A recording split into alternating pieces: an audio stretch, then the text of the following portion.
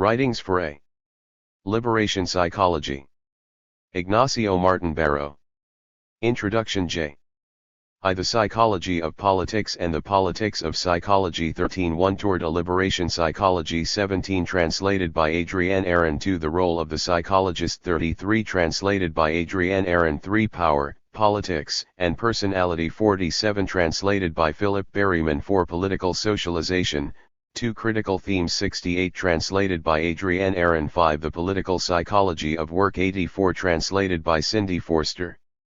2 War and Trauma. 103 6 War and Mental Health. 108 Translated by N. Wallace. 7 War and the Psychosocial Trauma of Salvadoran Children. 122 Translated by N. Wallace. 8 Religion as an Instrument of Psychological Warfare. 136 Translated by Todd Sloan. 9 The Psychological Value of Violent Political Repression. 151 Translated by N. Wallace. 6/Contents. 3 De-ideologizing Reality. 169 10 The People. Toward a Definition of a Concept. 173 Translated by Adrienne Aaron. Public Opinion Research as a De-ideologizing Instrument. 186 Translated by Jean Carroll and Adrienne Aaron. 12 The Lazy Latino, The Ideological Nature of Latin. 198 American Fatalism. Forward. Elliot G. Mishler. Ignacio Martin Baro dared speak truth to falsehood. His steadfast affirmation of fundamental human rights was a dangerous position in the limit situation of war and state-sponsored terror in El Salvador. He was in the end searched out by violence and assassinated by government soldiers in November 1989. His crime was to align himself with the Salvadoran people in their collective resistance to oppression and their struggle for peace and justice. He had embraced the preferential option for the poor, a central tenet of liberation theology. This was his stance as Jesuit, parish priest, and theologian. It was also the center point of his work as a psychologist. Adrienne Aaron and Sean Korn, the editors of this collection of his papers in psychology, tell us he was at work just moments before he was killed, putting finishing touches on a manuscript. Although his work remains unfinished, it stands as a significant statement of how psychological theory and research might be transformed so as to realize their liberatory potential. With a deep sense of urgency, he calls upon us to develop a new praxis for psychology. We have much to learn from him. This book is part of his legacy, a resource for the living to continue with this task. I met him less than a year before his death. I learned from him, was inspired by his example, and mourn him. In assessing his contribution to psychology, I cannot put aside my sense of personal loss. Nor can I respond to his work as if it were separate and insulated from the rest of his life and his death.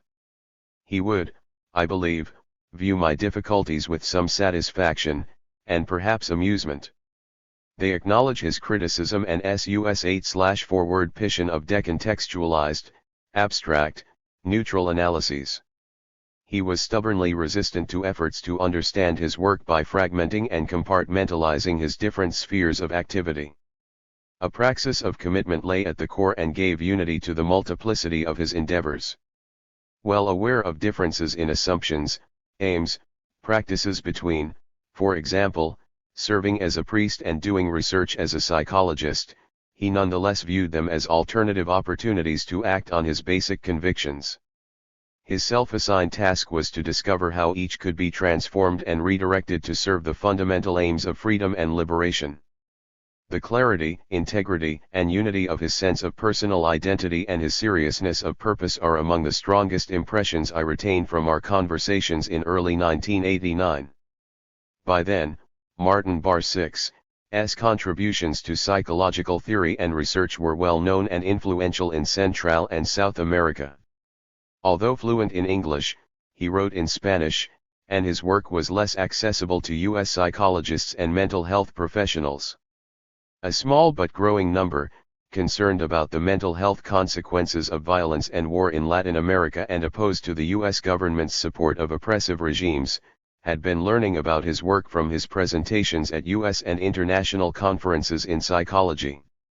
Searching for ways to integrate our professional work and our political commitments, several of us in the Boston, Cambridge, and San Francisco Bay Area's mental health workers, teachers, researchers organized sister mental health subcommittees within our respective local chapters of the Committee for Health Rights in Central America. Our aim was to show solidarity with, provide help to, and develop collaborative projects with our colleagues in violence-torn countries of Latin America. We invited Martin Bar 6 to visit us, the Boston-Cambridge Committee, during one of his trips to the United States. There was much we wished to learn firsthand about what was happening in El Salvador and the psychological impact of the devastating, deadly war in his country. We also hoped to gain some understanding of how he was able to continue with his work in conditions where he was constantly at risk. He did not act like a man whose life had been threatened repeatedly and whose office had been bombed several times. Radiating energy and vitality, he expressed hope for the future within a realistically pessimistic view of the situation in El Salvador. He deflected our questions about his personal risks. They were no more, he implied, and perhaps less than those faced by all Sal/9 Vedorans. Showing an unbounded and attentive interest in our lives and our work, he was eager to hear about the current state of U.S. psychology, about the latest developments in theory and research, and about our own projects.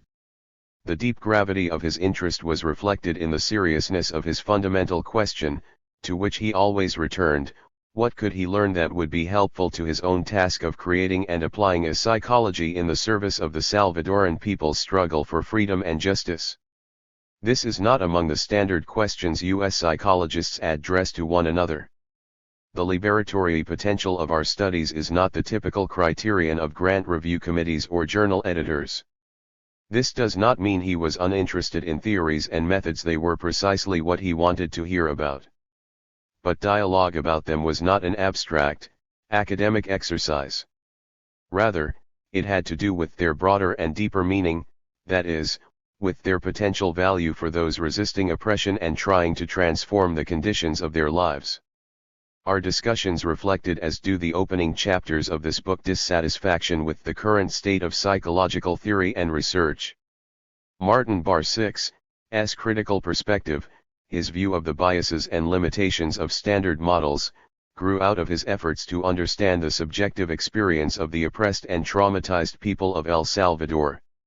Typically, the motives, behaviors, and personal characteristics of oppressed and marginalized people are studied, analyzed, and interpreted from the position of a presumably neutral, external observer.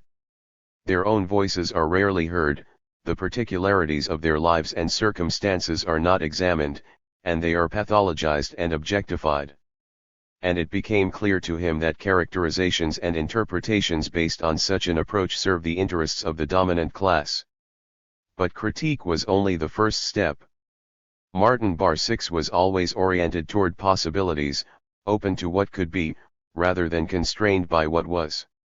His firm belief in the possibility of a liberatory psychology pressed us to think about how we might transform our practices so that our work would be more relevant to that goal. He had already grappled with this problem, finding ways to pursue this task by reframing standard methods, such as public opinion surveys, and standard concepts in social psychology, such as attitude, identity, ideology, community. Grounding his approach in a critique of the field's scientific framework as ahistorical, individualistic, and universalistic, he gave these concepts new X/forward meaning by re-embedding them within the actual historical and social contexts of the Salvadoran people. Psychology had been constructed from the top down, reflecting the interests of those in power. His intent was to build a psychology from the bottom up, one in which central place would be given to the needs, aims, and experiences of the oppressed.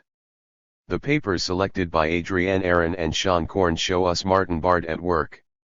Living among the Salvadoran people, sharing their risks, entering into their collective discourse of resistance, he realized that the traumas of war and violence could not be fully understood by a theory rooted in the individual psyche, such as the medical model of post-traumatic stress disorder.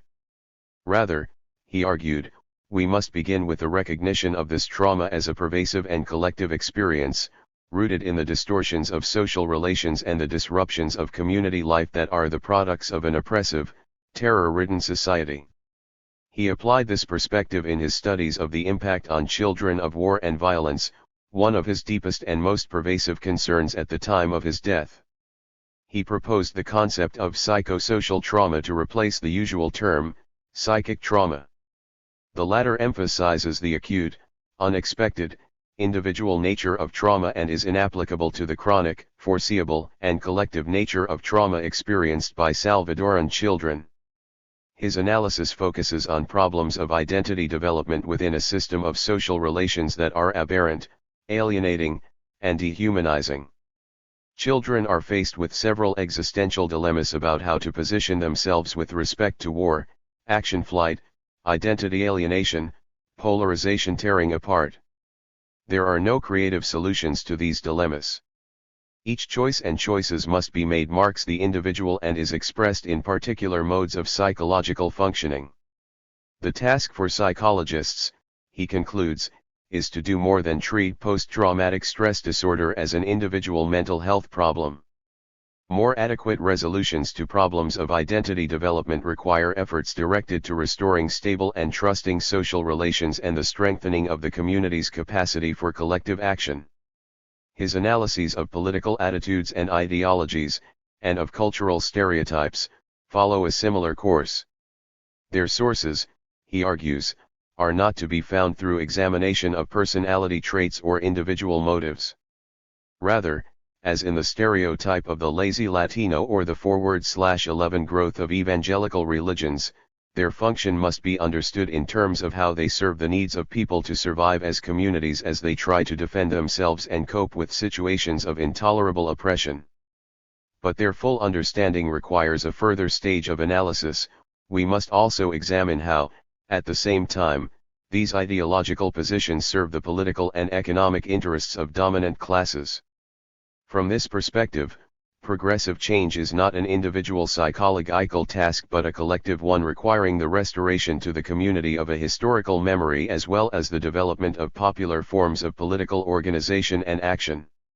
He was clear about the implications of his partisanship, of grounding his psychological theorizing and research in an explicit choice of the option for the poor. He viewed the reliance on neutrality and objectivity, the shibboleths of mainstream psychology, as reflecting the scientific assumptions of the discipline. Are we any more objective, he asked, if we implicitly accept the inequities in our society by refusing to acknowledge how they pervade and penetrate our concepts, theories, and methods? Unexamined, they slip insidiously into our analyses and interpretations. His proposed alternative is a psychology that is historical, does not abstract its subjects from their social and political contexts, is non-individualistic, and locates the sources of values, motives, and behaviors in the dialectical relations among persons, community, and society. I have been trying, in this brief space, to convey a sense of what can be learned from Martin Barb's work. Although his papers reawaken the pain of loss, they also evoke his presence. His clarity of thought, his commitment to humane values, his anger and sorrow about El Salvador are here. The title of the book resonates with the more familiar phrase liberation theology. As I suggested earlier, this is not accidental, since the aims of that movement motivated his work as a psychologist as well as a Jesuit priest. Writings for, the other phrase in the title, captures the open-ended and unfinished nature of his work as well as its explicit directionality. His papers are meditations about the impact on individuals and communities of widespread, destructive, anti-human forces, economic exploitation, social injustice, political oppression, terror, war, violence. But they are meditations with a purpose. They are for. First, they are for the Salvadoran people, the pueblo, the community of oppressed campesinos with 12/forward whose sufferings he identified and to whom he dedicated his life. His ideas are embedded in and elaborated through the detailed particulars of their lives and the impact on them of a history of state-sponsored violence. Second, they are also for psychology. Without ever letting go of the specific Salvadoran context, he proposes a general conceptual framework for psychological theory and research, a new praxis for psychologists. He believed the development of a liberatory psychology was necessary if the field were to fulfill its promise of serving human needs, of providing tools with which people could transform their lives and rehumanize the world. His writings invite us to continue the unfinished work, to take up the dual and inseparable task of transforming our practices and our society. They also challenge us to align ourselves, as he did in El Salvador, with those struggling for equality and justice in our own country. Note on the translation. A collection of 12 essays written over a period of 15 years by a single author, then converted into English by a half-dozen translators, is a formidable editorial challenge. We have tried to respond to this challenge by striving not only for clarity, but for consistency in the prose, and for phrasing that captures Martin Baro's sensitivity to language and style. Regrettably, the English language offers no graceful translation for terms such as the Portuguese conscientizaco or the Spanish desideologizer or desalienacid. We have used the Spanish conscientization because its 7 syllables do at least have the virtue of being phonetically friendly. And we have used the terms to ideologize and alienate in spite of their clumsiness, for the clarity of meaning they manage to convey. The mechanics of language have forced us to anglicize some terms, such as conscientizing, while flight from the problematic American has driven us to the still problematic North American, when what is really meant is person who lives in the United States, or estadounidense. We ask forbearance for these choices. Certain other terms, like the Spanish campesino, that do not have an exact translation, we have welcomed into English parlance in acknowledgement of their natural richness. In most cases, when meanings may be in question, Martin Bar 6 provides clarification along the way, as for instance with conscientization, which is fully elucidated in Chapter 2. The term common sense, however, warrants some introduction, lest it be confused with the common wisdom we receive uncritically from our predecessors, or equated with the dependable common sense that allows us to deduce the meaning of things based on our prior experience and knowledge of the world. What Martin Bar 6 finds in El Salvador is a common sense 14/note on the translation that cannot be trusted because it has been infiltrated by ideology. Based on personal experience and therefore seemingly valid as a tool for interpreting the world, it is in fact a cruel deception, leading us to misconstrue our own reality and to see ourselves through a distorted ideologically correct internal lens. When ideology has penetrated our thought structures, we can neither trust nor learn from our own experience. Thus, not until common sense has been de-ideologized can it be a beneficial guide for action. Absent a de-ideologizing process, we may be condemned to interpret the world through the eyes of the oppressor. Introduction. Ignacio Martin Bar 6 never ceased speaking out against injustice. His last words, heard above the din of the high-powered rifles firing at Ignacio Ellacuria, rector of the Universidad Centroamericana Jos Sim 6 en Canas, were "This is an injustice." It was the middle of the night, November 16, 1989. It had been quiet on the UCA campus. Until the soldiers stormed into the Jesuit residence, only Martin Bar 6 had been awake, putting some finishing touches on a manuscript. Forced out to a courtyard, the scholar was to be left there as a crumpled corpse, together with Ellacuria, 4 of their Jesuit brothers, and their housekeeper and her teenage daughter, who had come to stay with the priests thinking they would be safe there. The U.S. trained troops of the elite Atlasatl Battalion had aimed their weapons at the Jesuits' heads and blown their brains out. This was more than a mass murder, it was an attempted Sophiacide. Until the massacre of the Jesuits, North America had taken little notice of Martin Bar 6, though he was well known elsewhere in the Americas. Of the dozens of essays, books, articles, and reviews listed in the bibliography at the back of this book, only 3 short pieces had appeared in English.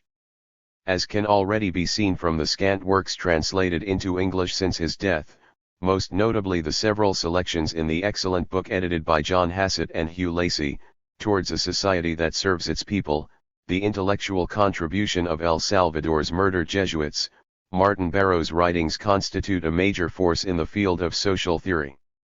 His analysis of contemporary social problems, including the problem of the failure of the social sciences to address those problems, permits us to understand not only the substance of his contribution to social thought but also his life and, lamentably, his death.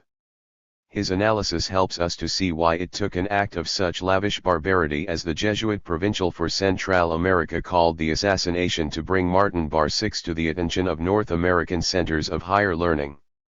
It also helps us to see why this, the first collection in English devoted exclusively to his work, was produced not by academics but by psychologists of the Committee for Health Rights in Central America, a group that labored throughout the 1980s to expose the realities of El Salvador during the time Martin Baro was writing.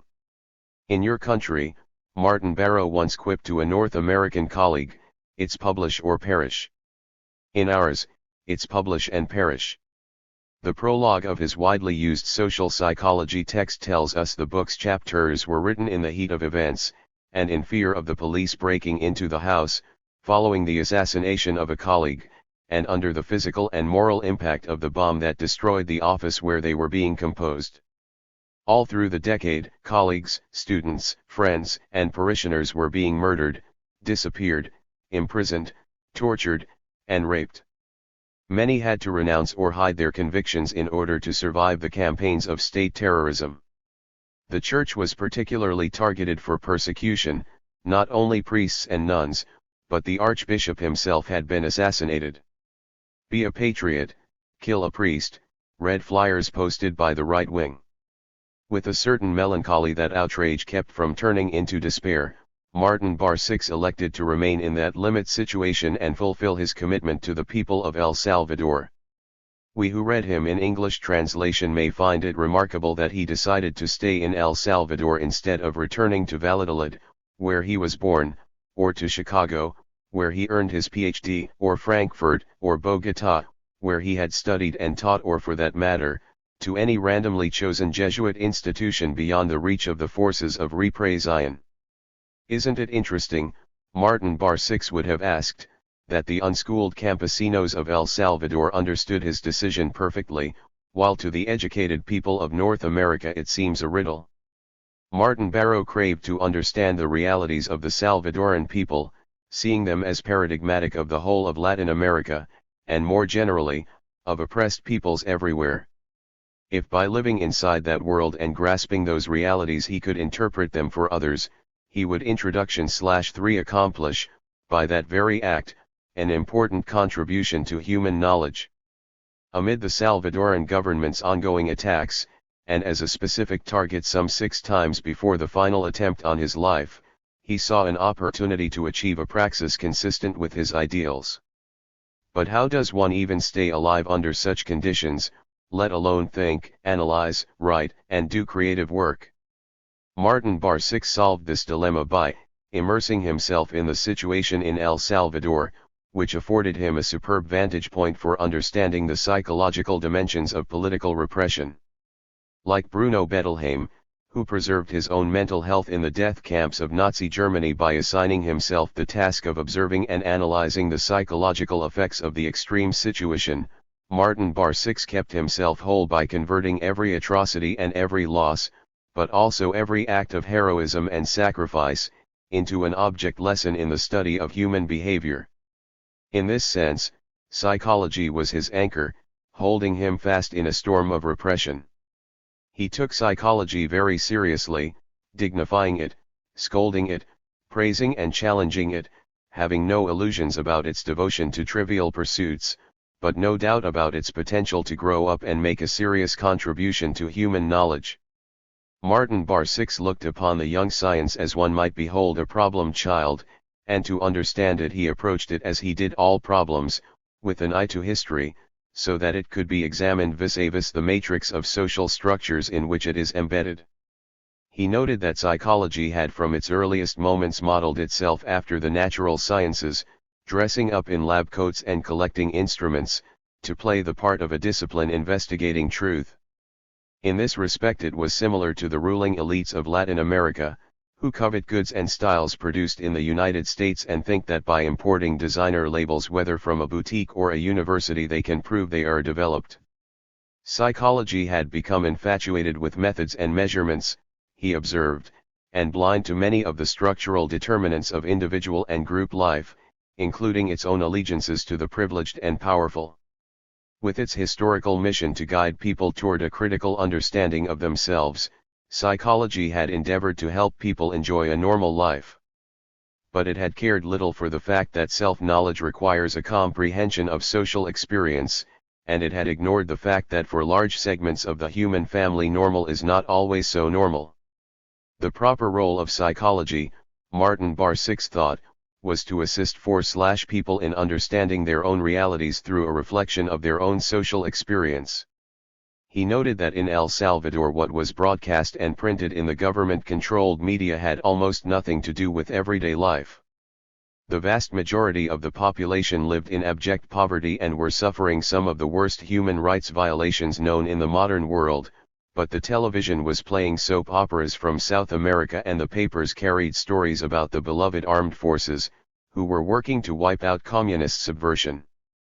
The people's lack of information about the world they were inhabiting, and their inability to see the truth of that world reflected back to them by the communications media, had not been defined as a problem by psychology-wise established societies and organizations.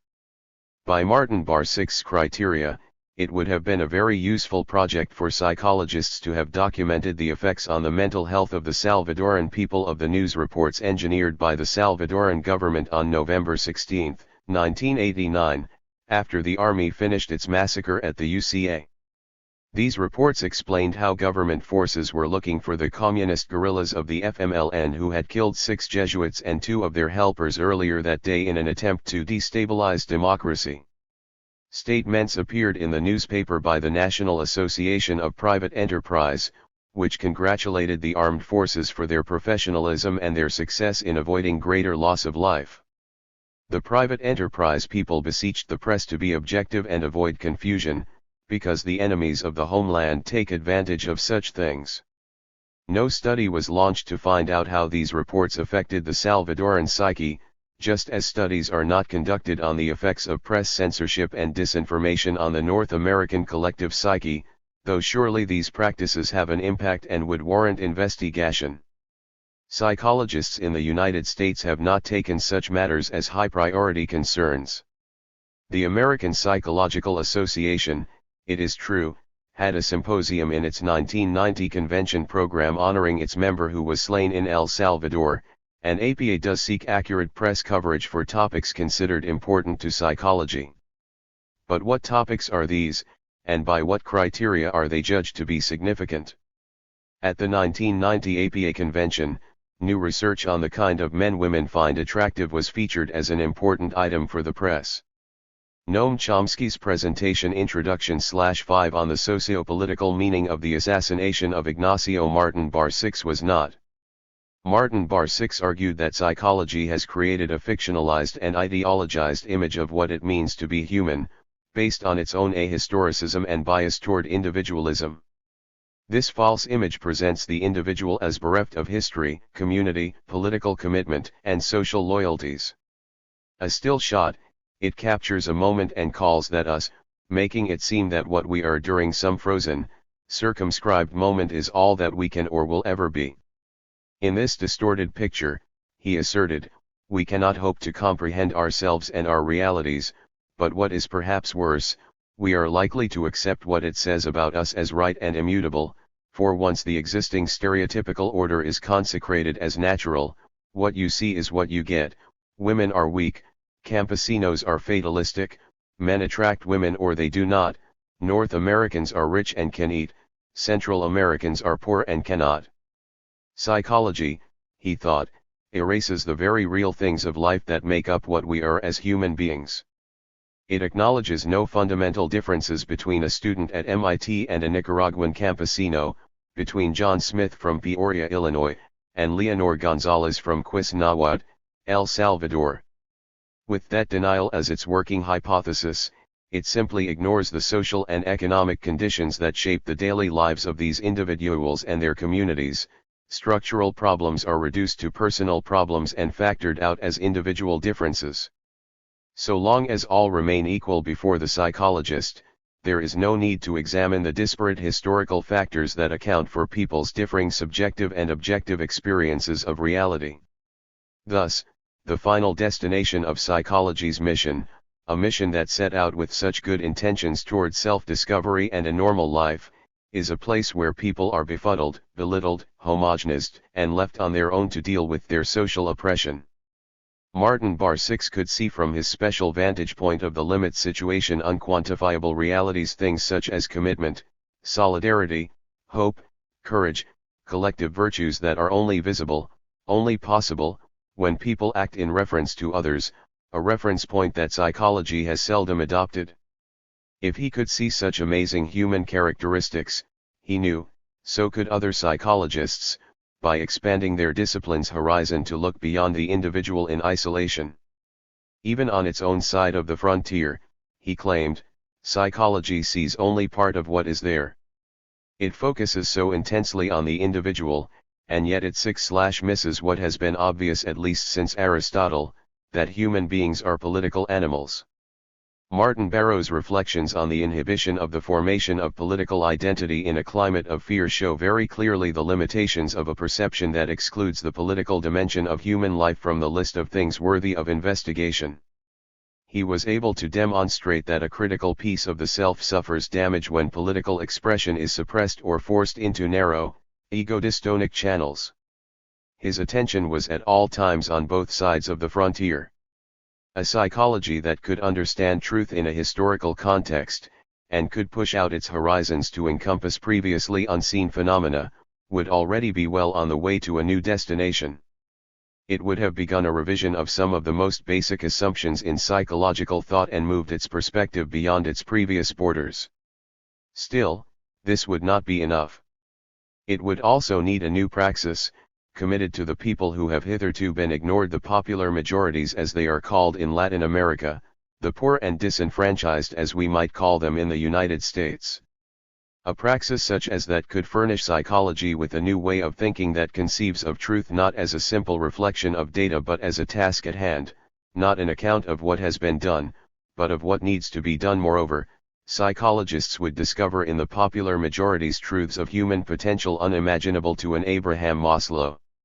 Drawing on Paulo Freire's concept of conscientization, the awakening of critical consciousness, Martin Bar 6 argued that if psychologists do not develop a critical consciousness that will move them toward a new praxis, they will never be able to make a meaningful contribution to the real problems of the day, which are the problems of human liberation. At the UCA, the Jesuit faculty sought elucidation of the national reality through the principles of liberation theology, and concepts of liberation were integrated into the curricula of all the various disciplines. Hence Martin Baro's efforts to infuse psychology as a theoretical and practical endeavor with the spirit of liberation both fed and drew nourishment from work being carried on in other fields. When he described himself as living in a limit situation, he was borrowing the concept from Ignacio Ellacuria, the rector of the university. Ellacuria, a theologian, had himself borrowed it from the German philosopher Karl Jaspers, though he found it necessary to transpose Jaspers's individualistic concept into a social key to tune it to the introduction/7 Salvadoran reality. Ellacuria recognized in 1969 that lawful procedures for maintaining the country's structural injustice could no longer work, and that, inevitably, the power elites would resort to illegal violence and repression to protect their interests. At this critical juncture, he saw basic problems, which people had sought to ignore, emerging in high relief, precipitating a mobilization of the forces of evil, but giving impulse also to positive forces not previously evident. Those positive forces, springing forth vigorously, were challenging the meaning of people's whole existence, and flooding that existence with light, so much so that it is in these situations and only in them that we grasp our true being. In speaking of himself as living in a limit situation, Martin Bar 6 meant that he stood, alongside the people of El Salvador, at an important boundary that marked the limits of human possibility, limits not in the sense of an end of possibility, limits rather as markers of the place where all possibilities begin. This is not the division line between being and nothingness, it is the frontier which separates being from being more. What was so impressive to him about the Salvadoran popular majorities in their struggle, an impression available to him only because he was with them in that struggle, was their steadfast belief in a future of peace and justice, and their certainty that they themselves could bring it about. The comadres whose children were disappeared and killed and whose offices were repeatedly bombed, but who kept denouncing the crimes, the campesinos whose crops and houses were burned and who were driven into exile, but who returned to repopulate destroyed villages, the workers in the human rights offices and the leaders of labor unions and student organizations, who buried their martyred colleagues and then took over their jobs so that the work could continue, the refugees who fled to the United States with the death squads at their heels, to live below the poverty line in urban barrios, but from their meager incomes continued to support relatives at home, the young woman, gang-raped by government soldiers but willing to risk death to denounce her attackers on national television. The clandestine bands of psychologists and physicians who attended to the tortured, although it was strictly forbidden to do so. All these heroic people and their popular virtues showed Martin Bar 6 the Salvadoran people's tremendous faith in the human capacity to change the world, and their hope for a tomorrow that keeps being violently denied to them. He was shown the kinds of things that unfold in limit situations, but cannot be explained by the prevailing scientism of psychology. He saw the transformative character of such actions and dared to immerse both himself and his chosen profession in the process of possibilitar, making possible. With every resource he could muster, he applied his energies to the task of liberation. Like any of us with a praxis committed to the people, Martin Bar 6 had to find ways within his particular context to apply his professional skills. Unlike most of us, though, he faced a Byzantinely complex and dangerous context. In situations like that, it helps to have a genius for devising creative solutions. El Salvador presented a formidable challenge to psychology. Martin Baro rose to meet it. Psychology teaches that people have to be able to draw accurate conclusions about themselves and their world, but the objective Salvadoran reality was that the government projected false images, thus confusing people and clouding the issues.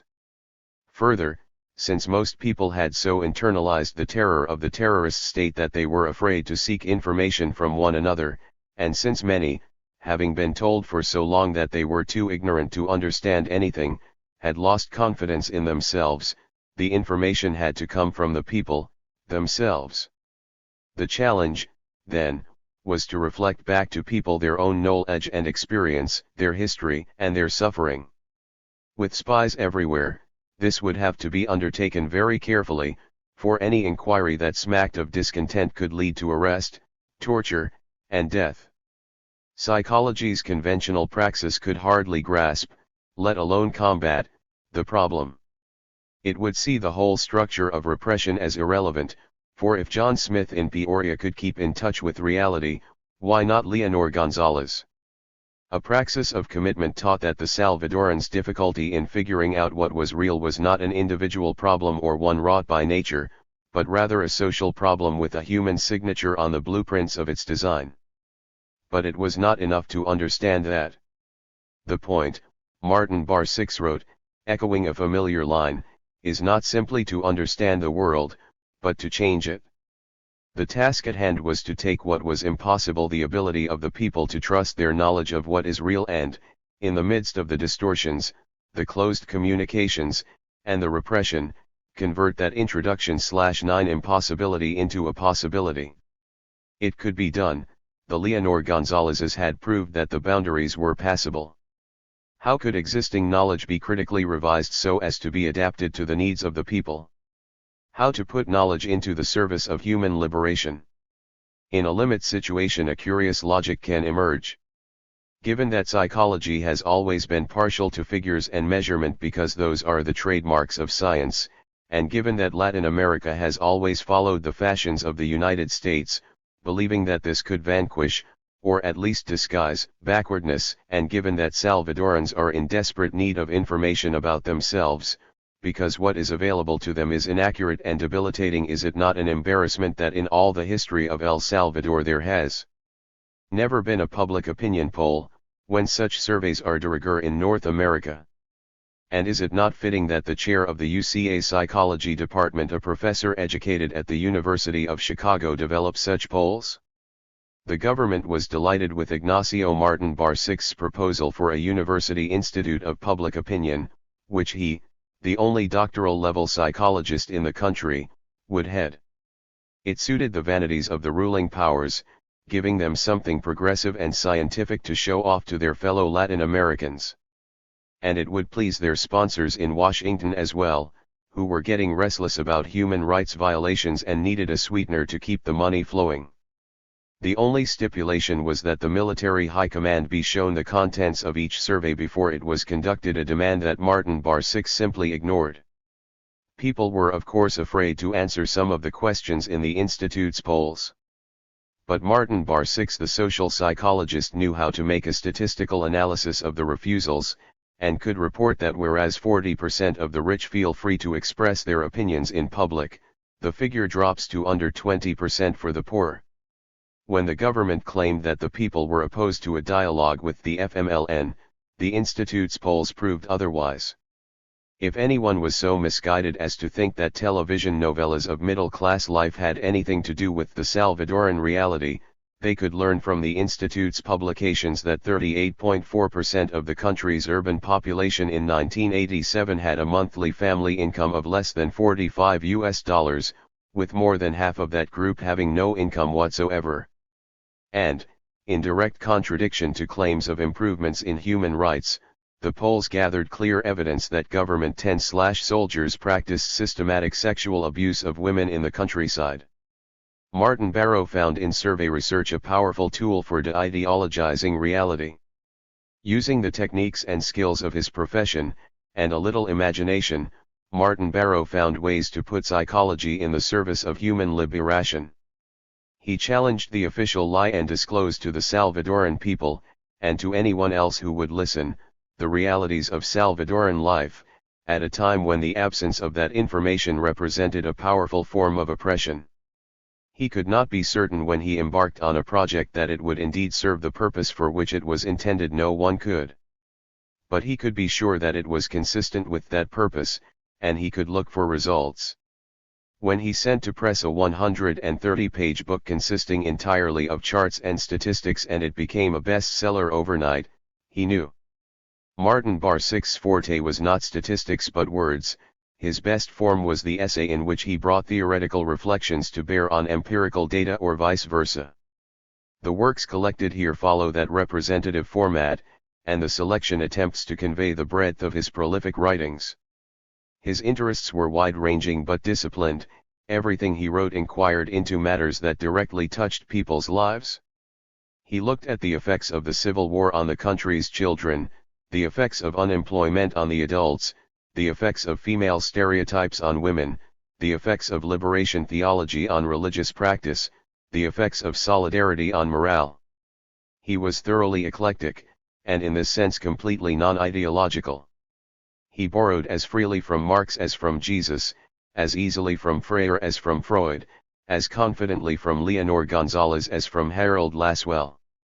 Perhaps this was the characteristic that explains why people trusted him, even in the 1980s in El Salvador, where people sometimes complained that their own shadows were traitorous, frightening them on the street. Martin Baro's time was the time of Cold War in global politics and hot war in El Salvador. But his analysis is cogent to more than a particular situation, place, or historical period.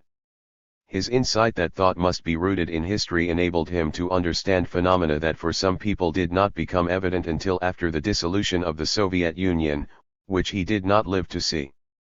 He knew, for example, that the doctrine of national security, used by the United States to justify intervention in Central America, was not simply a piece of the East-West struggle being introduction I-11 played out in the Cold War, but was also a replaceable cover for the more stable motive of the United States, of hegemony in the hemisphere at any price.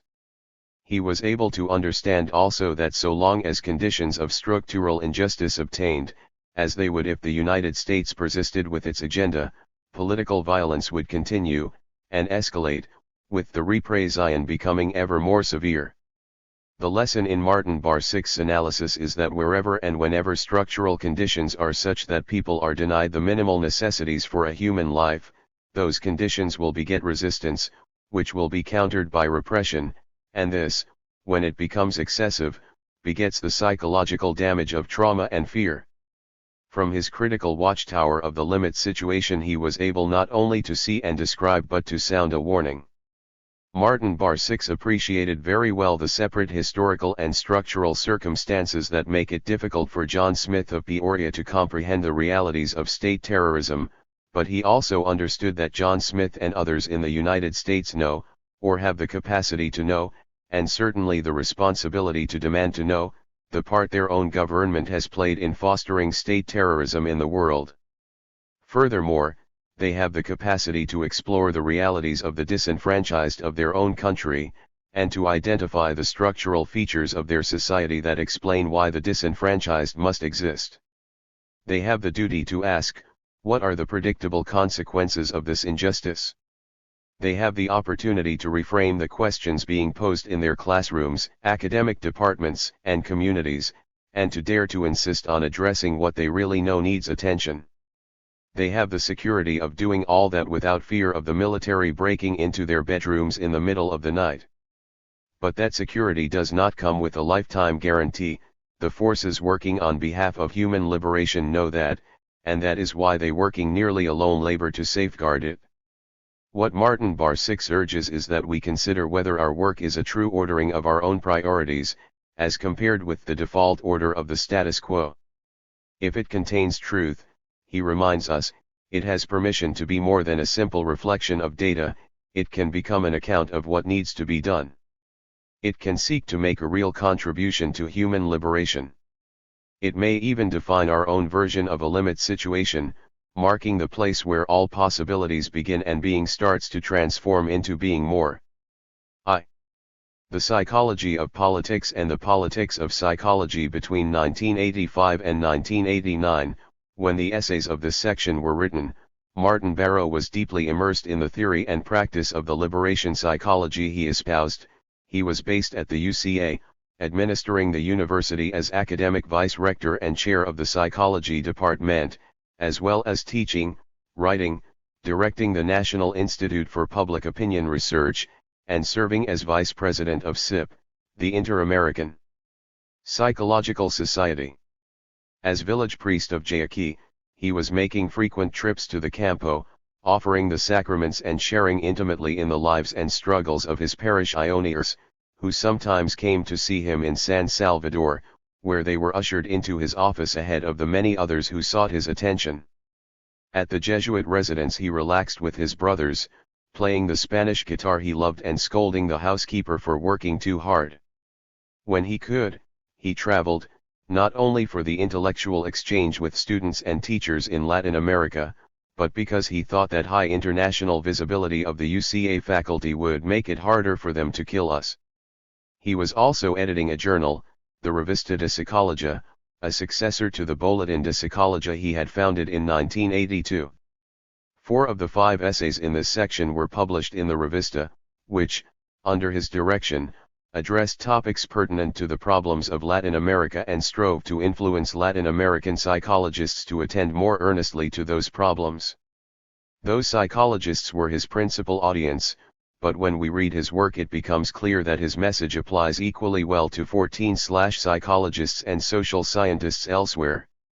The myopic view described in Chapter 2 as characterizing our perception of the Third World could as easily describe social scientists' view of their own society in the United States. Martin Baro hoped to correct that nearsightedness by introducing a new lens, a new vision. What would psychosocial processes look like, he asks in Chapter 1, as seen from the point of view of the dominated instead of that of the dominator? He mentions the unemployed, the illiterate, the marginalized, the people selling odds and ends in the marketplace, the people living in the town dump, in cardboard huts on haciendas, drawing for us a picture of conditions in El Salvador. If we shift the map just a bit, it is not hard to visualize men pushing supermarket carts on city streets, women eating out of dumpsters, families sleeping in doorways, or people walking with bags collecting aluminum cans, hoping to make $1. Following Martin Baro, we might wonder, what do such things as mental health, human development, motivation, and power relationships look like through their eyes? Can we understand, if our perspective comes from a well-supplied classroom or a handsome private office? Are we motivated to understand? Would it help if more third world work in psychology and the social sciences v/are available in English translation? Power, Politics, and Personality was never published in Spanish, possibly because it was not considered finished. In a discussion of political psychology, Martin Bar 6 opens the theme to be developed at length in Chapter 4, What Constitutes Political Behavior? He argues that it has less to do with the character of a specific act or person, and more to do with a complex constellation of power relations, often very subtle. Without denying the importance of idiosyncratic characteristics of the players in a political situation, he expands the picture to look at unequal resources and conflicting class interests. Lest psychologists be left wondering what relevance this has to them or their discipline, he states clearly that psychology in Latin America is tied too tightly to the ruling classes. This attachment to the ruling classes is further elaborated in Chapter 5, where Martin Bar 6 proposes a radical solution to the sorry predicament of organizational psychologists, who promote the alienation of labor by serving the interests of industry. Pointing out that where we stand determines what we see and what we define as a problem, he suggests that if the psychology of politics and the politics of psychology/15 these psychologists were to observe production from the stance of the motivated but unemployed worker, if they were to see labor and unemployment historically and socially as exploitative processes, they would then be able to take empowerment as one of their goals and the active and organized participation of workers as one of their principles. In other words, psychology has no necessary mandate to serve the ruling classes, it can also be put to work for human liberation. Martin Baro's ideas for industry have obvious relevance to the more advanced societies, where unemployment and alienation are perennial problems. But in the advanced societies, proposed applications that threaten a scientific stance can encounter a particularly fierce opponent, for scientistic mimicry in an advanced society involves the imitation of an advanced science which today happens to be the science of genetics. In genetics, using Martin Barb's cautionary approach, we may detect the warning signs of new justifications for ignoring the social and historical circumstances that affect human conduct and people's location in the social order. If such phenomena as criminal behavior, aggression, and mental idleness can be found to have a genetic basis, the reasoning might go, then they are not social problems after all, and no energy need be spent on social interventions to forestall them. With language that refers to individuals as chronically unemployed or unfit for anything but entry-level jobs, we can expect to find a science that has no place on its agenda for such things as empowerment and participation. Such a science is more likely to seek validations of the same kinds of stereotypes that Martin Bar 6 exposed as spurious. In recommending new horizons and a new praxis for the discipline of psychology, Martin Bar 6 hoped to shift both the point of view and the concrete consequences of social research, to place them in the service of humankind. His motive for attacking the ivory tower was to liberate the minds imprisoned in it. In Chapter 4, the most academic of the essays in this section, he shows how careful study of empirical and theoretical work can allow us not only to critique that work and discover its embedded thought structures but also to reflect on our own lives vis-a-vis those structures and possibly arrive at novel ways of thinking about the topics we are analyzing. His critique of socialization theory concedes, for instance, that there is some value in looking at political socialization through acts of flag 16/waving and voting, as is customarily done, but it occurs to him that we might learn more about the system to which people have been socialized by observing their standard of living, noting how they spend their time, and finding out what kinds of things they enjoy doing. This deceptively simple observation invites thought about the political socialization of the analysts themselves, and how it might resemble or differ from that of their subjects. It invites thought about matters not directly addressed in the essay, the deep divisions between the genders, between whites and people of color, between North Americans and people of other nationalities. In short, the experiences and outlooks that promote or impede understanding, trust, and common purpose, and that have to be considered when we look at people's lives, at social problems, and at relationships between individuals, groups, and societies. In particular, it invites thought about how power is distributed and exercised, and what we ourselves can do about it. What becomes clear when we begin to apply Martin Baro's ideas on liberation psychology to a U.S. context is that there are in fact deep fissures in our own social structure, carrying profound consequences for individual and social psychology but receiving very little attention from psychologists or other social scientists. As people trying to understand the world, it behooves us to acknowledge those divides. Toward the end of understanding human behavior and promoting humanizing institutions, we must try to understand ourselves and others in history, as social beings subject to social forces. If these are our ambitions, Martin Bar 6 argues, we must acquire a consciousness that will permit us to go beyond the limits imposed by our socialization and the boundaries set by our professional fields. The articles of Part I propel these ambitions into action. 1. Translated by Adrienne Aaron. Psychology's social contribution in Latin America. Taken as a whole, psychology's contribution as science and as praxis to the history of the peoples of Latin America is extremely weak. To be sure, psychologists have not failed to concern themselves with the great problems of underdevelopment, dependency, and oppression that burden our peoples, but when it comes down to application, these concerns have often had to be channeled through a personal political commitment at the edges of the discipline, for the schemata of psychology break down when we try to use them to respond to the needs of the people. I am not referring only to social psychology, whose crisis of meaning has been a much discussed theme in the past decade. I am referring to psychology as a whole, theoretical and applied, individual and social, clinical and educational. My thesis is that Latin American psychology, save for a few exceptions, has not only remained servilely dependent when it has needed to lay out problems and seek solutions, but has stayed on the sidelines of the great movements and away from the distresses of the peoples of Latin America. When one tries to name some Latin American contribution to the fund of universal psychology, the social technology of Jacobo Varela bears mentioning, as does the psychoanalytical thought of Enrique Pichon Riviere of Argentina. Both deserve all our respect, and I would not want to minimize their contribution. Nevertheless, it is noteworthy that Varela's work was published originally in English and follows the line of North American attitude studies, as if a universal contribution by a Latin American required a surrender of the writer's origins and identity. And Pichon 18/Riviere's works, it is sad to note, are still scarcely known outside of Argentina. Possibly, Latin American contributions with the most vigor and social impact can be found where psychology has given a hand to other areas of social science. What seems to me without doubt the most significant of such cases is Paulo Freire's conscientized literacy method, growing out of the fertile mix of education with psychology, philosophy, and sociology. The now well-accepted concept of the awakening of critical consciousness joins the psychological dimension of personal consciousness with its social and political dimension, and makes manifest the historical dialectic between knowing and doing, between individual growth and community organization, between personal liberation and social transformation.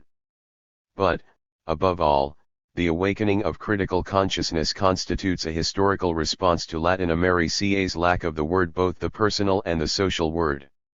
It involves more than the possibility of people reading and writing the alphabet, it opens the possibility of their being able to read about themselves and write their own history. Sadly, despite the magnitude of Freire's contribution, little critical study is devoted to his work, especially when compared with the time and energy devoted to contributions as trivial as some of the so-called learning theories or some of the cognitive models so much in fashion today. The paucity of the contribution of Latin American psychology is best appreciated when compared with other branches of intellectual endeavor. In sociology, for example, the theory of dependency has been an original effort to explain underdevelopment without recourse to the Protestant ethic that casts our Latin American cultures in a derogatory light. The rich contribution of our novelists is another example.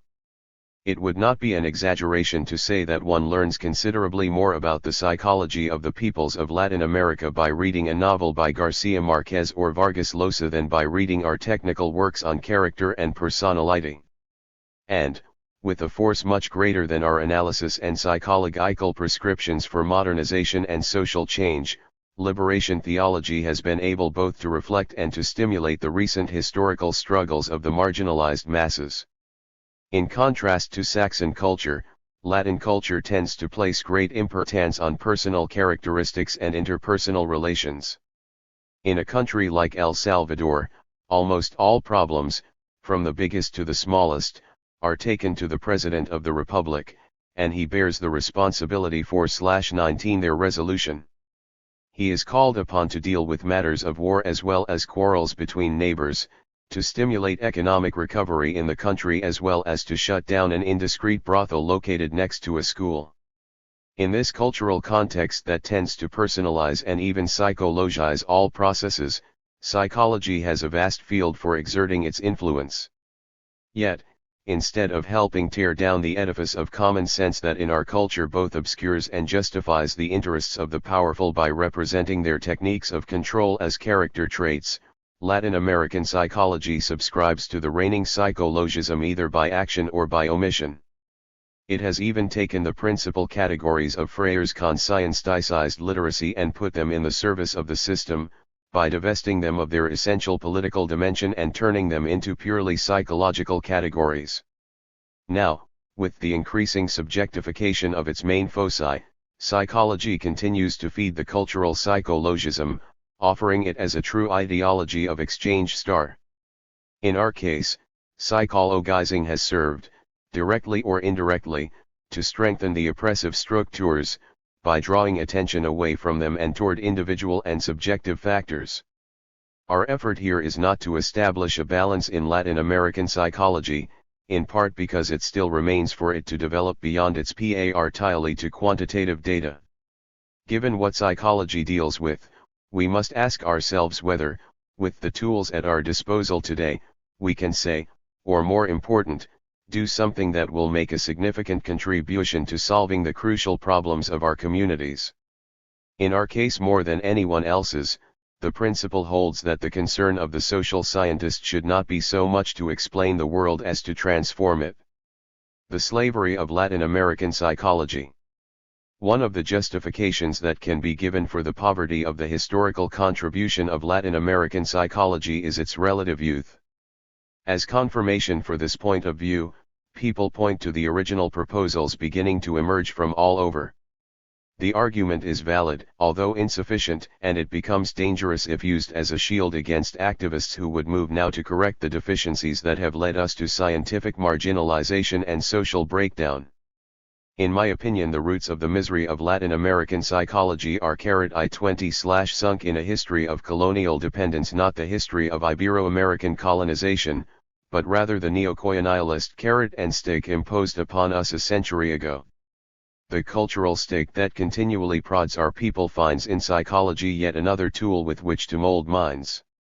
It also finds in psychology a valuable ally for soothing consciences when explaining the indisputable advantages of the modern technological carrot. The historical misery of Latin American psychology derives from three principal interrelated causes: its scientific mimicry, its lack of an adequate epistemology, and its provincial dogmatism.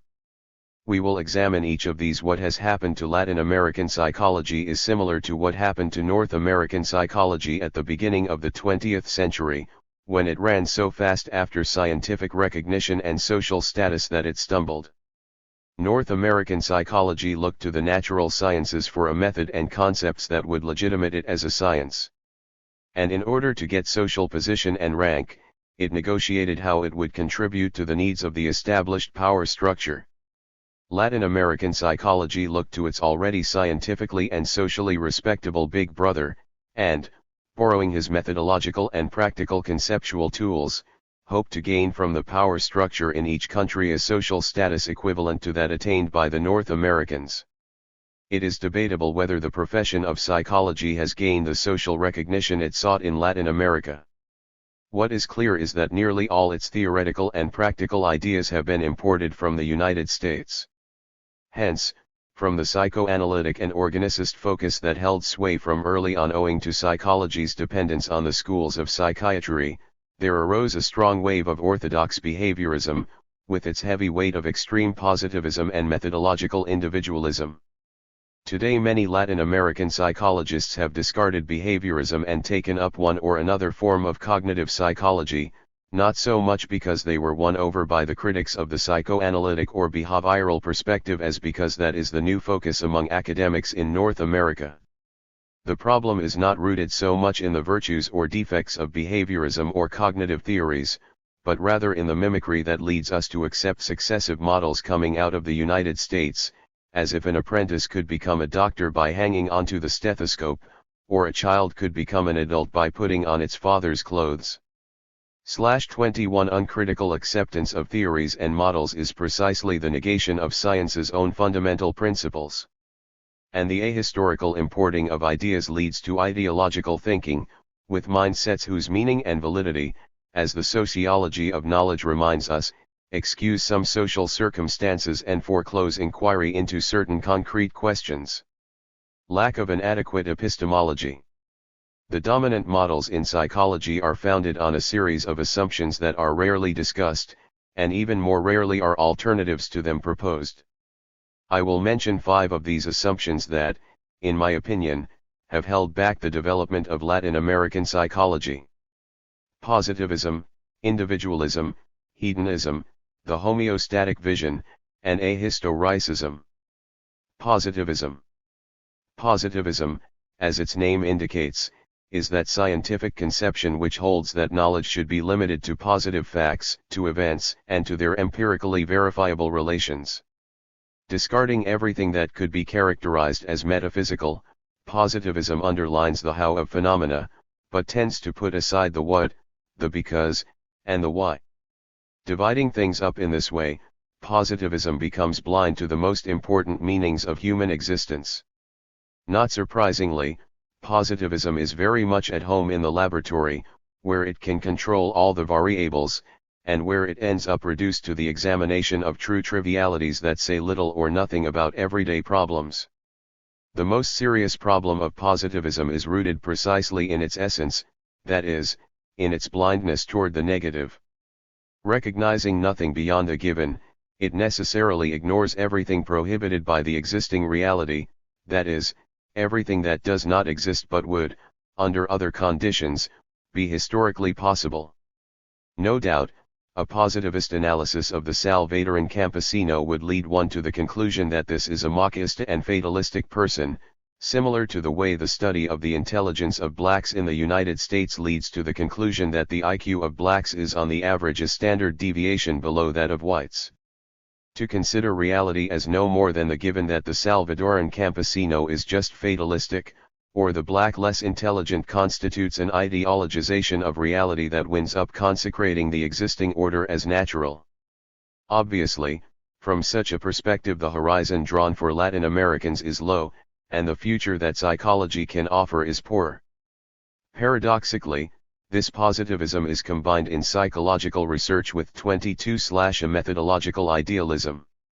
It is an idealistic scheme that puts a theoretical framework first, ahead of its analysis of reality, and goes no further in its exploration of things than what is indicated by the hypotheses it has formulated.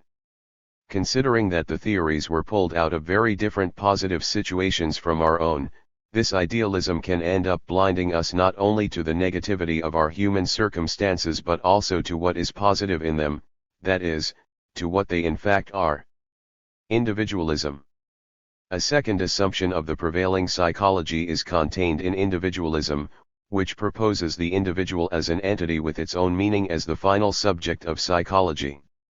The problem with individualism is rooted in its insistence on seeing as an individual characteristic that which oftentimes is not found except within the collectivity, or in attributing to individuality the things produced only in the dialectic of interpersonal relations. Through this, individualism ends up reinforcing the existing structures, because it ignores the reality of social structures and reduces all structural problems to personal problems. Hedonism. Much has been said of the reigning hedonism in psychology, although perhaps the degree to which it is embedded, even within the most divergent models, has not been sufficiently stressed. How psychoanalysis is as hedonistic as behaviorism, conditioning as much as Gestalt. I am led to wonder, though, whether hedonism can adequately explain the acts of solidarity of Salvadoran refugees who no sooner learned about the earthquake that devastated the center of San Salvador than they gathered up all their extra food and sent it to the victims in the hardest hit zone. The belief that behind all behavior there is always a quest for pleasure or satisfaction, does this not blind us to a different way of being human, or at least to a different, but equally real, facet of being human? To integrate hedonism into our theoretical framework as an assumption, is this not in fact a concession to the profit motive that underlies the capitalist system, and as such, an attribution to human nature of something that has to do with the functioning of a particular socio-economic system? The homeostatic vision. The homeostatic vision leads us to distrust everything that is change and disequilibrium, to think badly of all that represents rupture, conflict, and crisis. From this perspective, it becomes hard, more/23 or less implicitly, for the disequilibrium inherent in social struggle not to be interpreted as a form of personal disorder, and for the conflicts generated by overthrowing the social order not to be considered as pathological. Ahistoricism. The last assumption of the prevailing psychology that I want to mention is perhaps the most serious, its ahistoricism. The prevailing scientism leads us to consider human nature as universal, and to believe, therefore, that there are no fundamental differences between, say, a student at MIT and a Nicaraguan campesino, between John Smith from Peoria, Illinois, and Leonor Gonzalez from Cuisinawat, El Salvador. Thus, we accept Maslow's needs scale as a universal hierarchy, and we assume that with just a little adaptation and modification the Stanford Binet will be able to measure the intelligence of our populations. A conception of humanists that would see universality in a historical context, that is to say, in terms of natural history, would acknowledge that needs, as much as intelligence, are in good measure a social construction. Once that is granted, it is clear that models created in different circumstances from our own, and assumed to be cross-cultural and trans-historical, can lead to a serious distortion of what our peoples are really about. What is needed is the revision, from the bottom up, of our most basic assumptions in psychological thought. But this revision cannot be made from our offices, it has to come from a praxis that is committed to the people. Only through such a praxis of commitment will we be able to get a new perspective on the people of our communities, with a view not only of what they positively are but of the negativity as well of all they could be, but have been kept by historical conditions from becoming. This done, truth will not have to be a simple reflection of data, but can become a task at hand, not an account of what has been done, but of what needs to be done. Provincial dogmatism, false dilemmas. The dependence of Latin American psychology has led it to debate false dilemmas, false not so much because they fail to represent theoretical dilemmas on paper as because they do not respond to the questions of our reality. Three characteristic dilemmas still raising eyebrows in some quarters are scientific psychology versus a psychology with soul, humanistic psychology versus materialistic psychology, and reactionary psychology versus progressive psychology. 24//psychology vs. Christian anthropology. The first dilemma, perhaps the one dealt with most successfully by academics, was a supposed opposition between psychology and a Christian anthropology. Rat psychology was pitted against a psychology with soul, while psychologists and priests fought over who would get to play the one role to be performed for the bourgeoisie or middle classes. Surely the dogmatism of many members of the clergy made them suspicious of psychology, whose theories they perceived as dangerous to religious faith and whose explanations they saw as a negation of the transcendent dimension of the human being. But neither did the Latin American psychologists, with their made in USA schemata, know how to escape the dilemma, perhaps because they did not have a good enough understanding of their own ideas, let alone what they supposed the clergy were proposing. Humanistic versus materialistic psychology. A second dilemma, more present today than the first, opposes a humanistic psychology to a materialistic or dehumanizing psychology. At the personal level, this dilemma is disconcerting to me, because I think that a psychological theory or model is either valid or not, useful in practice or not, and in any case, able to work more or less, better or worse, as a psychological theory or model. But I fail to see how Carl Rogers might be more humanistic than Sigmund Freud, or how Abraham Maslow might be more humanistic than Henry Wallin. Rather, I think that if Freud has a better understanding of the person than Rogers has, or Wallin than Maslow, their theories make for a more adequate psychological enterprise and, in consequence, make a better contribution toward humanization. Reactionary versus progressive psychology. The third dilemma opposes a reactionary psychology to a progressive psychology. The dilemma, again, is valid, although it is badly expressed. A reactionary psychology is one whose application lends support to an unjust social order. A progressive psychology is one that helps people to progress, to find the road to their personal and collective historical fulfillment. Thus, a psychological theory is no more reactionary for having come from the United States than one with origins in the Soviet Union is automatically progressive or revolutionary. What makes a theory reactionary or progressive is not so much its place of origin as its ability to explain or uncover reality and, above all, to strengthen or transform the social order. Regrettably, there is a great 25 deal of confusion over this, and I know of academic centers and teachers who accept conditioning owing to Pavlov's nationality, and who are more attentive to political orthodoxy than to the historical verification of their ideas.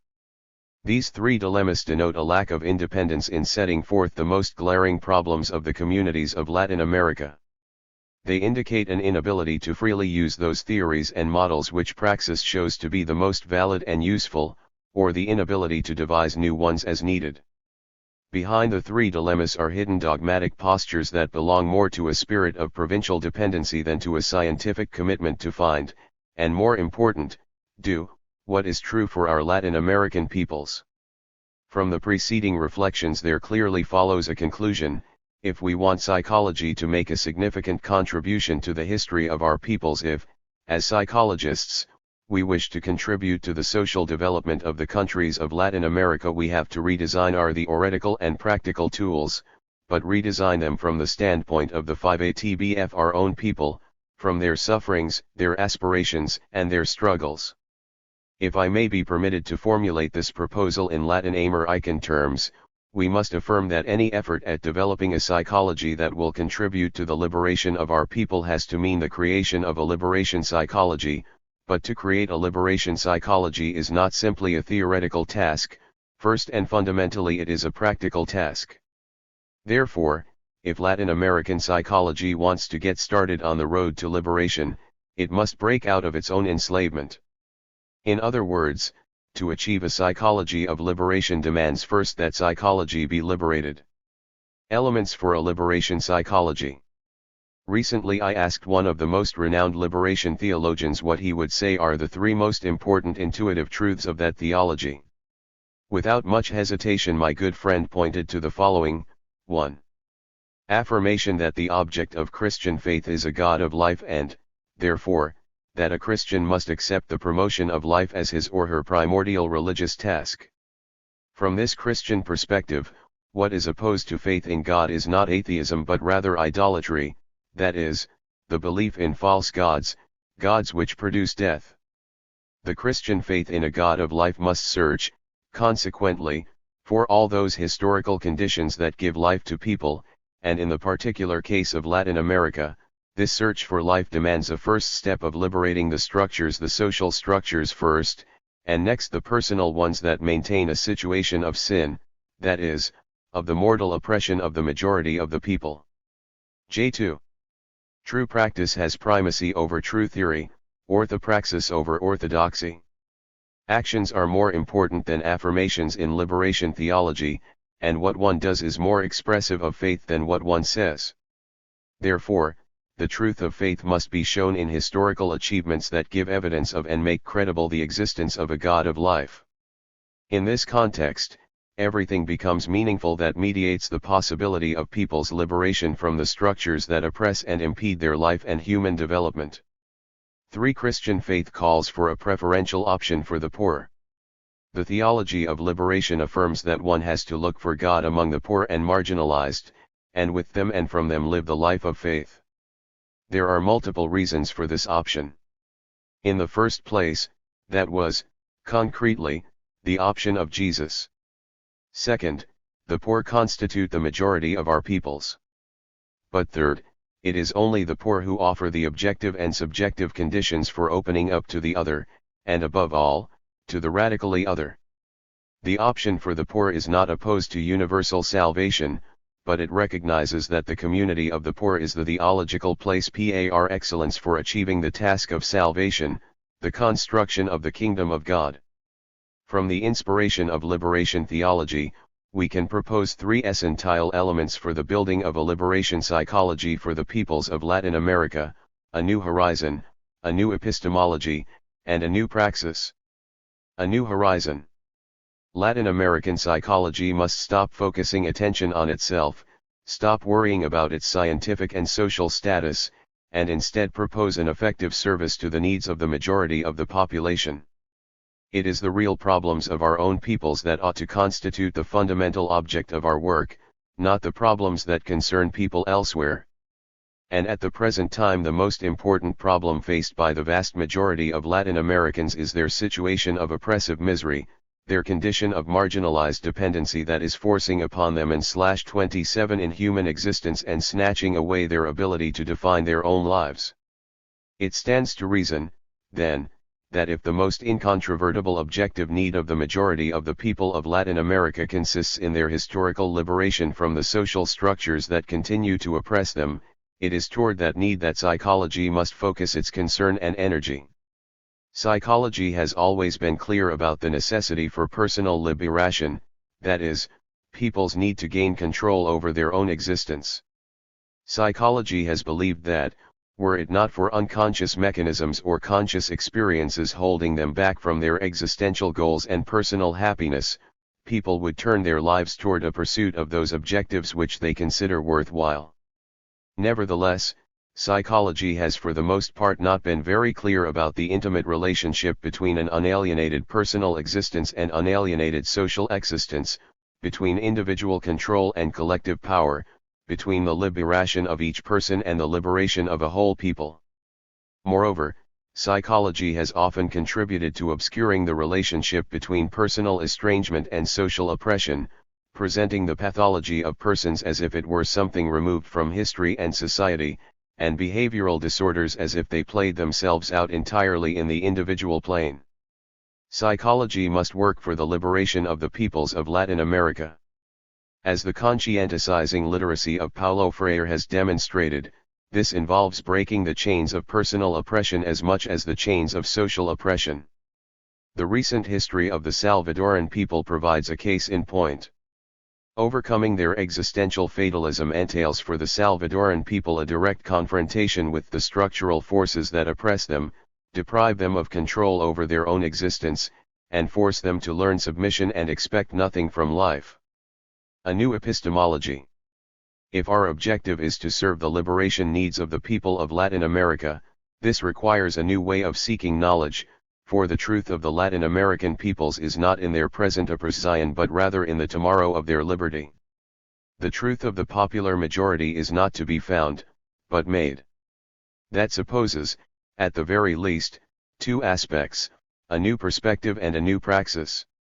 The new perspective has to be from below, from the same oppressed 28/majorities whose truth is to be created. Have we ever seriously asked what psychosocial processes look like from the point of view of the dominated instead of from that of the dominator? Have we thought of looking at educational psychology from where the illiterate stands, or industrial psychology from the place of the unemployed, or clinical psychology from the standpoint of the marginalized? What would mental health look like from the place of a tenant farmer on a hacienda, or personal maturity from someone who lives in the town dumpty, or motivation from a woman who sells goods in the market? Note that we say from the illiterate and the unemployed, from the tenant farmer and the woman in the market, not for them. This is not a matter of thinking for them or bringing them our ideas or solving their problems for them, it has to do with thinking and theorizing with them and from them. Here, too, the pioneering insight of Paulo Freire asserts itself. He put forth a pedagogy of the oppressed, and not for the oppressed, it was the very person, the very same community, that constituted the subject of its own conscientizing literacy, that in community dialogue with the educator had to learn to read its reality and write its historical word. And just as liberation theology has underlined the fact that only from the poor is it possible to find the God of life enunciated by Jesus, a psychology of liberation has to learn that only from the oppressed will it be possible to discover and build the existential truth of the Latin American peoples. To take on a new perspective obviously does not mean throwing out all of our knowledge, what it supposes, rather, is that we will relativize that knowledge and critically revise it from the perspective of the popular majorities. Only then will the theories and models show their validity or deficiency, their utility or lack thereof, their universality or provincialism. Only then will the techniques we have learned display their liberating potential or their seeds of subjugation. A new praxis. All human knowledge is subject to limitations imposed by reality itself. In many respects that reality is opaque, and only by acting upon it, by transforming it, can a human being get information about it. What we see and how we see is of course determined by our perspective, by the place from which we begin our examination of history, but it is determined also by reality itself. Thus, to acquire new psychological knowledge it is not enough to place ourselves in the perspective of the people, it is necessary to involve ourselves in a new praxis, an activity of trans/29 forming reality that will let us know not only about what is but also about what is not, and by which we may try to orient ourselves toward what ought to be. As Falsborda says, speaking of participatory research, only through participation do we get the voluntary and living rupture of the asymmetrical relationship of submission and dependence, implicit in the subject/object binomial. Generally, psychologists have tried to enter into the social process by way of the powers that be. The attempt at scientific purity has meant in practice taking the perspective of those in power and acting from a position of dominance. As educational psychologists we have worked from the base of the school, not of the community. As industrial psychologists we have selected or trained personnel according to the demands of the owners and bosses, not according to those of the workers or their unions. And even as community psychologists we have often come into the community mounted on the carriage of our plans and projects, bringing our own know-how and money. It is not easy to figure out how to place ourselves within the process alongside the dominated rather than alongside the dominator. It is not even easy to leave our role of technocratic or professional superiority and to work hand in hand with community groups. But if we do not embark upon this new type of praxis that transforms ourselves as well as transforming reality, it will be hard indeed to develop a Latin American psychology that will contribute to the liberation of our peoples. The problem of a new praxis brings up the problem of power, and, therefore, the problem of the politicization of psychology. This is a touchy subject for many, but no less important for that. To be sure, to adopt a perspective, to put oneself inside a popular praxis, is to take sides. There is an assumption that taking a stand represents an abdication of scientific objectivity, but this assumption confuses bias with objectivity. The fact that something is biased does not necessarily mean it is subjective. Bias can be the consequence of interests, more or less conscious, but it can also be the result of an ethical choice.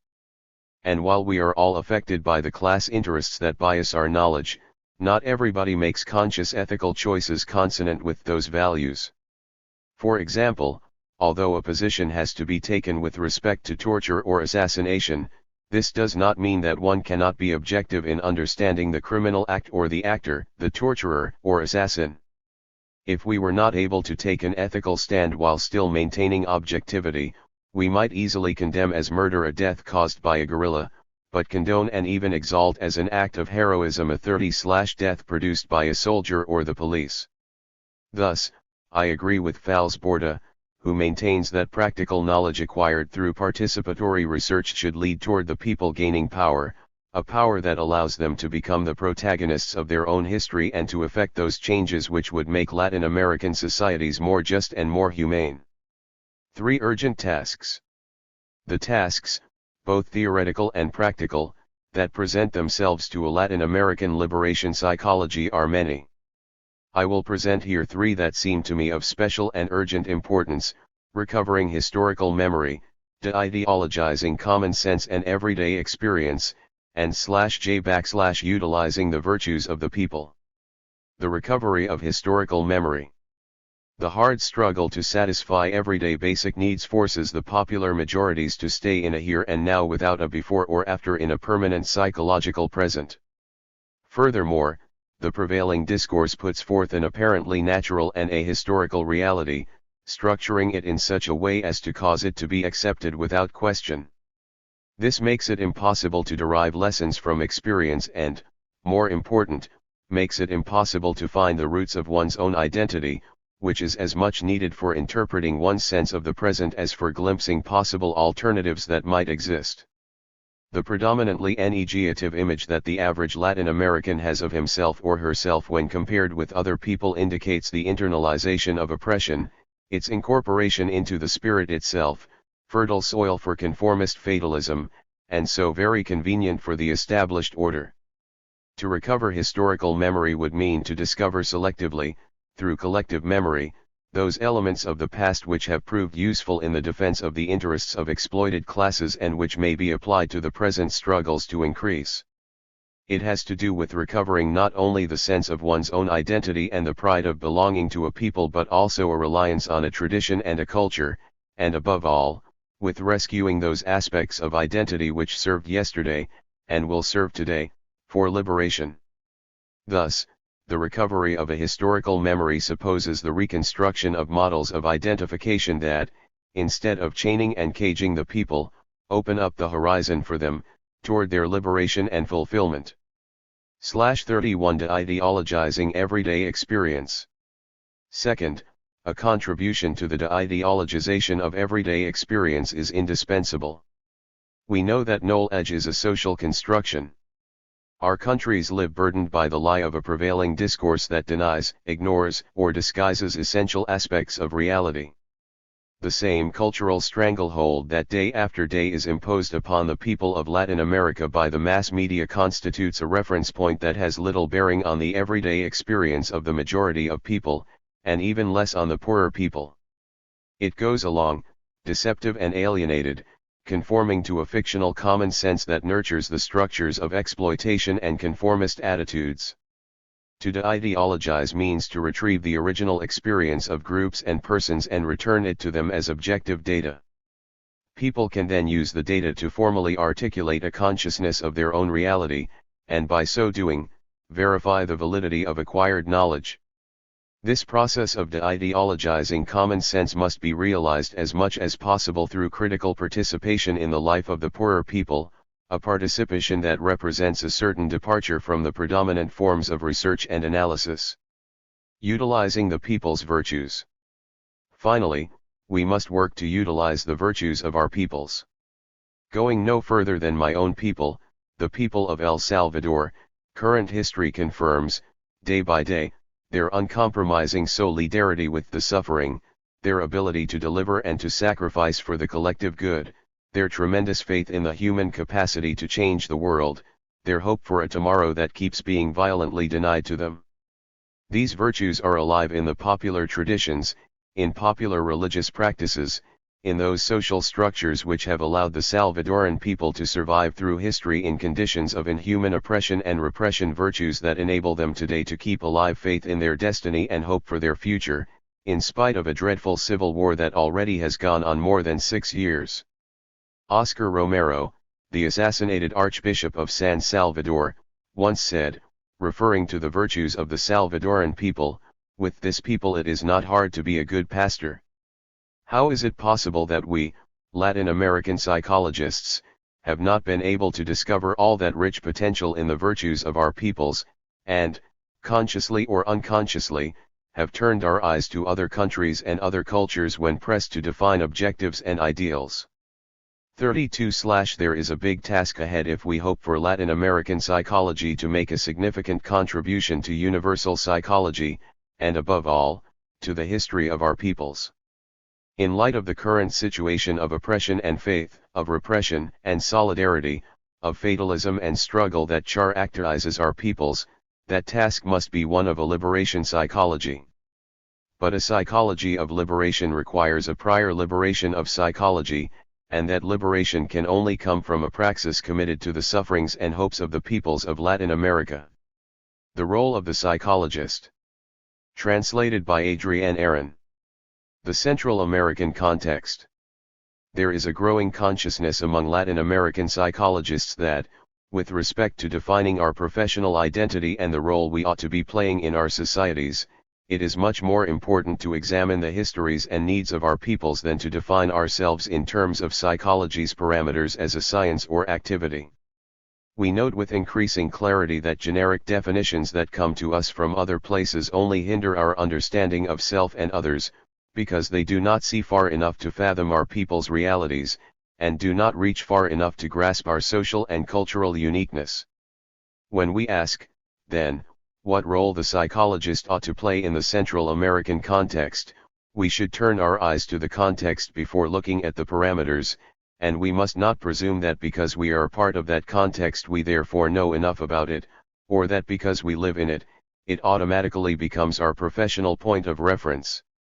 In a superficial characterization, passing over important differences, three major features can be named that seem to characterize the peoples of Central America at this time: structural injustice, revolutionary struggle, and the accelerated conversion of the nation-states into satellites of the United States. Structural injustice to begin. In light of biased diagnoses that ascribe the ills of Central America to the recent East-West confrontation or the rise of the Sandinistas to power, it is necessary to insist that the fundamental 34 problems of Central America are rooted in an unjust structuring of the social systems. Sitting on top of poor and underdeveloped societies are regimes that subject the majority of the population to miserable conditions, allocating goods unequally so that small minorities can enjoy all manner of comforts and luxuries. In Central America, the majority of the population has never been able to satisfy its most basic needs for food, housing, health, and education, and the contrast between this miserable situation and the superabundance enjoyed by the small oligarchic minorities constitutes the first and most basic violation of human rights in our countries. The secular maintenance of this situation has been possible only by the application of violent mechanisms of control and social repression, which through history have hindered or frustrated all efforts to change, and even to reform, the most oppressive and unjust of social structures. There is no question that notable differences exist between, for example, the situation in Costa Rica, where considerable gains have been made in the areas of education and sanitation, and that in Honduras, where schooling and health services barely reach the population. Still, among the Costa Ricans abysmal differences can be observed: large marginalized sectors alongside oligarchic minorities, with vast segments of the population sunk in exploitation and misery. These conditions make Costa Rica a sister and partner in the common destiny of the Central American nations. Revolutionary struggle. A second characteristic is the situation of war or quasi-war in which all the countries of the region are immersed.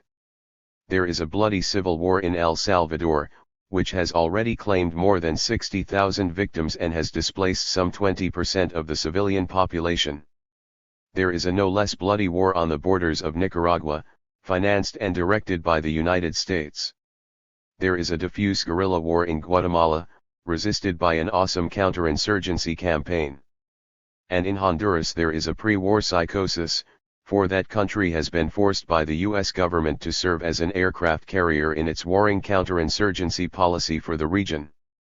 The consequences of this generalized state of war can be fully appreciated only when added to the situation of structural misery, which is already catastrophic. In recent years, economic development in Central America, the role of the psychologist/35 has not only stagnated but positively regressed. In the case of El Salvador, optimistic estimates figure that the national economy has been set back by at least 20 years, and that, in the best of cases and the most favorable of projections, the country might be able by the end of the century to recover to the point at which it stood when the war started. Economies like those of El Salvador or Nicaragua, which are already weak, are forced to direct the better part of their reserves to the war effort, that is, to the destruction of their own people and their own country. Where factories ought to stand, military barracks are built, and when money should be invested in seeds and tractors, it is used for bombs and artillery helicopters. The militarization of Central America is one of the most serious processes we confront.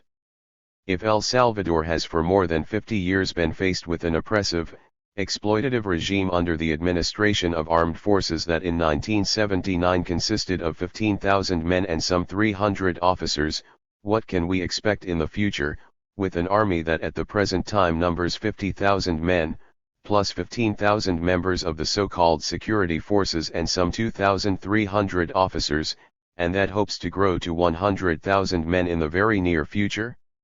Add to these figures the number of guerrillas, probably no fewer than 10,000, as much or more militarized than the government army, and the paramilitary groups armed by the government or by sectors of the extreme right, and you get a pathetic perspective on the situation in El Salvador. Nor is the situation much better in Nicaragua or Guatemala.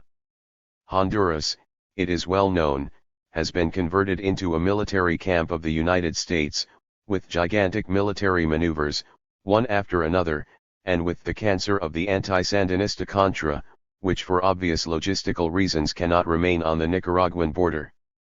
And Costa Rica? Well, Costa Rica is also besieged by the economic crisis and its share of Contras, and is the object of an accelerated militarization by the Reaganite warriors. One day, very soon I fear, Costa Rica will awake from its anti-Sandinista stupor and find that without ever knowing it or wanting it, it has obtained a real army, to feed and keep content and busy. Nation-states as U.S. satellites. The third characteristic of the current situation in Central America is the increasing tendency for nations to become satellites of the United States. This is an obvious consequence of the national security doctrine, 36/ according to which the country's whole existence must submit to the logic of total confrontation against communism.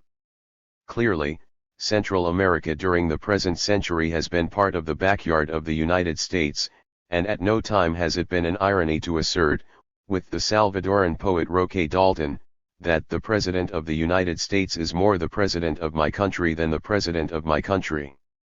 Nevertheless, the avatars of U.S. policy have allowed moments for the countries of the area to enjoy a certain autonomy, at least in their internal politics.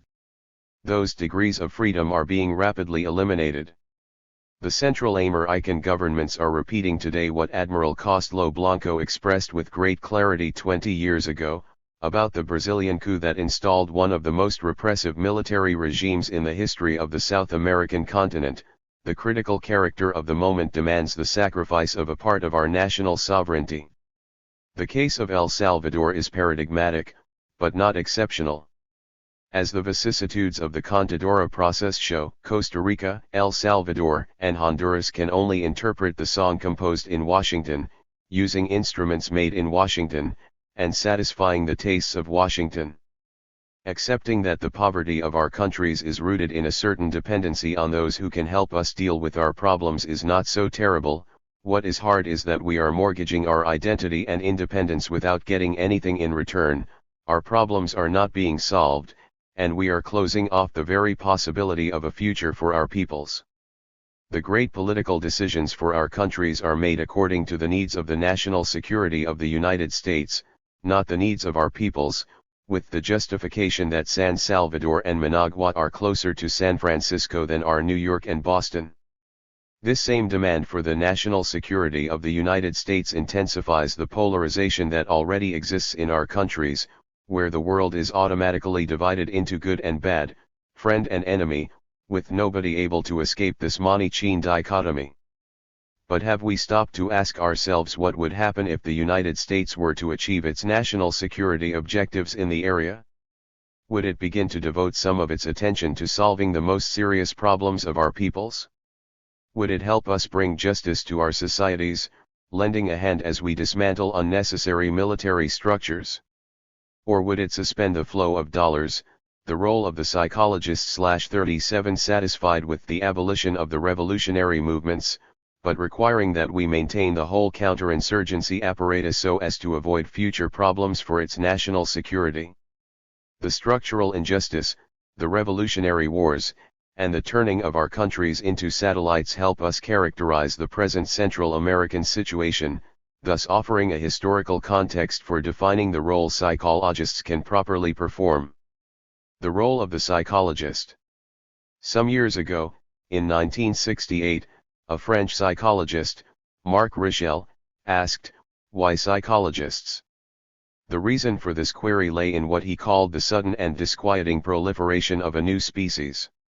At about the same time another Frenchman, Didier Delulle, offered a very radical reply: the proliferation of psychologists is explained by the fact that contemporary society requires an ideology of exchange, and psychology provides it. Psychology offers an alternative solution to social conflicts. It tries to change the individual while preserving the social order, or, in the best of cases, generating the illusion that, perhaps, as the individual changes, so will the social order, as if society were a summation of individuals. Truly, when looking dispassionately at the place some psychological concepts occupy in the dominant political and cultural discourse, or when pondering the role played by the majority of psychologists in our countries, one has to concede that Delulle makes a lot of sense. Obviously, the problem does not have to be seen in terms of the subjective intentions of the professionals in the field, or even, I dare say, in terms of their politics. The problem lies in psychology's own qualities as a theoretical practical endeavor. The question, then, is not what this or that subfield of the discipline is trying to do, but first and fundamentally, in what direction psychology is being propelled by the weight of its own activities. What objective effect does the activity of psychology produce in a particular society? Among the criticisms most often made of psychologists in Central American countries is that the majority devote most, if not all, of their attention to the well-to-do social sectors, and as such, their work tends to center on the personal roots of problems, a focus that causes them to ignore social factors. The social context is thus converted into a kind of natural phenomenon, an unquestioned assumption, 38/before whose objective demands the individual must seek, individually and even subjectively, the solutions to his or her problems. With this focus and with this clientele, it is no surprise that psychology is serving the interests of the established social order, as a useful instrument for reproducing the system. One could say, and rightly so, that all the professions in our societies are at the service of the established order, and that our profession is no exception. One could also take note of all those psychologists who have served, and continue to serve, popular and even revolutionary causes. But all this points to the fact that, if we take as a point of departure what psychologists have done or are doing, we cannot get beyond a positivist idea of our role, one that may show a more or less satisfactory factual image but will leave out all the historical possibilities that were dropped by the wayside. Our imperative is to examine not only what we are but also what we might have been and, above all, what we ought to be, given the needs of our peoples, whether or not we have pre-existing models. It needs to be asked, for instance, if Nicaraguan psychologists continue today using the same work arrangements that they used in Somoza's time, or if the change in clientele, the need to attend to the poorer sectors of the population, has led also to a modification of their conceptual models and practices. A good way to approach a critical examination of the role of the psychologist is to return to the historical roots of psychology itself. To do this, we would have to revert back to the movement that restricted psychological analysis to behavior, observable behavior, and turn our eyes and thoughts again to the black box of human consciousness. Consciousness is not simply the private, subjective knowledge and feelings of individuals. More than anything, it represents the confines within which each person encounters the reflexive impact of his or her being and actions in society, where people take on and work out a knowledge about the self and about reality that permits them to be somebody, to have a personal and social identity.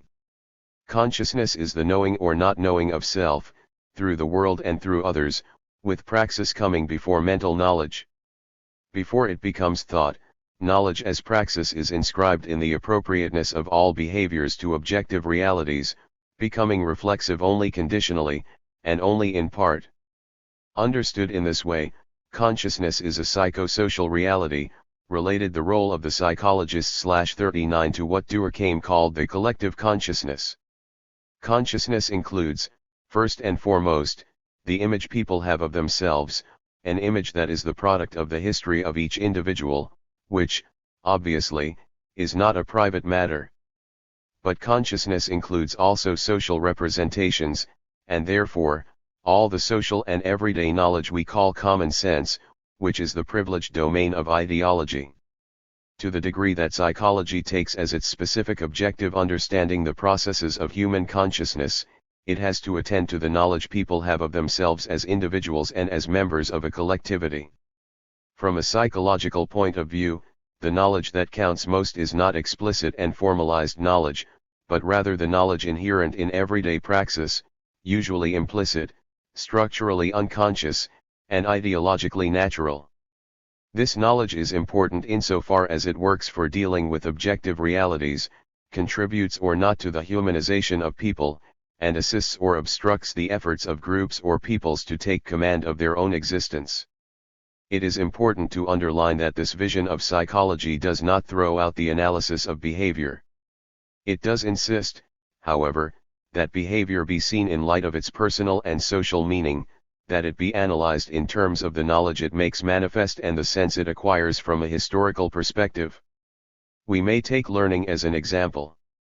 Learning is not only a matter of elaborating and reinforcing a sequence of stimuli and responses, more significantly, it structures the way a person relates to his or her environment, shaping a world where the individual occupies a place and social interests take on concrete forms. Or take work. To work is not only to apply a series of thoughts and abilities so as to satisfy one's own needs, to work is first and foremost to make oneself through the act of transforming reality. In the web of interpersonal and intergroupal relations that work introduces, one encounters oneself or becomes alienated from oneself.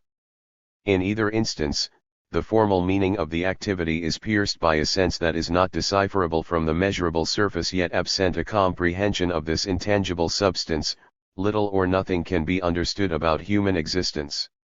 In light of what has been said, we can assert that the fundamental horizon for psychology as a field of knowledge is conscientization. To some, this assertion may seem somewhat escapist, while others may consider it too much of a commitment.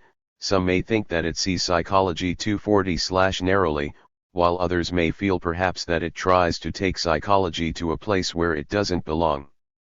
But let us examine this proposal in greater detail, since some misunderstanding may arise over the term conscientización, which is so evocative of contemporary history in Latin America. As is well known, conscientización is a term coined by Paulo Freire to characterize the process of personal and social transformation experienced by the oppressed of Latin America when they become literate in dialectic with their world. For Freire, literacy does not consist simply in learning to write on paper or to read the written word. Literacy is above all learning to read the surrounding reality and to write one's own history.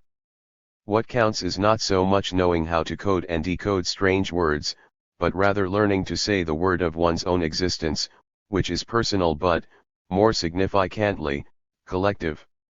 And to pronounce that personal and collective word, people must take hold of their fate, take the reins of their lives, a move that demands overcoming false consciousness and achieving a critical understanding of themselves as well as of their world and where they stand in it. There are three aspects to the process of conscientization. 1. The human being is transformed through changing his or her reality. It follows that this has to do with a dialectical process, an active process that cannot be taught by imposition but only through dialogue. 2. Through the gradual decoding of their world, people grasp the mechanisms of oppression and dehumanization. This crumbles the consciousness that mythifies that situation as natural, and opens up the horizon to new possibilities for action. This critical consciousness of others and of the surrounding reality brings with it the possibility of a new praxis, which at the same time makes possible new forms of consciousness. Three people's new knowledge of their surrounding reality carries them to a new understanding of themselves and, most important, of their social identity. They begin to discover themselves in their mastery of nature, in their actions that transform things, in their active role in relation to others. All this allows them to discover not only the roots of what they are but also the horizon, what they can become. Thus the recovery of their historical memory offers a base for a more autonomous determination of their future.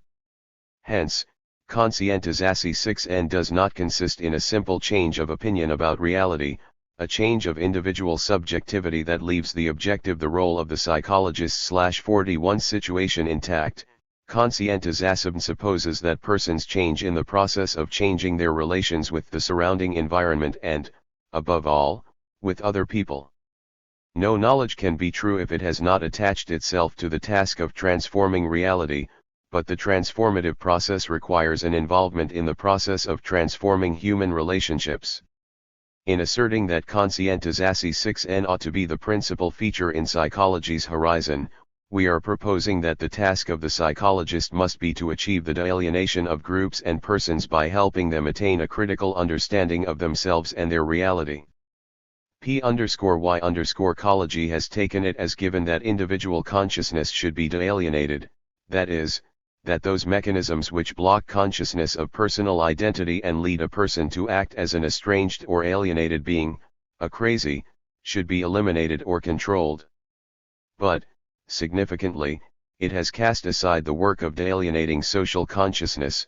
Psychology has not addressed the question of the mechanisms that block consciousness of an individual's social identity, causing him or her to act like a dominated being or a dominator, an oppressive exploiter or a person who is marginalized and oppressed. If, as even the DSM-IH has recognized, all behavior involves a social dimension, then the work of psychology cannot limit itself to the abstract plane of the individual but must also confront social factors, which form the arena for the expression of all human individuality. Taking conscientization 6N as the horizon for psychology's work preserves the focus on the personal that psychology finds necessary, but not the personal as opposed to or foreign to the social. The personal here is the dialectical correlate of the social and, as such, incomprehensible if its constitutive referent is omitted. There is no person without family, no learning without culture, no madness without social order, and therefore neither can there be an I without a we, a knowing without a symbolic system, a disorder that does not have reference to moral and social norms. In reference to a social situation and a concrete historical condition, conscientization requires the psychologist in our case, in Central America to produce an answer to the great problems of structural injustice, of war and national alienation, that overwhelm our peoples. One cannot do psychology today in Central America without taking on a serious historical responsibility, that is, without trying to make a contribution toward changing all those conditions that dehumanize the majority of the population, alienating their consciousness and blocking the development 42/ of their historical identity. But this must be done qua psychologist from the specific place of psychology as a scientific and practical endeavor. In the first place, conscientization 6N responds to the situation of injustice by promoting a critical consciousness of the objective and subjective roots of social alienation. It is not supposed that a simple consciousness of reality in itself can change that reality, but it would be difficult indeed to struggle for that necessary change while a veil of justifications, rationalizations, and myths covers up the basic determinants of the situation of the Central American peoples. Conscientization not only makes possible, but can go so far as to unleash, the change by breaking up the fatalistic thought processes that give ideological sustenance to the alienation of the popular majorities. In the second place, the same process of conscientization assumes an escape from the reproductive machinery of the relationships of dominance and submission, for it can be realized only through dialogue. The dialectical process that allows individual self-knowledge and self-acceptance presupposes a radical change in social relations, to a condition where there would be neither oppressors nor oppressed, and this change applies whether we are talking about psychotherapy or formal schooling, production in a factory or everyday work in a service institution. Finally, the seizing of consciousness points directly to both personal and social identity, as well as to group and national identity. Conscientization leads people to recover historical memory, to get back what is most authentic in their past, to purify what is most genuine in their present, and to project all that into a personal and national plan. No learning process, vocational guidance, or therapeutic counseling can hope to see the development or realization of persons if it does not cast the individual in his or her social and national context, thereby setting forth the problem of one's authenticity as member of a group, part of a culture, citizen of a country. Possibly the difficulty for the majority of psychologists is not so much in accepting this horizon for their endeavor as in visualizing their job in practice. What does conscientization mean in and for the activity of psychology? Does it have to do with applying some particular technique? Must it include in its processes some form of political reflection? Does it mean changing the types of tests that are used, or the topics of those now in use? Should we be abandoning individual therapy and doing something like collective ergotherapies? Let us try to flesh out the thesis with two examples of how conscientization can be sought in psychological activity. The role of the psychologist/43.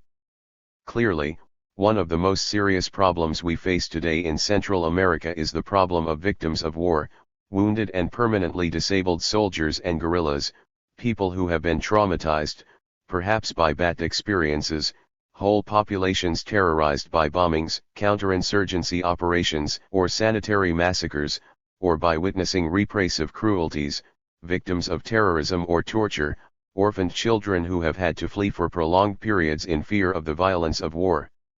These are the people who make up the population of displaced persons and refugees, the children of repression and war, whose number grows apace and already includes no fewer than 2 million Central Americans.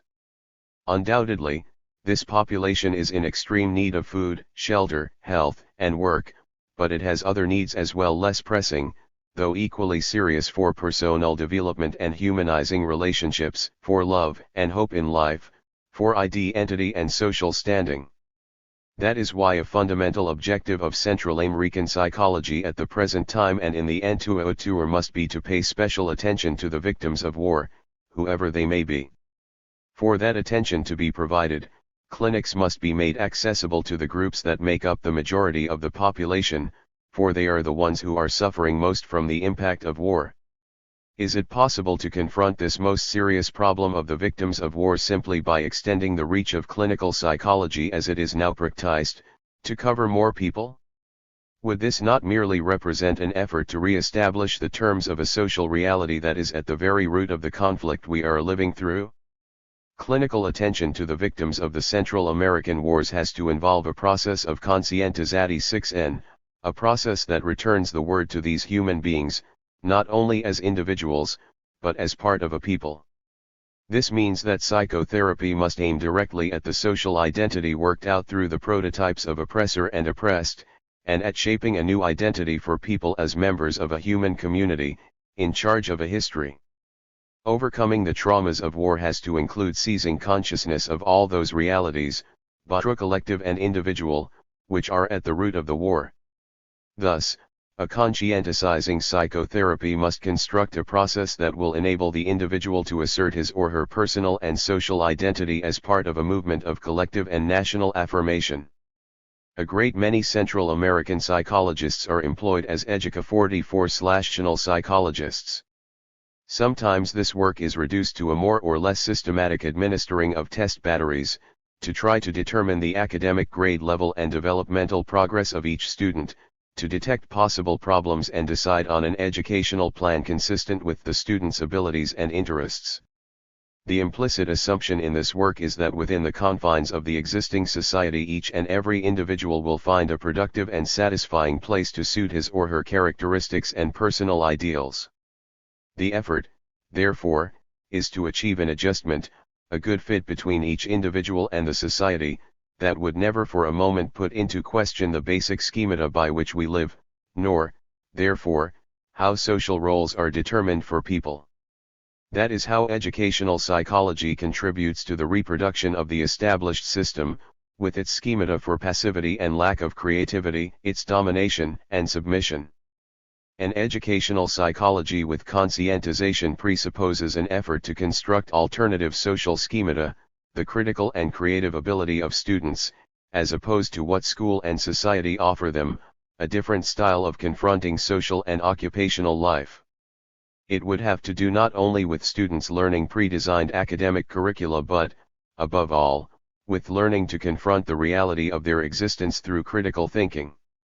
So, just as there is a junior chamber of commerce which initiates adolescents into small business administration, there might be something like national reality laboratories, where young people could directly confront the social conditions of the majority of the population and reflect critically on those conditions.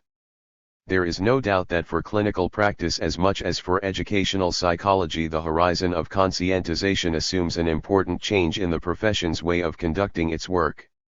It does not entail giving up the technical role the psychologist now performs, but it does involve scrapping theoretical assumptions about adaptation and interventions made from a position of power. For this, what is needed is the elaboration of a different conceptual vision, and perhaps also new methods of diagnosis and intervention. Some of the gains made by the anti-psychiatry movement can be illuminating for clinical psychology in this regard, considering the changes psychiatry needed to make as a result of a different conception of the reality of psychiatric disorders, and therefore of therapeutic practice. In edu the role of the psychologist/45 cational psychology, the experience of conscientization itself, and especially the way it parallels and differs from deschooling, will allow a glimpse of new orientations. Of what does this new theoretical and practical idea for a psychology with conscientization consist? In my opinion, it is not something that some exclusive area of psychology has to come to grips with, rather, the whole of the professional purpose must fix on it, whatever might be the specific area of work. Because that is so, the critical questions that psychology must formulate with regard to its activity, and, it follows, with regard to the role it is carrying out in society, should not be centered on where the work is done, but rather on by whom, nor should it be looking at how something is done, so much as for whose benefit. Thus, what is at stake is not so much the kind of activity that is practiced, as what are the concrete historical consequences this activity is producing. Conclusion: a historical choice. It is clear that it is not the psychologist who must be called on to solve the basic problems faced by the peoples of Central America today. To think otherwise would be to fool oneself about both psychology and the problems in Central America, and it would also be an act of psychologizing, and this has rightly been denounced as an ideology of exchange. It is not in the hands of the psychologist, qua psychologist, to change the structural socio-economic injustices in our countries, to resolve the armed conflicts, or to rescue the national sovereignty which has been servilely mortgaged to the United States. Nevertheless, there is important work for the psychologist to do. It requires an objective recognition of the main problems burdening our Central American peoples, and equally important, a specific definition of psychology's contribution to their resolution. If it is not the calling of the psychologist to intervene in the socio-economic mechanisms that cement the structures of injustice, it is within the psychologist's purview to intervene in the subjective processes that sustain those structures of injustice and make them viable. If the psychologist is not called upon to make peace for the forces and social interests at war, he or she is competent to help find paths for replacing violent habits with more rational ones, and, if the 46/ definition of a project for national autonomy does not lie within his or her competence, the psychologist can contribute to the formation of a personal and collective identity that responds to people's most real demands. There is no doubt that Central American psychologists face a historical challenge for which we probably were not prepared. Nevertheless, instead of looking for justifications for our deficiencies, we should look to how we can discharge our social responsibility. With regard to this, 3 points seem necessary. 1. Central American psychologists must rethink their image of themselves as professionals.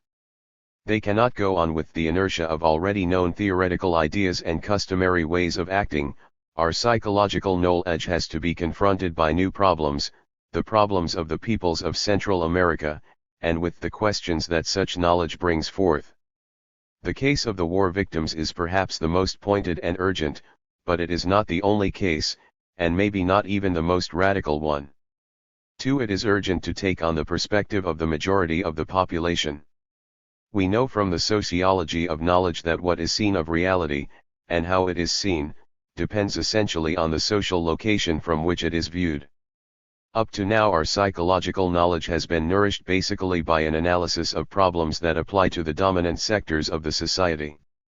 It is not probable, and perhaps not even possible, for us to achieve an adequate understanding of the most profound problems that burden the majority of the population today if we do not place ourselves, hermeneutically, at their historical lookout point.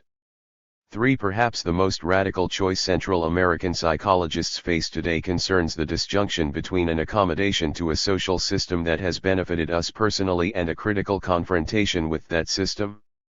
In more positive terms, the choice is between accompanying and not accompanying the poor and oppressed majorities in their effort to emerge into history, in their struggle to constitute themselves as a new people in a new land.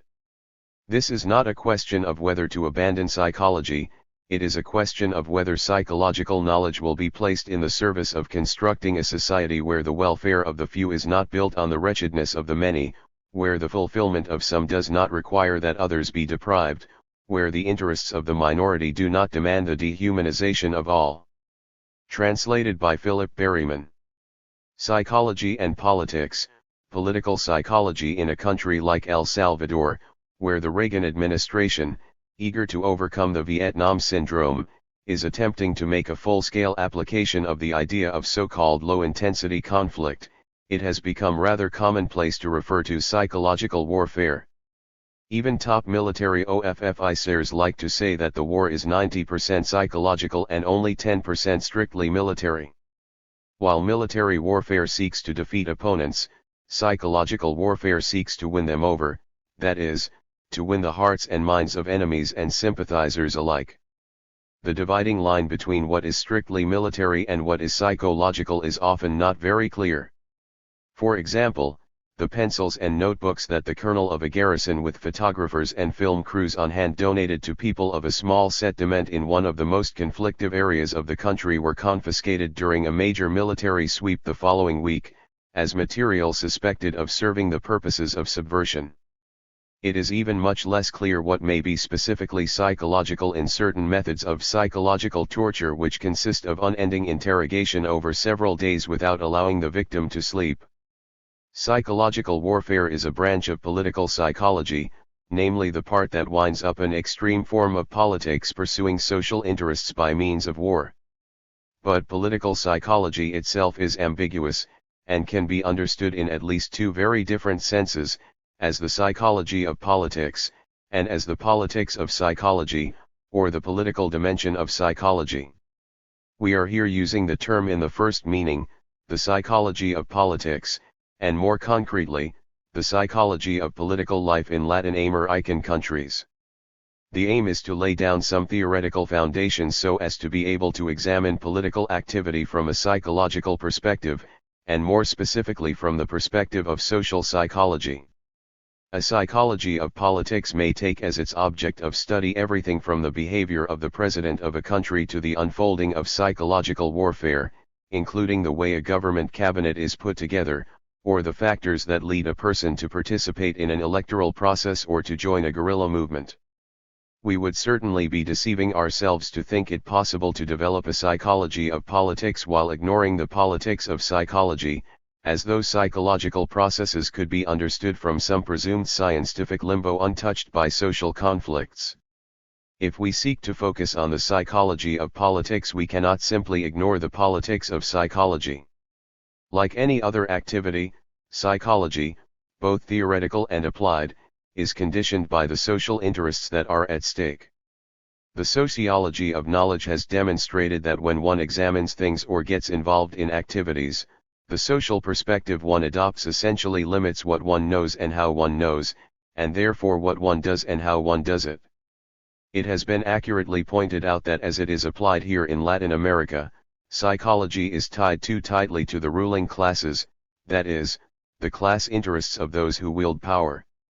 If the political activity of psychologists in areas seemingly as innocuous as school performance or behavioral disturbances tends to serve political interests, it is all the more necessary to bear in mind the workings and political impact of the politics of psychology in the area of social conflict par excellence political life. In order to avoid falling into a psychology of politics that would be one more ideological discourse at the service of the established order, we would need to construct a political psychology of political life, one that would be aware of how it was socially conditioned. Such a psychology, instead of adopting a stance of presumed scientific neutrality, would start out with a clear awareness of its own assumptions, of where it sits in society, and therefore of the scope and limitations of its own perspective. In other words, we cannot be content with simply applying certain set psychological theories and models to the realm of politics. We have to examine the 49 psychological dimensions of our societies, conscious of the fact that this examination itself is involved and has a stake in the very processes and conflicts it is analyzing. Let us begin our analysis with some actual events.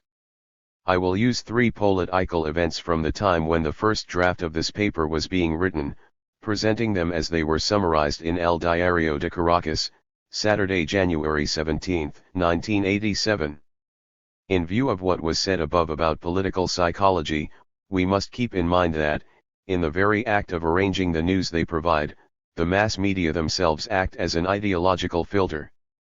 We should also keep in mind that the newspaper I am citing is very conservative, in a country that wants democracy and makes formal claims to having it, even though the facts strongly suggest otherwise.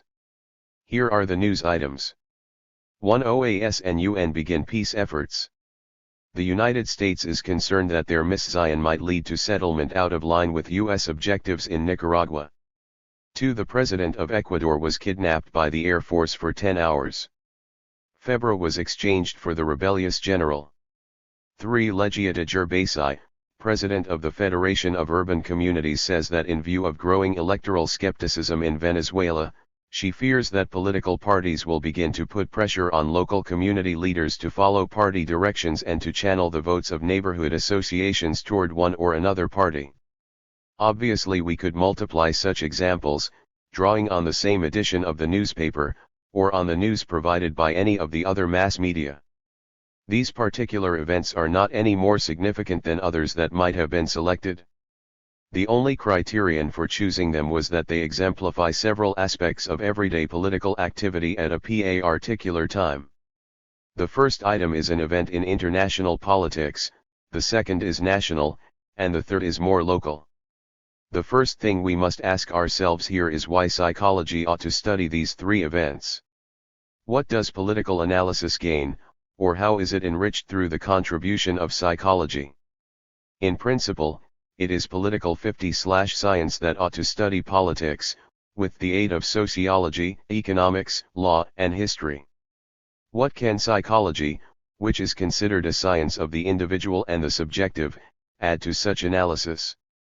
The answer, obvious but no less important for that, is that psychology ought to study these events because persons or groups carry them out.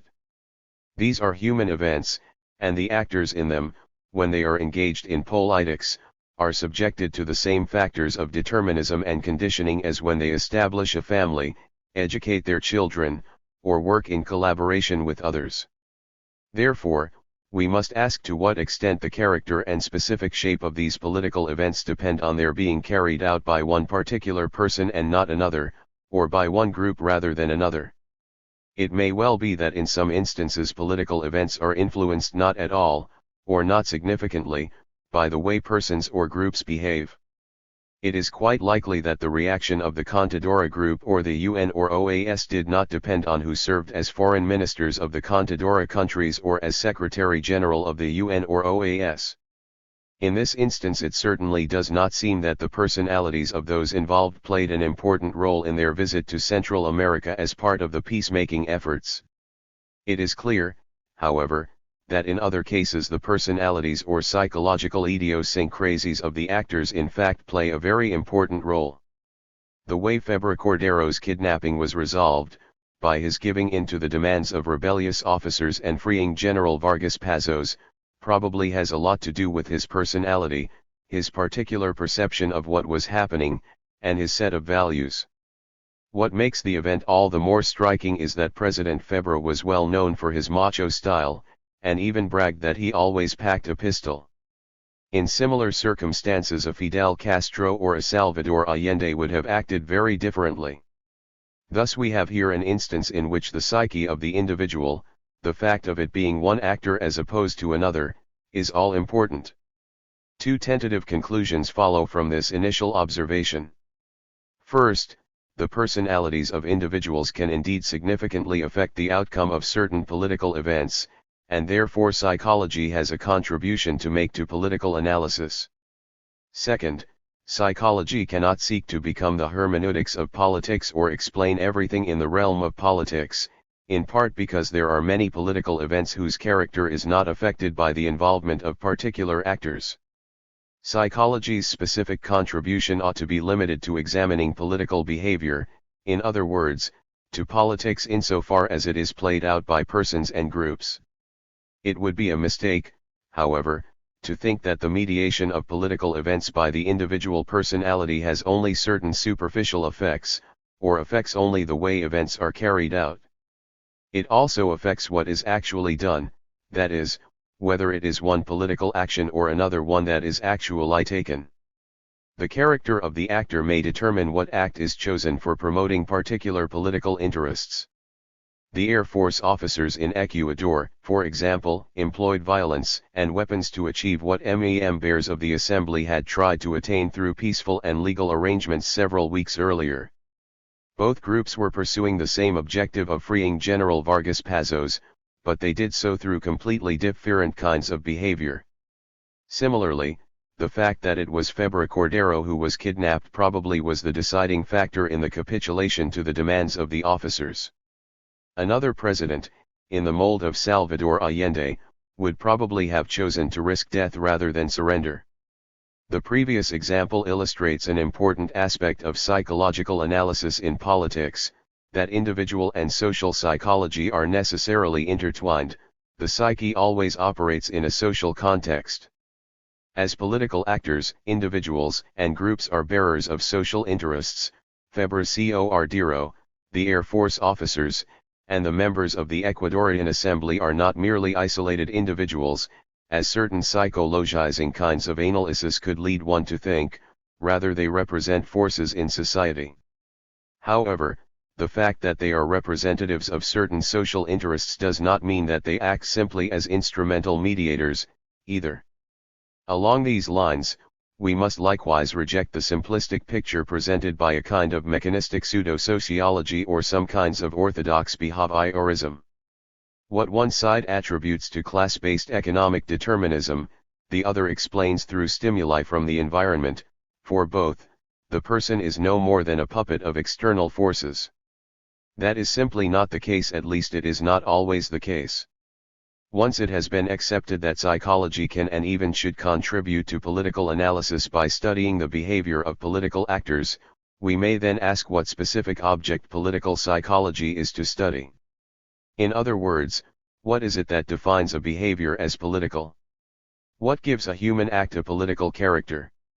In principle, that depends on who is carrying it out, that is, the character of the actor, what is being done, that is, the nature of the act itself, and the social meaning of what is done, that 52/is, the relationship of actor and act to the social order in which the act takes place. Let us take these up one by one. The character of the actor. The first possibility is that an act becomes political by virtue of the title or position of the person carrying it out. Activities undertaken by people in government positions or working in the state apparatus would accordingly be political.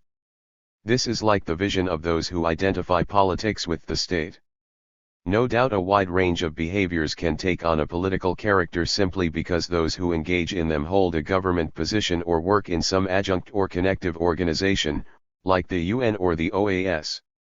You can visit Central America as a simple tourist, or as a business person, or a journalist looking for front-page stories, but when you are the Secretary General of the UN or the OAS, the visit takes on a political character by that very fact.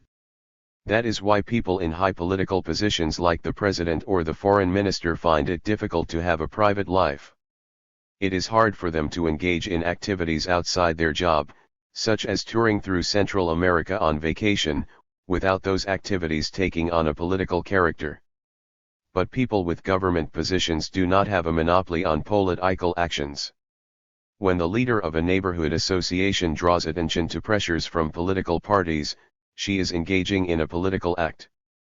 The same may be said of a union strike or demonstration, the activity of a business association, the sermons of a member of the clergy, or the community education of a group of marginalized people in a slum, and yet neither the union nor the business association, the cleric nor the marginalist group, has a position in the government. While some acts take on political significance as a result of those who carry them out, many other acts are political no matter who carries them out. What makes a behavior specifically political does not derive from the author of the act, at least not always or inevitably. The character of the act. A second possibility is that the political nature of an act depends on the kind of behavior itself. In other words, certain specific actions would be political no matter who engaged in them. Voting in a presidential election, for example, or taking part in a party rally would always be political acts. What kinds of actions are those? How are we to determine them to be political, except by identifying them as such after they have taken place? 53 One possible response, an alternative to what was proposed above, is that political actions are those and only those which have to do with the functioning of the state and its various branches. This vision, however, runs into the same difficulties and shortcomings as the one that looks at particular actors, only this time the situation is reversed. Thus, just as some behaviors are political no matter who carries them out, some actions, as we have seen, become political because of the actor. Any action, even the most trivial, becomes political if the one involved is the president of a country. Another possible answer to the question of what constitutes a political act is actions involving power, that is, actions in which some power is exercised. This view has wide acceptance among students of politics, who tend to equate the concepts of politics and power. But such an answer seems to make the area of political action too broad. It is hard to conceive of any human behavior that does not require power or put some kind of power in motion. And yet, except in a very loose sense, it is not obvious that every behavior has a political impact. As we will see, power has to do with the disparity of resources. Power can be found in any human relationship, from a children's game at nursery school, to a young couple falling in love, to the development of an agricultural cooperative, all the way to organized activities in an old age home. Not all these acts and processes ought to be regarded as political. But if the point of identifying politics with power is to assert that any act of wielding political power is political, then we just get further away from identifying what is meant by the political nature of an act. Whatever the answer to this question, our three examples show that the political character of a behavior does not necessarily derive from the specific nature of the action. Activities as different as a trip, a kidnapping, and a press conference can all be political. Normal everyday actions such as a party meeting or a press release, and abnormal and extraordinary actions such as the violent kidnapping of a president or a civil war, may all be political. If some actions are political, no matter who carries them out or what the circumstances, others derive their political character from the actor responsible for them or the circumstances in which they take place. We should note that the behavioral unit we are considering is not simply a response in the technical stimulus-response sense of the term, an isolated behavior of the kind behaviorism postulates. Rather, it is a complex body of behaviors, an activity or series of activities that have a unified personal and/or social meaning. The very analysis of a seemingly simple 54/political behavior such as voting misses something crucial if it is reduced to the moment when the ballot is placed in the box, and especially if it looks at the election results.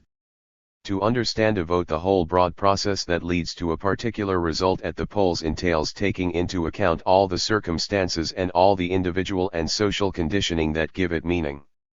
Voting, then, is a whole series of actions. It is an activity, not simply a behavioral response. The relationship of actor and act to the social order. A third possibility for understanding what is specifically political about a behavior is to situate it in terms of the forces and order that exist within a particular social situation. Insofar as an activity promotes the interests of a particular social group, and affects or influences the existing balance of social forces and the social order, that activity has a political character. Using this approach, we may consider that an activity is political to the extent that it influences or conditions the established order or affects the processes taking place between social forces. Thus, the kidnapping of Febra Cordero has a greater political impact than statements made by a leader of a neighborhood association or visits to Central America made by the Secretaries General of the UN and the OAS. To have such a political impact on behalf of social interests, the behavior of the actors must make use of or give rise to some kind of power vis-a-vis other actors. However, power is an instrument of politics, not its foundation. This approach to the question seems more adequate than the other two. Neither the actors nor the actions alone make an act political. What makes an act political is the relationship of any action by any actor to the established order in a society. To the extent that such an act has a negative or positive influence on either maintaining or changing the existing system, it has a political character. Naturally, when broadly viewed, the fact that any society is a totality leads to the observation that any behavior is political, since in some fashion the behavior contributes to maintaining or changing a social order, even if it does so indirectly. An act may contribute more by what it does not do than by what it does. Such an extension of the political obviously offers no help for understanding what is specific, for if everything is political, then nothing is specifically political. Hence, political behavior should be limited to those acts which have a verifiable and meaningful impact on the shape and functioning of any social order. It does not follow that errors cannot be made in identifying such political/55 activities, or that behavior seemingly not directly related to the social order, such as a sermon or the workings of family life, may not have greater political impact than other acts more visibly connected to the social order, such as party meetings. The upshot is that we must establish qualitative and quantitative criteria to determine which activities are political and which are not. In light of these observations, we could define political psychology as the study of the psychological processes through which persons and groups shape, struggle over, and exercise the power needed for satisfying particular interests in a social formation. This involves the social interests within a social formation, the way they are mediated through the individual psyche of the various actors, and the behavior involved in shaping, struggling over, and wielding power. Social interests. Latin American countries are societies split into social classes, whose interests are at odds. This does not mean that in all the countries the classes are alike, either in number or in character. Their differences depend on the particular social formation in each country. What they do have in common is the fact that different social classes struggle with one another. It is precisely this class struggle that gives rise to the concrete shapes of different social classes. Therefore, political activity ultimately is tied to class interests. Why then does our definition not speak of class interests rather than the more generic and perhaps theoretically less precise social interests? Because in the dialectic of history, social classes themselves are organized into other more concrete kinds of groups. Although these groups may be secondary in relation to the basic structural divisions, they are not on that account less influential when class interests come into play. Thus, while the major interests of social classes might enter into politics in a given social situation, so might the interests of sectors, associations, or groups, and even families and persons. All these interests mediate class interests, which are their final reference points, but not everything that is political is a reflection of class interests, and sometimes class interests are not at stake. A behavior is political when it plays a role in the social confrontation of class and group interests. For a deep understanding of its political nature, we must know how a behavior, activity, or process is related to the 56 social interests in a given social situation at a particular moment in history. What interests does Febra-Cordero represent? To what extent are these social interests opposed to those of the Air Force officers who kidnap him? To what extent are the social interests pursued by the military class interests, and to what extent are they specific to the officer's occupation, or to particular individuals or a group within the corps of officers? An answer to that question demands a careful analysis not only of Ecuadorian society's unique features and its social configuration, but also of the particular historical crossroad at which Febra-Cordero is kidnapped. Mediation through individual personality.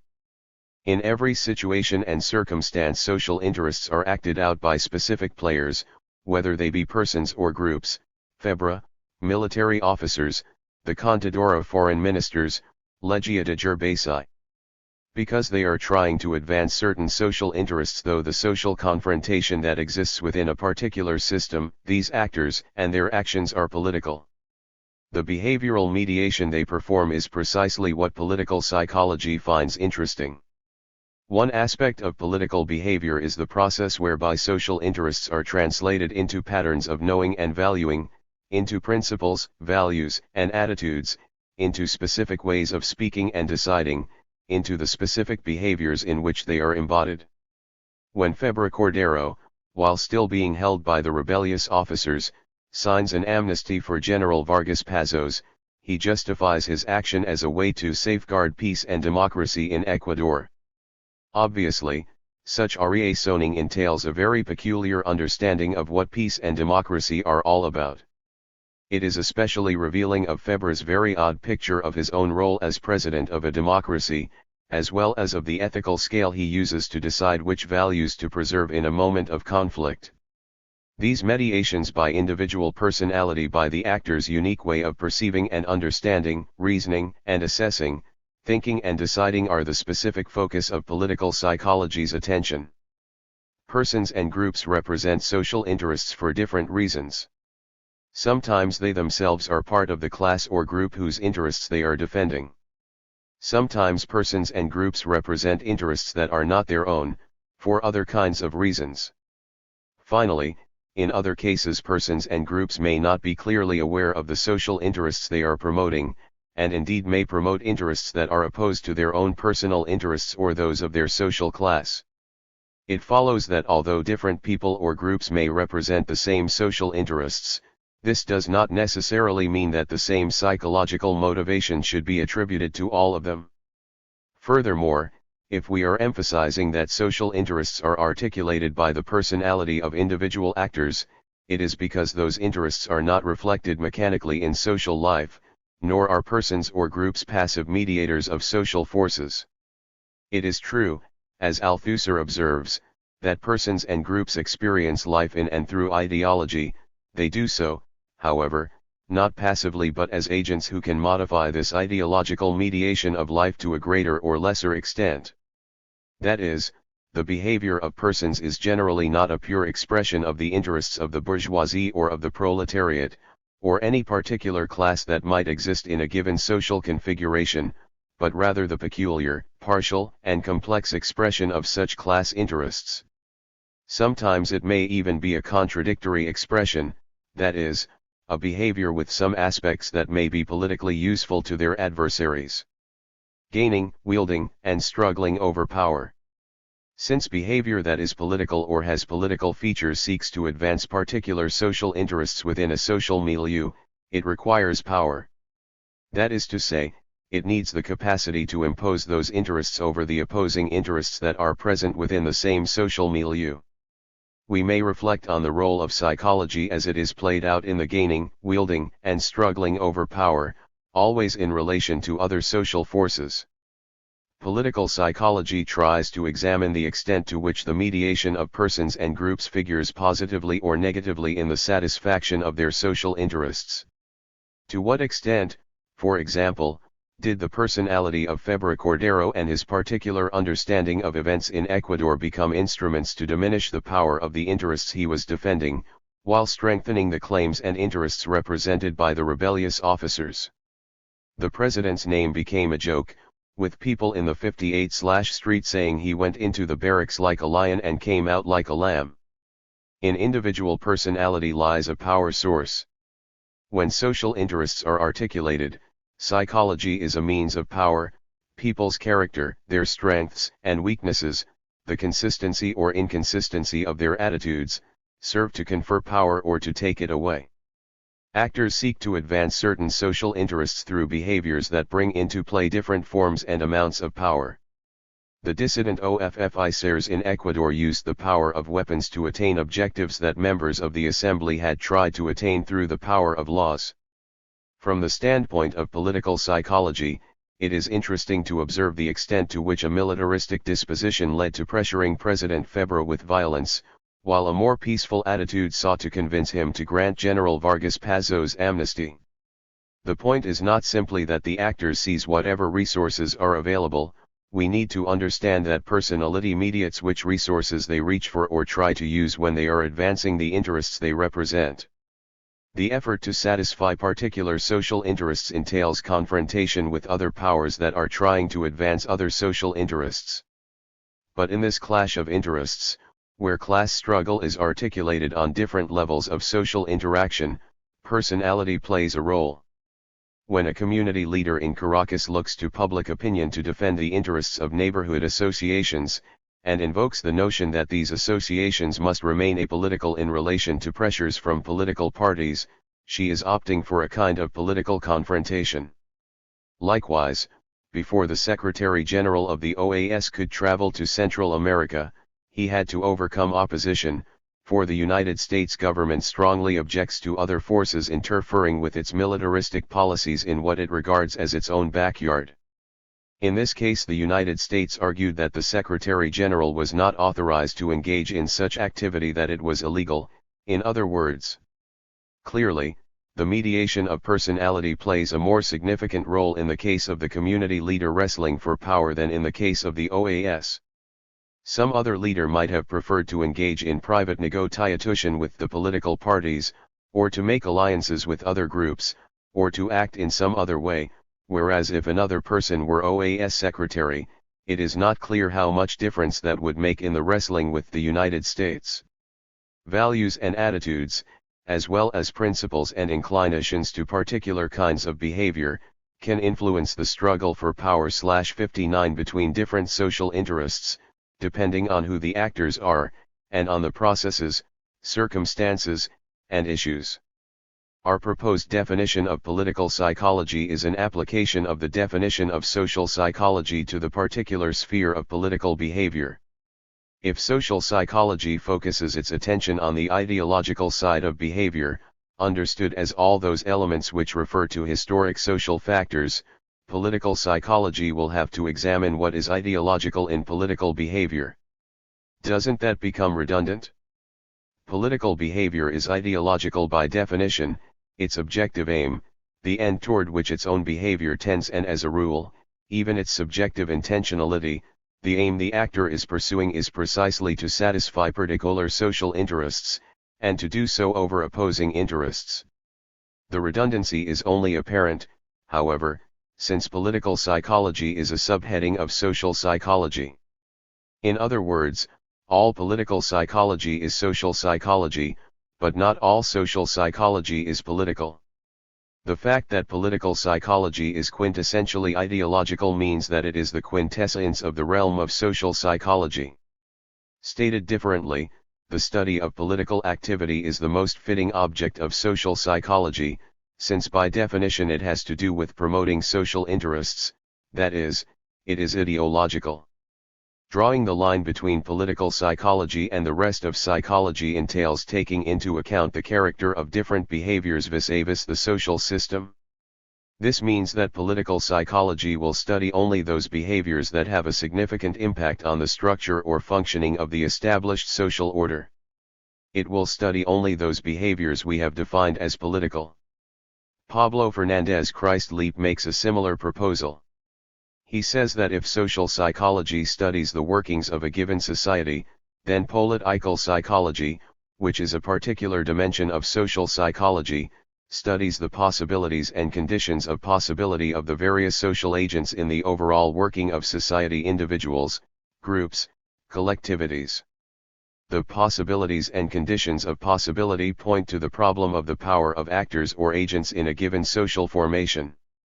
What is their real potential for asserting themselves and promoting certain interests, their own, or those of their class, or those of other persons, groups, or classes?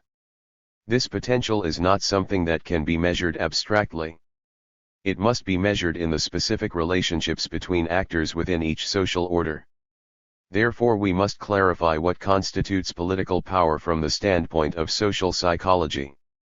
60/Political power from the standpoint of social psychology. The nature and components of power. The basic feature that makes behavior political is its objective purpose of advancing particular interests and its use of power for that end within a social system. This reference to the objective purpose of political behavior indicates that it is independent of the actor's subjective awareness. In other words, whether or not a particular behavior is political does not depend on the conscious intention of those involved or whether the actors are fully aware of its political purpose.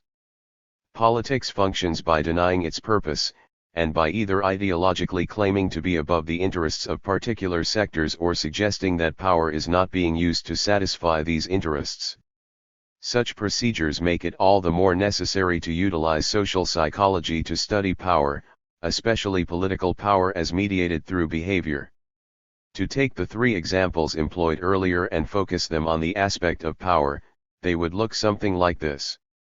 1. The Ecuadorian Air Force officers, through the use of weapons, overcome President Febra Cordero and force him to free General Vargas Pazos, even though the president had personally refused to grant Pazos amnesty only a short time before. 2. The Contadora Group is able to get the Secretaries General of the OAS and the UN to endorse its trip through Central American countries, despite the opposition of the US government. Prior to this endorsement, the Contadora has had enough power vis-a-vis the United States to prevent the Nicaraguan war from spreading or reaching a point of more direct US intervention, but has not had enough power to bring about peace in the region, which would involve recognition of the Nicaraguan government, something the Reagan administration finds unacceptable. 3. The battle to put Venezuelan neighborhood organizations at the service of one political party or another is visible through such means as offering help or taking advantage of local leaders.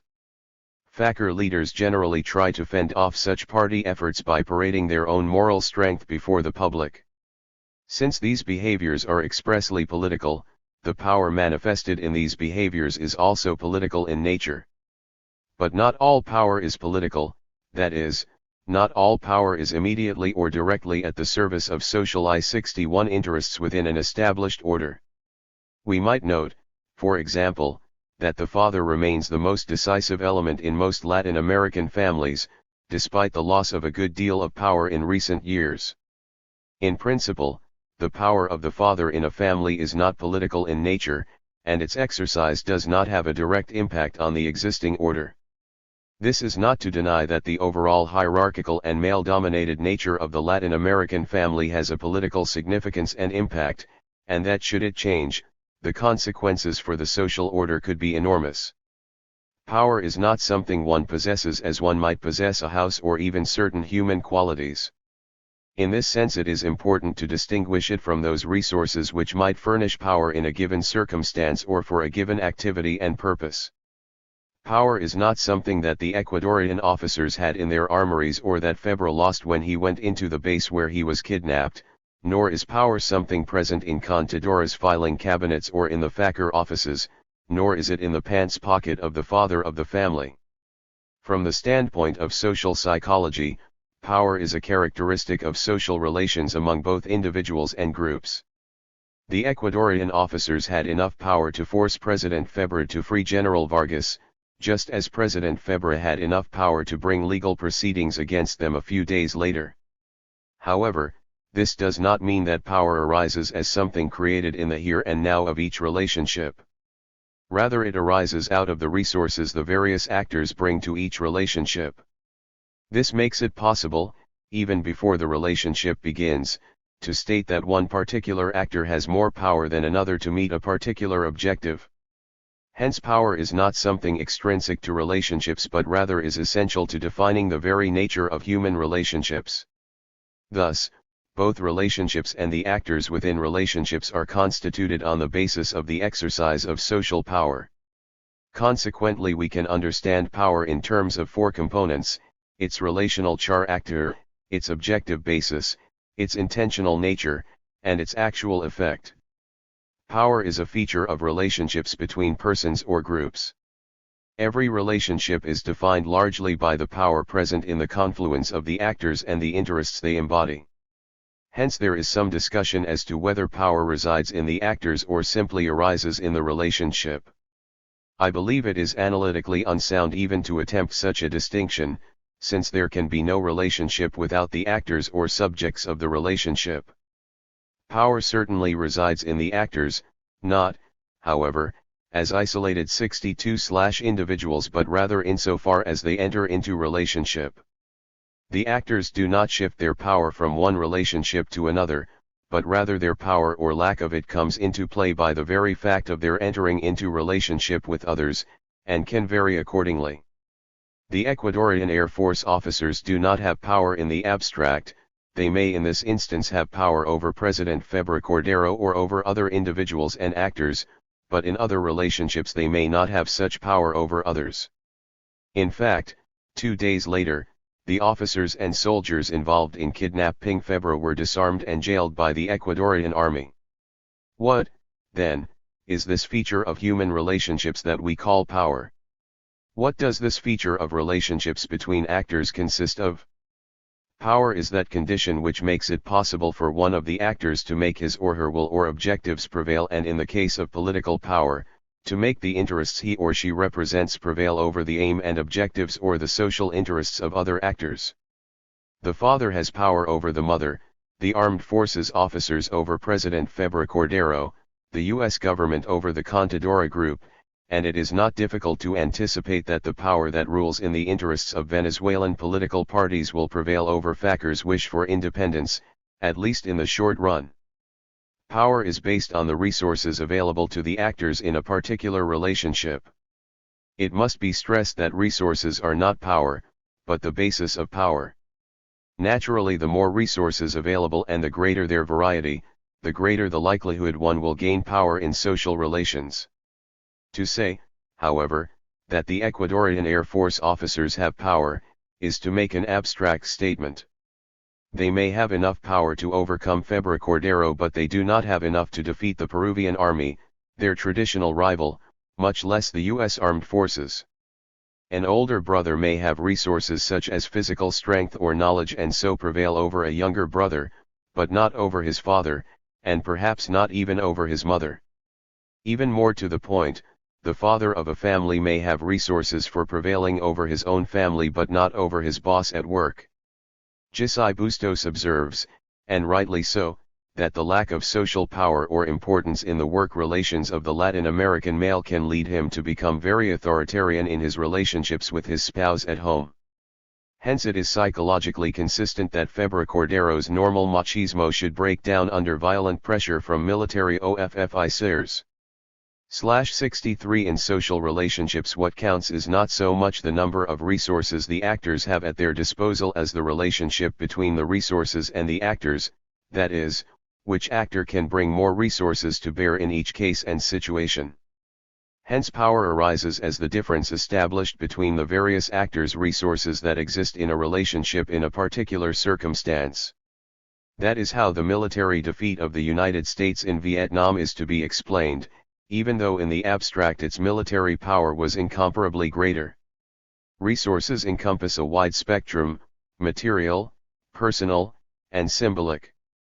Not all resources are equally useful in all circumstances, nor are all resources interchangeable. Reason or knowledge generally has little influence when up against the immediate power of weapons, as is evident in the lot of Latin American intellectuals under military dictatorships. As the now somewhat trite saying goes, the force of reason is of little value when confronting the reason of force. Certainly some resources are more universal than others and are more easily generalized to different situations. Obviously economic power is important, as is proven by the shape of our societies, which are structurally oriented to serve the interest of oligarchical elites.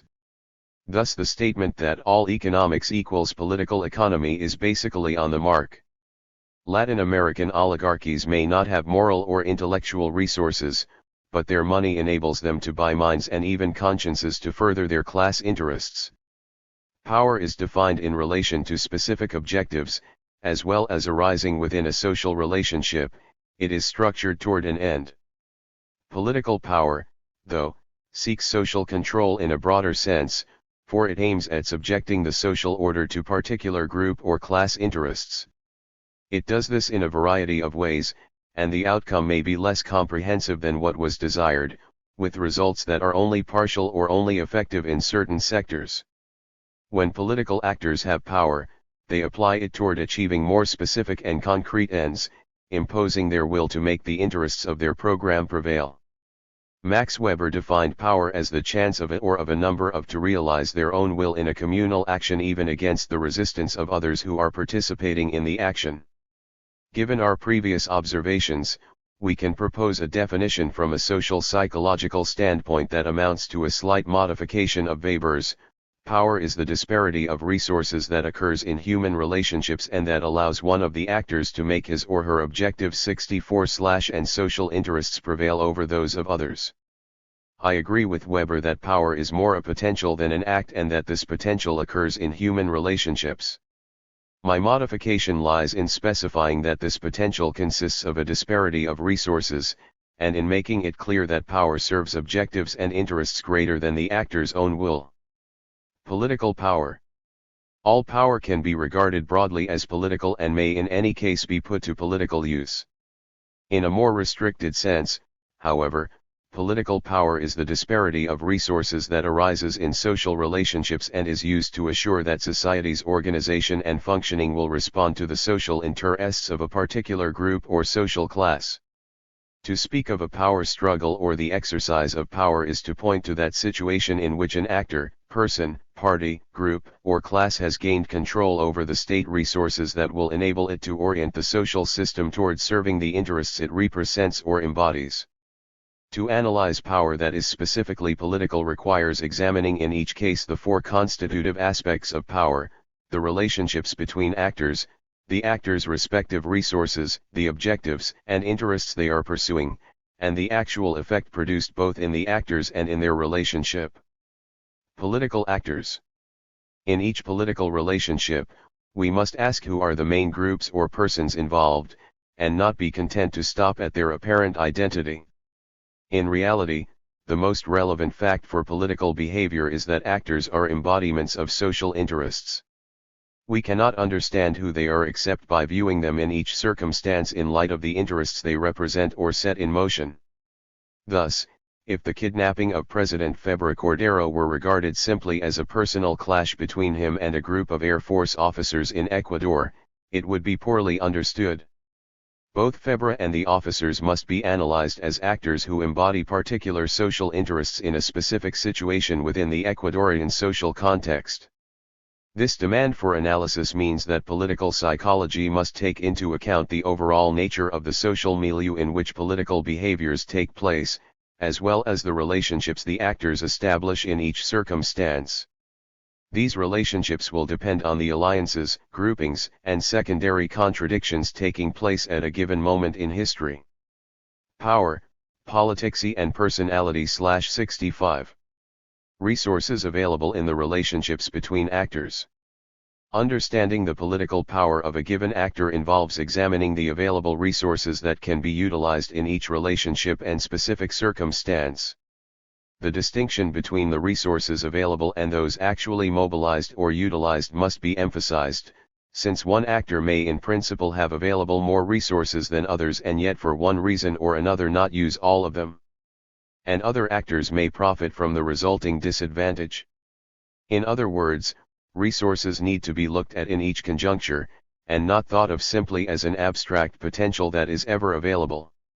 The United States war machine was vastly superior to that of North Vietnam and the Viet Cong, and yet the United States could not put it fully to work, and was defeated. Similarly, the U.S. government cannot openly use all its power to impose its will in the Central American conflict, since it is aware that most governments in the world, even Latin American governments, will not consent to such a move. Hence the United States is forced to adopt ambiguous or ambivalent stances toward the Contadora Group, and finds itself in continual contradictions in its political decisions about the region. It is also important to examine the kinds of resources available to the various actors in each relationship. In labor disputes, for example, the resources that management can draw on, which are economic and legal, are very different from those available to workers and unions, which are mainly human and moral. Febra Cordero and the Ecuadorian officers obviously had very different resources at their disposal, making it difficult to determine in advance or in the abstract where the balance of power would be decided in a showdown.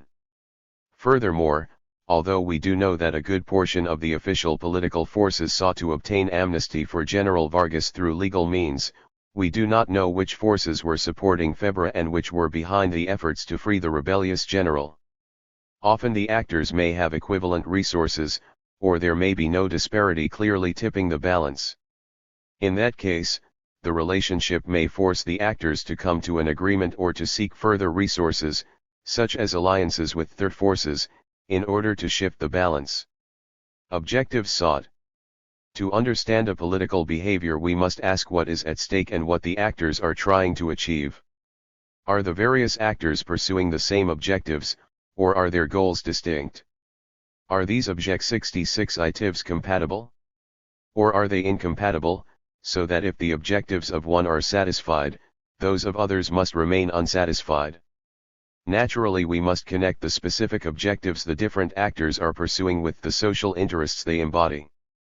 These interests will not always be clearly visible, they may be hidden or even denied, as tends to be the case when power is exercised.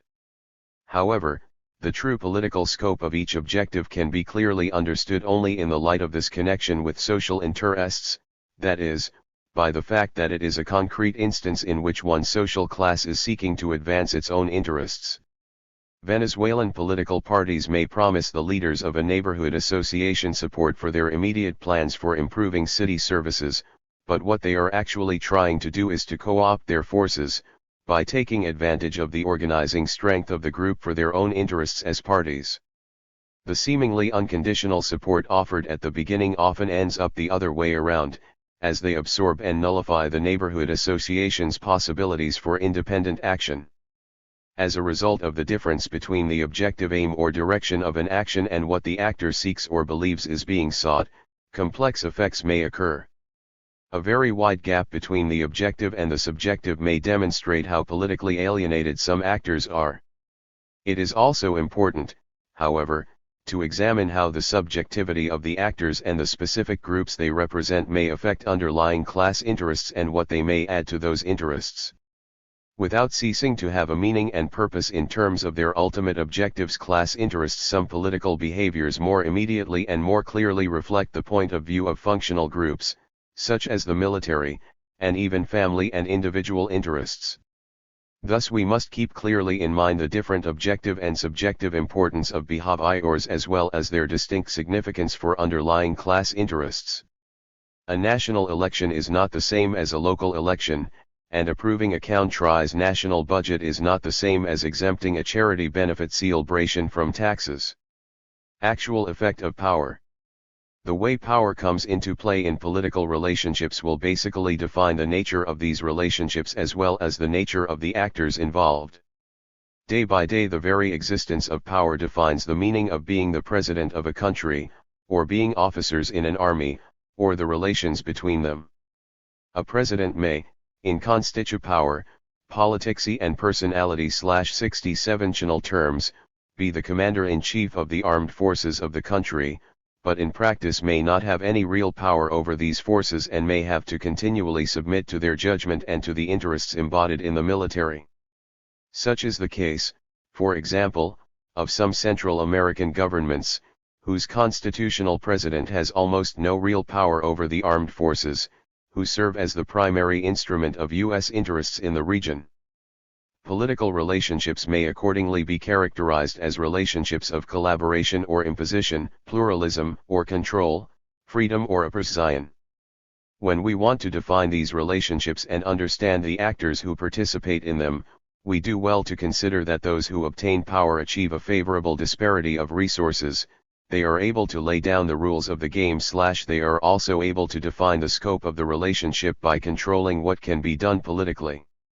And finally, those who hold the power are those who control the character of the actors, deciding who can engage in politics. Two critical themes. Translated by Adrienne Aaron. Introduction. From the perspectives of both sociology and psychology, socialization tends to be conceived as a series of mediating processes to explain the connection between individual and society. Some writers see it in terms of individuals acquiring the norms and abilities for living in society and getting their needs satisfied, others see it as a molding of the individual to a society's values, demands, and requirements.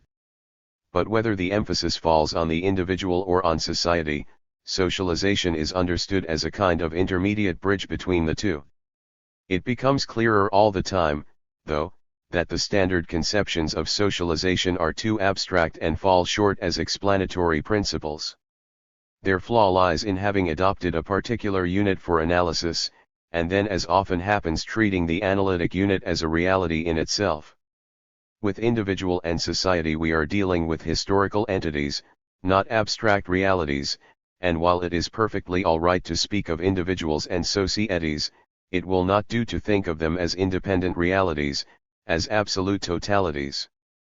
It goes without saying that individuals do not exist without society, nor society without individuals, but this almost self-evident assertion has important consequences for the subject of socialization. If society and individual exist as mutually dependent realities, in a dependency running through the backbone of history, then we have to consider socialization dialectically, recognizing that neither society nor the /69 individual is real in itself, but rather, both exist to the extent that they mutually give each other existence. If the individual is a human individual, it is because he or she is shaped by society. If a human society exists, it is because there are individuals who make it up. From a psychosocial perspective, this means that there does not first exist a person, who then goes on to become socialized, but rather that the individual becomes an individual, a human person, by virtue of becoming socialized. This assertion does not deny that society, for instance, Salvadoran society, exists apart from any particular individual. Nor does it deny that each individual has a genetic endowment which is extremely important for understanding who that person is. Individual and society do not come from nowhere, and clearly they have unique characteristics that cannot be explained solely by mutual reference. But if we want to understand real individuals, Juan and Maria, we will have to consider their genetic heritage in reference to a social context. What Juan and Maria become is not simply a function of their genetic endowment, nor a linear function of their genes plus social influence. They are, rather, the living result of a complex process in which the two factors interact and mutually shape each other. We may consider socialization, then, as those processes through which an individual becomes a person in history. This dialectical understanding has important consequences for the analysis of specific socialization processes, for it means that the variables we study can never be considered as orthogonal, and microprocesses must always be understood as connected in their essence to more fundamental macroprocesses. Berger and Luckman maintain that when we perform a micro-sociological or social psychological analysis of the phenomena of internalization, we must always do so with a macro-sociological understanding of their structural aspects. To this we should add that externalization is no simple mechanical consequence of internalization, but rather has to be understood in terms of how a particular individual actively and dynamically works things out. The present work is an effort to examine two critical themes in political socialization from a dialectical perspective. As can be inferred from the previous reflection, the first theme will be an examination of political socialization itself. What type of processes should political socialization study? The second theme has to do with one of the first matters ever studied in this area, what some writers call the individual's basic political bonds. 70/ The object of political socialization. From its beginnings, the study of political socialization has met with the thorny problem of determining what constitutes the specific area of the political. The political is not the same as politics, and this distinction has important practical consequences. As we know, psychologists have concerned themselves directly with political behavior. But what is a political behavior? The most common answer has been, those actions which refer to the area of power. Harold Lasswell, one of the first social scientists to study the psychology of politics, declares that when we speak of the science of politics, we mean the science of power, and he defines power as decision-making. But using terms such as power or decision-making instead of politics does not solve the problem. Explicitly or implicitly, all action presupposes a more or less conscious decision, undertaken to resolve a play of forces. As Friedman and Friedman point out, very few behaviors exist that do not have some socio-political repercussion, and strictly speaking, if we think of behavior not in the confining sense of behaviorism but rather as a unit of significant action, we can see that every act has either direct or indirect political effects. This assertion introduces yet more confusion into an already confused field.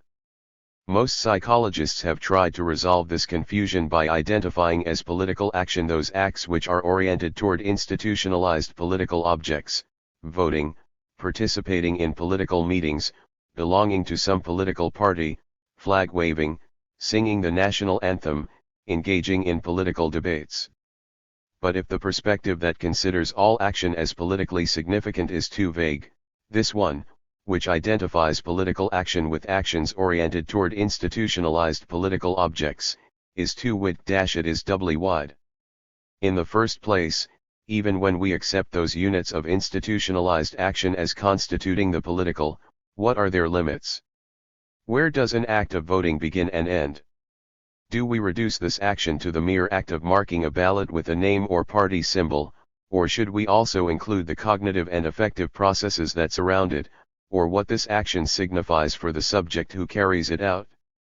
Can we omit the frame of reference and the values that determine the personal meaning of an act of voting? Can we consider the votes of two subjects as psychologically equivalent simply because both mark the symbol of arena, or must we try to understand what this vote means for each of them? Perhaps a sociological focus could ignore the internal meaning of the vote, though that would not seem very appropriate, but surely the social psychologist cannot ignore it. Let us take an interesting example. In surveys carried out before the 1984 presidential election in El Salvador, the great majority of Salvadorans indicated that they had decided to go to the polls.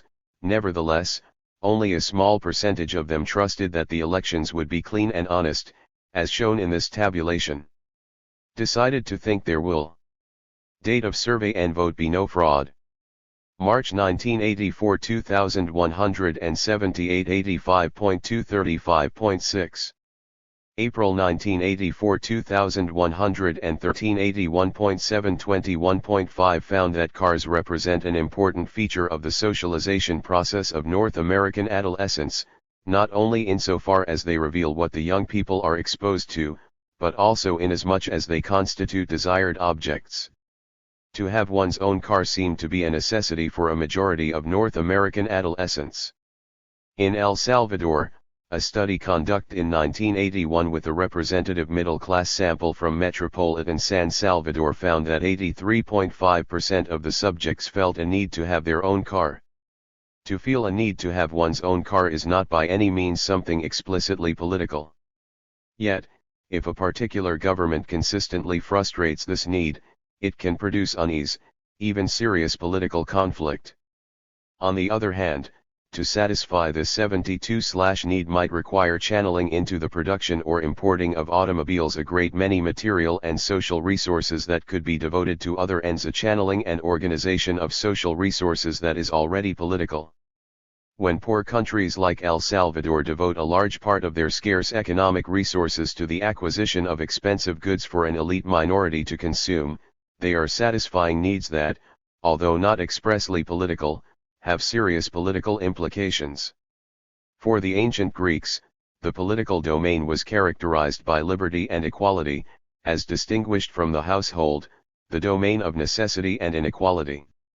As Hannah Arendt points out, the emergence of the social in the modern era has erased that distinction and brought necessity into the sphere of the political. For the Greeks, it was taken as a given that human needs would have to be satisfied before political participation could begin. In modern society, by contrast, the political has penetrated every part of human existence, including the family home, and is seen as essential to the satisfaction of all sorts of needs. The satisfaction of human needs is no longer simply a private or individual matter, on the contrary, it is a point of reference and a basic objective of all political activity. Accordingly, political socialization cannot be reduced to the process by which we acquire norms and behaviors directly related to formal political objects, though this cannot be excluded. More fundamentally, it involves the social shaping of the human needs of a given population, and specifically, of each individual person within it. Human needs are not formed and developed in the abstract. They arise initially from biological demands and the organism's adaptation, but they develop, are modified, and are organized according to social patterns. In other words, the particular historical needs psychologists discover in people are not simply biological facts, but also social phenomena. Clearly, society does not determine primary needs, regardless of the type of society in which they live. All human beings have to eat and sleep. Still, what we find in actual human beings is not the simple need for eating and sleeping but the need for eating certain things and sleeping under particular conditions, and both needs are manifested in a very specific reference system.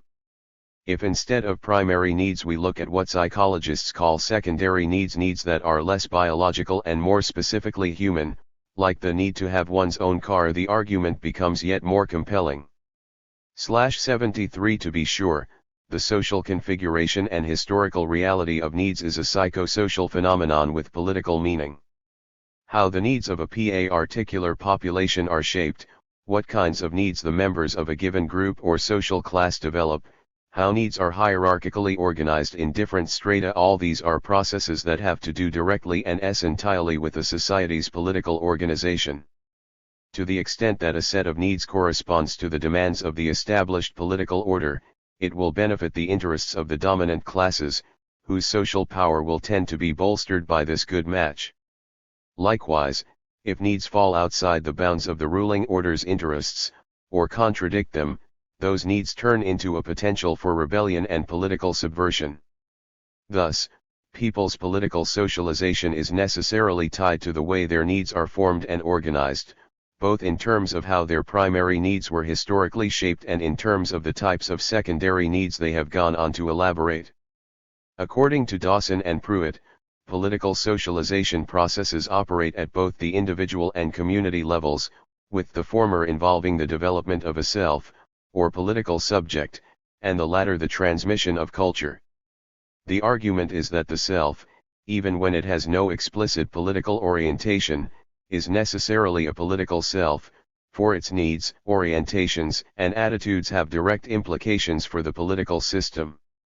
The difference between a political self and a non-political self is in the degree to which one is conscious of how one's needs relate to political consequences, or stated differently, the extent to which one's values, principles, and actions are or are not consistent with one's needs. The political self, Dawson and Pruitt point out, is made not born.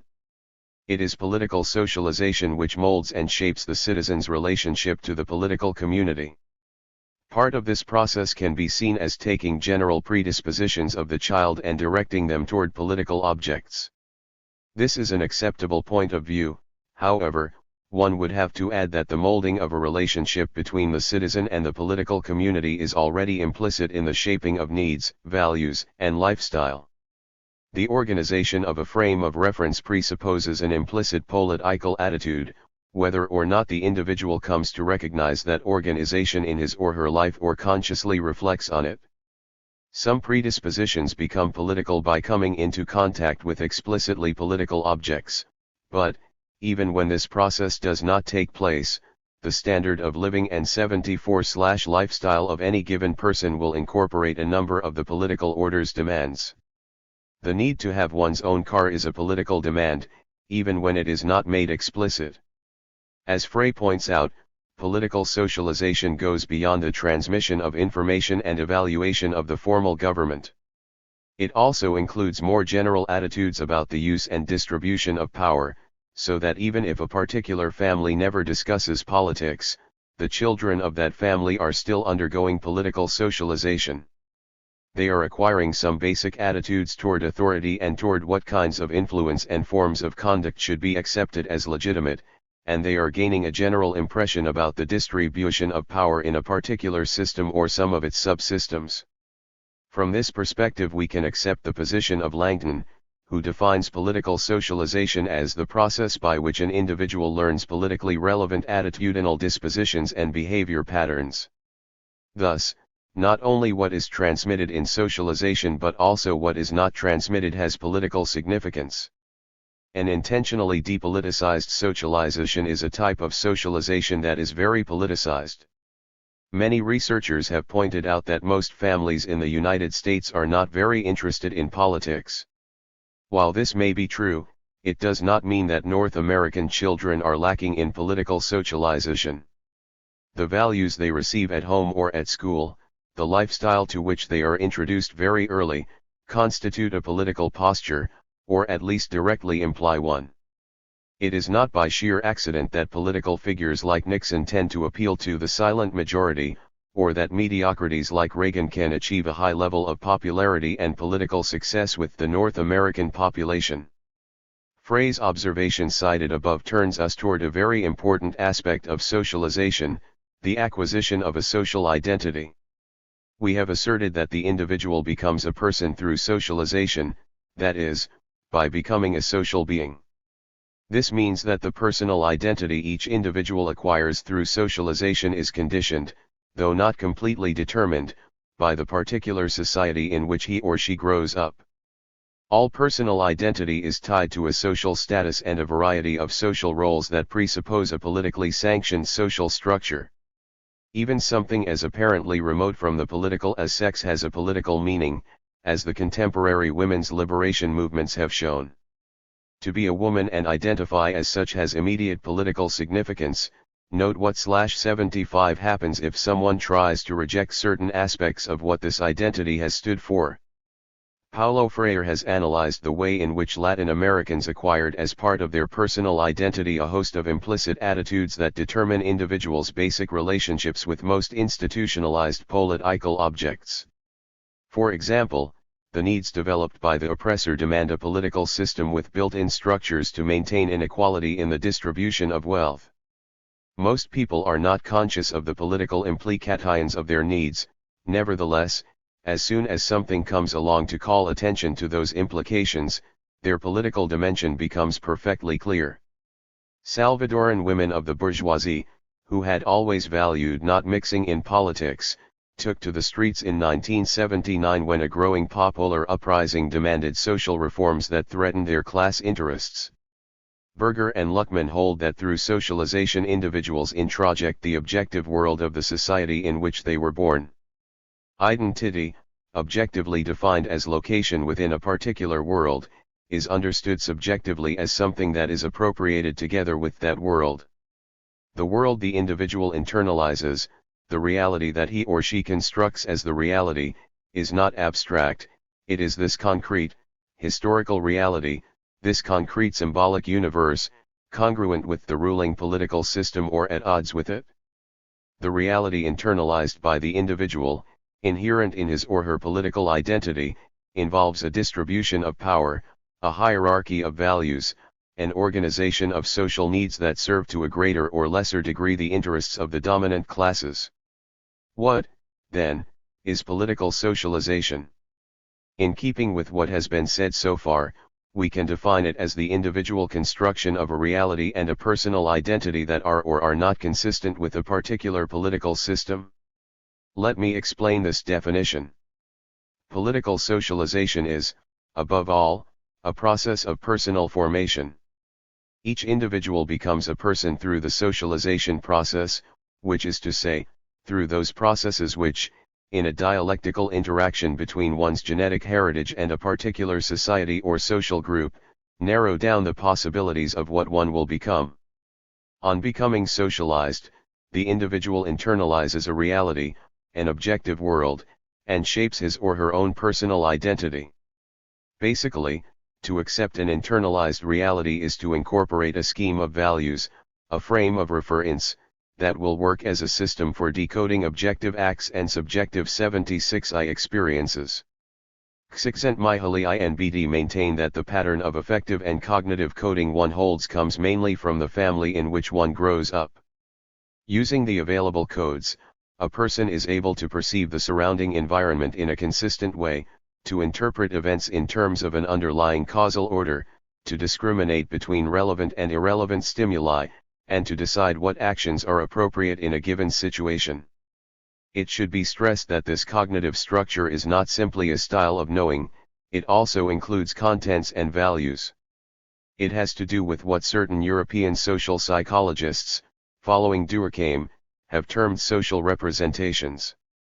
In the case analyzed by Freire, the oppressors not only perceive the world from a perspective of domination and superiority, but feel that in the natural order of things everything, both objects and persons, belongs to them.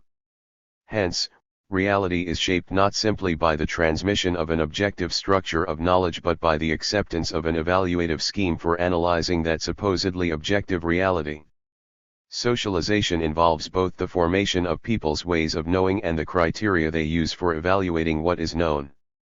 Through socialization, the individual also acquires a personal identity.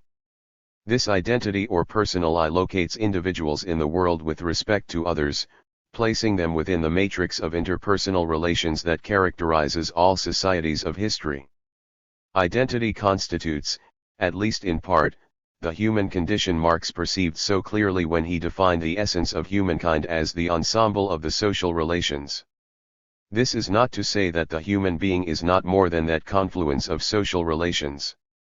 What it argues is that the individual's personal identity grows out of the combined social influences of his or her particular historical situation. What an individual comes to be or not be, that is more than that, I see as a different problem. Our discussion up to now has not been specifically about political socialization, but applies rather to the whole socialization process. More specific to political socialization is the question of how an individual's personal identity and reality relate to a given political system. Political character comes from the way an individual's identity and world fit the political system of the society in which he or she lives. A successful political socialization from the point of view of the established system would be one in which the individual's thoughts, values, and abilities are congruent with /11 those of the political system with the interests of the dominant classes and the hierarchy of values the system implicitly or explicitly defends. This conception of political socialization does not deny the part played by what are usually considered socialization processes, for example, the experience the individual has with authority figures, or people's relations with formal political objects and symbols such as the government, the president, the army, the national flag, or political parties. What it claims is that these types of experiences and relationships are concrete instances through which a more general cognitive structure is actualized or by which more fundamental values become concretized. but those are not the only instances shaped by the cognitive evaluative schemes, or even the most important ones. The child is learning constantly how to behave according to certain values and to judge life from certain frames of reference. Moreover, day after day the child is learning the theoretical and practical ways of organizing needs and getting them met by means of these cognitive evaluative structures. And these structures and needs either are or are not congruent with the interests of the dominant classes, with the ruling political system. In his distinction between a latent and a manifest political socialization, Ammon sets forth something similar to this, though not identical. His idea of latent political socialization includes personality formation and the learning of basic values that are not necessarily political but have political consequences. Manifest political socialization consists in the explicit transmission of information, values, or feelings vis-a-vis the roles, inputs, and outputs of other social systems such as the family, which affect attitudes toward analogous roles, inputs, and outputs of the political system. Time and again, political revolutions have found upon taking power that one of their staunchest enemies is the cognitive evaluative structure, the personal reference scheme internalized by large sectors of the population during their socialization under the old regime. That was so in the Cuban Revolution, for example, as Oscar Lewis had occasion to confirm personally, and as was made manifest by the exodus of the Morelitos from Cuba. Wilhelm Reich captured the essence of the problem when he held that a political system could survive only if it succeeded in molding the basic character of its citizens to fit its political agenda. 78.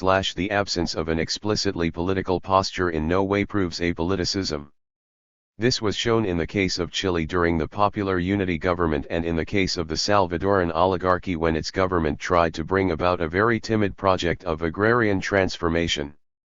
In El Salvador, values such as development, productivity, technology, and Christian faith, apparently innocuous and apolitical, show their political essence and consequences the minute practical measures are introduced that challenge not the values per se but the political system. When the agrarian reform was enacted, the Salvadoran oligarchy in the name of those values demanded a retention of the established political system, and in the name of those values fought all political change, first peacefully, then violently. What we can conclude from this is that the individual socialized in those values has, through the very same socialization process, also been politically socialized, for those internalized values and those cognitive structures were congruent with one particular political system but incongruent with alternative possibilities. The study of political socialization has to focus on the processes by which individual needs, thoughts, and values are formed with respect to the needs, thoughts, and values demanded by a given socio-political system. A congruence or incongruence may be expressed in a child's relationship to explicitly political objects and symbols, but this expression is not the one with the greatest political importance, and surely not the only one that exists.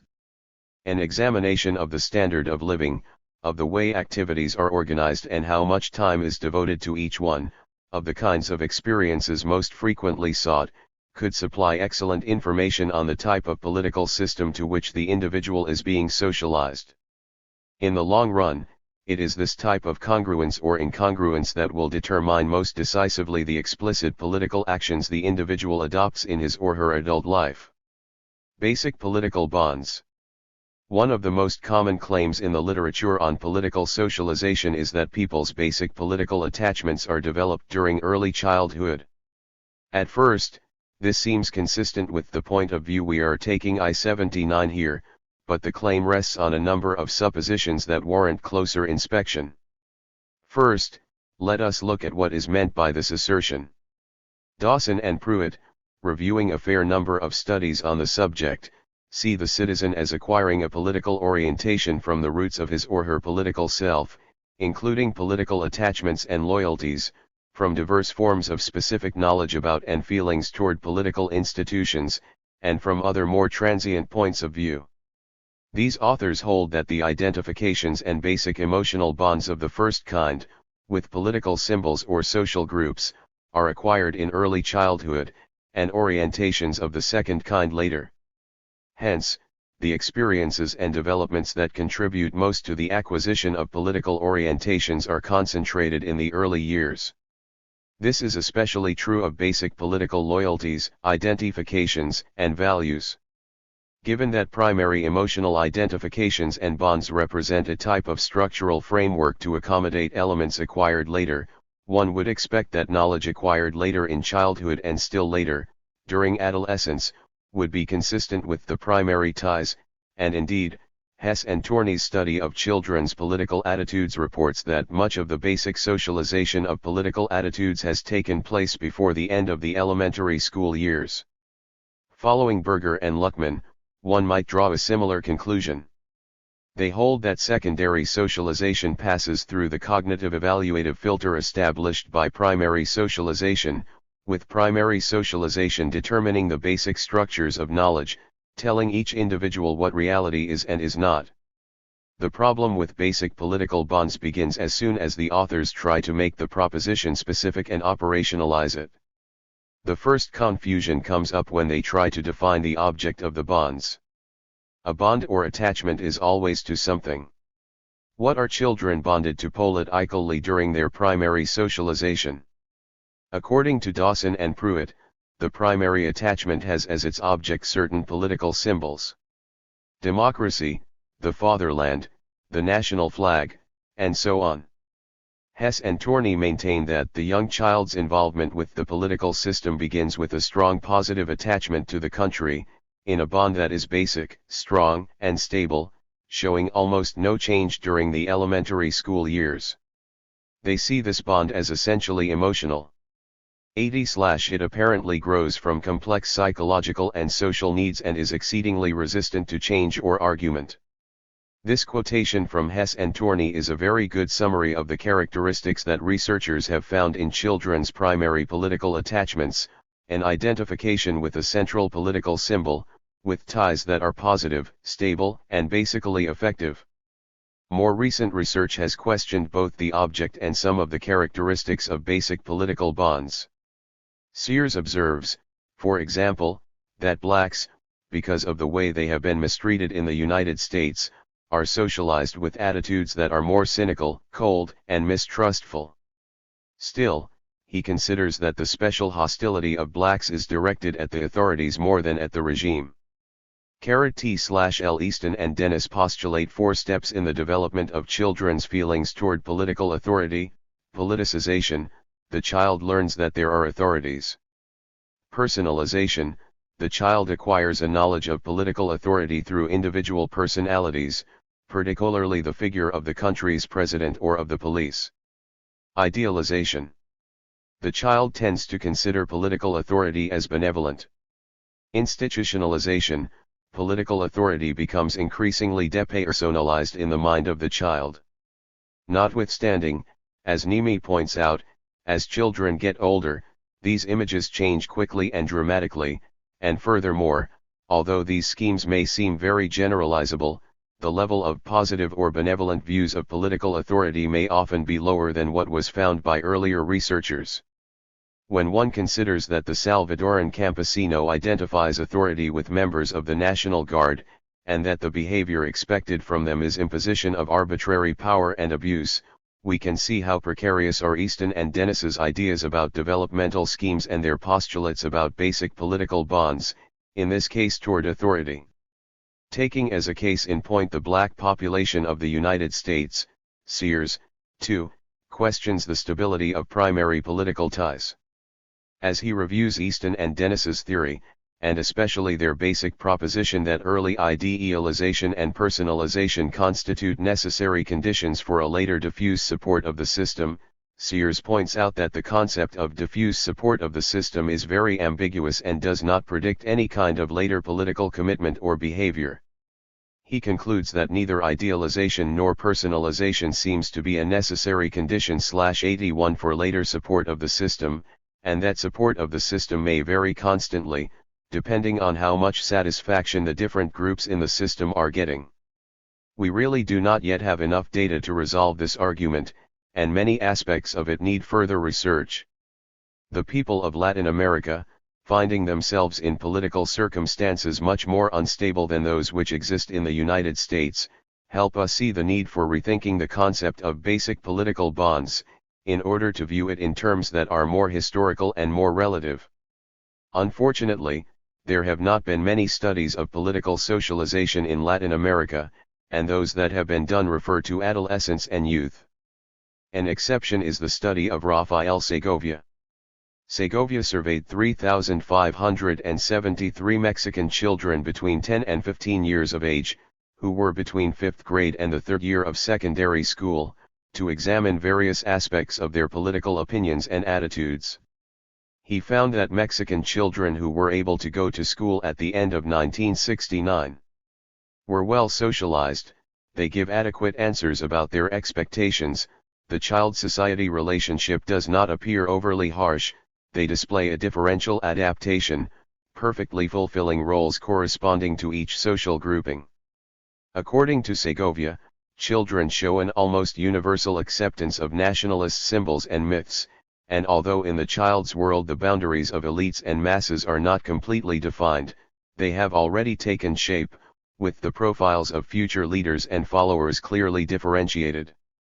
He comes to the conclusion that children's nationalism is the strongest legitimizing pedestal on which the Mexican state rests.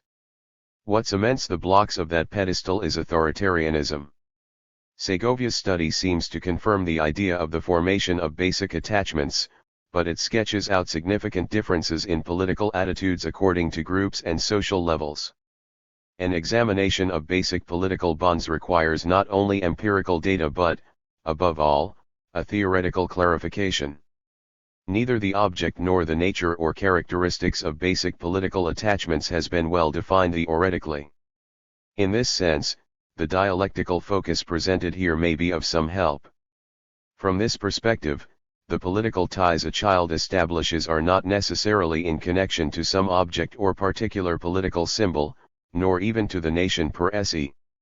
We should not forget that the conception of country and nationality we know today is quite recent in human history. 82/Basic political attachment is a function of the hierarchy of needs, of the frame of reference, and the cognitive evaluative structures the child acquires through socialization. Psychologically, this attachment has to be to some specific object, but what that object will be depends on each particular situation, on the personal experiences of each child. It is normal for a child of the middle classes to adhere to political objects or symbols like the fatherland, the national flag, or the President of the Republic. Nevertheless, these specific attachments are circumstantial, and probably correspond to a type of concrete social situation, not to a general need felt by all children. When children's attachments are to the fatherland, the flag, or the figure of the president, this is in all probability because those political objects and symbols are consistent with the values and needs of middle-class children, with their individual experiences, and ultimately, with the social interests defended by their social class. But the same cannot be said about children of other groups and social classes. If we find in the United States today that the attachment of blacks to their country seems more questionable than before, it may be that a good part of the black population has become conscious of the fact that their needs and values just do not coincide with those of the system, and that this new consciousness has an influence in the socialization of black children. What is said about black children in the United States can with much more reason be said about the indigenous Guatemalan, the Salvadoran campesino, or the Colombian gamin. It seems clear that the socialization process necessarily involves the identification of the individual with one or several social groupings, family, friends, neighborhood, race, social class, or any other group. That this social identification with a group transfers to greater or different political units such as a political party, the state, or one's country seems not to be an a priori necessity. It is more logical to think that children relate to those political objects and symbols through the experiential and axiological associations they have with those groups during their primary socialization. Thus, we might expect a certain variety in the objects with which children form political attachments, and great diversity in the nature and character of childhood feelings toward institutionalized political objects and symbols. That, I think, is the reason why different researchers have obtained apparently contradictory data. Palestinian children socialized in refugee camps develop political loyalties completely tied to the peculiar situation/83 in which they find themselves, and similar processes, of a conflictive nature, have been observed in children belonging to groups displaced by the Salvadoran Civil War. Basic political bonds seem to be relatively stable, and the examples mentioned of Cuba, Chile, El Salvador, the United States, and Mexico corroborate this point of view. But these examples also show that the basic political attachments of different social groups are not always the same. In the case of the United States and Mexico, socialization firms up already significant differences in politically relevant attitudes of children belonging to different social classes. In the cases of Cuba, Chile, and El Salvador, while some groups defended the old social order, others adhered to new political projects, according to the greater or lesser congruence of those projects with their own values, ideas, and needs and, ultimately, according to whether the projects were in agreement with the interests of their social class. It has still not been proved that a concrete political object is a universal and necessary requirement for basic political bonds. On the contrary, existing data call for a more complex explanation of political attachment, linking it to class values, needs, and cognitive evaluative structures, more than to a specific object. It is possible that in adults basic political bonds and political commitments and actions are directly linked to, though not exclusively conditioned by, the level of their class consciousness. One would expect that a high level of class consciousness would cause individuals' attentions and energies to be channeled toward objects, values, and political activities consistent with their basic needs.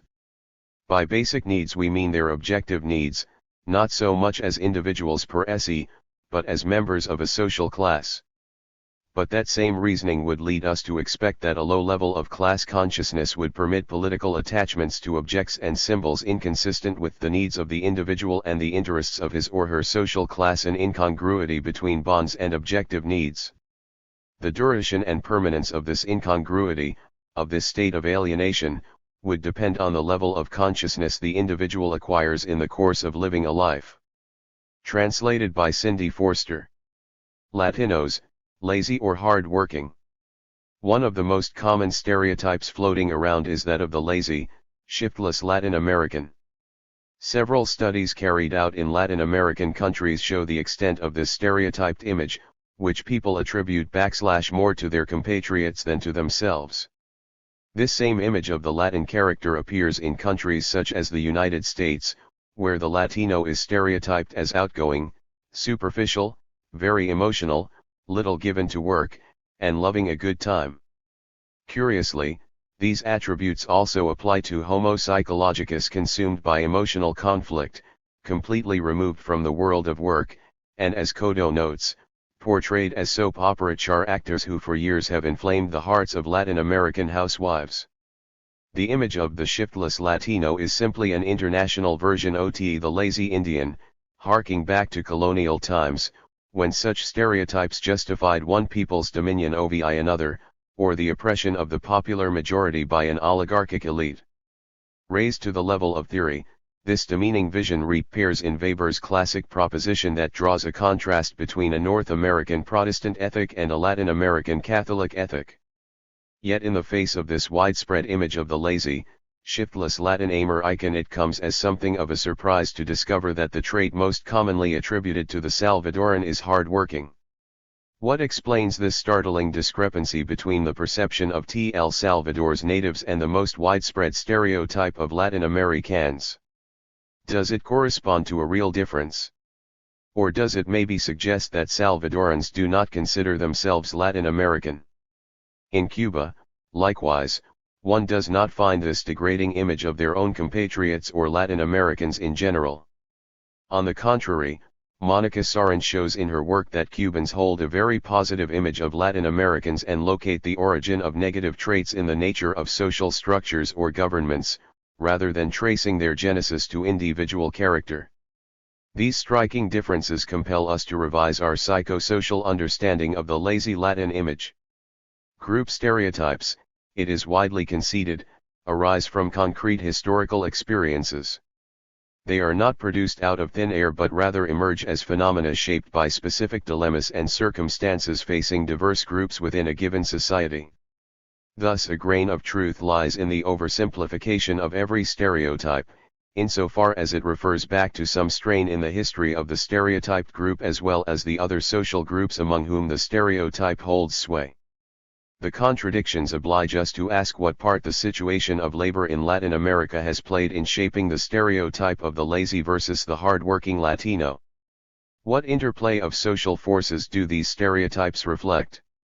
To what extent do they reveal or obscure the psychosocial realities of the people of Latin America? Needless to say, it is not the study of stereotypes in and of themselves that is of interest. Rather, what demands our attention is the social reality, both collective and personal, of Latin Americans. As psychologists we cannot countenance the underdevelopment of our peoples, the poverty and backwardness that afflict the overwhelming majority, and the prolongation of their suffering. Our task is to help overcome these historical conditions, and in so doing, to enhance the physical and emotional well-being of our peoples. Carlos Alberto Montaner, a well-known right-wing Puerto Rican journalist, expressed the problem with special clarity in a recent article, where he claimed that what is absolutely wrong with Latin America is not the economic structure of society, but rather the personal work habits that most of us have. If Latin Americans are not disciplined, serious, rigorous, demanding, punctual, methodical, or studious, is it any wonder that the product of their labor is less than that achieved by Koreans, Taiwanese, Swiss, or Germans? Is Montaner on target? Could it be true that we Latin Americans are constitutionally 86/inclined toward indolence and incapable of discipline, rigor, or dedication to our labors? The situation of labor in Latin America. Generalization is a hazardous practice, especially in this case where none would question that enormous differences exist in the labor situation from one country to the next, and within each country from region to region, especially if we consider a place as large, for instance, as Brazil. If we wish to fashion a valid, overarching vision that moves beyond a mere reproduction of pertinent statistics, we need to mark out broad interpretive parameters with the understanding that these will be more valid for some cases than for others.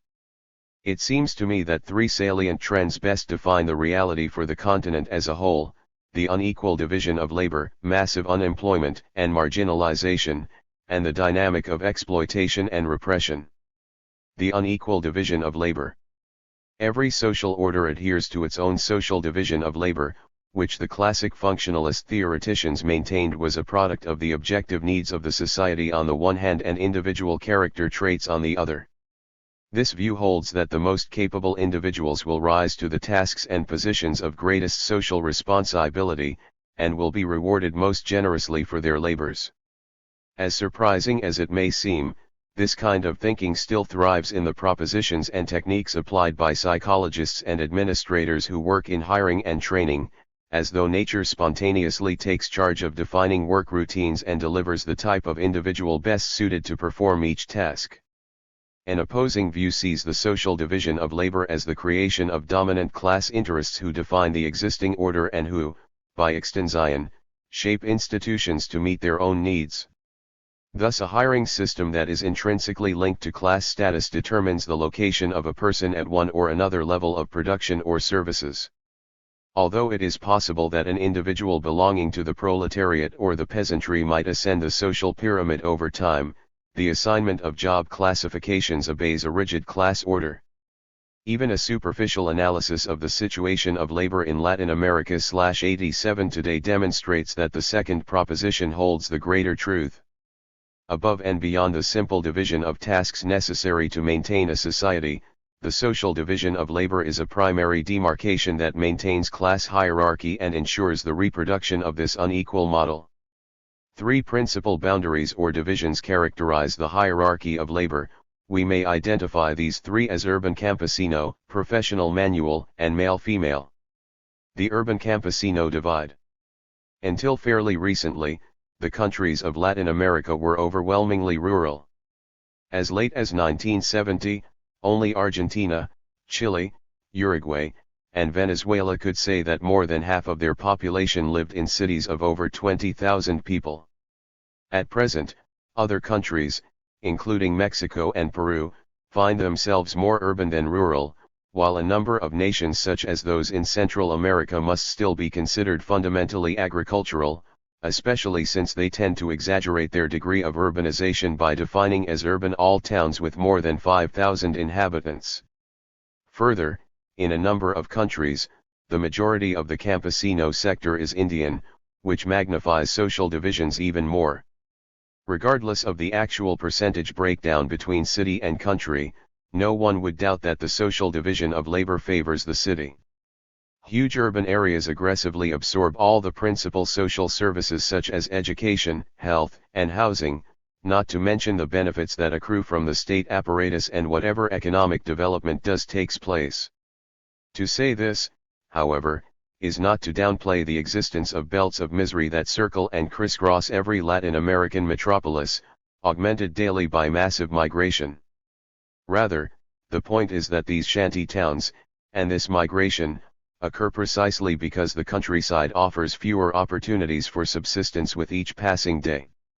Thus in countries such as El Salvador it is accepted as fact and enshrined in law that campesinos are paid a lower minimum wage than urban laborers for comparable work.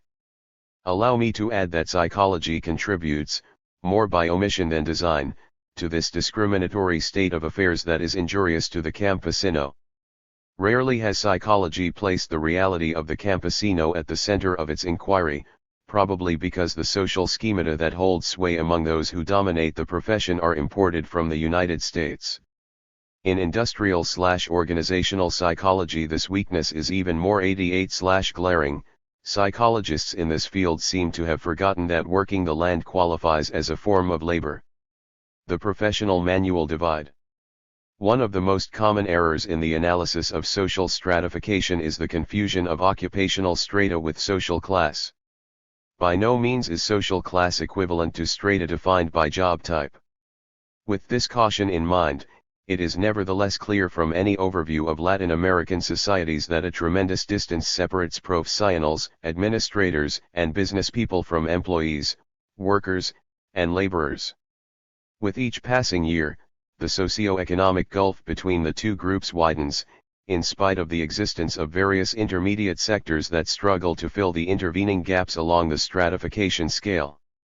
Put simply, it would seem that the so-called middle classes in Latin America are shrinking, while the abyss grows deeper and wider between those who possess a lot and those who possess next to nothing. Living within the narrow confines of the most developed cities, one can lose sight of this reality, as happens with most professionals in the field of psychology. The male-female divide. Without doubt this divide is another of the main boundaries that define labor discrimination. For the majority of Latin American women, nature is destiny. Only in the face of great difficulty can women aspire to positions of greater social responsibility, whether in the public or the private sphere. Crushing and virtually complete domination by men can be confirmed by even the most perfunctory glance at the cabinets of Latin American governments, the composition of assemblies and parliaments, the directorships of large corporations and industries, and the people at the helm of all the most influential institutions. The presence of women in some of these posts is the exception that proves the rule, and serves as the best argument to establish the fact of structural discrimination. In practically every country in Latin America, moreover, the identical work done by a woman and a man receives a different reward, to the woman's disadvantage of course.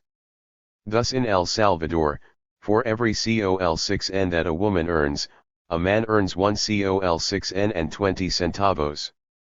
While one could add other examples to shed light on the basic hierarchical divides that define labor in Latin America, these three establish beyond doubt that the prevailing socio-economic order is at root discrim/89 inattery and harms the most vulnerable sectors, namely campesinos, workers, and women. Massive marginalization and unemployment. To recap the argument thus far, in Latin America, under the existing socio-economic system, distinct sectors of the population suffer discrimination. For sectors not incorporated into the system, This discrimination is even harsher in an occasional or periodic way for those who are unemployed, and on a virtually permanent basis for those who are marginalized. Social scientists first began to occupy themselves with the problem of marginalization in the 1960s, when centers of power in the United States grew alarmed at what they perceived to be the uncontainable revolutionary potential of marginal populations, multiplying like new Cubas the length and breadth of the continent. These power centers smothered outbreaks of popular rebellion throughout the Americas using national security as their justification. Today, the fear overcome, the theme of marginalization no longer generates serious political, academic, or social debate, in spite of its ever-sharpening severity.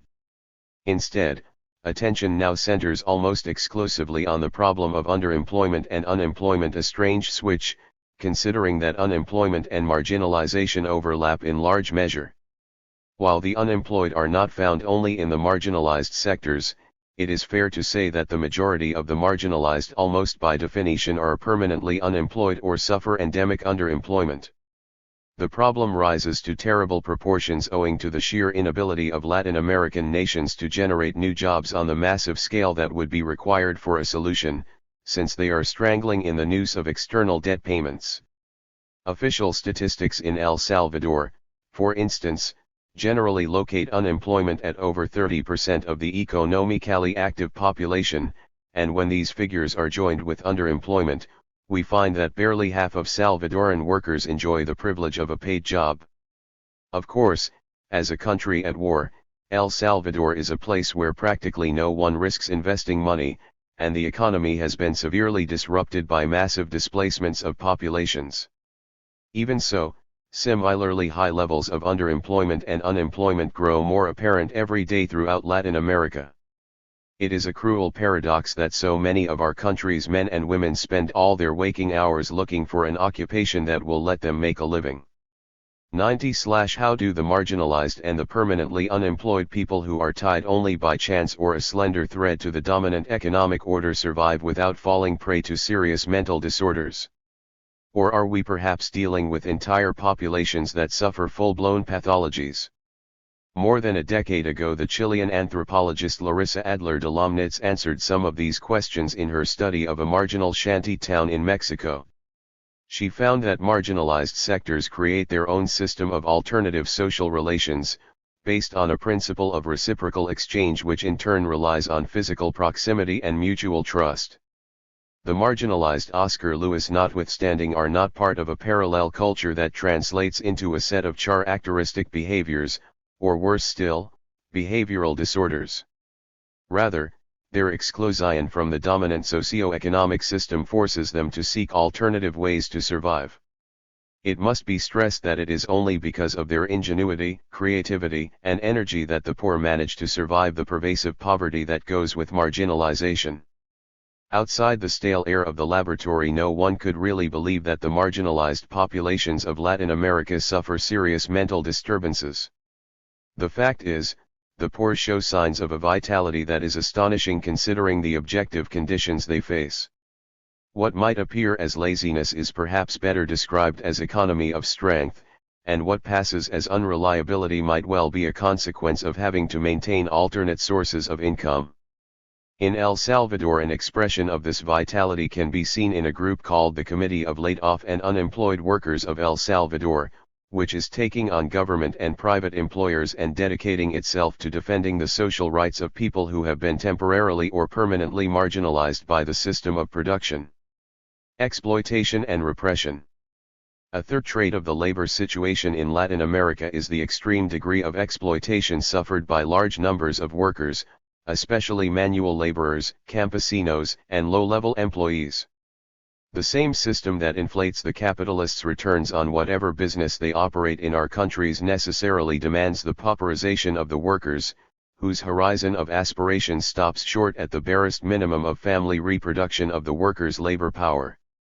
91 The system of course relies on a wealth of diverse mechanisms and institutions to make the worker accept this state of affairs as natural and even desirable. In times of crisis, it is able to channel and control ill will.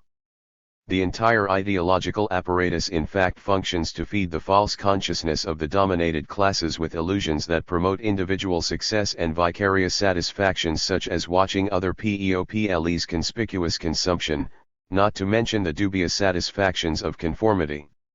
The moment workers organize unions to struggle for their interests and rights, the regime shows its repressive face. The history of trade unionism in Latin America is bloodied by an interminable chain of beatings, blacklists, imprisonments, tortures, murders, and disappearances suffered not only by the leadership but by rank-and-file members as well. In El Salvador over the last decade, workers in search of better conditions have had to choose between unions yoked to the dominant interests and those which remain independent and combative and hence are singled out for repression with special ferocity. Although there may be a great deal of difference between the Salvadoran worker and the Brazilian laborer, between Mexican trade unionists and their Uruguayan counterparts, or between the way racism and unemployment are manifested in Venezuela and in the Peruvian Andes, the three broad conditions outlined here nevertheless offer valid points of reference that allow a faithful interpretation of the situation in each country as well as in distinct regions within each country. Psychology's approach to work. How has the field of psychology in Latin America tried to understand this world of work? It has tended, for reasons that need not detain us, to employ the social unit of the family as its primary point of departure, judging the working world as secondary and subordinate, best understood through a prism of family relations that offers the primary schematic framework. Insofar as psychology has in fact explored the world of work, it has done so from the perspective of the boss, the factory owner, or the company executive. More or less explicitly, the worker is held responsible for bending to the needs of production, without any suggestion that production should be tailored to the needs of the worker. Psychologists have tended to see the laborer's well-being as relevant only insofar as it is a 92/function of efficiency as opposed to viewing labor efficiency as one among many mediating factors that can enhance the growth and humanity of the worker. Furthermore, among all the interpretive models available to psychologists, the most commonly employed is the medical approach.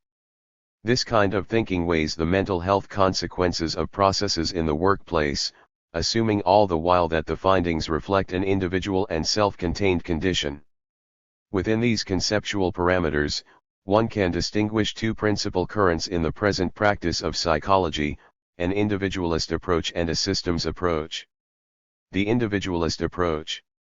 This approach views work as one of several settings in which an individual finds meaning.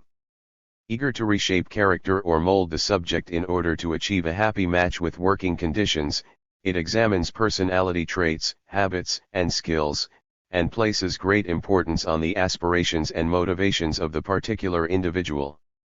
It does not, however, question the fundamental goals of the industry, business, or service institution. Rather, it limits its demands to ways of reorganizing the workplace, changing conditions that directly affect workers, and adjusting the benefits they have already won.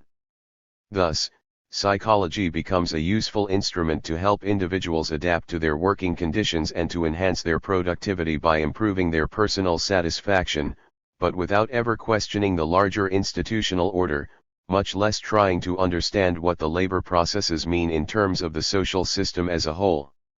In this vein of psychology, one of the most typical and successful models has been achievement motivation, put forth years ago by David McClelland and so well known it is unnecessary to elaborate. It is important, though, to draw attention to the kinship between this theory and Weber's conception of the Protestant ethic. Both lay blame for personal success or failure on the specific individual, the particular group, or even an entire society. To this way of thinking, the failures of a worker stem from that person's substandard achievement motivation, and similarly, blame for the underdevelopment of a given country would be assigned to its population for their inability to rouse themselves toward more ambitious goals. Through the lens of individualist thinking, the discrimination against workers that holds sway across Latin America is best explained by the organizational pattern of hiring according to the personal qualities of each/93 worker. Further, massive unemployment represents the unfortunate outcome of insufficient motivation or collective effort on the part of the workforce, while exploitation is nothing more than a false justification trotted out for political purposes by progressives who malign the system rather than recognizing the workers' personal deficiencies. This perspective permeates theoretical models that on the face of it seem very different, but that at root are quite similar.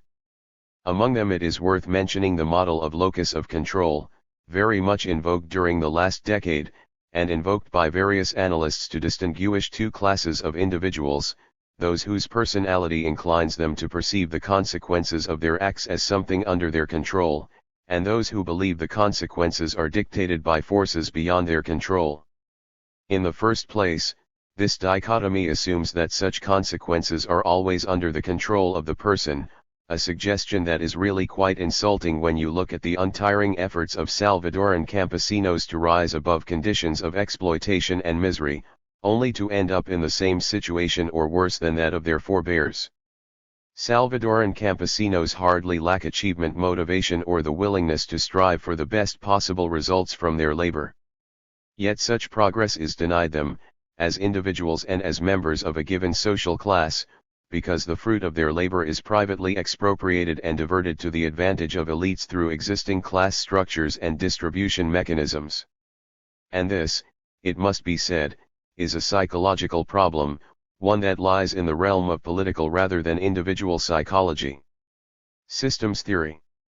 So-called systems theory has achieved one of its fullest elaborations in the field of organizational psychology. From this vantage point, problems in the workplace are treated not with primary reference to the individual but instead as a pattern of relationships between subjects enacting various roles within the organizational hierarchy. Special emphasis is placed on the nature of institutional leadership, the structuring of tasks or roles, and the design of guidelines for decision-making in accordance with the aims of each organization. Interestingly enough, McClelland himself has turned his gaze from achievement motivation to power, which entails a more relational and less individualistic theoretical approach. Systems theory holds that each organization operates as a discrete uni-94/verse of meaning without respect to its location in the larger society, its relationship to the exchange of goods, or changes in the larger environment. The logic of each business enterprise, regardless of the historical moment in which it happens to find itself, is defined by a kind of functional autonomy. The theory applies with particular acuity to the huge multinational corporations that exist simply to take advantage of whatever local resources each country offers, while only peripherally responding to their needs. Neither wage rates, hiring and firing policies, production quotas, nor assembly line changes are designed to meet the needs of the country or region where they operate. On the contrary, they reflect the internal demands of their own global networks. Rather than responding to the needs of the population, their interaction with the host country is reduced to judging available opportunities against the standard of whether conditions elsewhere might allow a more favorable development of the company's objectives. The case of multinationals is raised here not for its singularity but rather because it shows the characteristic approach of organizational psychology. A steady stream of studies have addressed organizational needs, for instance, with the objective of bringing hiring practices to a point of perfection, with reference to training, or in order to explore the institution's leadership and its general ambience. Without doubt, all this tends to be very effective within the system of the given organization and the larger corporation. Yet it does not bear any relation to the specific needs of the workers, much less to Latin American countries. As Sloan and Salas have shown so well, this conception of industrial psychology promotes a variety of development that is insensitive to the social situation of third-world countries, and serves to reinforce their marginalization and structural dependency. Fixated on the goal of hiring, training, and motivating personnel in strict accordance with company policy, this approach never questions the larger economic setting, the primacy of the profit motive as opposed to service, the division of labor, or the inequality in decision-making power which lies at the foundation of its workplace organization. Thus, From the standpoint of systems theory, technological backwardness and poorly conceived organizational systems that are linked to Latin American culture explain discrimination in the workplace, marginalization, massive unemployment, and even exploitation. To this way of /95 thinking, the heart of the problem lies not in the political order but in cultural traits, not in the distribution of power but in the absence of advanced technology. Political psychology's approach to work. Political psychology would not propose that we toss overboard all the gains of traditional psychology or, in this case, industrial/organizational psychology. The challenge it poses is to overcome the deficiencies of the dominant theories, which too often isolate psychological processes from the concrete socio-political context that first produced them and that continues to shape them. In other words, political psychology is making an effort to restore the historical context that psychological analysis lost during its mistaken attempt at scientific universalism. Labor psychology has a particular need to do the same, given the intimate connection between the social division of labor and the political order. The individualist approach has the great merit of paying attention to the impact of character traits, showing how a certain kind of motivation or skill, when possessed by the people engaged in labor processes, not only enhances efficiency but also produces greater personal satisfaction for the worker. We are dealing here with a thesis that is amply confirmed by empirical evidence, and to ignore this evidence would be foolish. Having said this, we must insist that the individualist approach suffers from serious limitations and, in the end, offers a dangerously psychologized perspective on labor processes. Perhaps its principal defect, namely the emphasis on the individual, is also its greatest strength.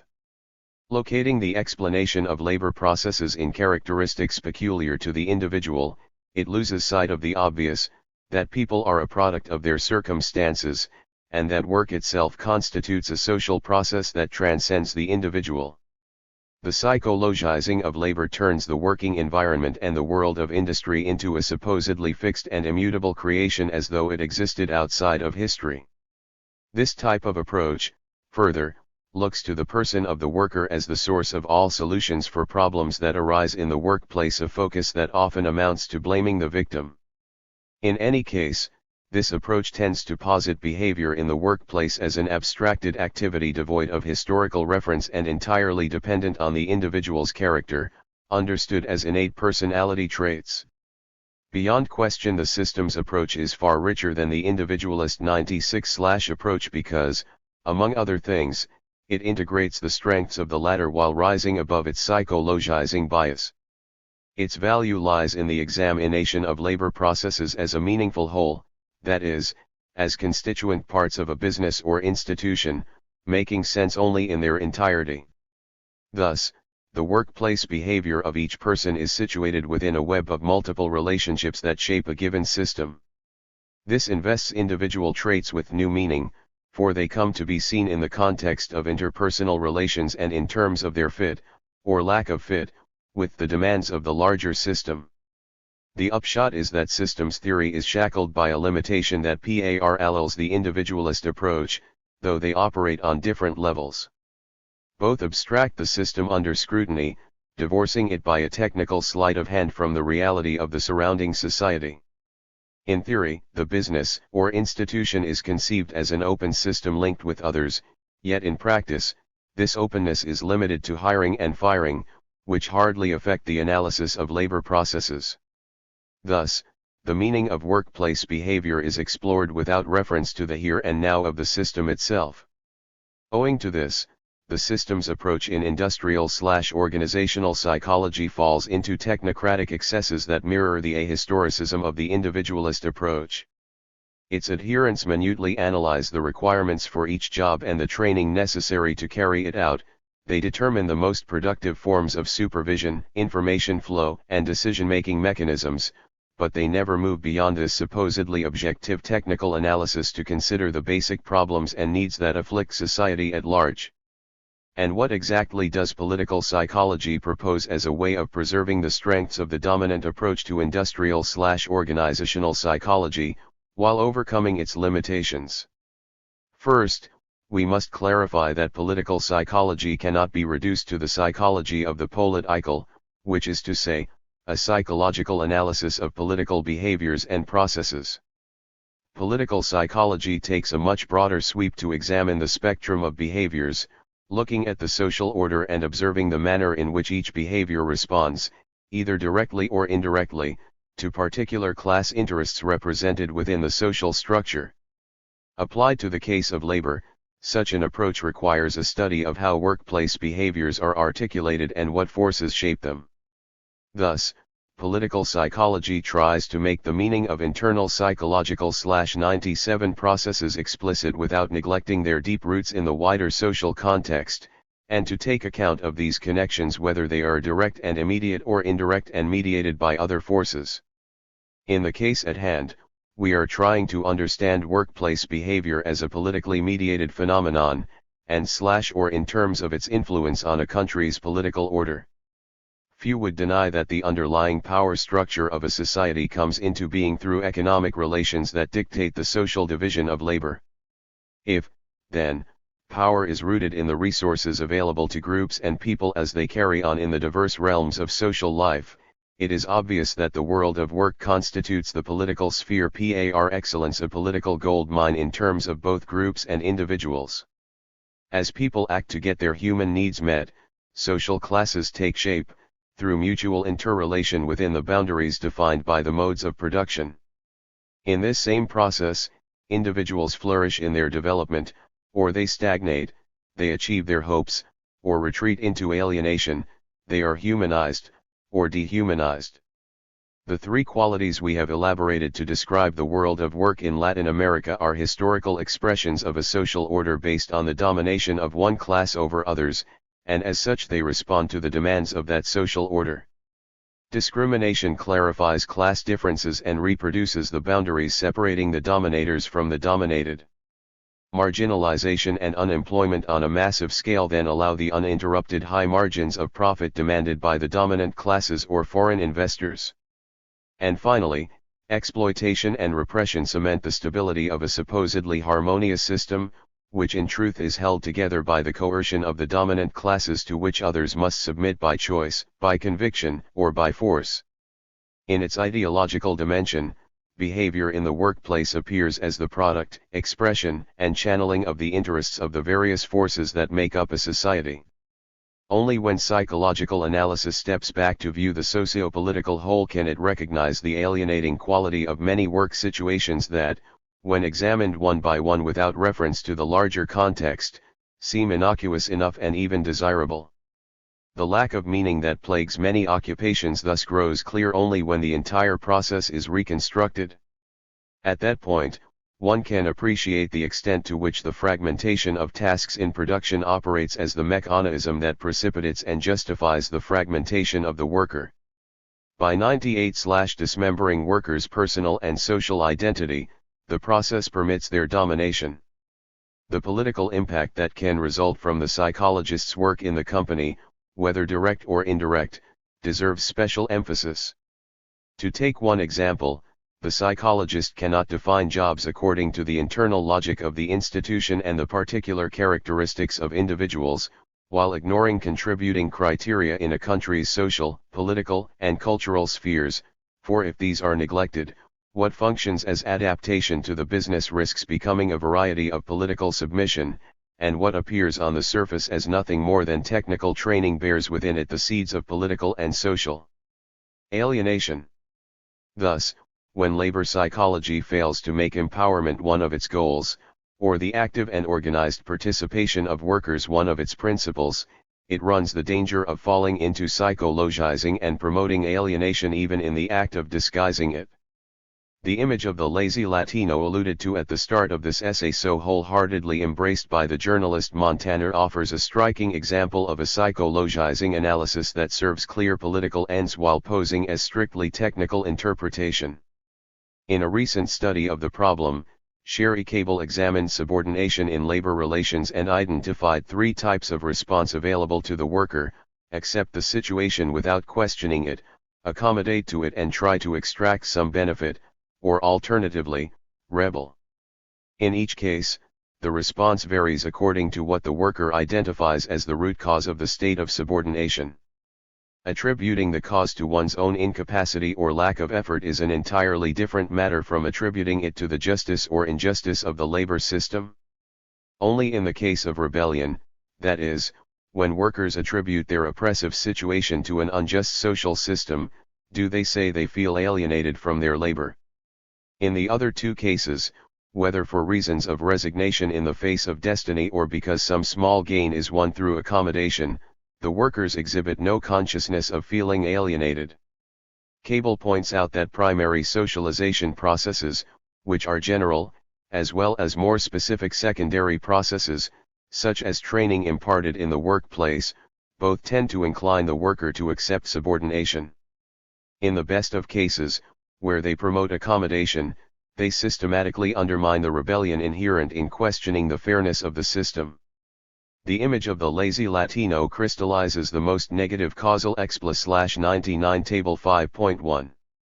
The worker's response to unequal power relations effect on expression attribution of the state of power of response subordination relation alienation acceptance self-devaluation internal, to incompetence maintained low the world is just internal, to own effort maintained low submission external, to a just system maintained low accommodation status recognition external, to a just system modified low self-ingratiation external, to a just system modified low collective external, to a just system modified low negotiation rebellion individual external, to an unjust maintained high rebellion system coalition external, to an unjust modified high formation system source, Cable, 1988.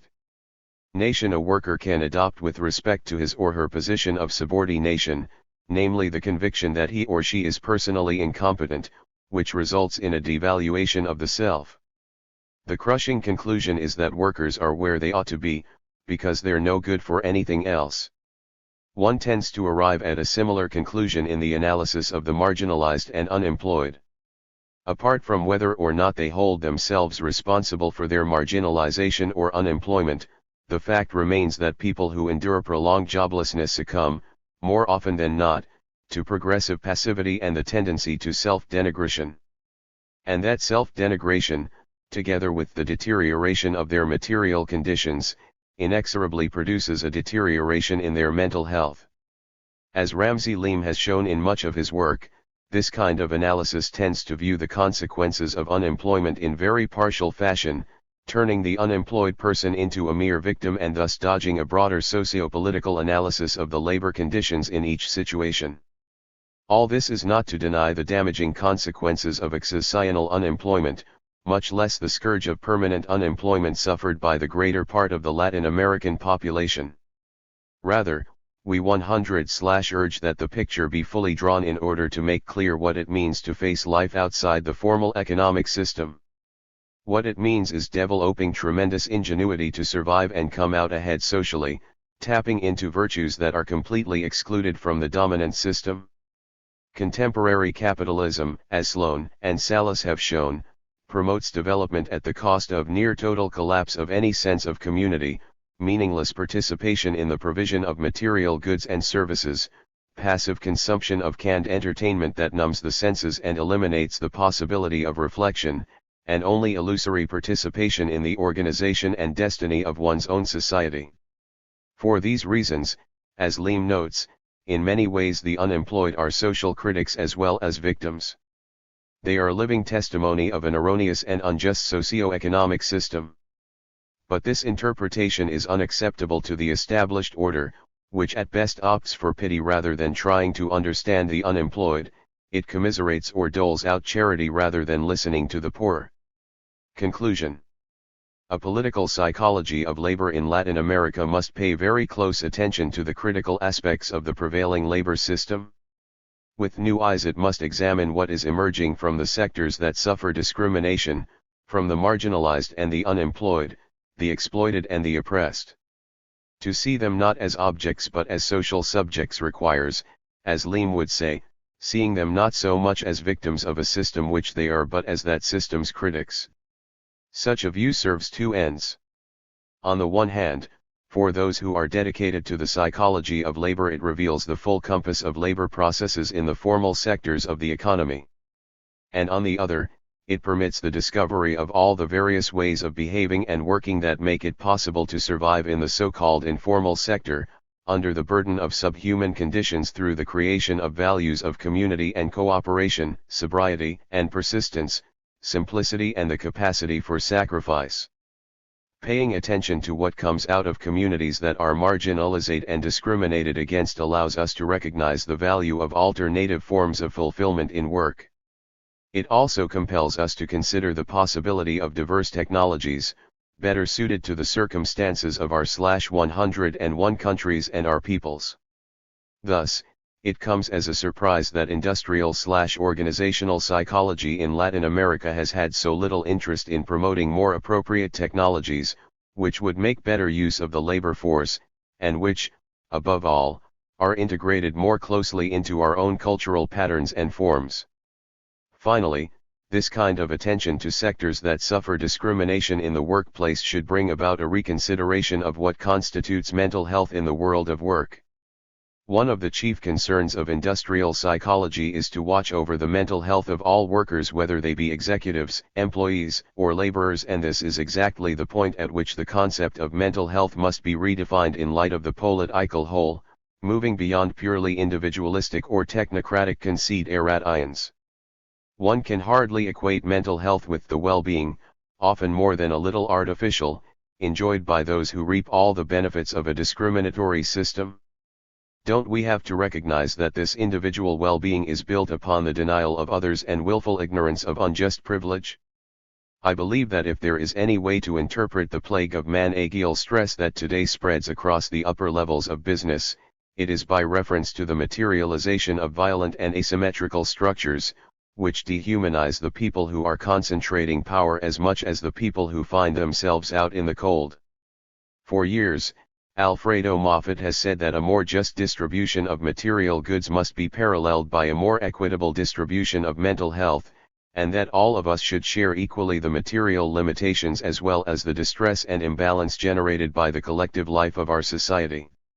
This is to say, we must leave behind the notion of mental health as an individual state, and move toward a more social conception that locates health within the deeper meaning of being fully human, with all the ties and social relations this implies.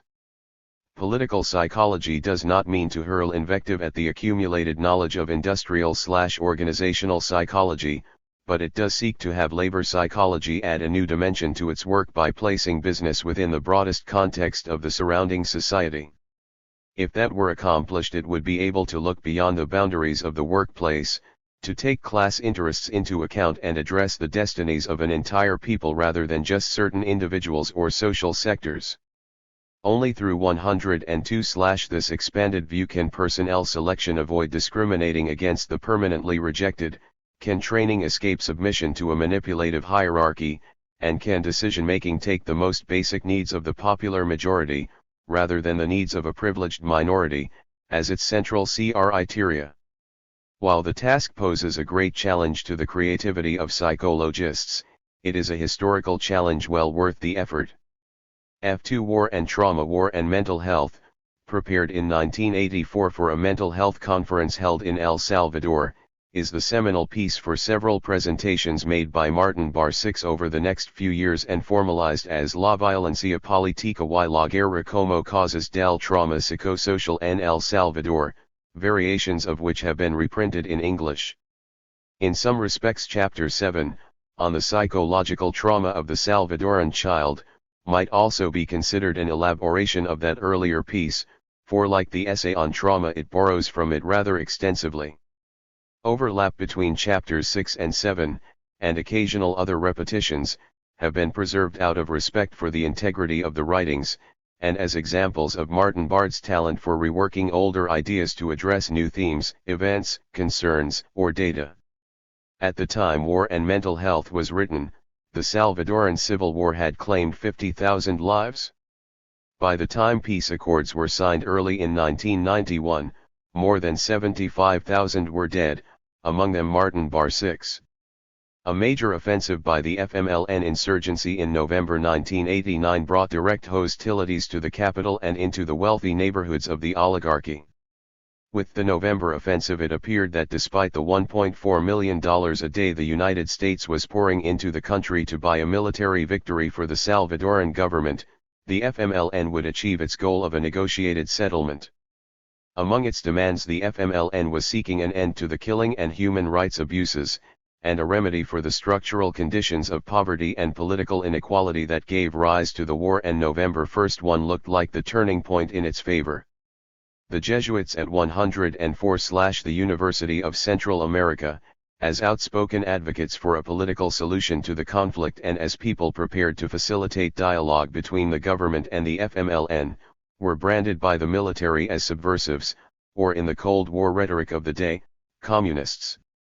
Had they lived, the academics of the UCA could perhaps have played a role similar to the one later played by the Norwegian research analyst whose instigation of secret talks between the Israeli government and the Palestine Liberation Organization led to a breakthrough in the Middle East conflict. It was of course in part to prevent such a development that the military ordered their assassination. The war, as Martin Bar 6 explains so well, was for some sectors of the society a profitable and desirable condition. It kept the military employed, the oligarchy secure, the old structures in place, and the U.S. sponsors content.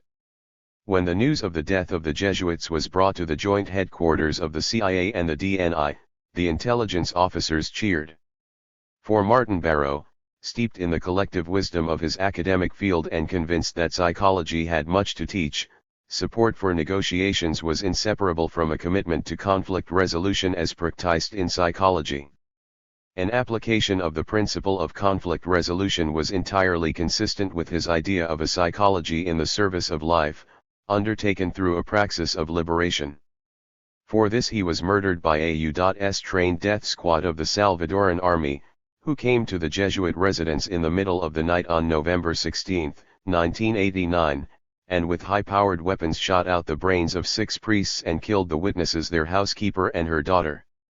While some may acknowledge that psychology is a tool, how many would concede that it is a dangerous tool? Searching for ways to link his professional commitment and competence to the struggle of the poor and oppressed for a more humane and just society, Martin Bar 6 directed his attention to the mental health effects of the trauma of institutionalized violence. He was particularly concerned with the pervasive and destructive impact of the war on children, who, he feared, were being socialized to think of violence as the way to settle disputes, and whose options in life were being shrunk as the perils to their lives expanded. The analyses of adaptive responses to normal abnormality are part of Martin Baro's sustained effort to find a place for subjective experience as mediating between large-scale structural forces and collective war and trauma/105 consciousness and action. In arguing for the necessity of attending to the concrete circumstances of people's lives within their historical context, he moves forward in his attempt to transform psychology, expanding his critique of the ahistorical and individualistic biases of his discipline. The horizontal and vertical axes of religious thought described in Chapter 8, together with the insertion of an ideological dimension into the study of religious experience, carry even something so personal as religious conversion into a socio-historical context. The dialectic was for Martin Bar 6 a useful platform for correcting the individualist bias of psychology while exposing the historical forces that influence human behavior. Martin Bar 6 had no quarrel with bias per se. He took the position that bias, or partiality, is unavoidable, part and parcel of the human experience, because all of us peer through lenses supplied by our societies. But bias, he argues, need not foreclose objectivity in psychosocial analysis, a thesis he proves admirably in Chapter 8 as he, a Catholic priest, engages in no theological dispute with Protestant fundamentalism, and simply points out without polemics the role of the United States in driving both the war and the evangelical movement. His purpose is to expose the tactical use of evangelical proselytizing in Central America's low-intensity conflicts, as well as its imperfect results. For this there is no advantage in delving into questions of faith and dogma, matters about which he plainly was not impartial. In the essays on war and trauma that make up this section, Martin Bar 6 takes a strong stand on the side of peace and social solidarity, yet never loses objectivity in his analysis.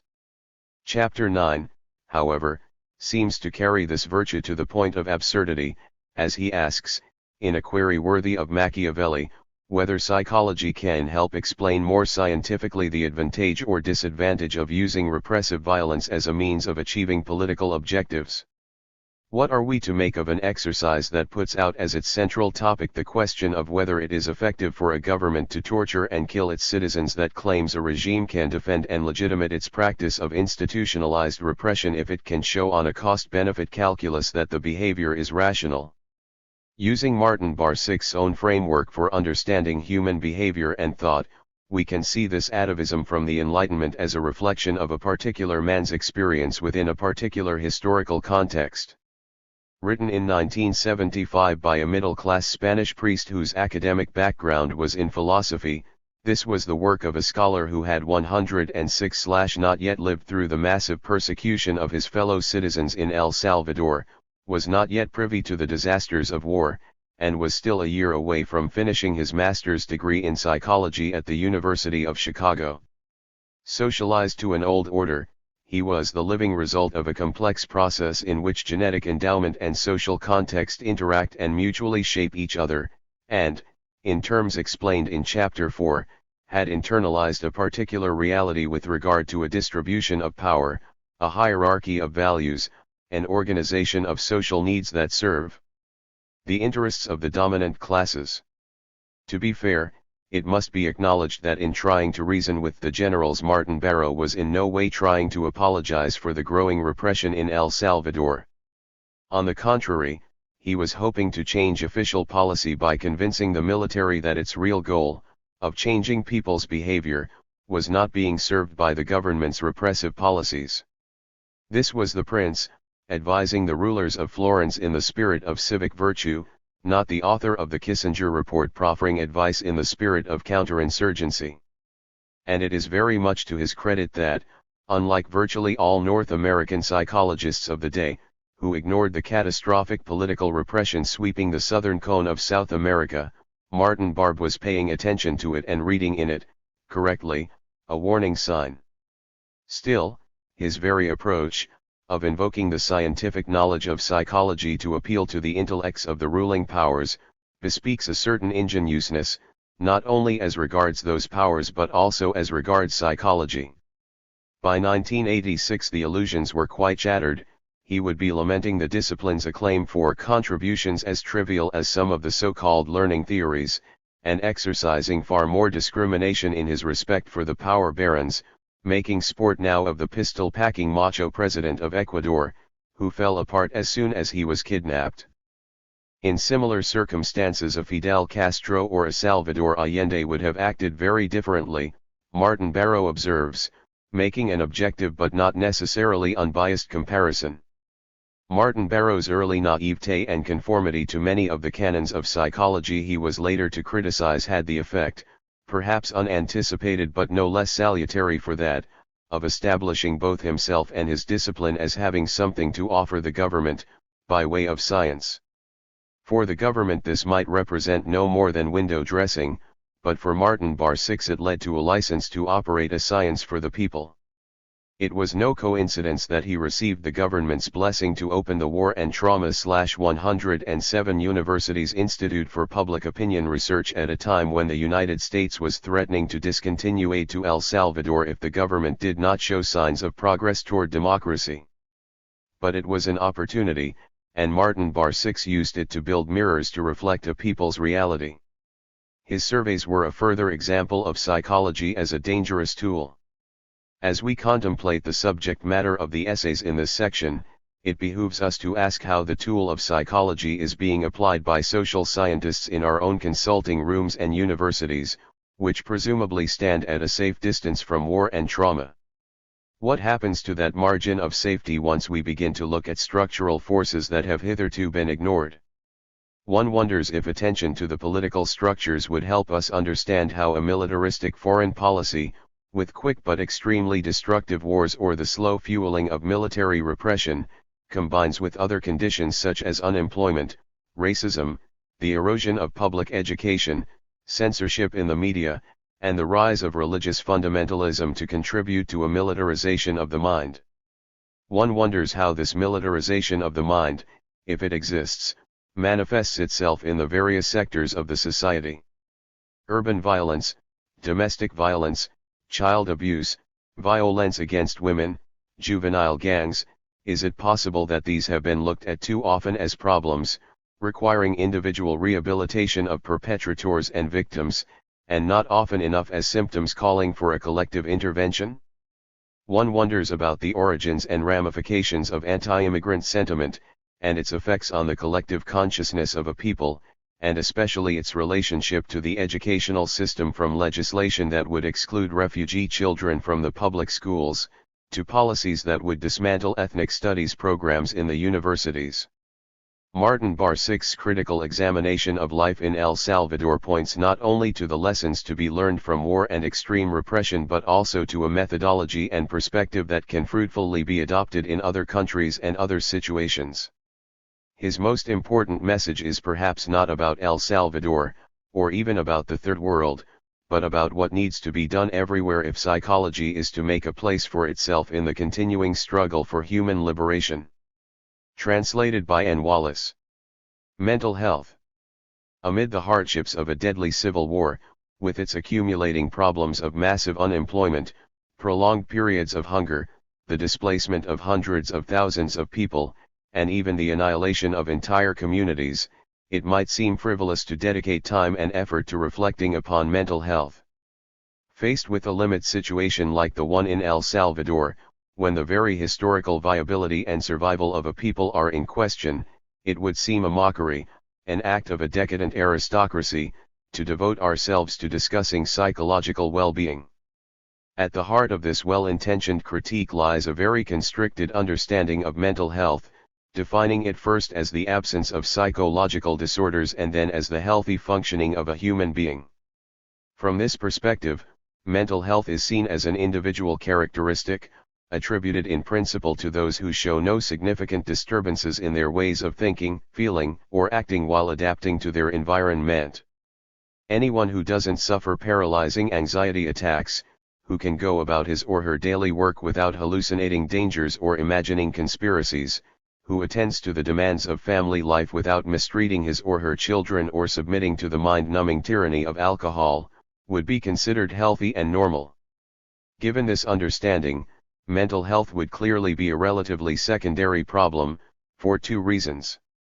In the first place, before concerning itself with anxiety, delirium, or compulsive escapism, any human community must concern itself with the survival of its members. When life itself is at stake, it would obviously be folly to speak of the quality of that life. Primum vivere, deigned philosopher. Before philosophizing about life, /109 we must ensure life itself.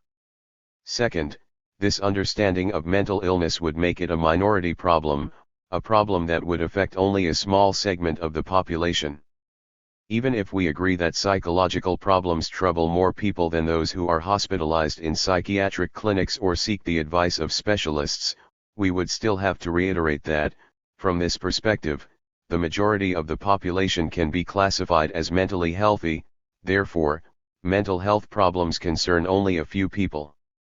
This is the reason it has been said, not unjustifiably, that mental illness is a disease of developed societies but not a problem of those who struggle with the more prosaic and fundamental demands of economically and socially underdeveloped societies. In contrast to this partial and superstructural conception, I believe that mental health must be understood in broader, more positive terms. The problem is not due entirely to the use of the medical model, for it seems that even the leading schools of psychiatry no longer subscribe to this model in practice. The problem is rooted in a limited conception of human beings that reduces them to individual organisms whose functioning can be understood in terms of their individual characteristics and features. Such a conception denies their existence as historical beings whose life is developed and fulfilled in a complex web of social relations. If the uniqueness of human beings consists less in their being endowed with life, and more in the kind of life they construct historically, then mental health ceases to be a secondary problem and becomes a fundamental one. It is not a matter of the individual's satisfactory functioning, rather, it is a matter of the basic character of human relations, for this is what defines the possibilities for humanization that open up for the members of each society and group.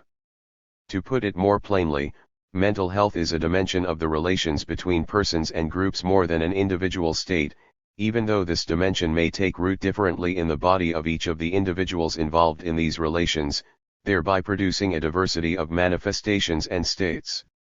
The Diagnostic and Statistical Manual of Mental Disorders, DSM-3, of the American Psychiatric Association, which some consider the vademecum of those who work in mental health, has introduced significant changes into its taxonomic system since its two previous editions.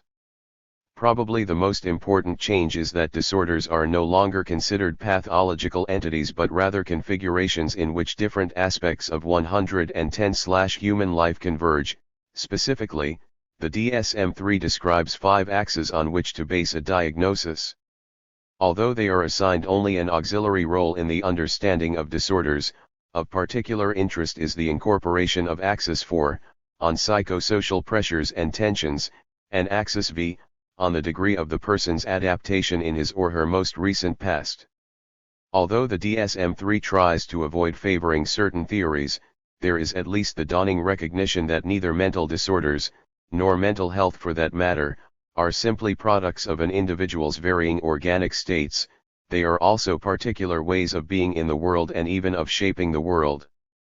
The advance made in the DSM-3, though worthwhile, still leaves much to be desired, especially from the perspective of those who enter the field of mental health through psychology, not psychiatry.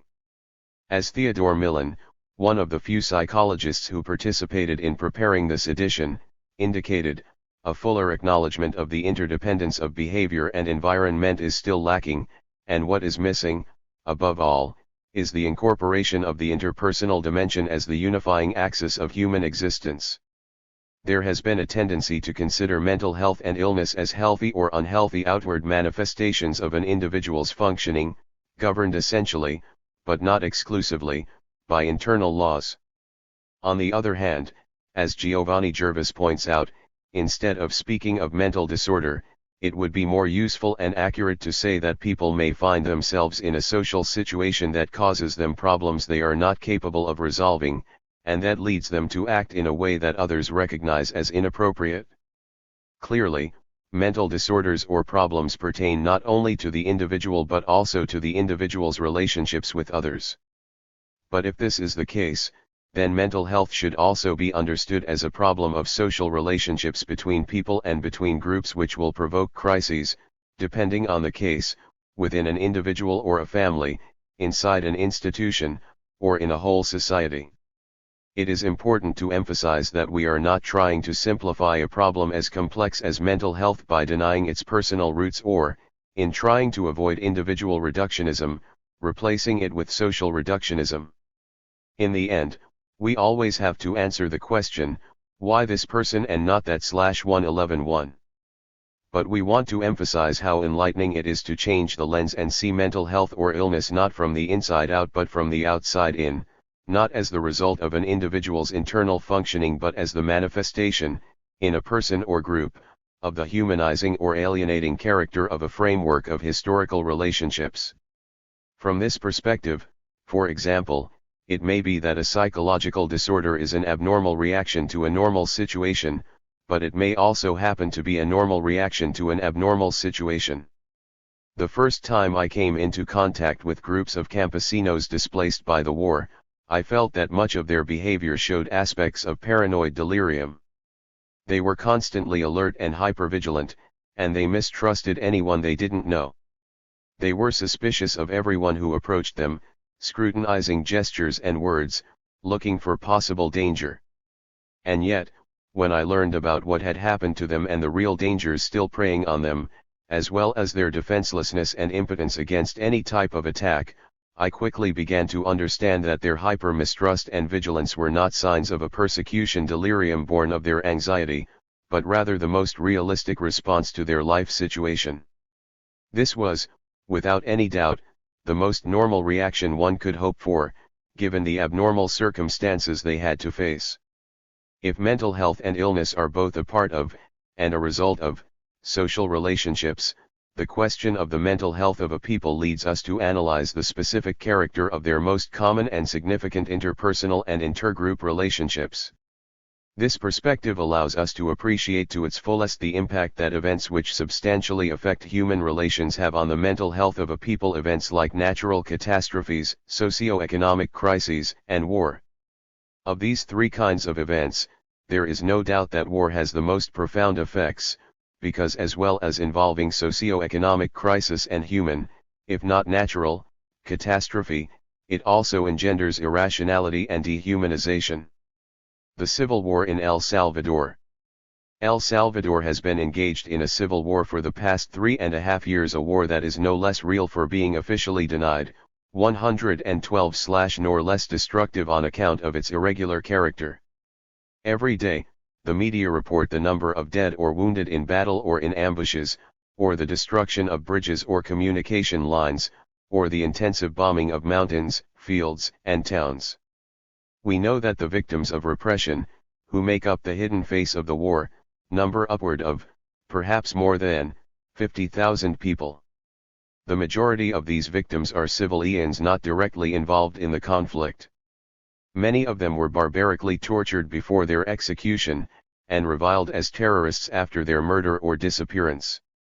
In addition, there are the 1 million Salvadorans, in other words 1 out of every 5 of the country's inhabitants, who, to save their lives, have had to flee their homes, to become internally displaced or refugees in other countries.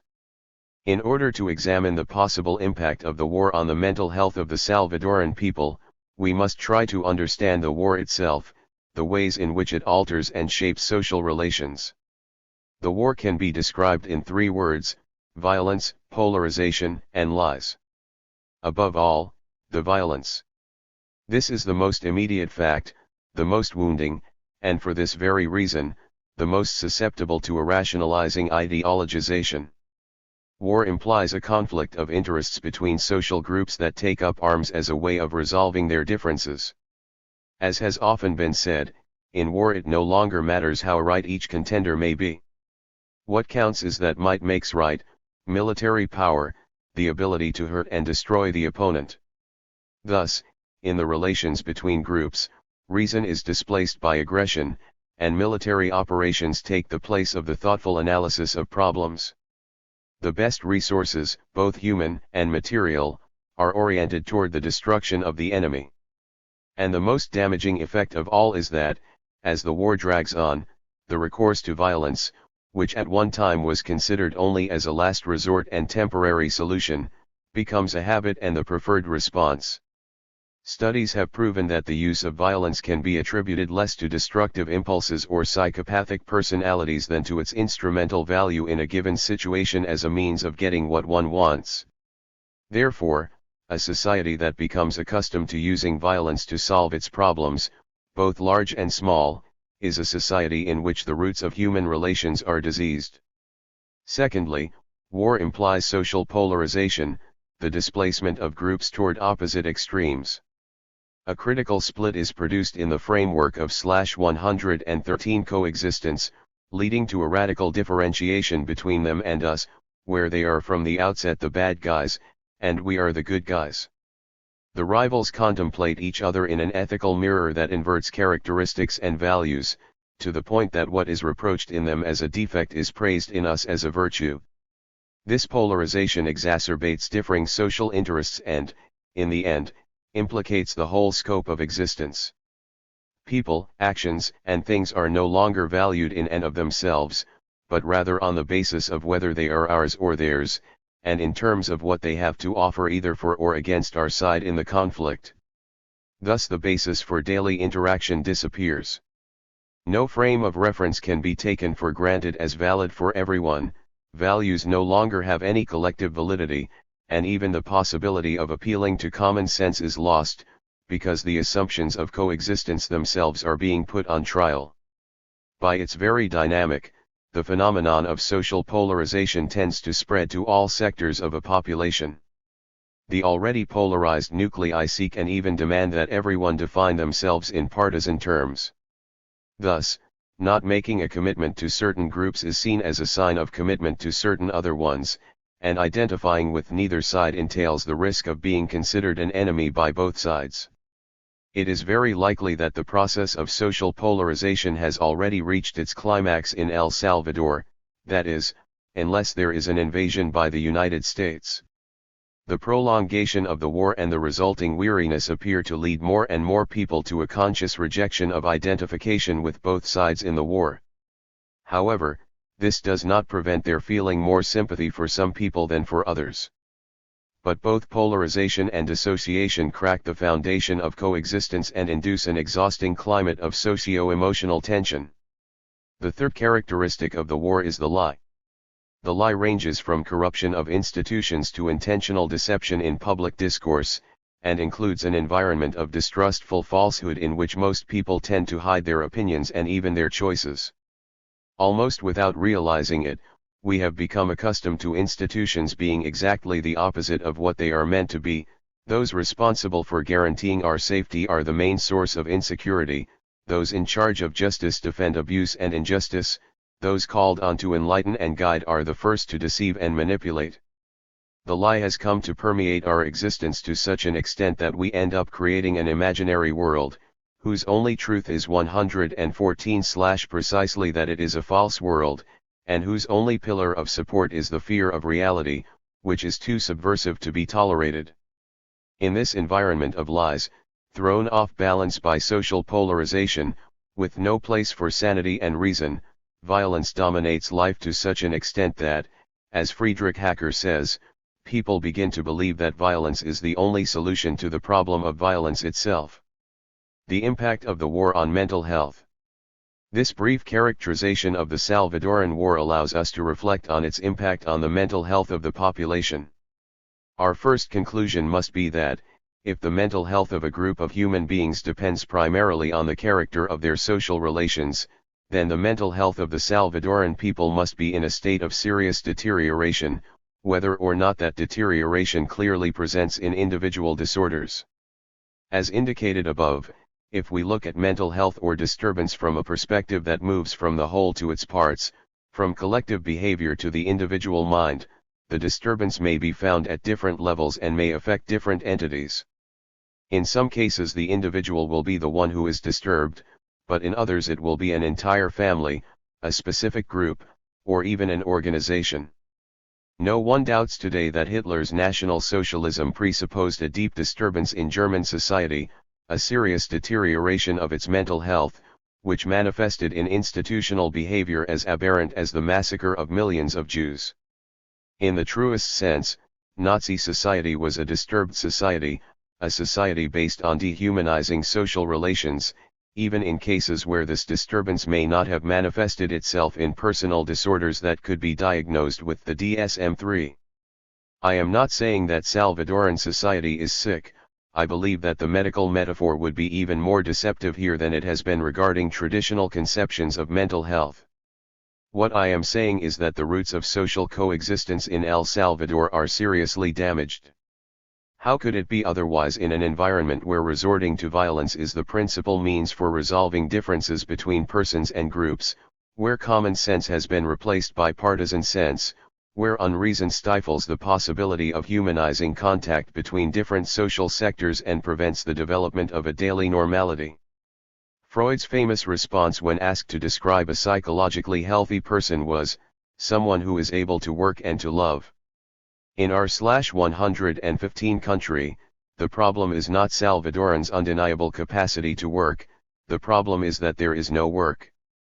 The acknowledged rate of real unemployment is 20%, when added to underemployment, which in effect is also unemployment, the figure reaches 60% of the economically active population.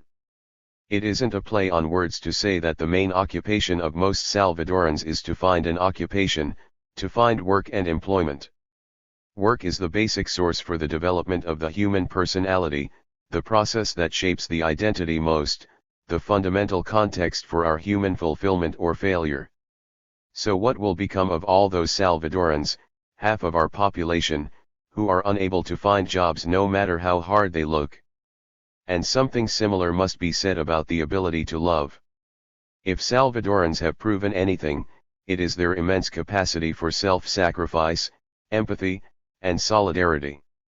In the final analysis, love is a mutual union and giving of oneself.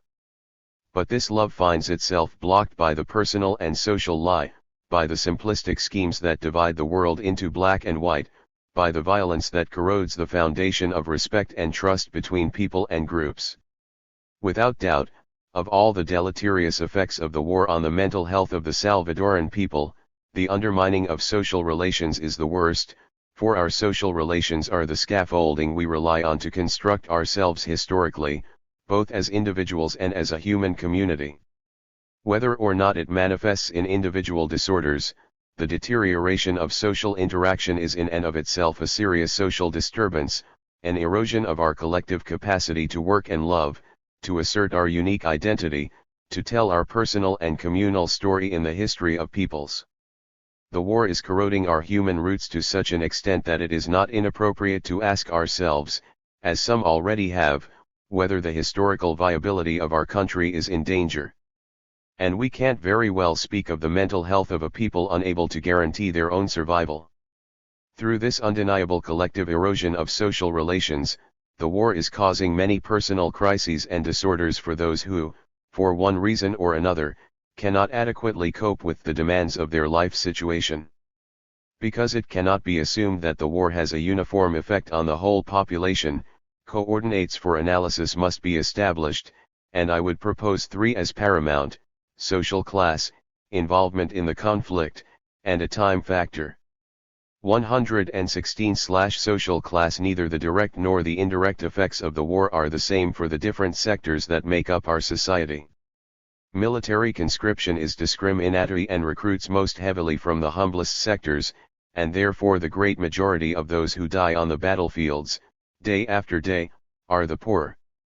The poorest sectors, especially the campesinos, are also the ones who suffer the war's direct impact, through the destruction of their homes and crops, just as it is they who are most affected by the machinery of repression, by the work of the death squads and military operations of all types. And, once again, the poorest sectors are the ones who are most brutalized by the increase in the cost of living, by rising unemployment and declining healthcare damage added to a socio-economic situation that is already very serious. This does not mean that the middle or upper classes of society do not feel the impact of the war. Although to a much lesser degree, they have also been battered by repression, assassination, kidnapping, the decline in living conditions, the sabotage of the economy, and the harassment of police checkpoints and searches. However, I would say that the most painful consequence of the war for the dominant sectors of society has been the radical questioning they have felt directed at their social position and way of life. First the peaceful uprising and then the armed uprising of the masses have undermined the very foundations of the social system. This has caused its main beneficiaries to fear the loss of their lifestyle, which was built behind the backs, and indeed on the backs, of the misery of the majority. At first this radical questioning unleashed great anxiety, and later, when the initial moments of discomfort were overcome, an aggressive denial of reality. In some cases, this denial has become the driving force behind violent activism. In many others, the reaction has been characterized by an insatiable orgy of pleasure that has led people to build artificial castles to amuse themselves. Years ago, Karl Jaspers recognized this symptomatic behavior as an enormous mania for pleasure and an unbridled passion for living life for the moment. Involvement in the conflict. The second important variable in analyzing the differing consequences of the war on the mental health of the population is the involvement of groups and individuals in the war itself. Thus far, the consequences of the war have undoubtedly been different for the inhabitants of Departments /117 like Quetzaltenango and Morazan than for people living in Ahuacapan or Sonsonate. In some cases it is difficult to meet anyone who has not been directly affected by the war, while in other cases communities have been relatively free from combat. but it is also important to differentiate between the possible effects on those who have participated in combat and those who have suffered from the war as civilians. There is ample knowledge of the effects that the tension and danger experienced on the battlefront can have on soldiers. It was first called war neurosis, then combat fatigue, and finally a stress reaction. The problems the soldiers face in readapting to normal life are also well known, especially when the war has left them crippled or disabled for life. All of this affects the mental health not only of soldiers themselves but also of their families and neighbors, because it will be everyone's task to rebuild the framework of life with these weakened links. Though different, the effects on the civilian population are no less important. The experience of vulnerability and danger, of defenselessness and terror, can leave a deep mark on people's psyches, particularly on children. The spectacle of rapes or tortures, of assassinations or mass executions, of bombings, and the leveling of entire villages is traumatizing almost by definition. As we said earlier, reacting to such events with uncontrollable anxiety or with some form of autism must be considered a normal reaction to abnormal circumstances, perhaps the only way a person can cling to life and withstand such a suffocating knot of social relations. Jervis wisely asserts that on not a few occasions, a certain degree of psychological discomfort and a certain permanent dose of psychiatric symptoms are the expression of the greatest mental health and well-being attainable in a given situation of sclerosis of human relations, extreme material difficulties, misfortunes, solitude, and social marginalization. The prototype of the civilian population affected by the war is the groups of displaced persons and refugees, most of whom are the elderly, women, and children. They have had to leave their homes, which in many cases have been razed, and making this decision is always difficult because it distances them from their roots, from their dead, and perhaps from their relatives in the countryside. Often the flight, or guinda, is made under deplorable conditions, walking at night and hiding like wild animals during the day to avoid being massacred, sometimes for 118/1, 2, 3, up to 4 weeks, without water or food, hushing the cries of children and leaving along the way the mortal trail of those who get lost or weaken and die. Following the flight, the displaced must deal with life outside their environment, without resources of any kind. Sometimes they are crowded into settlements where the food received ends up engendering a dependency, and the lack of self-sufficient work can lead to listlessness and passivity. Certainly, not all of the displaced and the refugees go through such tragic circumstances, but it is hard to imagine that the experience of displacement will leave no mark on people's psyches, particularly on those of the weakest and youngest. And we cannot ignore the fact that there are already 1 million Salvadorans affected by this condition. The time factor. The third variable in analyzing the effects of the war on the mental health of Salvadorans is time.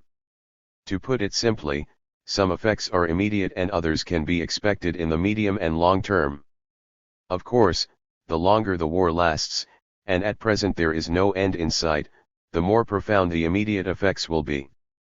The deterioration in the material conditions of life, the persisting climate of insecurity and, in many cases, of terror, having to construct a life on a foundation of violence, polarized or ambiguous references, the awareness of falsehood or fear of the truth. These effects of the war ultimately break down resistances or encourage adaptations that, in the best of cases, reveal an abnormal normality, formed from alienating and depersonalizing social ties. Even if the war were to come to a rapid end, we must think of the mental health consequences that reveal themselves only in the long term. For example, we know that the so-called refugee syndrome has an initial period of incubation in which people manifest no major disorders. Instead, it is precisely when they begin to rebuild their lives and return to normal that the critical costs of the war experience must be paid. The group that should command our attention most is the children, those who are constructing their identities and their life's horizons in the fabric of our present social relations. They are truly the children of war, and we have the difficult task of ensuring that they do not structure their personalities by learning violence, irrationality, and the lie. Although it may seem paradoxical, not all of the effects of the war are negative. It has been proven repeatedly that periods of social crisis spark 119 positive reactions among certain sectors of the population. Faced with limit situations, there are those who bring to light inner resources they weren't even aware they had, or who reorient their lives toward a new, more realistic and humanizing horizon. During the social crisis of 1968 in France, or the 1972 earthquake in Nicaragua, psychiatrists and psychologists observed a significant decrease both in the demand for their services and in the crises of some of their regular patients. Viktor Frankl, founder of what is known as the Third School of Viennese psychotherapy, survived the experience of the Nazi concentration camps in which he lost his entire family, and with his logotherapy developed Nietzsche's profound intuition that who has a why to live can bear with almost any how. We know of many Salvadorans who have been led by the cataclysm of war to face the meaning of their own existence and to change their life's horizons. Certainly, this crisis has also offered many campesinos and those marginalized by the social system the opportunity to break the chains of their submissive alienation, of their existential fatalism and dependence, even though the liberation from a servitude imposed and maintained with violence may have forced them to resort to violence. Therefore, in analyzing the effects of the war, it is essential that we pay attention not only to its harmful consequences for mental health but also to the new resources and options that have emerged in response to the limit situated people's mental health. This final observation leads us to the crucial question, what should we do, as mental health professionals, given the situation now confronting our people? How do we begin to respond to the serious questions posed by the war, when perhaps we haven't even been able to offer an adequate response in times of peace? Without a doubt, we are facing a historical challenge, and we would be wrong to deny this by diluting it into prefabricated formulas or by trivializing it into the schemata of our routine work. We don't have ready-made solutions. But this reflection allows us to offer some ways to channel our professional activity. In the first place, I think we must seek or develop models capable of comprehending and addressing the uniqueness of our problems. This requires us to take a closer look at our reality, the painful reality of our 120 people, which takes more diverse forms than is assumed in our usual working schemata. This is not a matter of proposing some ingenuous psychological nationalism, as if the Salvadorans weren't human, or as if we had to add a new personality theory to the many that already exist. It is a question of turning our scientific gaze, enlightened by theoretical knowledge and directed in a systematic way, toward the concrete reality that is the Salvadoran man and woman within the historical framework of their social relations. On the one hand, this obliges us to examine our theoretical assumptions, not so much from the standpoint of their intrinsic logic as from their historical logic, that is, in terms of whether they work and are truly effective in the here and now. But on the other hand, it forces us to cast off the veil of lies we move about in, and to look at the truth of our social existence without the ideological crutches of our routine work or of professional inertia.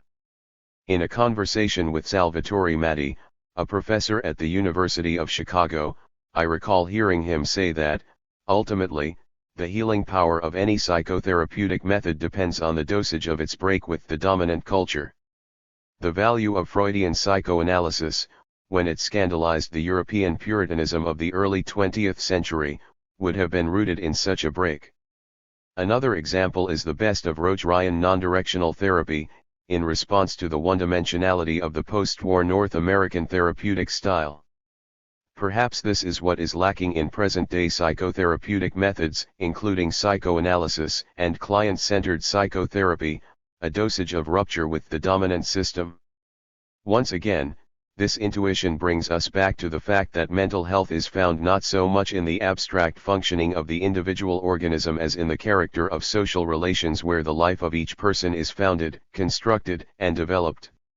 For this reason, we must work hard to find theoretical models and methods of intervention that allow us, as a community and as individuals, to break with the culture of our vitiated social relations and put other, more humanizing, relationships in their place.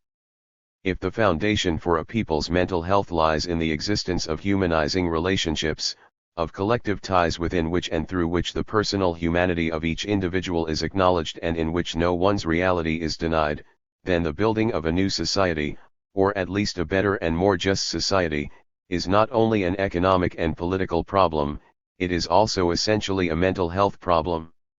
By the very nature /121 of the object of our professional work, we cannot separate mental health from the social order.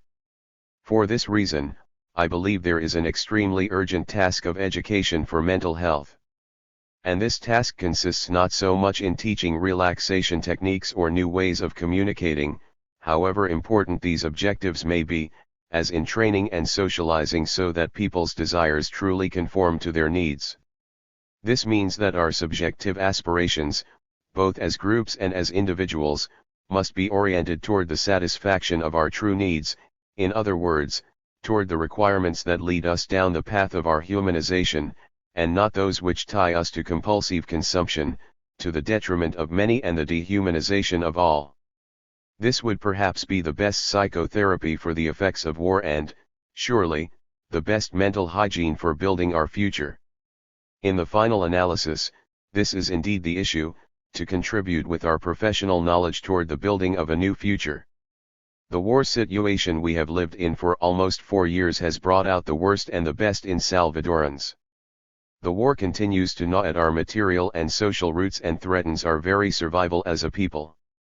If, like Freud, we were to say in the end that we hope the eternal Eros will make an effort to assert himself in the struggle with his equally immortal adversary, then Athos, we would openly be sharing his pessimism and resigning ourselves to death. In the midst of the destruction, the Salvadoran people have sown enough seeds of life to be able to trust in the possibility of a tomorrow. Let us gather those seeds to cultivate the plant of mental health. Let it not be said that while humankind moves its life forward, we mental health professionals resign ourselves to living in the past.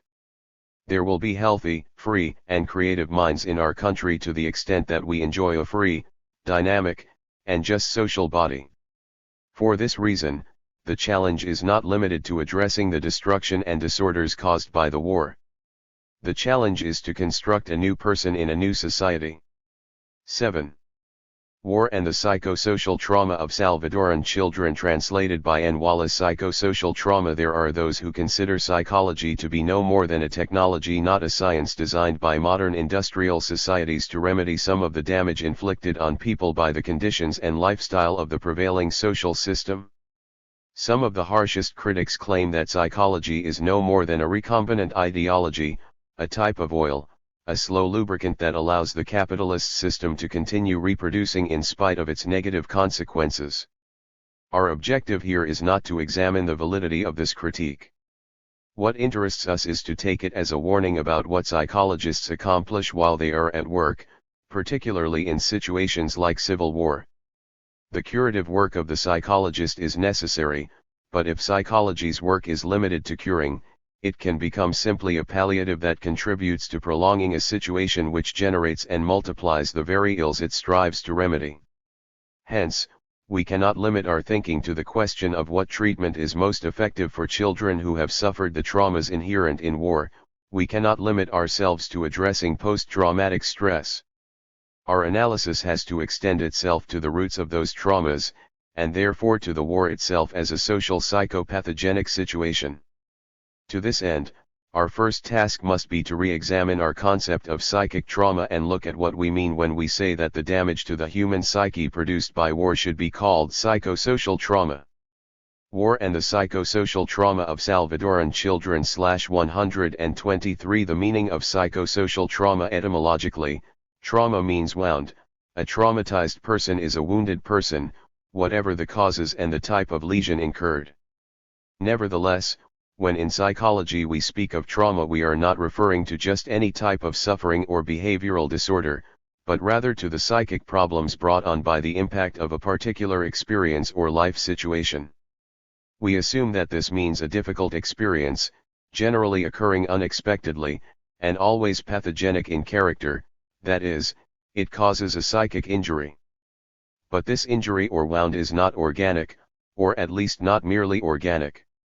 It can be simply functional, no body organ is affected but one begins to suffer disorders in one's normal functioning, in one's thinking and feeling, in one's behavior or abilities. These are some of the assumptions that are more or less implicit in our understanding of psychic trauma. I will discuss three of them here: the harshness, the unexpectedness, and the individual character of the traumatic experience. That there are unforeseen traumas goes without saying. Traffic accidents, or someone's home burning down, are harsh and sudden experiences which may be traumatizing. But are they unforeseeable? Let us say that they are, at least in principle, for the people who are affected. Obviously, if an automobile accident could be foreseen, one would try to avoid the circumstances leading up to it, and if it was anticipated that the house would burn down, one would try anything to keep it from happening. But this does not mean that the accident and fire were not foreseeable, for taking the precaution of correcting one's driving or the conditions of the house shows that the possibility, at least, was foreseen. Let's assume, nevertheless, that those traumas really are sudden, unexpected, and unforeseen experiences. Can the same be said of all traumas? Not at all. For example, I contend that today many Salvadoran civilians, among them many children, are suffering traumatizing experiences that are perfectly foreseeable and, unfortunately, perhaps even foreseen and planned by the exigencies of a counterinsurgency war such as the one we are living through. This is why it is not enough to direct our attention to the post-traumatic situation, and why we can and must orient our analysis toward the pre-traumatic situation, including an analysis of trauma as the normal consequence of a social system's way of functioning. 124/ The most misleading of the presumptions about trauma is the implication that the traumatic experience is individual. Traumas are assumed to be individual, not only in the sense that it is individuals who suffer them but in the sense that they are by their very nature individual, as if psychic trauma were like organic trauma, best understood by examining the affected individual and his or her individual wound or injury. I fear this medical model still holds sway in the American Psychiatric Association's definition of post-traumatic stress disorder in the DSM-3. Those who speak of social traumas were the first to call attention to the inadequacy of the medical model's perspective on trauma, by looking at experiences that affect a whole population, not only as individuals but as social beings in a social context. Social trauma affects individuals precisely in their social character, that is, as a totality, as a system. What is left traumatized is German society or Palestinian society, not simply Germans or Palestinians.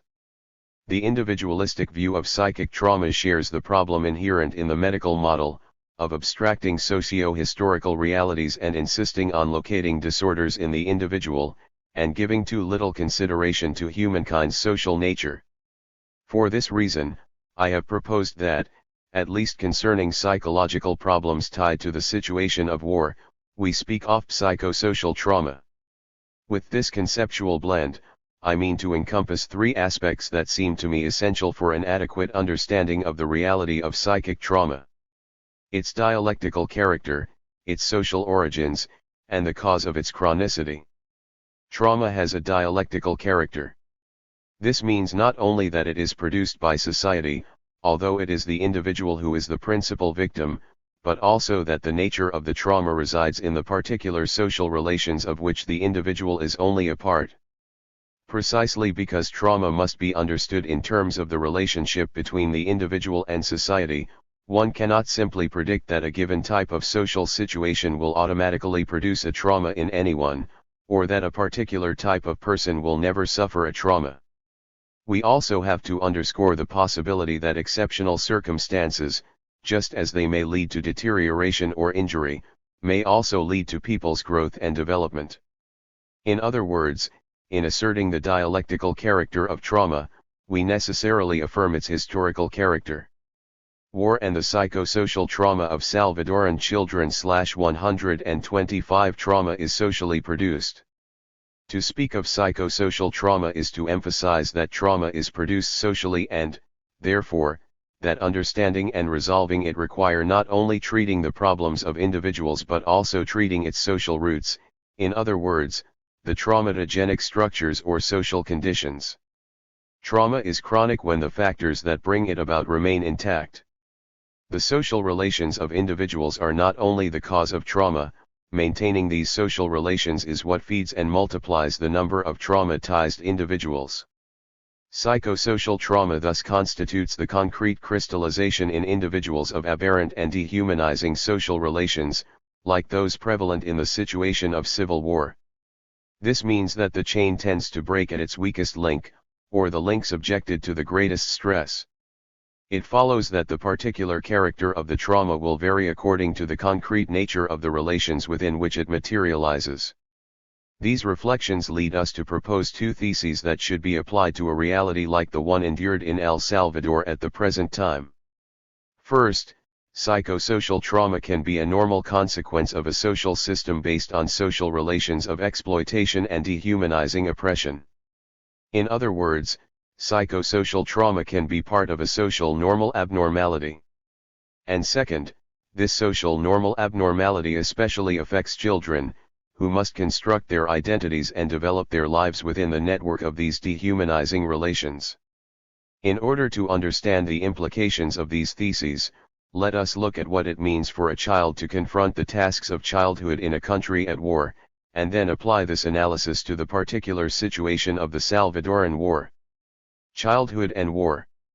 Before examining the specific problem of the children of El Salvador, let us briefly review some of the most significant results of psychosocial research on the problems of children in war situations. Proximity to zones of conflict. It is possible to distinguish the impact of warfare on children living in the zones of greatest conflict from the impact on those living in less conflictive 126/ zones, or areas where strictly combat operations are less prevalent. In some cases the most characteristic reaction is fear, in others the most common reaction is anxiety. Fear is a negative emotion felt in the face of a known threatening object.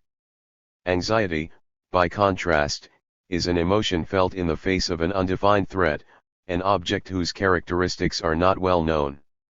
Thus, children who live in the areas most directly affected by military action will most typically react with problems related to fear, while those who live in zones that are only occasionally or partially affected by the warfare will tend to display problems more associated with the experience of anxiety. Traumatizing experiences. There are two major types of traumatizing experiences for children: the experience of destruction and violence, frequently steeped in cruelty and horror, and the experience of physical and personal separations. The damage caused by seeing one's own house burned down, or a family member being killed or directly suffering violent aggression, is one thing. The damage produced by separation, temporary or definitive, from one's own land or home and, even worse, from one's closest family members, is something else. Although they have elements in common, there are also important differences between childhood trauma that comes from violence and that which comes from separation. Emotional responsiveness. Although children's immediate reaction to traumatic events tends to be strongly emotional, they also characteristically develop a relatively stable pattern of emotional insensitivity. That is, the excessive emotional cost of their experiences causes a defensive desensitization which makes them appear cold, insensitive, and even lacking in emotion in their daily lives. Symptomatology.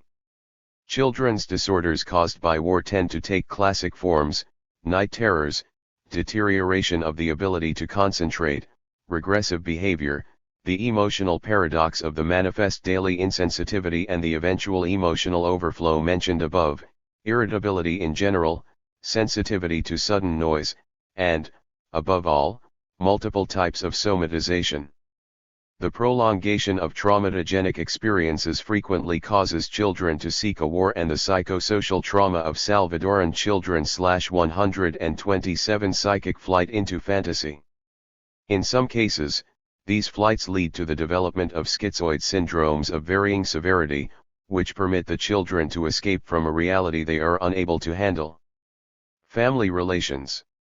Children's closest family members filter the impact of the war experience. Hence the harmful or traumatic character of the warfare depends in large part on the way the older relatives closest to the child react to events.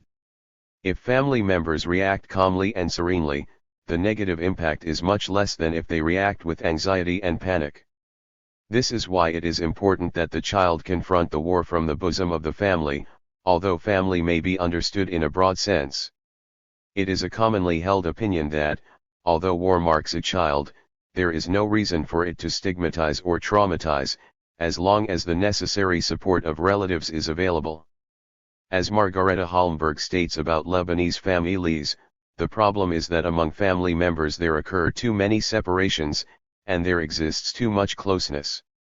War tends to deprive children of the presence of their parents and siblings, through death, or through their absence because they are fighting at the battlefront. But even when their presence can be counted on, it is generally difficult for adults to maintain the kind of balanced behavior that children need, since the dangerous circumstances or the situation of being refugees forces them into a permanent closeness and overcrowding. Attitude formation. Growing up in the context of war teaches children that violence is the most important response for solving the problems of existence. Their attitudes tend to fluctuate between the use of violence and impotence, depending on the capabilities they ascribe to those around them. Mentally, to develop in the context of war leads one to accept as a given the legitimacy of violence, if not the militarization of one's own mind. Psychic resistance. War leads children to develop various types of resistance in the face of traumatizing experiences. The character of this resistance depends on other factors, such as the age at which a child begins to experience the war, or the presence and reactions of his or her closest relatives. One resistance 128 already mentioned is the flight into fantasy, which can culminate in paranoid syndromes of greater or lesser severity, although there are those who maintain that a certain amount of isolation is therapeutic.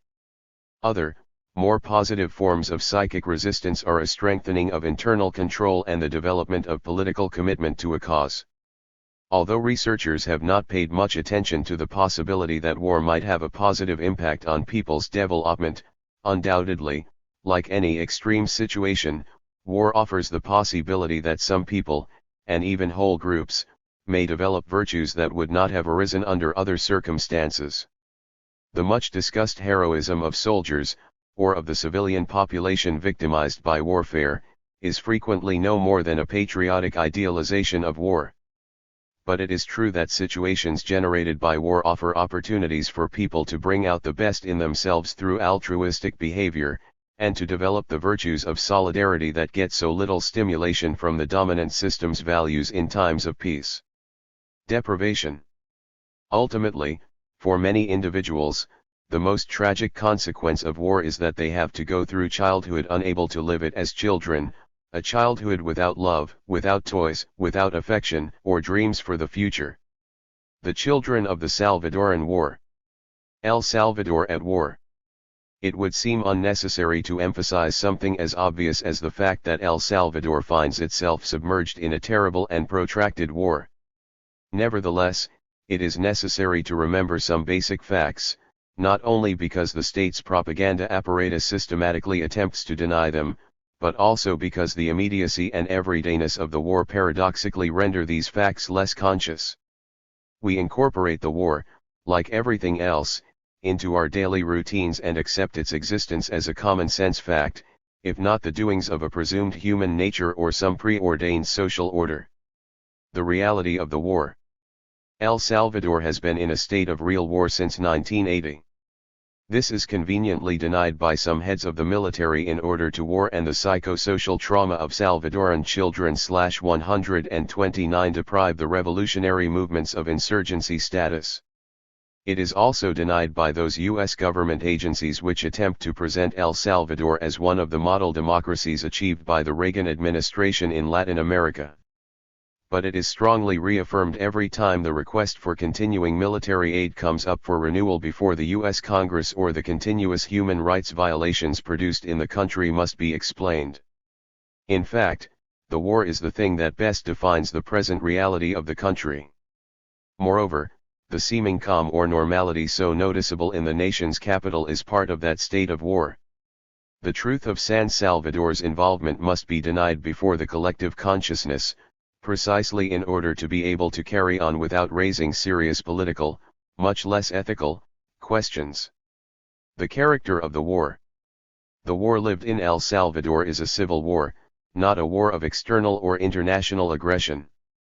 But the geopolitical situation of El Salvador, located in the security area the United States considers its backyard, puts this civil war in the broader context of the conflict between the rich North and the poor South, or between the socialist East and the capitalist West. Nevertheless, it must be reiterated that the essential character of the Salvadoran war is civil, that is, that what is happening is a violent rupture of society and the struggle arises, or at least is carried out, brother against brother. The victims and beneficiaries of the war. The Salvadoran war, precisely because it is a civil war, affects the various social sectors very differently. The majority of Salvadorans feel the effects of the war primarily in its economic consequences, that is, its damaging effect on the cost of living or on job opportunities. However, there are sectors that not only do not suffer the economic consequences of the war but actually profit and make money from it. Overall, it is the poor, particularly the campesinos, who are most affected by the war.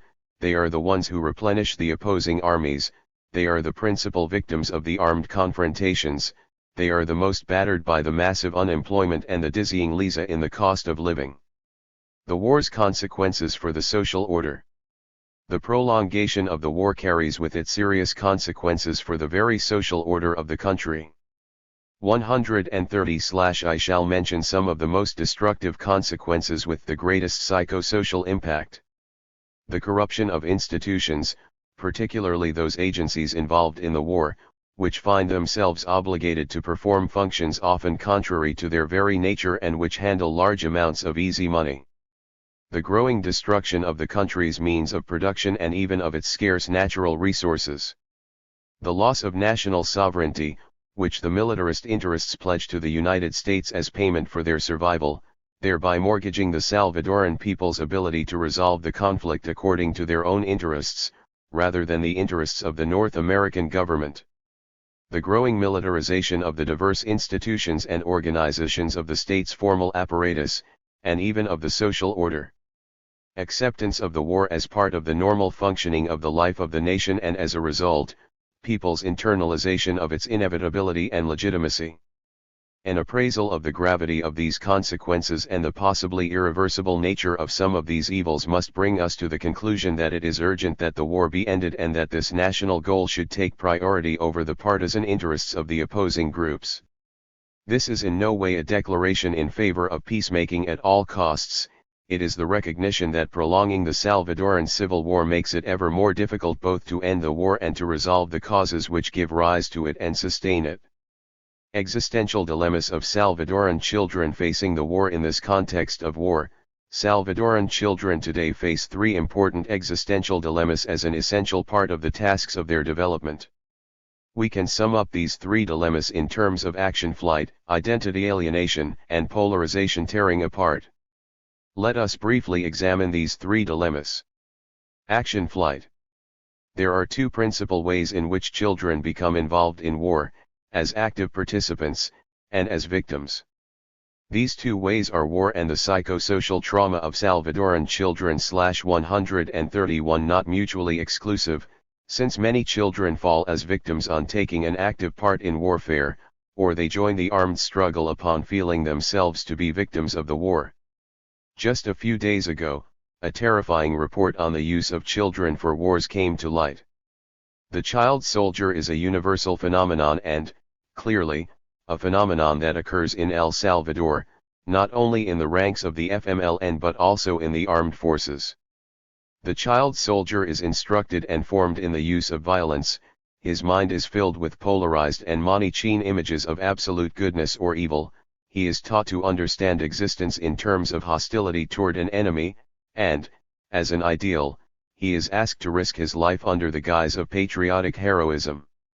How many child soldiers are there in El Salvador?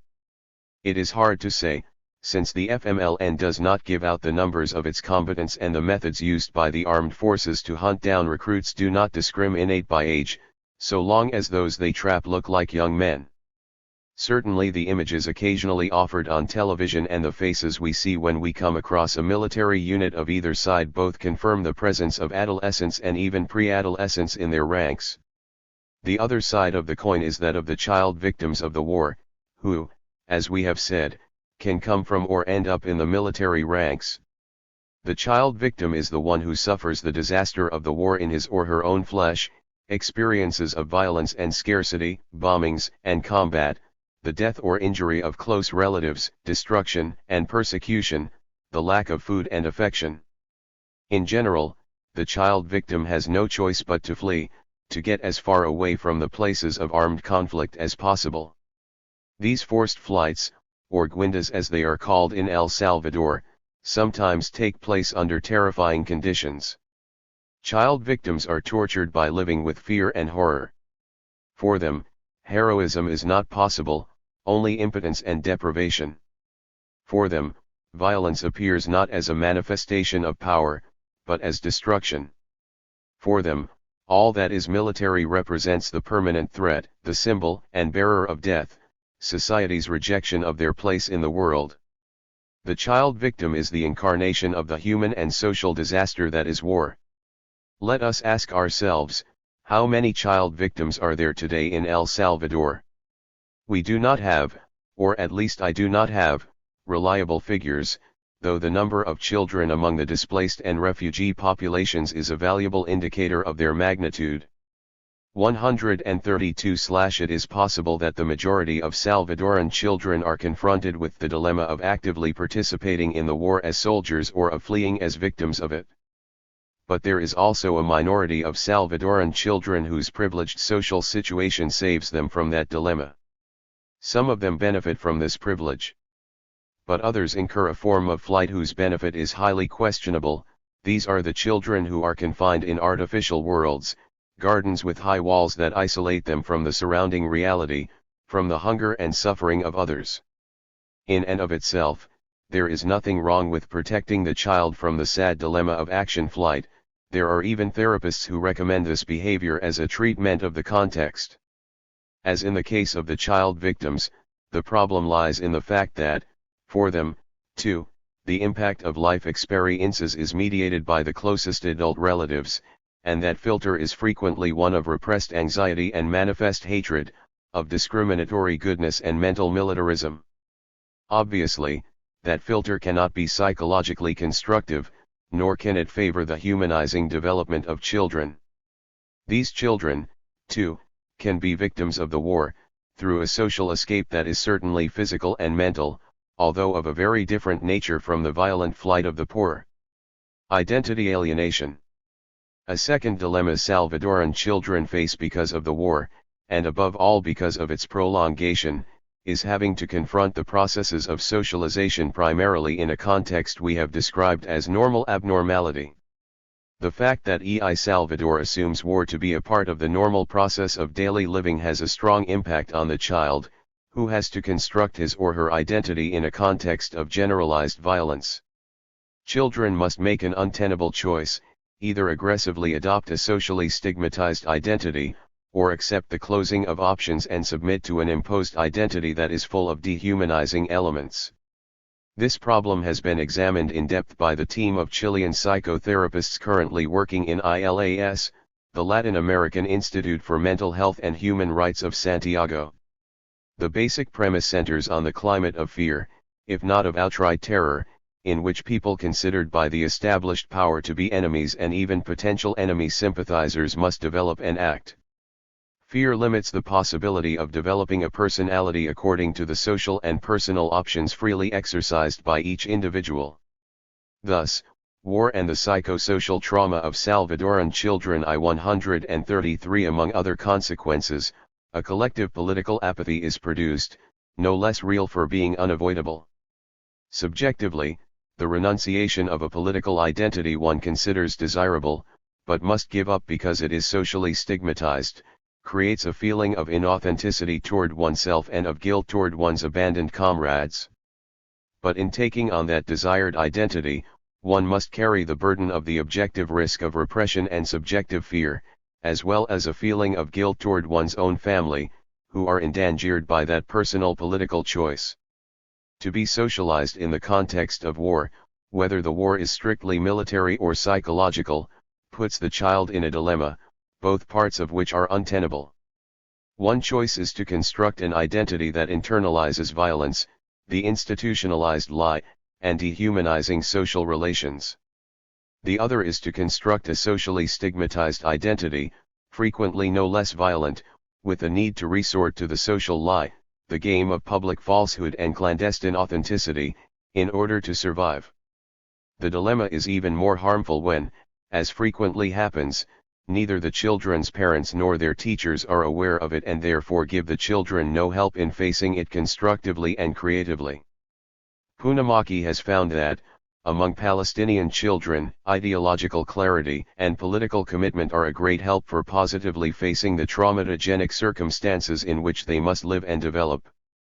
The children's dilemma is not simply a Manichean choice between desirable authenticity and undesirable alienation, since identifying against the social system implies obvious objective and subjective costs and therefore cannot be considered an ideal option.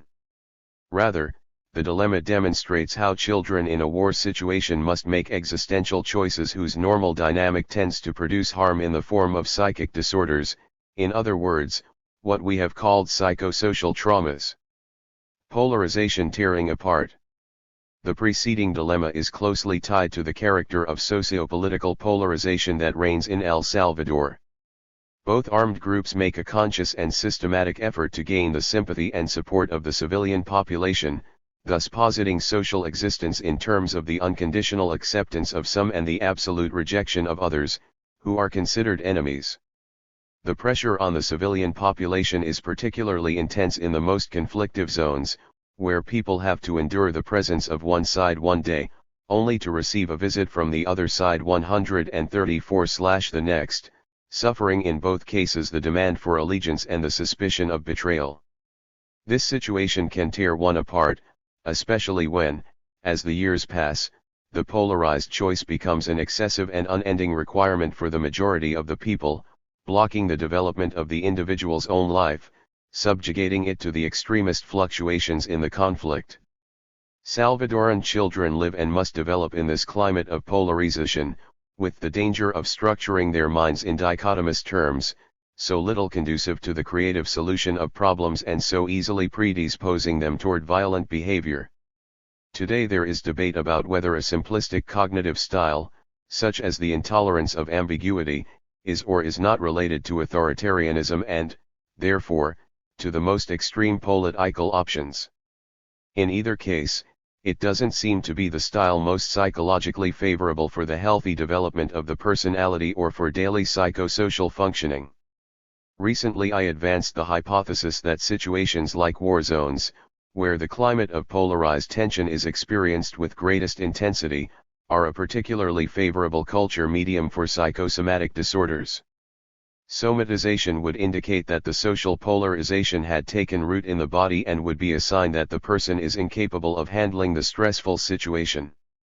This kind of internalized polarization can occasionally lead to autism in children and to problems of a clearly psychotic or schizophrenic character in young people. Conclusion. Salvadoran children today find themselves overwhelmed by a war situation whose normal abnormality, faced every day, tends to produce some kind of psychosocial trauma. This trauma arises because, as part of their development, the children are obliged to face some dilemmas whose terms are always unsatisfactory.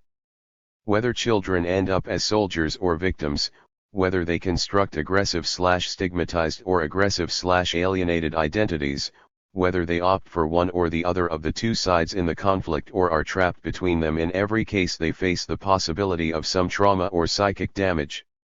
And the creative solution, though possible, generally requires some conditions and social resources which are available to very few Salvadoran children, in large measure for the same reasons that the war exists.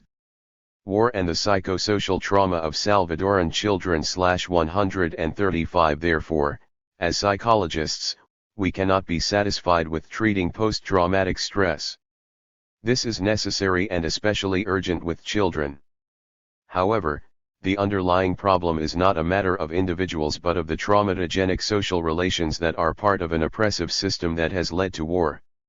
So it is of primary importance that treatment address itself to relationships between social groups, which constitute the normal abnormality that dehumanizes the weak and the powerful, the oppressor and the oppressed, soldier and victim, dominator and dominated alike. If in the El Salvador of tomorrow we want our people to be able to raise their voices with dignity and assert their historical presence, we must today contribute toward creating conditions for our children to develop and construct their identities without being subjected to traumatizing and, in short, dehumanizing dilemmas. 8. Religion as an instrument of psychological warfare. Translated by Todd Sloan. The Salvadoran Church has experienced great growth since 1978, when socio-economic problems became more acute as the country stood on the brink of civil war. Since then the nation has opened itself to the gospel and people have opened themselves more to God and try to quench their spiritual thirst by joining the evangelical churches.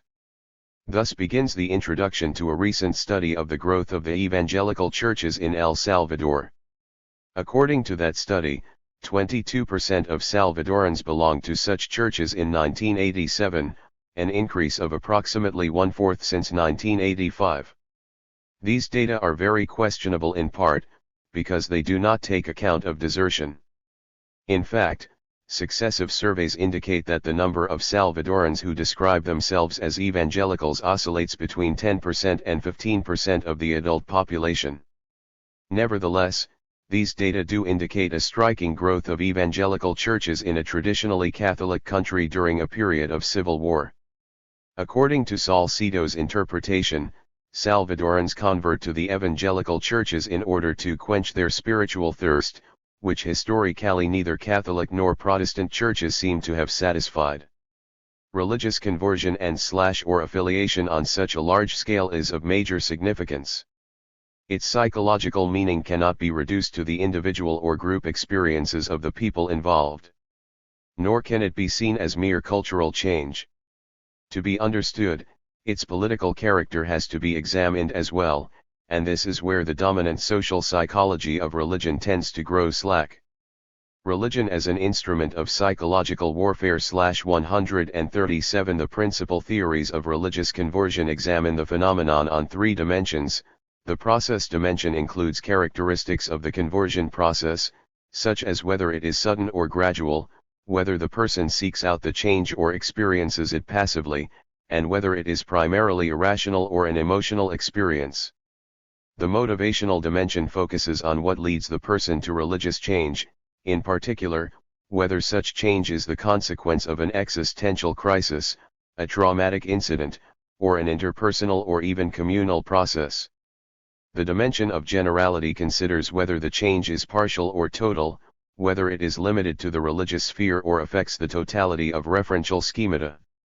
The typologies of conversion offered by various authors differ in their emphasis on these dimensions. Using only these three dimensions, though, it is difficult to achieve a specifically psychological perspective on religious conversion, for the typology reduces conversion to a process of individual change, abstracted from its social context and its network of interpersonal relations. A truly psychosocial perspective must consider the ideological dimension of human behavior, the determination of action by social forces and interests. Ideology cannot be reduced to a group of ideas and values that more or less guide a person's existence, it must include the system of social forces that impinges on each person. These effects can be seen in, but cannot be reduced to, cognitive schemata, value frameworks, behavioral habits, and lifestyles. Obviously, social forces are historical realities, and it is precisely this historicity that tends to be ignored in the dominant psychosocial analyses, or worse, incorporated as a situational variable and not as an intrinsic determinant of the nature of the behavior being analyzed. That is why, in analyzing religious conversion, it is necessary to add a fourth dimension: ideology. This dimension requires an examination of the particular social forces that converge in the phenomenon of conversion, what social group or class benefits, at a given time, from the conversions. What interests are served, and, most important, what are the social effects? Is conversion an alienating, or a dealienating, experience? That is, does it function like Marx's opium, or rather as a consciousness-raising force? Analyses of the other three dimensions immediately change once the ideological dimension is included. The conversion process can no longer be seen as something that is simply 138/interpersonal or individual. Instead, it is seen as social, and even political, the decision of a person who is the subject and object of the play of power in society. Individual motivations take on a wider historical sense when they are situated in the network of social forces that either humanize or dehumanize the person. Conversion, in this broader perspective, has ramifications that cannot be reduced to simple relations between abstract variables. The process can be understood only in the light of a personal and social history. From this psychosocial perspective, my working hypothesis is that the massive religious conversion to Pentecostal groups during El Salvador's civil war represents not only a way for certain individuals and groups to try to satisfy their psychological needs, but also a political instrument for those who hold power, and more specifically, an element of psychological warfare. Psychological warfare. By psychological warfare, I mean operations carried out during war that aim to achieve victory through mental changes in the enemy. These changes include demoralizing the rival, convincing the enemy that it would be useless to continue fighting, or bringing about a new understanding of the conflict that leads to other forms of resolution. These are therefore aggressive acts, but not in the strictly military sense. El Salvador has been in a state of civil war since January 1981.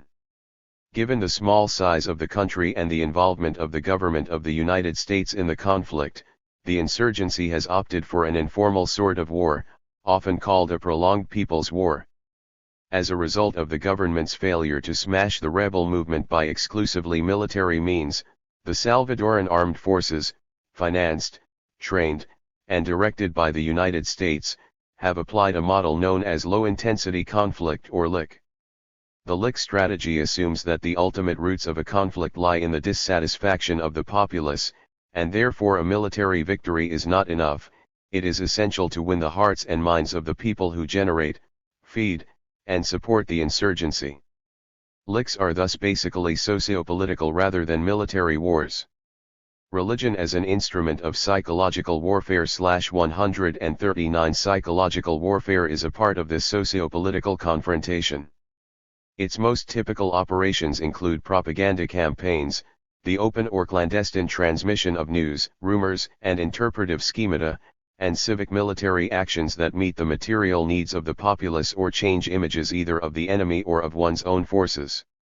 These strategies are accompanied by threats and systematic acts of harassment and torture that demonstrate the futility and dangerousness of supporting the resistance.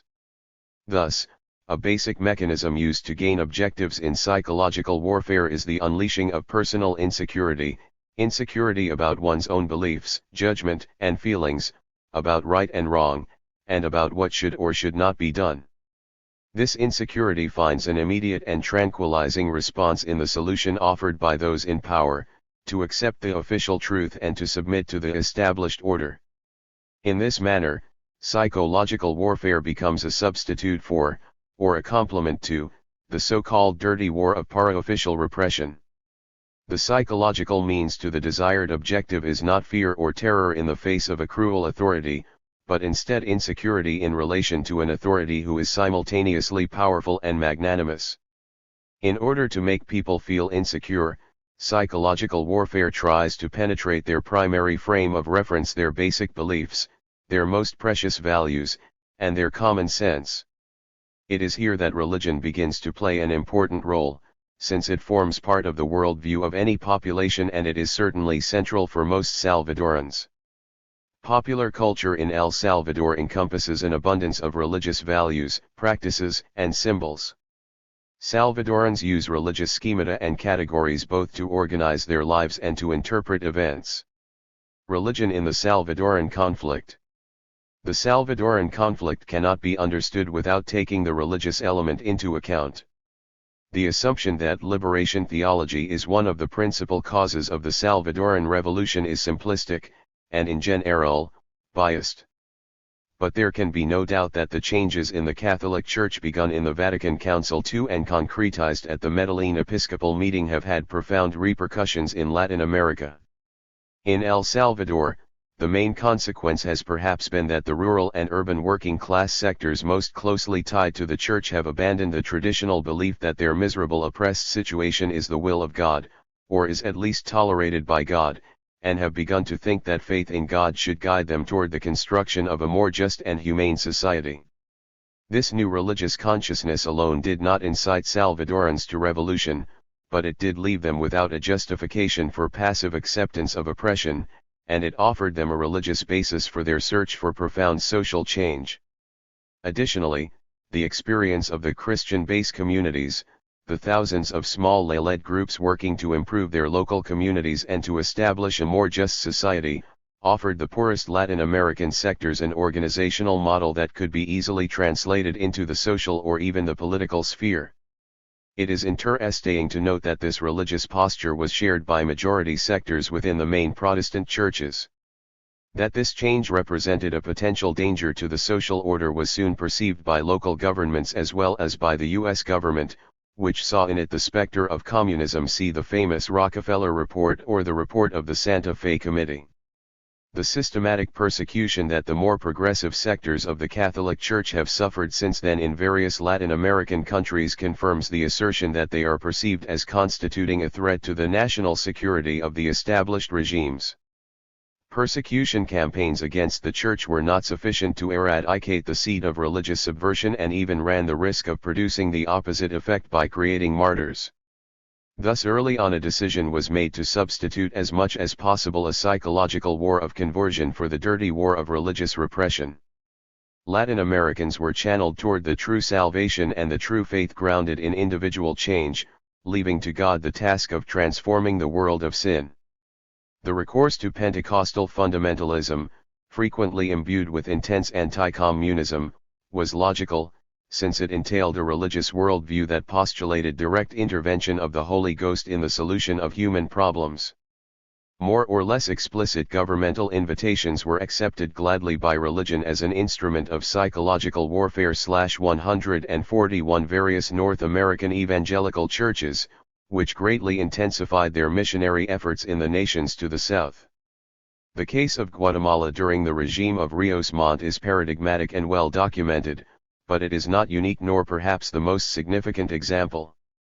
Faced by the growth of the evangelical churches, the Catholic Church introduced a movement that could be interpreted sociologically as a sort of ideological counteroffensive, charismatic renewal. As various authors have pointed out, there is little difference between the operative beliefs and practices of evangelical Pentecostalism and Catholic charismatic renewal. Thus, the religious battle shapes up in one of the most ideologically heated arenas to be found in Latin America, and is part of a much larger set of socio-political conflicts. It is not at all strange, then, that in a psychological war aimed at conquering the hearts and minds of Latin Americans, religious campaigns should be part of the strategy. In general, the notion of a relationship between religious attitudes and socio-political attitudes is consistent with either a Marxist or a Weberian perspective. Yet it is difficult to define the character of this relationship or its concrete determinants. Gibbs, Mueller, and Wood, for example, maintain that religion influences political attitudes only when it is central to a person's ideology.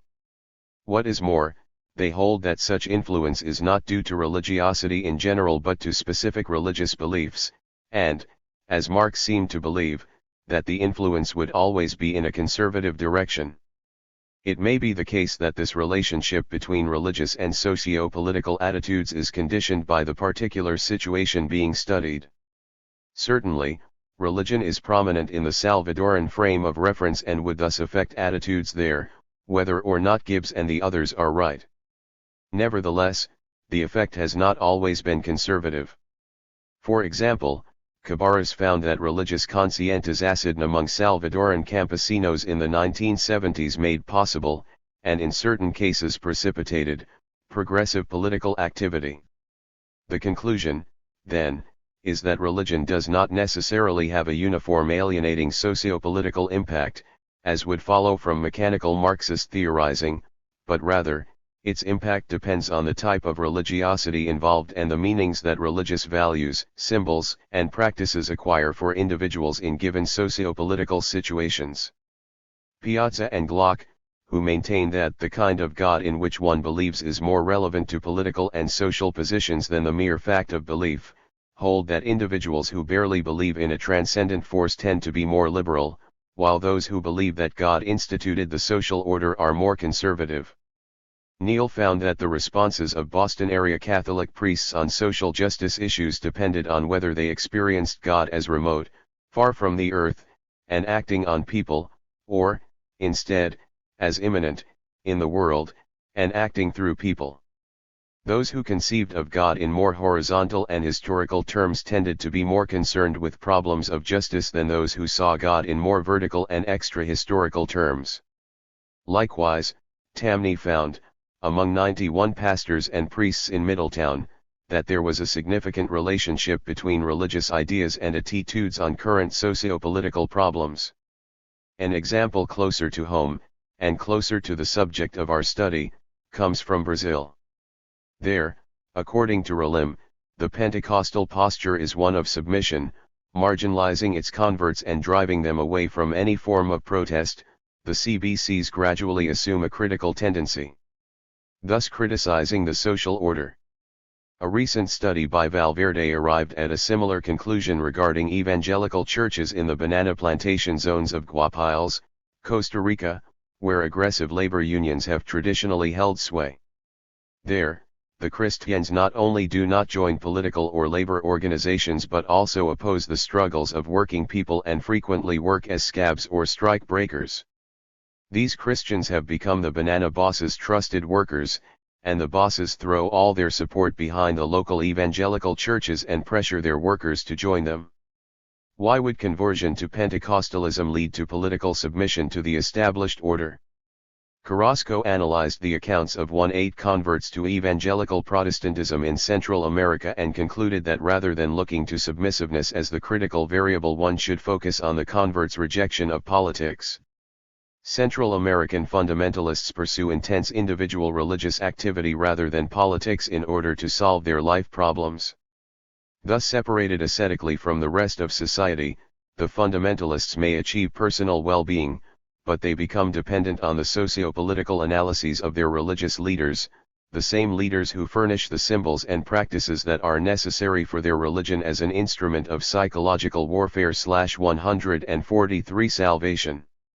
This translates, in general, into the radical and permanent abandonment of civil life understood as a critical commitment to a society condemned to destruction. However, it can eventually evolve into more active forms of critique or political support. In any case, conversion has a clear political impact, serving one social force or another depending on the circumstances. If the relationship between religion and politics depends on the type of religiosity being practiced, one may postulate at least two directions of impact. The first is vertical religiosity, which leads to alienation and social submission. The second, horizontal religiosity, leads to a critical consciousness and social liberation. Both types of impact can exist in combination with other religious practices, but the direction taken reflects an essential aspect of religious conversion, its ideological dimension. Faced with the possible subversive effect of horizontal religiosity, the directors of the psychological war in El Salvador have tried to promote forms of religious conversion or membership that contribute to political passivity toward the established order. What the present study attempts to demonstrate is the differential impact of religious conversion, and the need to take into account the ideological dimension if we are to understand the phenomenon of massive conversion to Pentecostalism in the midst of the Salvadoran War. Empirical studies of religion and politics. In a series of empirical studies in El Salvador begun in 1984, we have examined the relationship between religious beliefs and other attitudes, the relationship between type of religiosity and socio-political choices, and processes of religious conversion and socialization. These studies include, among others, a study of members of various CBCs in 1985, a comparison of members of CBCs with a group of evangelical Pentecostalists in 1986, and a comparison of CBC members with charismatic Catholics in 1987. These studies were based on participant observation, depth interviews, and personal questionnaires. In all cases, before the research was carried out, the objectives of the studies were discussed with the groups and persons involved, and afterward the results were submitted to them for analysis and criticism. Overall, the results tend to demonstrate a clear connection between 144/religious and socio-political attitudes. The connection is even more apparent when the respondents claim to have undergone some form of religious change. Thus, for example, the longer a person had been a member of a CBC, the greater was his or her political consciousness. For those interviewed in 1986, between 76% and 100% asserted that they had undergone changes in their family, educational, work-related, and political attitudes in connection with joining a CBC or an EPC. These attitude changes were not unidirectional. As Table 8.1 shows, the type of social attitude change that occurred was related to the type of religious affiliation.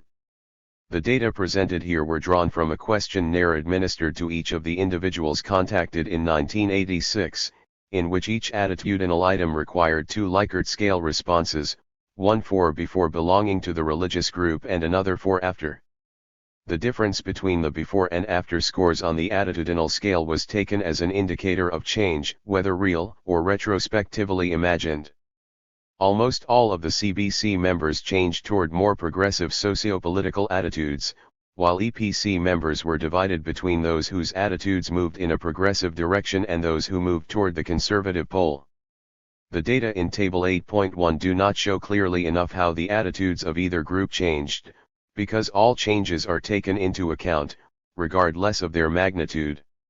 Table 8.2 shows more clearly the mean size of the note. Negative values indicate a change of opinion in a conservative direction, while positive values indicate a change in a progressive direction. Maximum possible change was 4 points in either direction, with 0 indicating no change at all. Changes reported by both groups on one important item from each of the 4 areas examined: family, education, work, and politics. In each of these cases, the mean changes reported by the members of CBCs were in a progressive direction, and were double or greater than those reported by EPC members, all of whom moved in a conservative direction. During a situation of civil war such as we have in El Salvador, if people tend to believe that one should not oppose the decisions of government leaders, this is clearly an important ideological support for those who happen to be in power.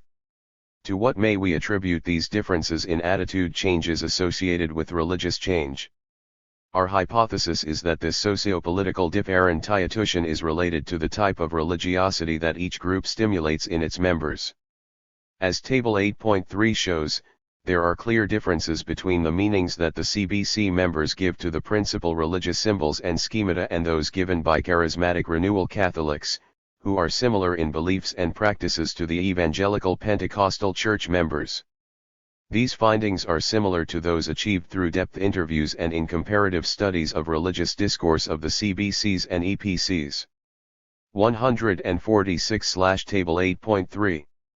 Meanings in the religious consciousness of charismatic renewal Catholics and Christian-based communities. Topic: meaning for CRC members. CBC members: God, Jesus, sin, salvation, kingdom of God, church, mission of the church and social conflict, creator and provider of all things, bountiful and mysterious, pardons those who admit their sins and accept his will. Same as God, is strength and love, died for the truth and to save us. To be out of communion with God, to disobey his word or reject his will. To achieve the eternal life promised by God. All churches together or the promised land. House of prayer where one goes to communicate with God. Evangelize to bring people together with peace in their hearts, to teach people to trust God and accept His will. No. The Church should only speak of God. Creator and transcendent being, can be found in and among people. Son or part of God, died for denouncing injustice and subverting the social order. Personal sin due to mistakes, social sin due to omission or structural evil. To create the kingdom of God through work. Building a more just society through structural changes. The people of God, who have the mission of denouncing injustices. To accompany the people, to denounce injustice and raise the people's consciousness. Yes. The Church must conscientize the people. Social system of El Salvador. The Civil War of El Salvador. An evil system due to man's sins. The war is the product of divine will and the sinful nature of man. Only God can end it, man can only pray and ask for mercy. Unjust system, corrupt, alienating, and unfair to the poor. The war is due to consciousness of structural injustice. It will end as people organize, enter a dialogue. Conscientization is thus critical. Religion as an instrument of psychological warfare. 147 CBC members articulate a religious discourse that is fundamentally horizontal. God is among us, the Church is the people, salvation means the construction of a more just society. This stance induces a political commitment to change the unjust social system. In contrast, CRC members maintain a predominantly vertical discourse. God is the creator of the world, the Church is a house of prayer, salvation means achieving eternal life. This induces political passivity and an interest only in individual changes, leaving the task of judging this world of sin to God. The data presented demonstrate that the impact of religious conversion is not mechanical. In fact, many of the EPC members showed attitude change in a progressive direction, especially in the spheres of family and work. And, although the data in Table 8.2 show EPC attitude changes in the direction of conservatism, we must take into account that these are group means that do not display individual changes. Unfortunately, we do not yet have enough data to connect the direction of individuals' attitude changes with their personal type of religiosity, that is, with the personal form in which they have assimilated their group's religious symbols, practices, and beliefs. Analysis and reflections. The data presented here support the validity of the following assertions. 1. In the case of Salvadorans, a significant relationship exists between religious belief and socio-political attitudes, and therefore religious change is related to other changes in socio-political attitudes. The data do not allow us to confirm whether this relationship is due primarily to the importance of religion in El Salvador. 2. The relationship between religious belief and socio-political attitudes is not uniform, it depends on the type of religiosity that predominates in each religious group. In El Salvador, vertical religiosity is connected with conservative socio-political attitudes and political submission, while horizontal religiosity is linked to more progressive socio-political attitudes. 148/3. While Salvadoran CBC members use a predominantly horizontal religious discourse and tend to move toward more progressive socio-political attitudes as a result of joining the CBCs, the Pentecostal groups use vertical religious discourse and their members tend to move toward conservative socio-political attitudes. These data say nothing about why Salvadorans join these groups, nor about the process of conversion itself or the scope of the changes the converts experience. We could, however, anticipate that there would be differences between the groups in these areas. The data also fail to show us what personal meaning conversion or membership has had for Salvadorans in recent years. What the data do bring to light is the distinct psychosocial meaning of the conversion/membership phenomenon, its ideological dimension. The fact that for individuals conversion may represent an existential consolation, a refuge, a new meaning in life, or an experience of community says nothing about the psychosocial meaning of the process, that is, its impact on historical realities, how it is mediated by social forces, and what social groups benefit from it. Ideological analysis shows that even though conversion may represent an experience of new meaning that makes individual life more fulfilling, this new meaning can alienate individuals from their reality and from the history of their people, or conversely, it can make them conscious of that reality and inspire them to become subjects of their own history.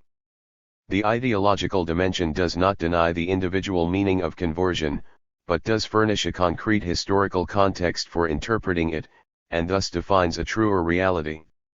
The conversion that the individual lives as a purely individual process has important social meaning, and as such becomes an object of interest to political forces, which try to manipulate it to their benefit. There is abundant evidence regarding the intimate ties between some Pentecostal evangelical churches and the most conservative of North American political groups.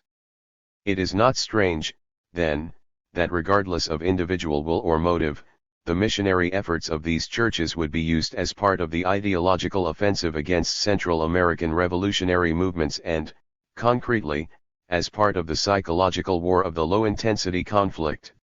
If our data demonstrate the potential political efficacy of religious mediation of attitudes, they also show that religious conversion does not affect religion as an instrument of psychological warfare. 149 Sociopolitical attitudes in a direct, mechanical fashion.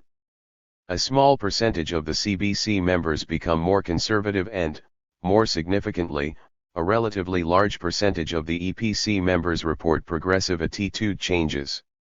It cannot be assumed, then, that conversion to or membership in a Pentecostal group will in itself make a person more politically conservative, though it does greatly increase the probability of such a change.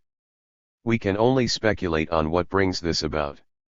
It is quite possible, for example, that the direction of attitude change is connected to a person's initial motives for conversion or membership, as could be the case with the personal elaboration of certain religious symbols relating to the social order at a given moment in history. These issues should be studied in future research. The work of Carrasco stresses that the socio-political posture of the EPC members is closely linked to their religious leaders' interpretation of the social order. Even when such leaders seem to assume a distanced, meta-historically critical stance, in practice they forfeit their critical religious posture and are submissive to the political authorities. But a study currently being carried out indicates that certain Salvadoran evangelical groups have been gradually evolving toward more progressive socio-political positions. In view of the ideological dimension of religious conversion/membership in El Salvador, the attempt to be scientifically neutral quickly becomes a form of collaboration with the established powers, masking the conflicts of interest that come into play in the apparently apolitical religious sphere.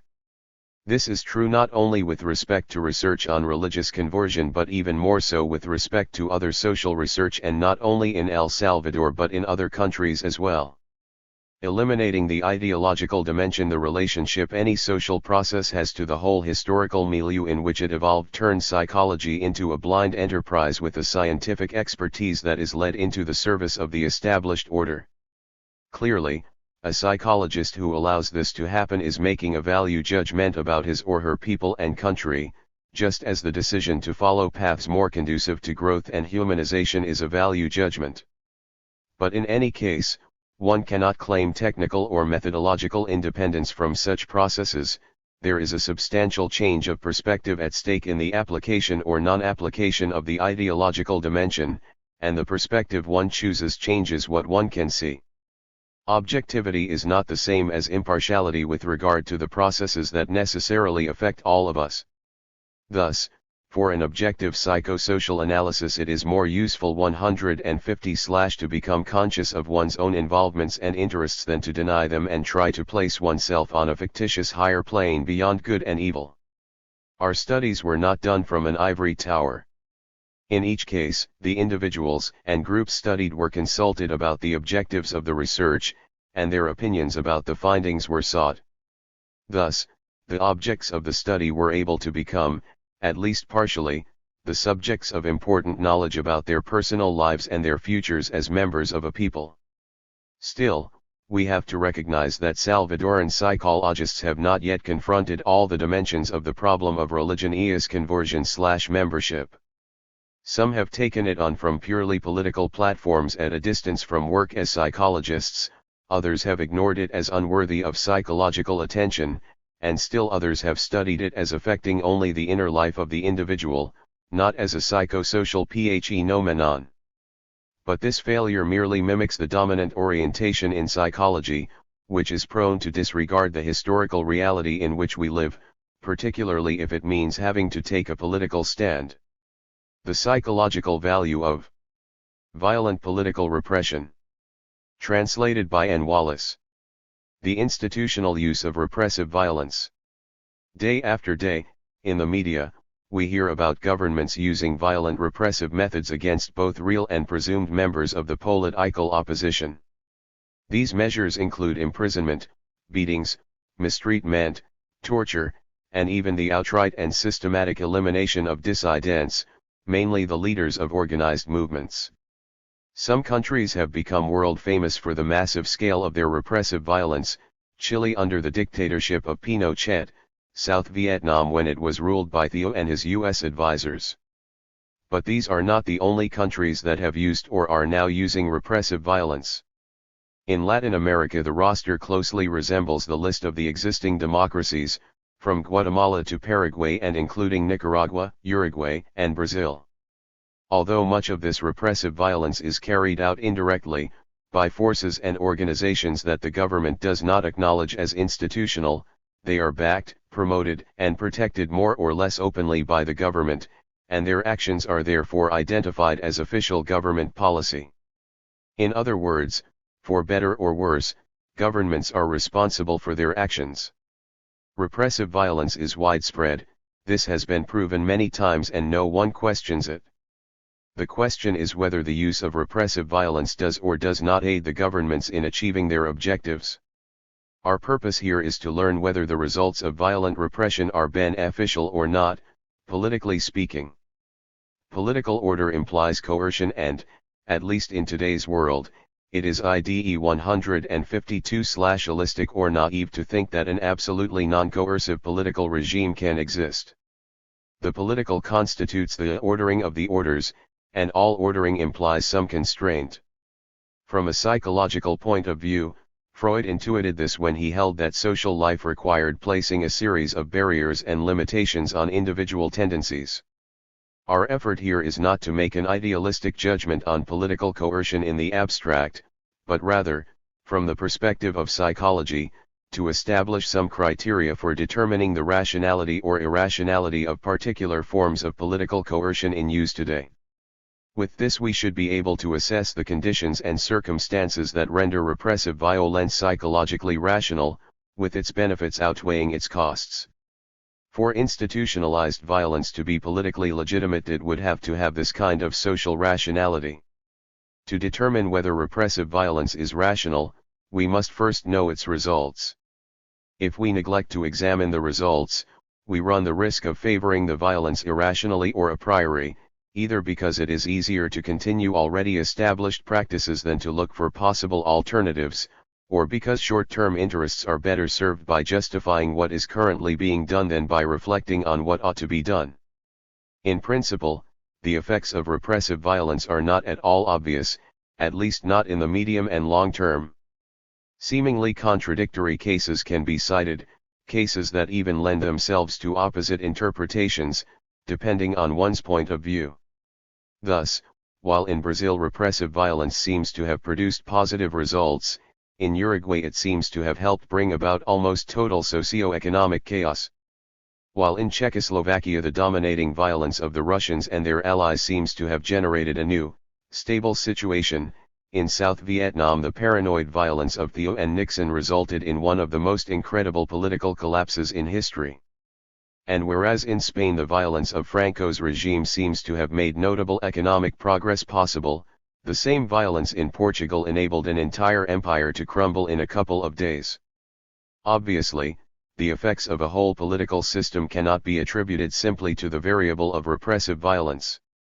Many other more important factors come into play and determine those consequences in a more immediate way. Nevertheless, we need to calculate as best we can the extent of the influence of repressive violence and the kind of socio-political conditioning it may cause, precisely in order to clarify its advantages or disadvantages.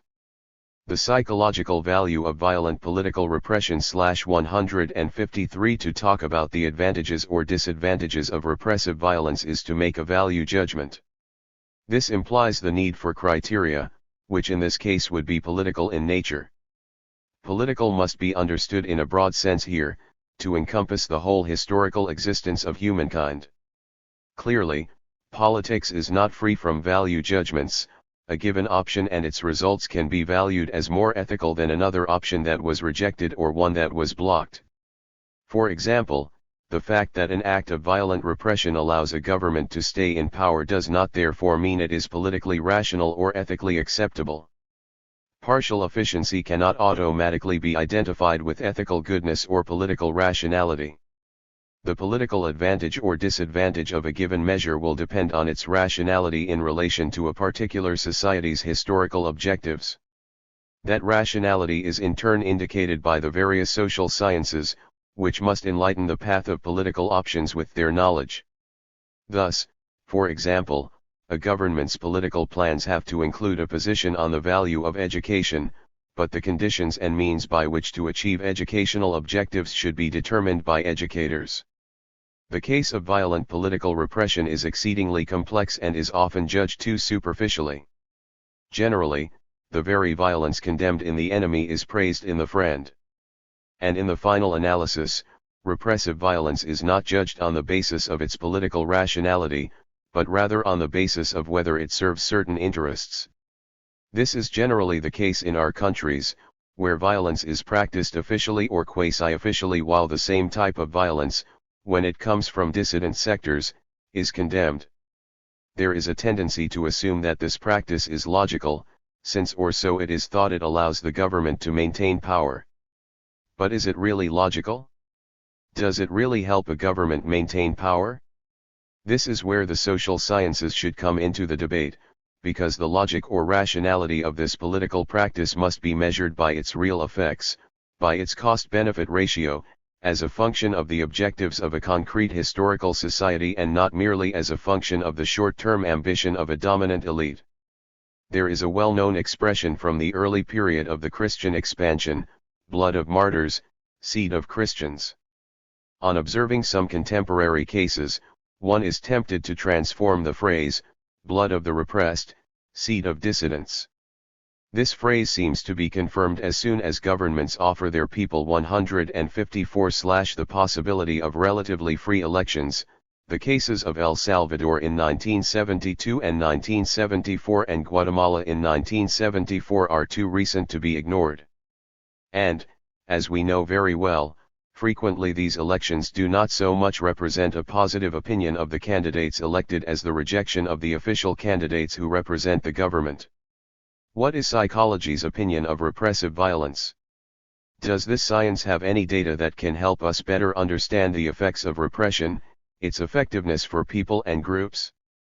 Can psychology help to explain more scientifically the advantage or disadvantage of using repressive violence as a means of achieving political objectives? In attempting to answer these questions, we will try to limit the discussion to data that have experimental proof and that therefore yield findings with greater scientific reliability. We do not mean to claim the absolute validity of these data, particularly not when applying them to a phenomenon as complex as repressive violence in the context of different political situations. Nevertheless, we have no doubt that such data can help us think more objectively about repressive violence and aid us in making decisions that are more ideologically coherent and more rational in terms of political practice. We should reiterate that we are limiting ourselves to a psychological focus here, realizing that this is only one of several ways to look at the problem.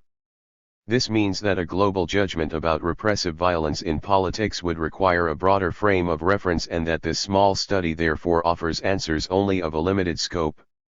We certainly do not mean to claim that psychology must have the final word on the advantage or disadvantage of violent repression. What we are saying is that psychology is necessary for understanding the rationality or irrationality of the application of repressive violence in each specific case. and in a situation where violent repression increases every day, as in our Latin American countries, this is a crucial task.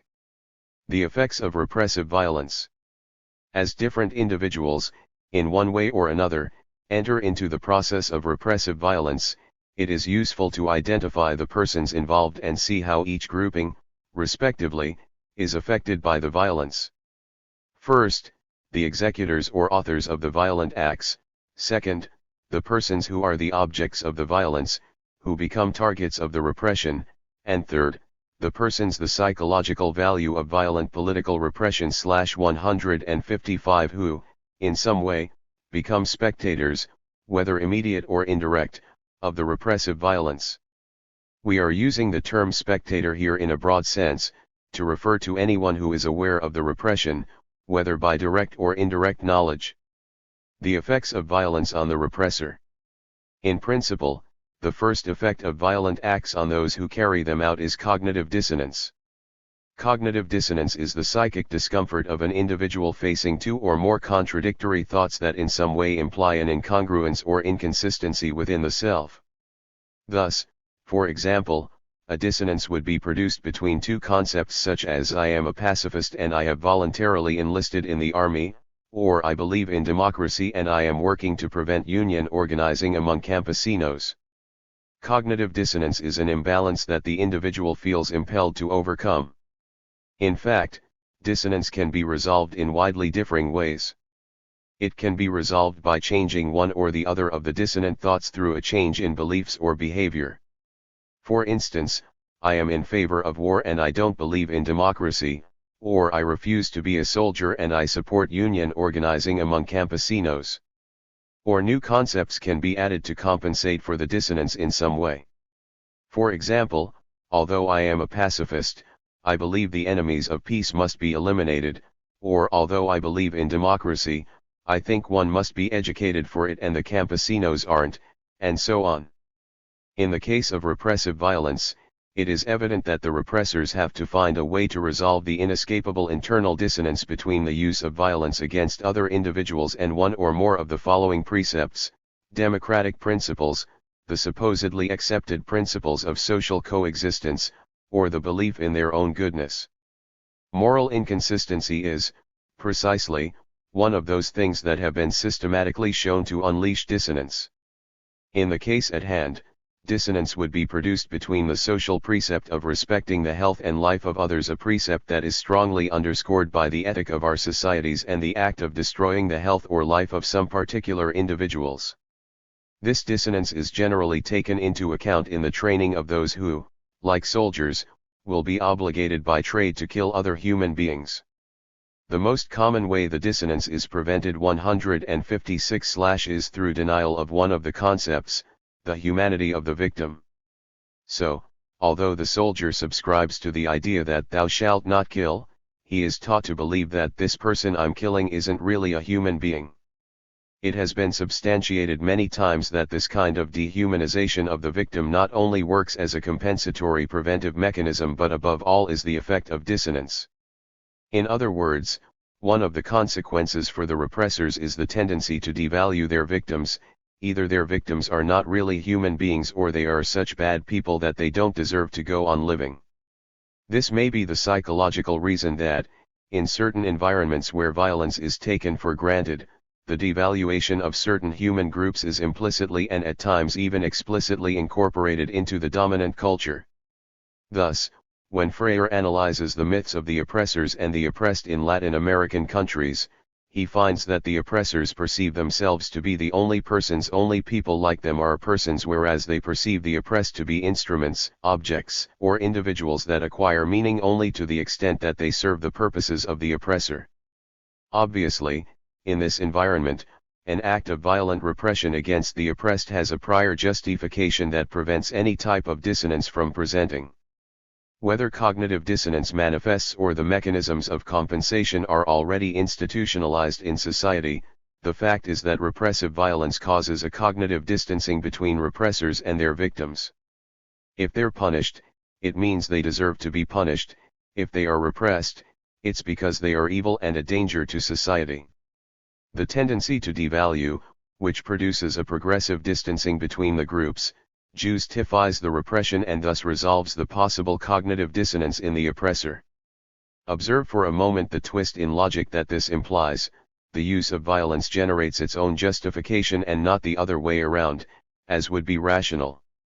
And it is this lack of logic that is consecrated in the mythology of the oppressor, subtly hidden behind the great liberal values, the naturalizers of unacceptable historical situations. But repressors cannot always devalue their victims, and the closer or more immediate they are, the harder it becomes. Conversely, the less contact there is with the victims, the easier it is to behave destructively toward them. Therefore, repressive acts often leave the repressors with a psychic dis-ease, a need for congruence, that can result in the need to compensate the victim in some way. Not infrequently this leads the repressors to turn against those who are forcing them to use the psychological value of violent political repression. 157 Repressive violence. The harder it is for repressors to achieve cognitive congruence by devaluing their victims, either because they know the individual or can personally verify the falseness of the devaluation, the more likely is this reversal to occur. In part, this is what happened on a daily basis in South Vietnam during the Thieu regime, and what happened to the Portuguese soldiers in Angola and even to certain Peruvian soldiers in their repressive action against the guerrillas in their country. A second consequence that repressive violence may have for the repressor is the learning of violent habits as a preferred response for resolving interpersonal conflicts and confrontations. This learning of violent models would explain why certain veterans of wars like the one in Vietnam feel inclined to solve social problems in an abrupt way or demand a little more from the authorities, or even how they can evolve into violent criminals or near criminals, as has happened in Guatemala. Certain ethologists and psychoanalysts consider that exercising violent behaviors can provide an outlet for aggressive instincts and, therefore, serve as a cathartic escape valve. However, numerous studies disagree, demonstrating that practicing or watching violence leads instead to its being learned and becoming a fixation. Thus, for example, Walters and Brown proved that aggressive games can increase the probability that aggression will occur in real situations. Bandura insists on the importance that social reinforcement can have in the fixation of aggressive behaviors. When parents reinforce their children's violence frequently, they are probably training future juvenile delinquents. Similarly, university students who are praised for their toughness can become very aggressive toward their victims. There are many studies that prove the value of social reinforcement in the learning and generalization of responses, in this case, of aggressive responses. If individuals are specially compensated for committing violent acts, if they are encouraged and rewarded by their social group or their superiors for it, there is clearly a very high probability that in similar situations they will resort to the same type of behavior.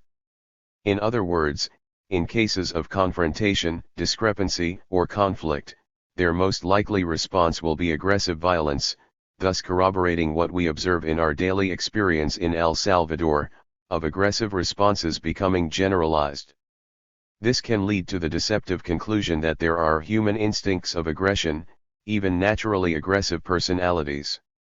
The Salvadoran press recently published a communiqué from the Office 158/ of Press and Public Relations of the National Guard, which stated that, for various reasons, over a 2-year period more than 400 members of the institution dishonorably expelled. The context of this note seems to imply that these expulsions are motivated, at least in some cases, by violent behavior which is not institutionally acceptable or endorsed. Now then, the fact that 400 members are dishonorably discharged from an institution in which there is strong military discipline is an index that corroborates the statement about learning violent habits and then wantonly generalizing them to situations that are not institutionally sanctioned.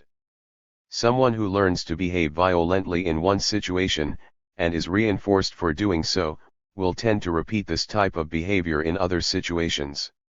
In fact, environments in which violence is systematically practiced become closed groups where the highest value is placed on the brutality of aggression and where individuals internalize that evaluative criterion to such an extent that later they will need no greater reward than the knowledge that they have reached the ideal level of aggression. Certain pragmatic politicians may consider the existence of such dehumanized groups at the service of the regime to be a minor and socially necessary evil. What should be challenged is both the conviction that they are a minor evil and the more or less implicit assumption that the benefits they produce for a given regime compensate for their social costs. This debate is intensifying now that the image produced by any given regime can influence not only its chances for success but also its national and international stability.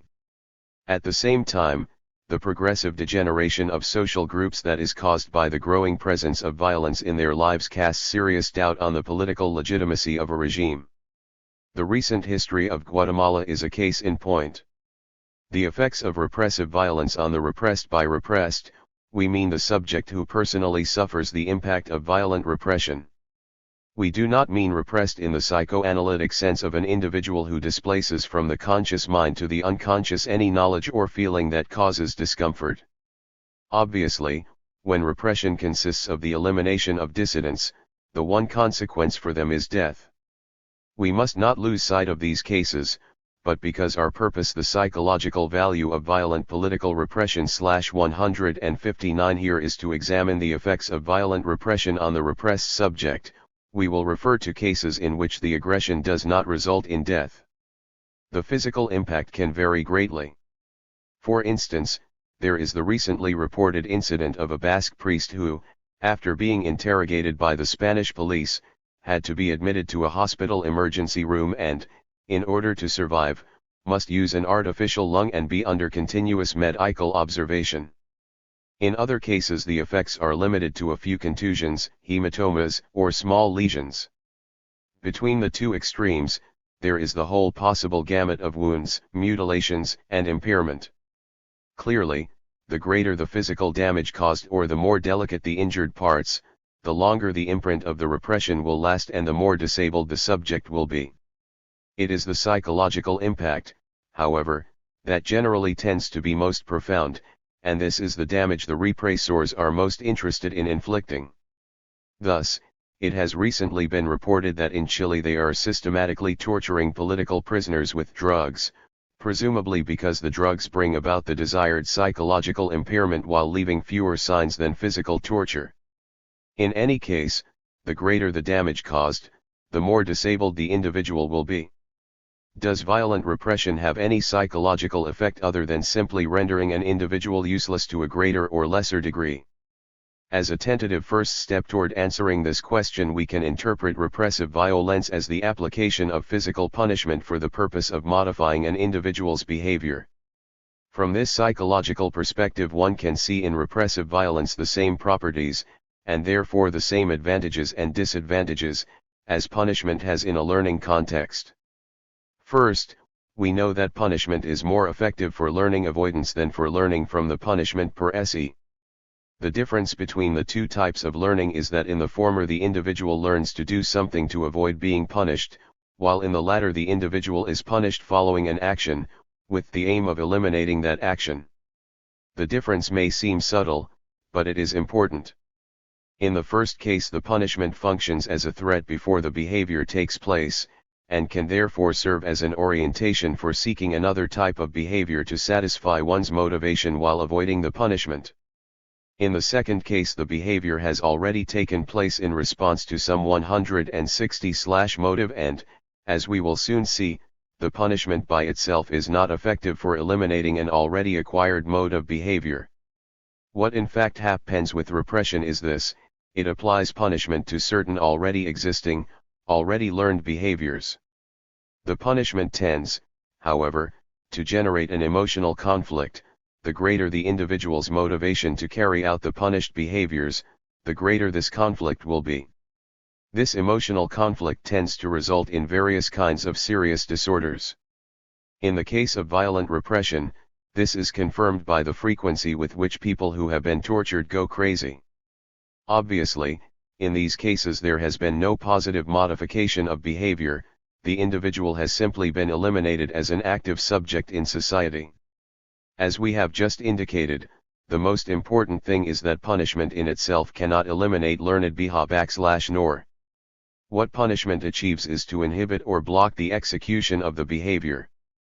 But when a learned and punished behavior responds to one of the individual's true needs, if another behavior that allows for the satisfaction of that same need does not present itself, the punished behavior will tend to reappear. In this sense, the punishment is effective only to the extent that it offers subjects the opportunity to satisfy their needs with socially acceptable alternative behaviors, not theoretical alternatives, but concrete and real ones. If, in spite of promises and good wishes, no alternatives are offered, the punishment will be ineffective and will act as an inhibitor only so long as it is felt to be stronger than the need whose satisfaction it is blocking. On the other hand, maintaining this violence over a long period of time produces a growing passivity among the population subjected to it. I.C. Berkowitz, 1975. In many cases, political repression is directed against behaviors that, ultimately, express and seek the satisfaction of people's most basic needs: food, shelter, work, and so on. This means that repressive violence will be effective only in the short term, and that over time an increasingly higher dose of violence will be necessary to hold back the pursuit of the fundamental need. Frequently, the repressed find themselves opting for the lesser evil of a double bind. It is not unusual nowadays, in certain campesino sectors, to hear people say, "LTT is better to die fast from a bullet than slowly from hunger." The systematic application of violent repression does not discriminate sufficiently between subjects and the behaviors it attempts to punish. The psychological value of violent political repression /161 know, for example, that the reputation for ferocity and effectiveness of a special corps of South Koreans that operated in Vietnam from 1965 to 1973, was based on a policy of deliberate assassination of the civilian population. There are also the numerous programs of counter-revolutionary terror directed by the U.S. forces in Vietnam, such as the celebrated case of Project Phoenix, which, sadly, can be credited with more than 20,000 murders. This type of indiscriminate repression renders the punishment totally ineffective, because people are not able to distinguish which characteristics the repressors are trying to eliminate with the punishment. In these cases, repressive violence is effective only insofar as it manages to inhibit behavior through fear. However, it is very possible that if people have no way of distinguishing which behavior is being punished, the stimulus they will come to fear is the repressor. That is, they will fear the police, the army, the government, or whatever the repressive force is, but they will not fear taking actions that they have never identified as provoking punishment. In other words, the result of indiscriminate violence is that it inhibits behavior as long as people think their actions can be observed, controlled, or known. As already indicated, this kind of inhibition can lead to progressive passivity. But as soon as the opportunity arises for the behavior to be enacted without the danger of punishment, the behavior will recur. The only discrimination achieved with punishment of this kind is that people will be able to recognize the agents of repression and will become increasingly adept at eluding them. There is another important aspect to consider when evaluating the psychological effects of repressive violence on the victim. Numerous experimental studies as well as clinical experience show that the more external the punishment imposed, the less an individual tends to internalize the ethics and ideology of the authorities. To the extent that the punishment imposed is internal or psychological, rather than external or physical, the tendency is for the individual to internalize the authority figure's evaluative criterion and, consequently, to experience guilt each time he or she violates it. Stated differently, when people are taught predominantly through physical sanctions, what develops, instead of an internalization of the model and a tendency to experience guilt when it is violated, is a tendency to keep their transgressions from being discovered. Physical punishment tends to generate aggressive responses rather 162/ than anxiety responses, just the reverse of psychological punishment. This brings us to the final effect we want to analyze in people who are violently repressed. According to the now classic thesis of the Yale team, aggression is always a consequence of frustration. This does not mean that whenever frustration occurs it will inevitably result in an act of aggression. It means more specifically that a particularly important consequence of frustration is an incitement to aggression, which will express itself under the right circumstances, depending on what other environmental factors exist and what else has been learned. The authors themselves state that the strength of inhibition of any act of aggression varies positively with the amount of punishment anticipated to be a consequence of that act. In general, it may be said that, with the strength of frustration held constant, the greater the anticipation of punishment for a given act of aggression, the less apt that act is to occur, and, secondly, with anticipation of punishment held constant, the greater the strength of the frustration, the more apt aggression is to occur, because anticipation of failure is equivalent to anticipation of punishment. To put it more simply, frustration incites aggression. If aggression is punished, then whether or not an act of aggression occurs will depend on the strength of the frustrated need. Applying the theory of frustration-aggression to the case of repressive violence, the latter clearly constitutes a punishment for the victim, but it is also a cause of frustration. Therefore, it is a frustrating punishment. On the assumption that it is built on top of another frustration, repression produces a double incitement to aggression. There is an incitement in the frustration of the aspiration and then a new incitement in the frustration produced by the repressive violence.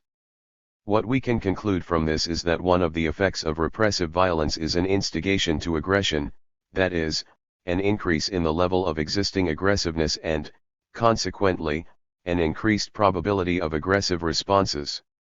Whether or not these responses occur will depend largely on the degree to which individuals anticipate that punishment will follow from their actions. But it is evident that if the threat of punishment decreases, the aggressiveness will tend to express itself with greater vehemence than ever. This also confirms the common experience that violence is a continuously growing spiral and the psychological value of violent political repression. 163 That the maintenance of political control through force will demand an increasing application of repressive mechanisms. The effects of repressive violence on the spectator. Repressive violence will have very different effects on both direct and indirect spectators depending on their possibilities for identifying with, or distancing themselves from, the victims. When spectators can clearly distance themselves emotionally from victims, the devaluation mentioned above occurs, converting the victims into scapegoats.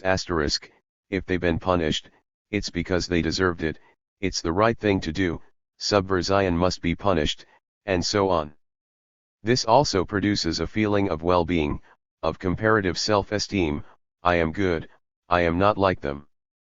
This is precisely the type of reaction people have to movies about the good guys and the bad guys, even though the good guys may in fact be no less violent or criminal than the bad guys. But, for this distancing to occur, there must be at least some minimal definition of the factors related to the punishment. It is necessary to be able to identify the victim as subversive, communist, guerrilla, criminal, antisocial, or any other attribute that society considers punishable, based on a series of more or less clearly defined traits that spectators can find in the others but not in themselves. The problem arises when the attributes used to categorize the victims are not clearly defined features, characteristics, or behaviors, but instead remain ambiguous and vague. When the attributes for justifying repressive violence are just generalizations, or are arbitrarily assigned, this impedes the process of recognizing punishable features and behaviors. As a result, spectators cannot adequately achieve emotional distance from the victim.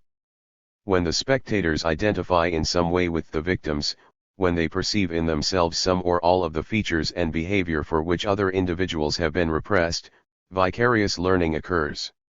In other words, the punishment applied to the victim also serves as a modeled learning situation for the spectator. As Bandura and others have abundantly demonstrated, the experience that permits the formation and fixation of habits does not necessarily have to occur in the subjects of the learning themselves, it can occur in other subjects, who serve as models. Seeing behaviors, control stimuli, and positive and negative reinforcement in others, individuals learn through someone else's body. 164 In the case of repressive violence, if the spectators identify in some way with the victims, they learn from what they see modeled. As with the victims, however, this learning can take different forms. For the spectator, the spectacle or knowledge of repressive violence can produce an inhibiting fear of the punished behavior. But it is also likely to lead to situational rather than behavioral discrimination, causing individuals to learn that certain acts must be carried out in secret by eluding the repressive forces, rather than that they must not commit these acts. Similarly, in addition to fear, there may be an increase in aggressiveness of the spectators, to the extent that they see in others the frustration of their own aspirations, even though they may not suffer the physical impact of the repression personally.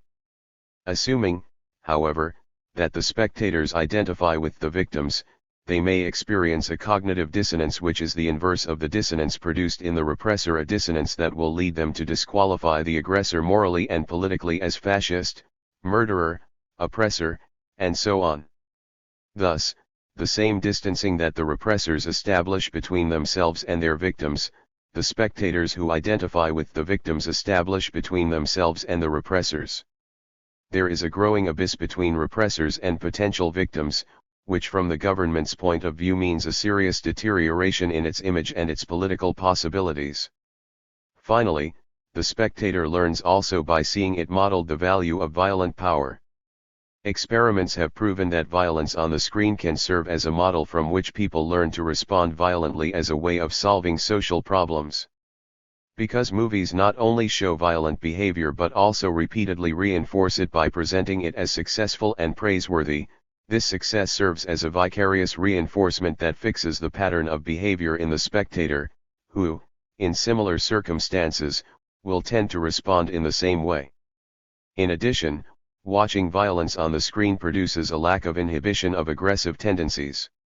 Thus it has also been proven that individuals tend to show more aggressive behavior after watching violent scenes than after watching peaceful ones.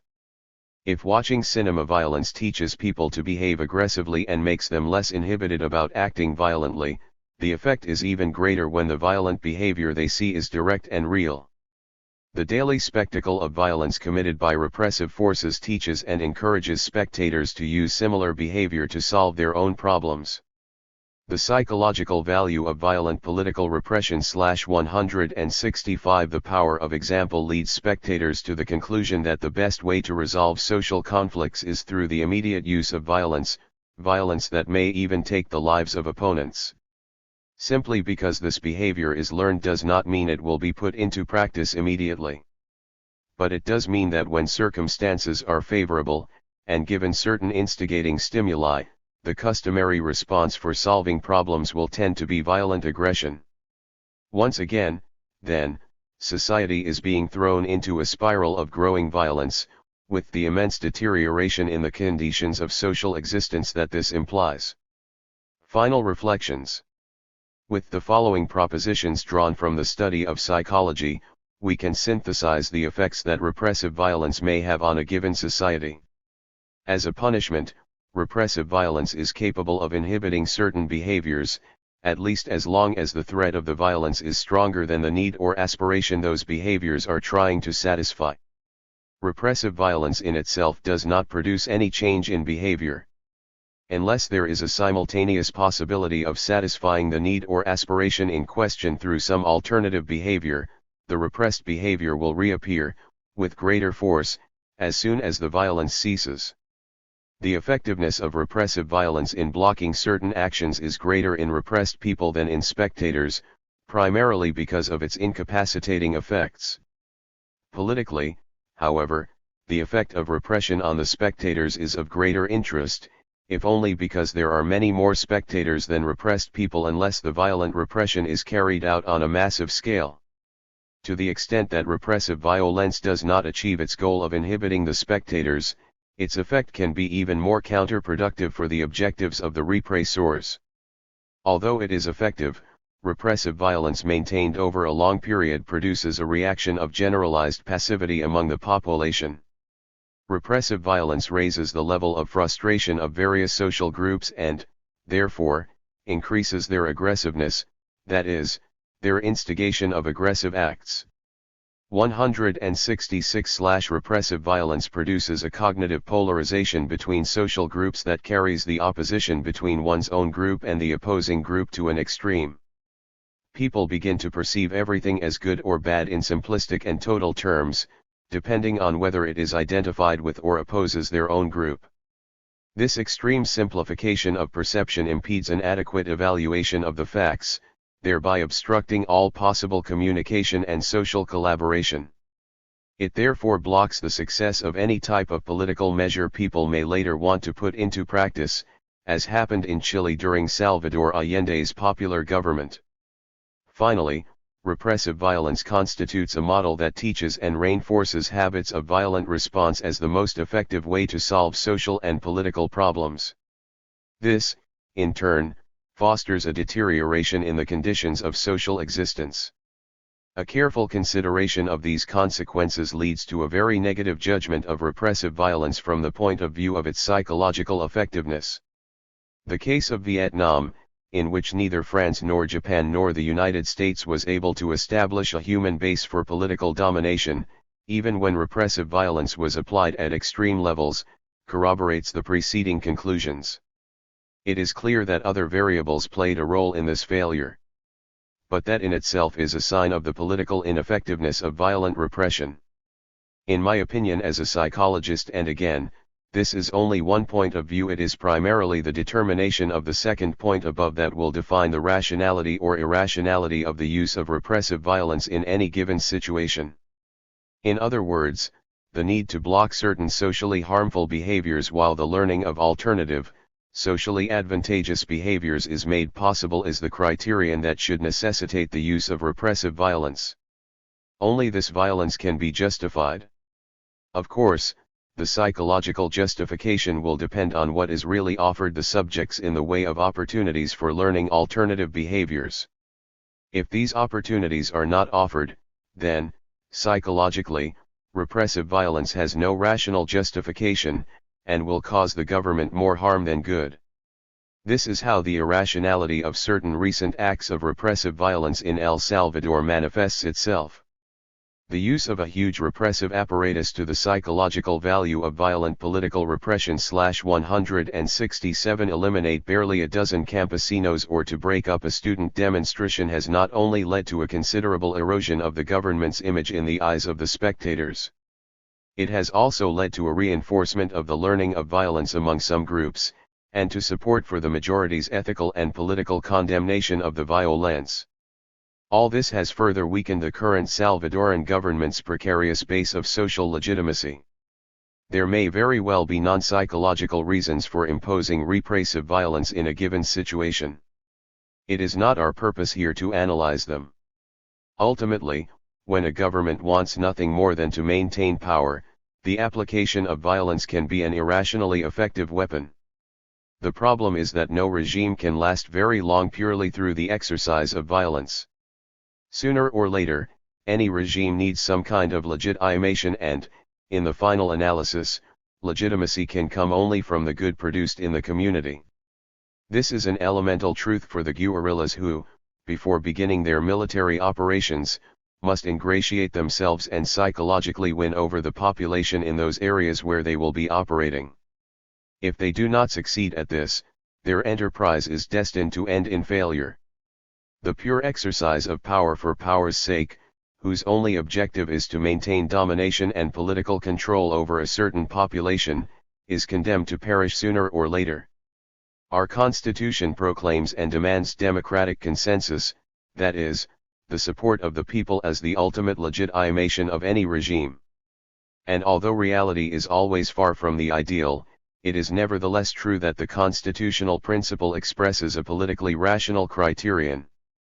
For this reason, if in addition to de facto control there is an attempt to achieve control by law, if in addition to conquering there is a desire to convince, if there is a desire to exercise power not only through force but also through reason, in short, if there is truly a desire to be a government of the people, then what psychology is saying must be heeded.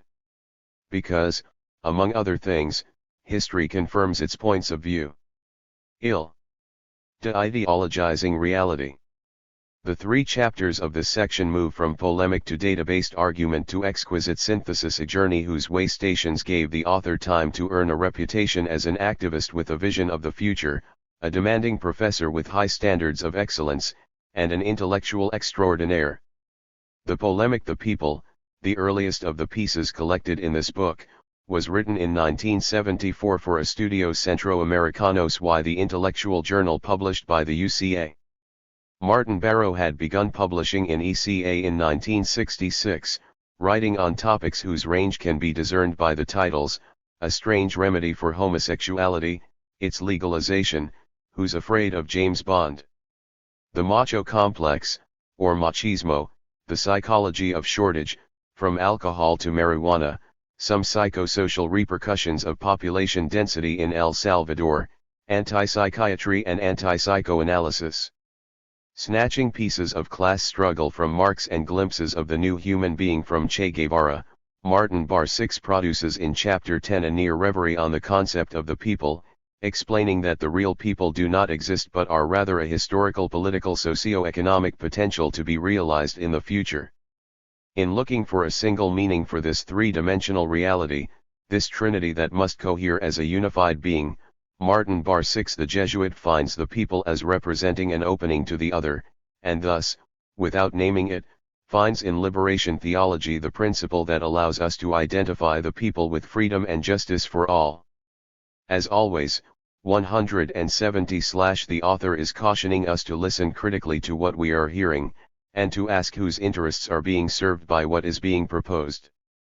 And he is clarifying for us, if we had any doubt, what it means to live and act on behalf of the people. Chapter 1 joins theoretical discourse with practical application, to provide a superb concrete example of how one can use one's professional knowledge and skills to assist the people in their historical mission of creating a community of solidarity. Here Martin Bar 6 can no longer work from a context of demagogues deceiving people through their sloganeering, as he did in 1974. By 1984 the exigencies of civil war require a more formidable base, and he must produce arguments first to justify doing research at all amid the legions of lame and wounded whose needs are crying for attention, and second to justify survey work to psychologists, who have never placed much stock in the public opinion poll. The historical perspective Martin Baro advocates in all his writings is here demonstrated not only in the base for his arguments, formed by the realities of the day and the conditions that produced them, but also in the argument's direction and the destination of its conclusions toward a future whose realities social science research can help bring about. With data from the polls themselves, Martin Baro illustrates his point that such surveys are critical in breaking down the prevailing discourse, and invaluable for helping people to develop a new collective identity. He argues convincingly that collective consciousness can play a role in prolonging or ending the civil war and, more important, in ending the unjust social conditions whose prolongation caused the war to erupt. Embedded in the discussion of the utility of public opinion polls are certain data about the current situation as Martin Baro and his student survey workers were living it. In El Salvador it was dangerous to ask questions, dangerous to attend to the victims of war, dangerous to admit support for a dialogue between the FMLN and the government. He mentions that his house had been bombed 5 times. Modestly, he does not mention that each of the firebombings occurred at a time when he was at home. Martin Bar 6 was letting psychologists see that outside those safe and sterile little academic boxes, their work held the promise of making a real contribution to building a just society. In lauding the courage of his co-workers, Martin Bar 6 was not saying we should all be risking life and limb for the sake of social science research. Rather, he was making a case for commitment and vision, whatever our de-ideologizing reality/171 circumstances may be. What he meant was that researchers, professors, and students need to examine and evaluate the kinds of contributions they are actually making, and to weigh these against the potential they have for affecting real change. When we resolve to carry out a project, for instance, are we thinking beyond our reputations and careers, our publications and grades? Are we mindful of the implications of our research, of the socialization that led us to undertake this project rather than a different one? Are we attentive to whose interests are being served by what we are doing, and whose interests ignored? Are we so thoroughly caught up in an ideologized view of what counts, what needs to be studied, what it means to do good work, that we have forgotten a commitment to truth and justice? He does not mention, but we should not forget, that an intellectual in a little place like El Salvador writing in Spanish is in many ways a marginalized being whose greatest credibility would normally come from an identification with, and acceptance by, the people ensconced in safe and sterile academic boxes. He resisted the temptation, and a whole world opened up to him. Are we willing to endure a few raised eyebrows and a possible barrage of unkind words, for the chance of participating in that world? Or will the university remain a place like the Latin America described in Chapter 12, where people seem to have fallen into a forced siesta, a state of semi-wakefulness that keeps them at the margins of their own history, where they are made to participate in processes that others control? War and violence were at the center of Martin Baro's professional and personal life, because they were what for many years defined life in his adopted country. His arguments drew strength from his analysis of the particular features of the society in which he was living, even as ours can draw strength from our own particular circumstances. Undaunted by El Salvador's small size and relative insignificance, he often used his country as a case in point for illustrating larger issues, and through that technique sometimes made startling discoveries. In Chapter 12, The Lazy Latino, Martin Bar 6 offers El Salvador not as a mere object lesson but as the crowning example, for Latin America and the rest of the world, of a country where a significant proportion of the population has broken away from the oppressive cognitive frameworks of fatalism and dared to form social organizations through which they can design, and possibly achieve, a collective future based on justice. From his own position in the limit situation of El Salvador, which gave him foresight as well as insight, he perceived the struggle for justice as achievable on earth. The Lazy Latino brings together, in an elegant package wrapped up 172/ in a discussion of fatalism, themes we have seen separately and mixed, fully displayed, or lightly folded through the many pages of this book.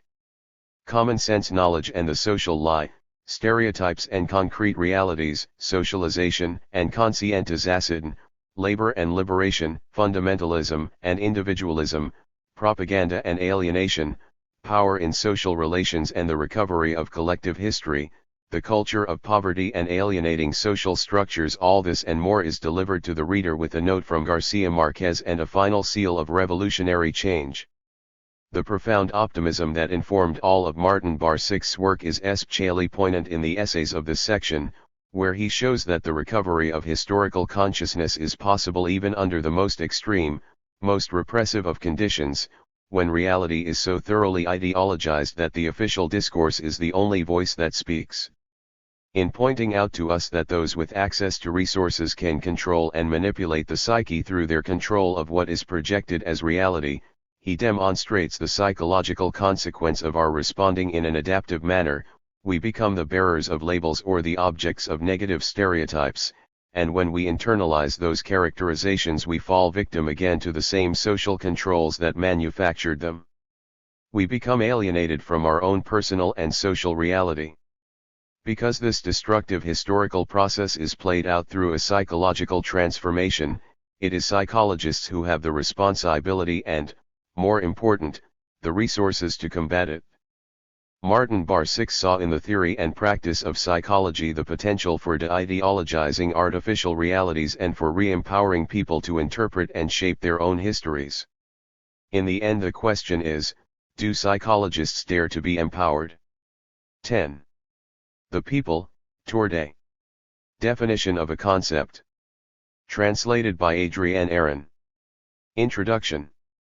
Everyday political life seems to move on an ideological plane marked by a number of unquestioned and contradictory central concepts that nobody ever bothers to explain and that have hidden under them, as we know from experience, a number of different realities.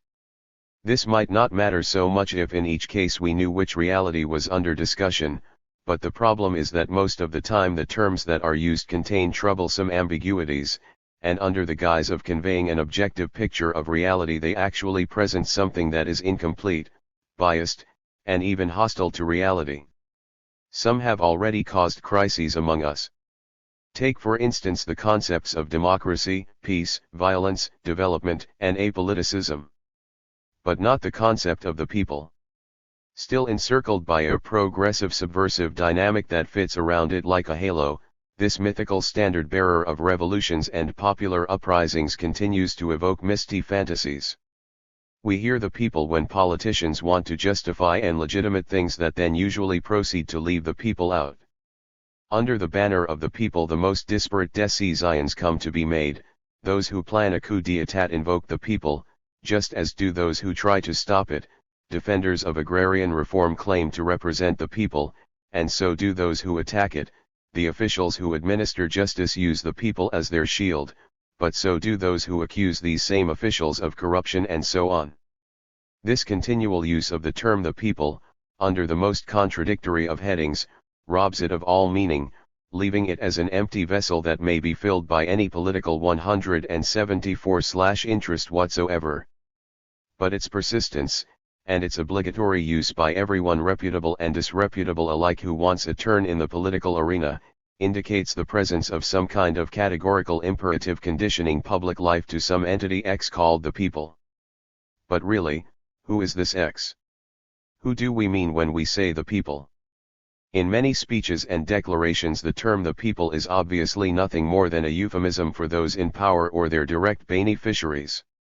When we hear about the good of the people, or what the people have claims to, all that is really meant is the well-being and claims of certain special interests within a given country.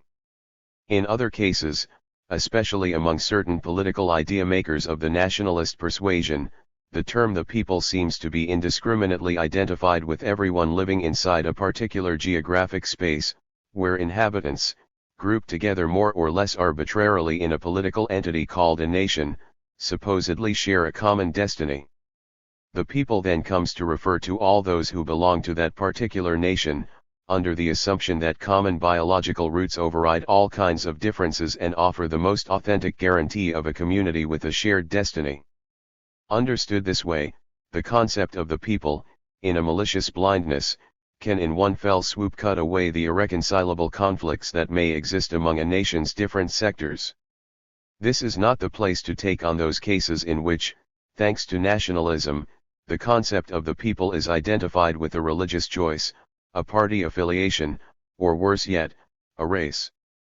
Those cases tend to consecrate a static and adialectical blindness in a pattern that tries to escape history. They force a perpetuation of the existing order, an order obviously damaging to the basic rights of minorities who statistically are frequently the oppressed majorities. This use of the concept of the people is more or less characteristic of totalitarian regimes, whether they are fascist or not. The most generalized use of the term the people ties it to the less well-off pole of the elite mass dyad. As opposed to those who are outstanding in one life situation or another, the people are the ones who don't stand out, who represent the norm, the statistical mean. The people are the common person, the man on the street, John Doe, Pablo Campo. Against the exception, the people are the rule. In this line of reasoning the people are presumed to have, par excellence, the traits of a putative national identity. The people, toward a definition /175. In this same contrapuntal view, in certain more specific cases, the people come to be the most needy of all the groups that make up a particular society, the impotent ones, the needy ones, those who in one way or another are the have-nots. Thus, Marxism identifies the people with the working class, as distinguished from the bourgeois capitalist class, since workers are robbed of the fruit of their labor by the plundering capitalists. The people, then, are the proletariat, necessarily resentful, though perhaps still unconscious of their rights, and even of their just claims in the redistribution. Like trick mirrors, all these indiscriminate applications of the term the people seem to hide ambiguities that allow people to take the rights implicitly attributed to the demos the people, who supposedly have the last word in political matters, and distort them for their own personal gain. If a government, a party, or certain individuals have the backing of the people, by virtue of that fact their actions become justified, they are democratic, in the most authentic sense of that term, no matter what they have done in the past to be unworthy of that label. Hence the need of politicians of every stripe to speak in the name of the people, and to back up their acts with a good appearance, protecting their decisions behind a shield of popular demands and needs. It is important to clarify as much as possible the determining characteristics of this entity called the people, so as to be able to recognize when the term is being used objectively and when it is not. Or, what is the same thing, to know who are the people and who are not, and to be able to judge when an endeavor that wants and claims popularity is really popular and when it is not. Hence, any reflection that might shed some light on this question does an urgent and necessary service.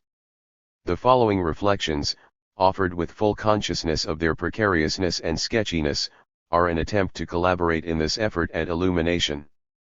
3 aspects of the concept of the people.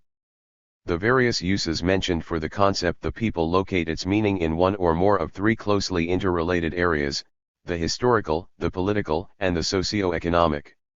Over and beyond the bias surrounding the arbitrary usage within each of these areas boundaries that 176/is, the distortions of reality introduced by each interpretation, this triple reference identifies fields in which the concept is meaningful. It is fitting, then, to assert that the people has a historical meaning, a political meaning, and a socio-economic meaning, and that each of these meanings is simply an aspect of the concept, trying to define the reality of the people from its particular perspective.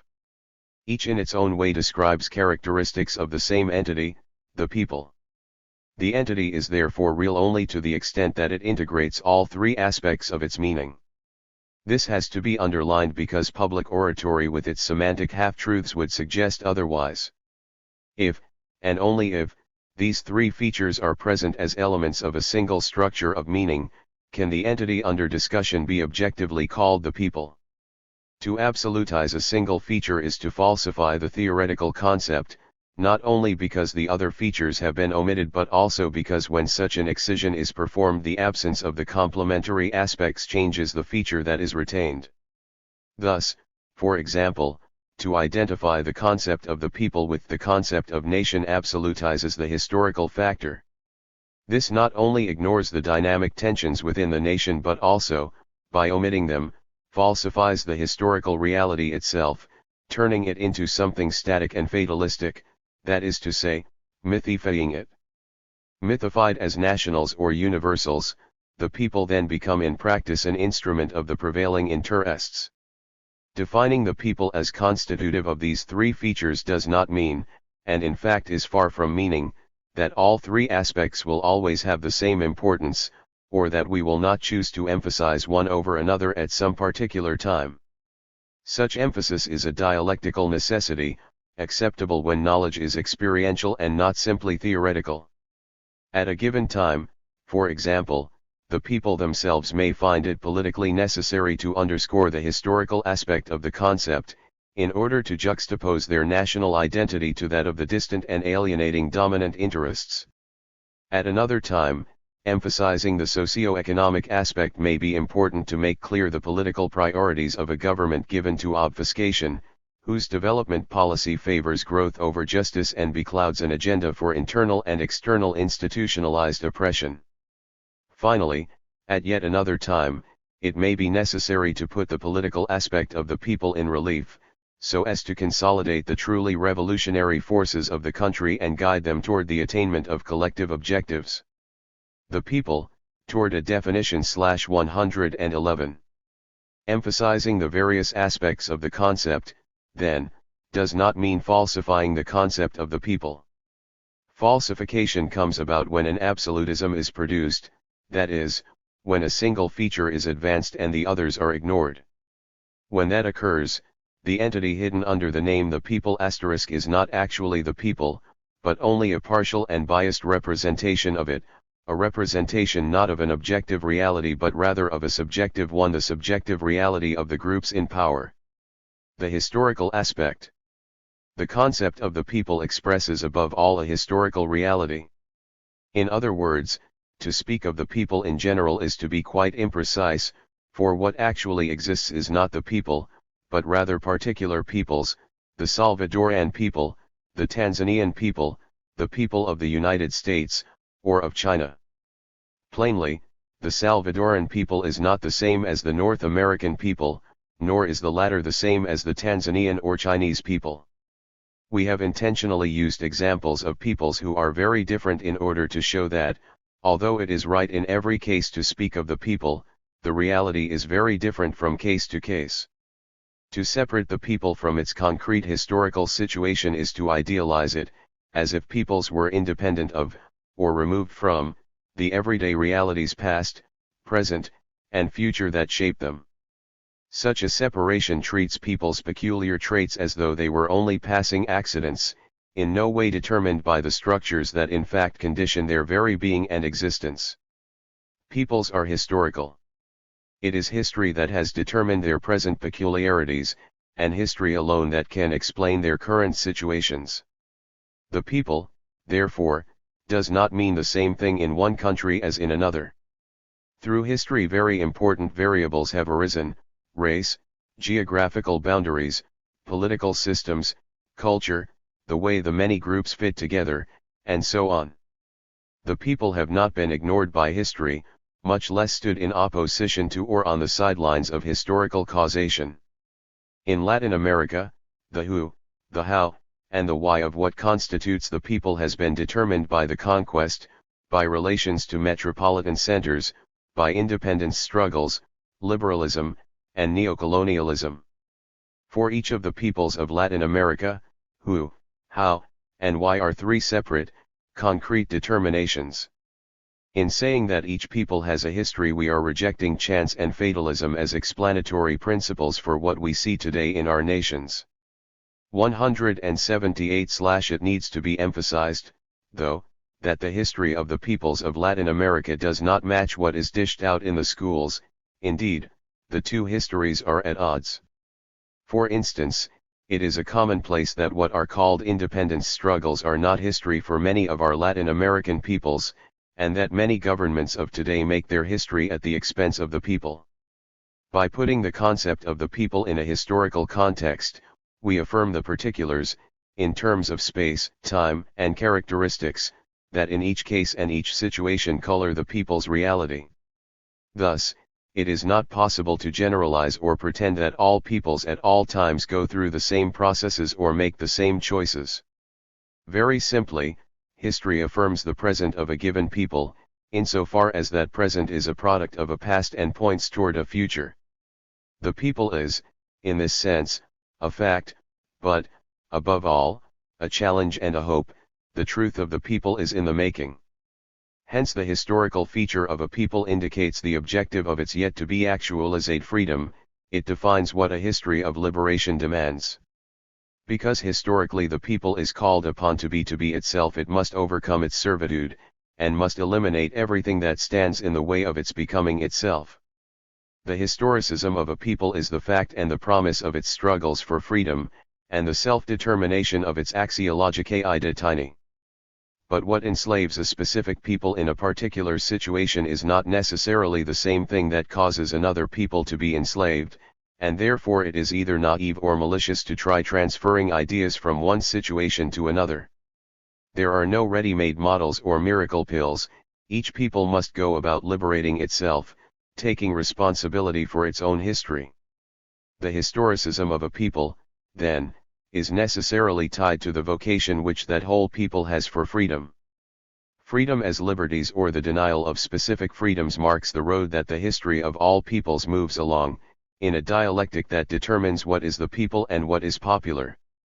All reference to the people that ignores its freedom and its servitude is losing sight of its place in history and, as such, is falsifying its reality. The political aspect. The concept the people alludes in some way to a society, a particular society whose particularity is explained by history.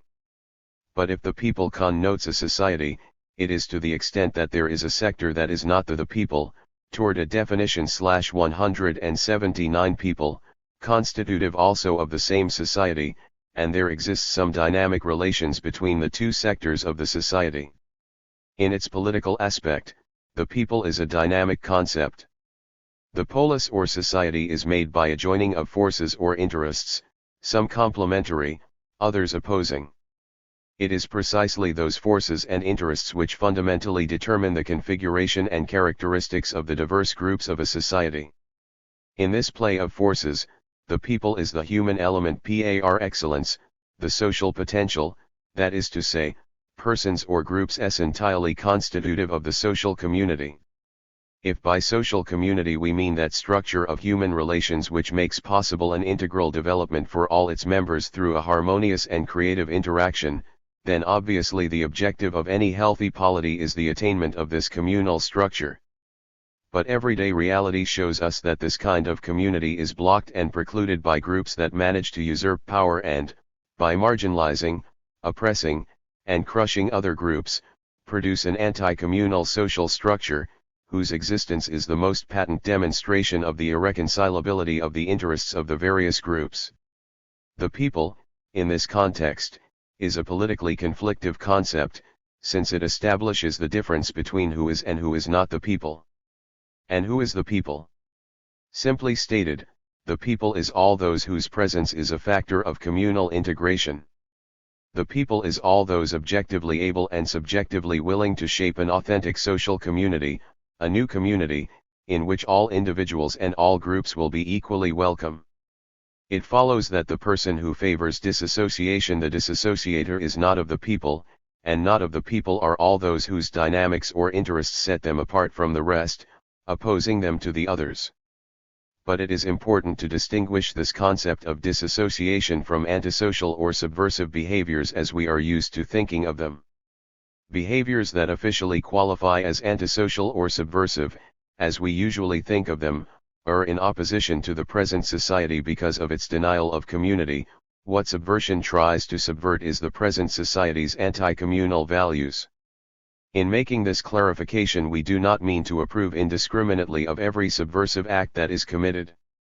The anti-people, or, what is the same, anti-community, is the individ 180/individualist who rejects union, the competitor for whom getting ahead necessarily involves leaving others behind, the capitalist whose wealth is founded on the exploitation of the worker, in a word, the master who can be master only if there is a slave.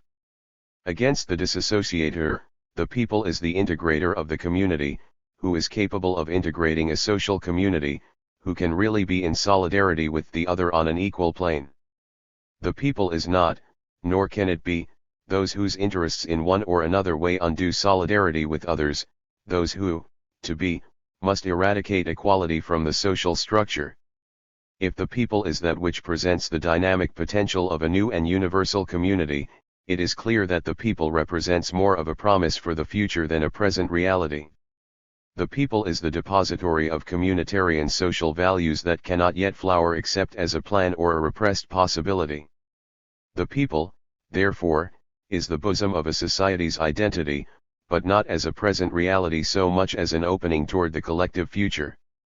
The people is a denunciation of today's lack of solidarity, and the enunciation of tomorrow's community. To speak politically of the people, then, is to make reference to its potential for collective solidarity, to its opening toward a new and different society, in which the energies of diverse groups join together in a common objective, in which special interests will not prevail and no sector will exist that is founded on the oppression of another. But, for all that, the political concept of the people represents a painful task. The socio-economic aspect. Finally, the people is a concept that points to the question of being in terms of having. The people are those whose reality is founded not on what they have but rather on who they are. In a situation of injustice, of radical divisions among the groups that make up a society, of opposing interests, of violence and plunder of some by others, the people can only be those who have not, though they are not the people simply for the fact of being have-nots. It can more readily be said that those who are the haves in our society cannot be the people, for their having is exclusive and excludes those who have not, that is to say, they are able to have only at the expense of the have-nots. In this sense, to build a being on having is to build a being who denies others the chance to have, and as such, to build an egoistic being who is out of solidarity with the others. The people, toward a definition /181. It follows that the people is the dispossessed as opposed to the possessing, the oppressed as opposed to the oppressor, the exploited as opposed to the exploiter, the have-nots as opposed to the haves, the miserable as opposed to the rich, the marginalized as opposed to those who belong, the slave as opposed to the master. The people is that which is lacking in power, in autonomy, in knowledge. The people is the negation of all those owners who make up the present violent society, those haves who turn people into instruments for the advantage of others. The people is the absence of the word, the culture of silence. Plainly, the mere fact of suffering exploitation does not automatically make an individual or a group a part of the people, but the act of exploiting others does remove an individual or group from the people. In our society one cannot both be and have, for both conditions are built on the concrete historical circumstance that today pits them against each other as incompatible entities. Understand, we are not judging having in the abstract, this is no mere ideological fiction. We are making a judgment about what having implies in our present-day society, and what it implies is the non-having of the other. Thus, so long as social having is achieved at the expense of the other, through the exploitation and plundering of others, having will necessarily be in opposition to solidarity, and alienating. Day by day, possession antagonistically separates people, creating the situation that underlies institutionalized violence. It is for this reason that the concept of the people carries within it as an essential aspect the reclamation of an integral justice, the justice of a new social structure in which having flows across egalitarian relations of being, in other words, a structure founded on a collective tenet, which enables all, as a community, to be. One cannot speak of the people while ignoring the fact that acquisitive and individualist economic power necessarily entails its denial. The people, as an exigency of socio-economic justice, represents a revolutionary potential, demanding a radical transformation of the structural relations of a society. The people is those who cannot remain anchored in the present, whose present is one of exploitation and violence. The people is necessarily the dissatisfied, the oppressed seeking an end to oppression. The people is the slave that seeks its own liberation, thus eliminating both master and slave. The people is those who are unwilling to accept the present, who are forced into feeling resentful. That they are accused in a self-justifying way of resentment is symptomatic. Are people supposed to 182/suffer oppression, exploitation, and violence, and feel gratitude for it? For those who know how to read history, the people's resentment signifies the anguished and prophetic consciousness of a situation of injustice. It is the needed libidinal force that turns popular groups into generators of profound change, and enables them to put up with the many sacrifices that a revolutionary process demands.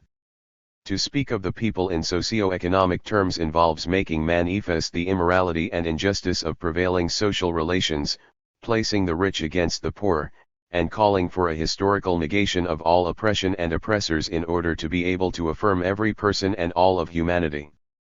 Toward a definition of the concept of the people in keeping with our analysis, the concept of the people involves three complementary aspects: historical particularity, political solidarity, and socio-economic exploitation. Each one of these three aspects moves in line with a social value. History seeks freedom, solidarity is marshaled to shape a community, and exploitation makes claims for justice. We are not dealing here with mechanical forces, or with automatic processes. And precisely because that is so, the concept of the people has meaning today, as it had yesterday and will have tomorrow. The people is a search and an effort directed at creating a concrete community of free people. The people is, in this sense, a denial of all slavery, not as an achieved present reality, but as a dynamic demand, as a vocation, a calling. It is important to understand that this calling can remain trapped in the unconscious, repressed by the jealous violence of the oppressor.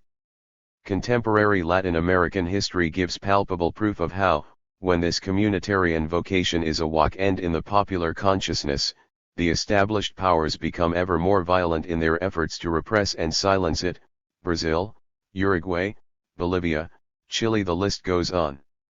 What remains is for us to try to find a single meaning for this three-dimensional reality of the people, a meaning that defines the people's relationship to the world, and that locates the people in its historical mission. In other words, we must ask what root attitude defines a social group as the people. Let us briefly review what we have observed as the attributes of the people. To begin with, historically, we have underlined the specific present the people, toward a definition /183 of each people with respect to its particular future. In other words, we have identified the way the concept the people points to its existing state as one that must be negated, or dialectically overcome. Politically, through its calling to create a true social community, the people has been shown as the negation of non-solidarity. The people is the recognition of the existing disassociating and egoistic individualism, but as a structure that must be eliminated. Finally, the socio-economic aspect emphasizes the difference between present and future being, based on exploitation of others for gain. What is affirmed is a new being, a tomorrow, that does not demand the oppressive non-being of others, and that comes about through a having that is communitarian and united. The three features have something in common: the negation of the present and the affirmation of a future, the rejection of the given, the established. But it should not be inferred from this that what the three definitive features of the concept have in common is a simple negativity, for a dialectical process of overcoming sees the negative as a necessity. If the present is denied, it is because the future is affirmed, today is rejected because tomorrow is embraced. Thus, the defining attitude of the people is the attitude of opening. The people, in consequence, is an opening against all sure, flexibility against everything fixed, elasticity against all rigidity, a readiness to act against all stagnation. The people is hunger for change, affirmation of what is new, life in hope. Socio-economically, the people is those who accept the other and seek to become other. Politically, the people is those who are open to the other. Historically, the people is those who look for and struggle for the other. On the socio-economic plane, the people implies an opening for personal growth. The self is open to becoming different, on a plane of equality, with neither privileges nor oppressive mechanisms. On the political plane, the people implies an opening toward the other, a readiness to let oneself be questioned by the other, as a separate being, to listen to his or her words, in dialogue, to confront reality in a relationship to and with him or her, to unite in solidarity in a struggle in which both will be transformed. Finally, on the historical plane, the people implies an opening toward that which is other, there is a disposition toward the new, an option for collective progress, for the creative realization of a common, fulfilling destiny. Socio-economically, the people denies the viability of competitive Indi 184/visualism, politically, egotistical self-sufficiency, historically, the absolute end of the existing state. In short, the people is those who, in a specific historical situation, are open to others and the other, toward the end of becoming other. A kind of conclusion. The above reflections are too sketchy to allow for definitive conclusions.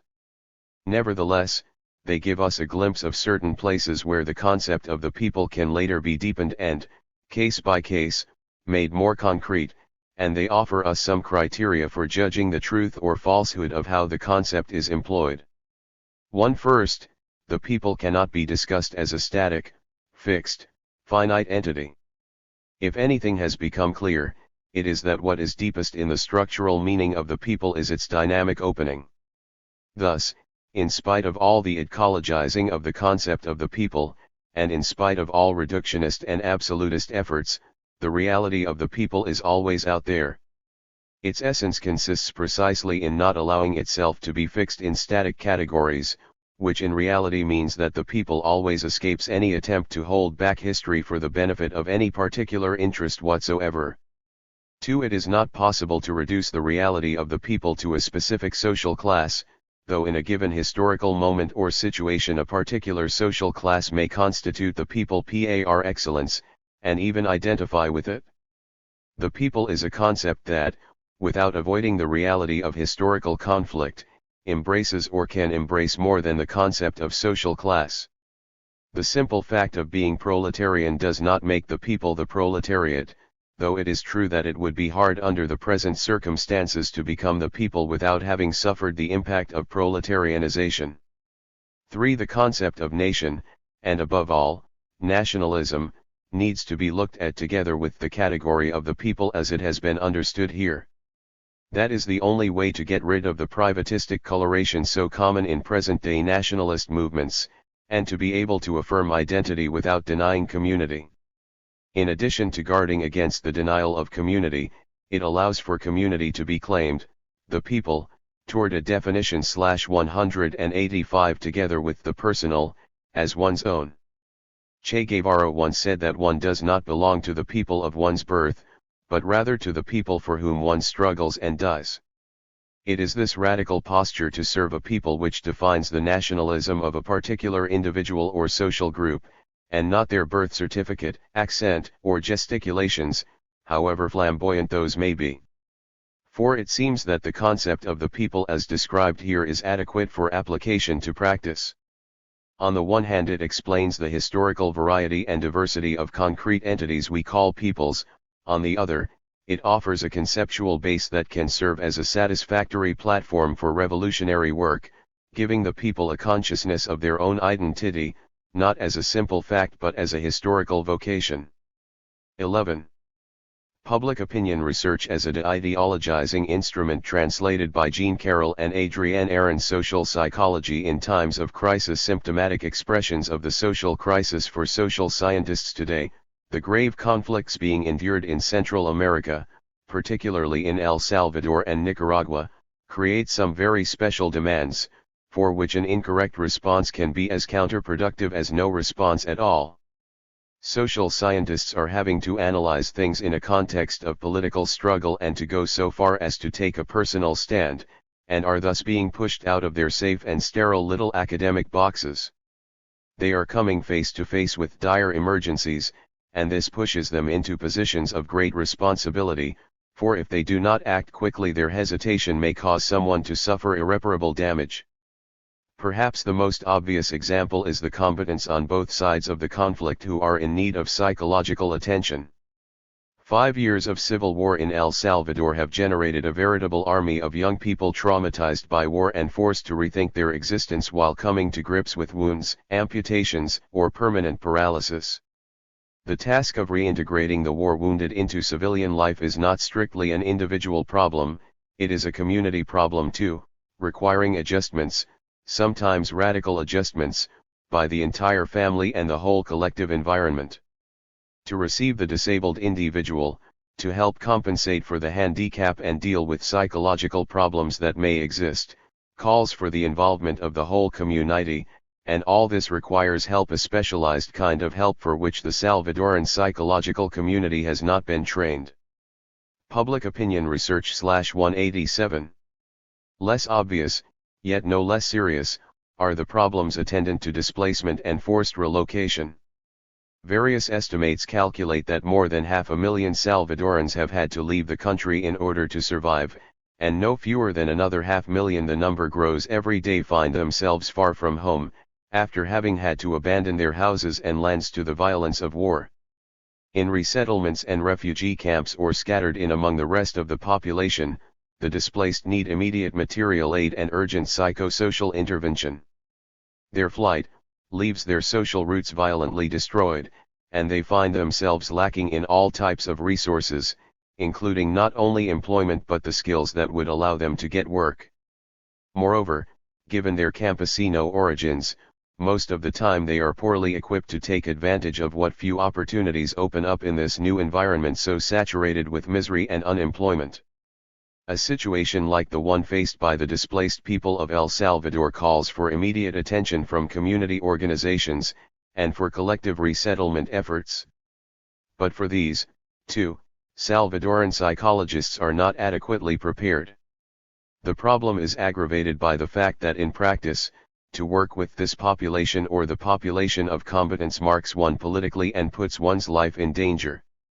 Compared to the gravity and urgency of these problems, Other tasks the social psychologist undertakes may seem rather insignificant. But crisis situations bring out basic, underlying problems, of which the wounded and the displaced, as victims of war, are merely symptoms and consequences. Hence, while emergency intervention is vital, it does not eliminate the necessity of attending to more basic problems that, from the very roots of the social order, vitiate the possibilities for a humanized common life.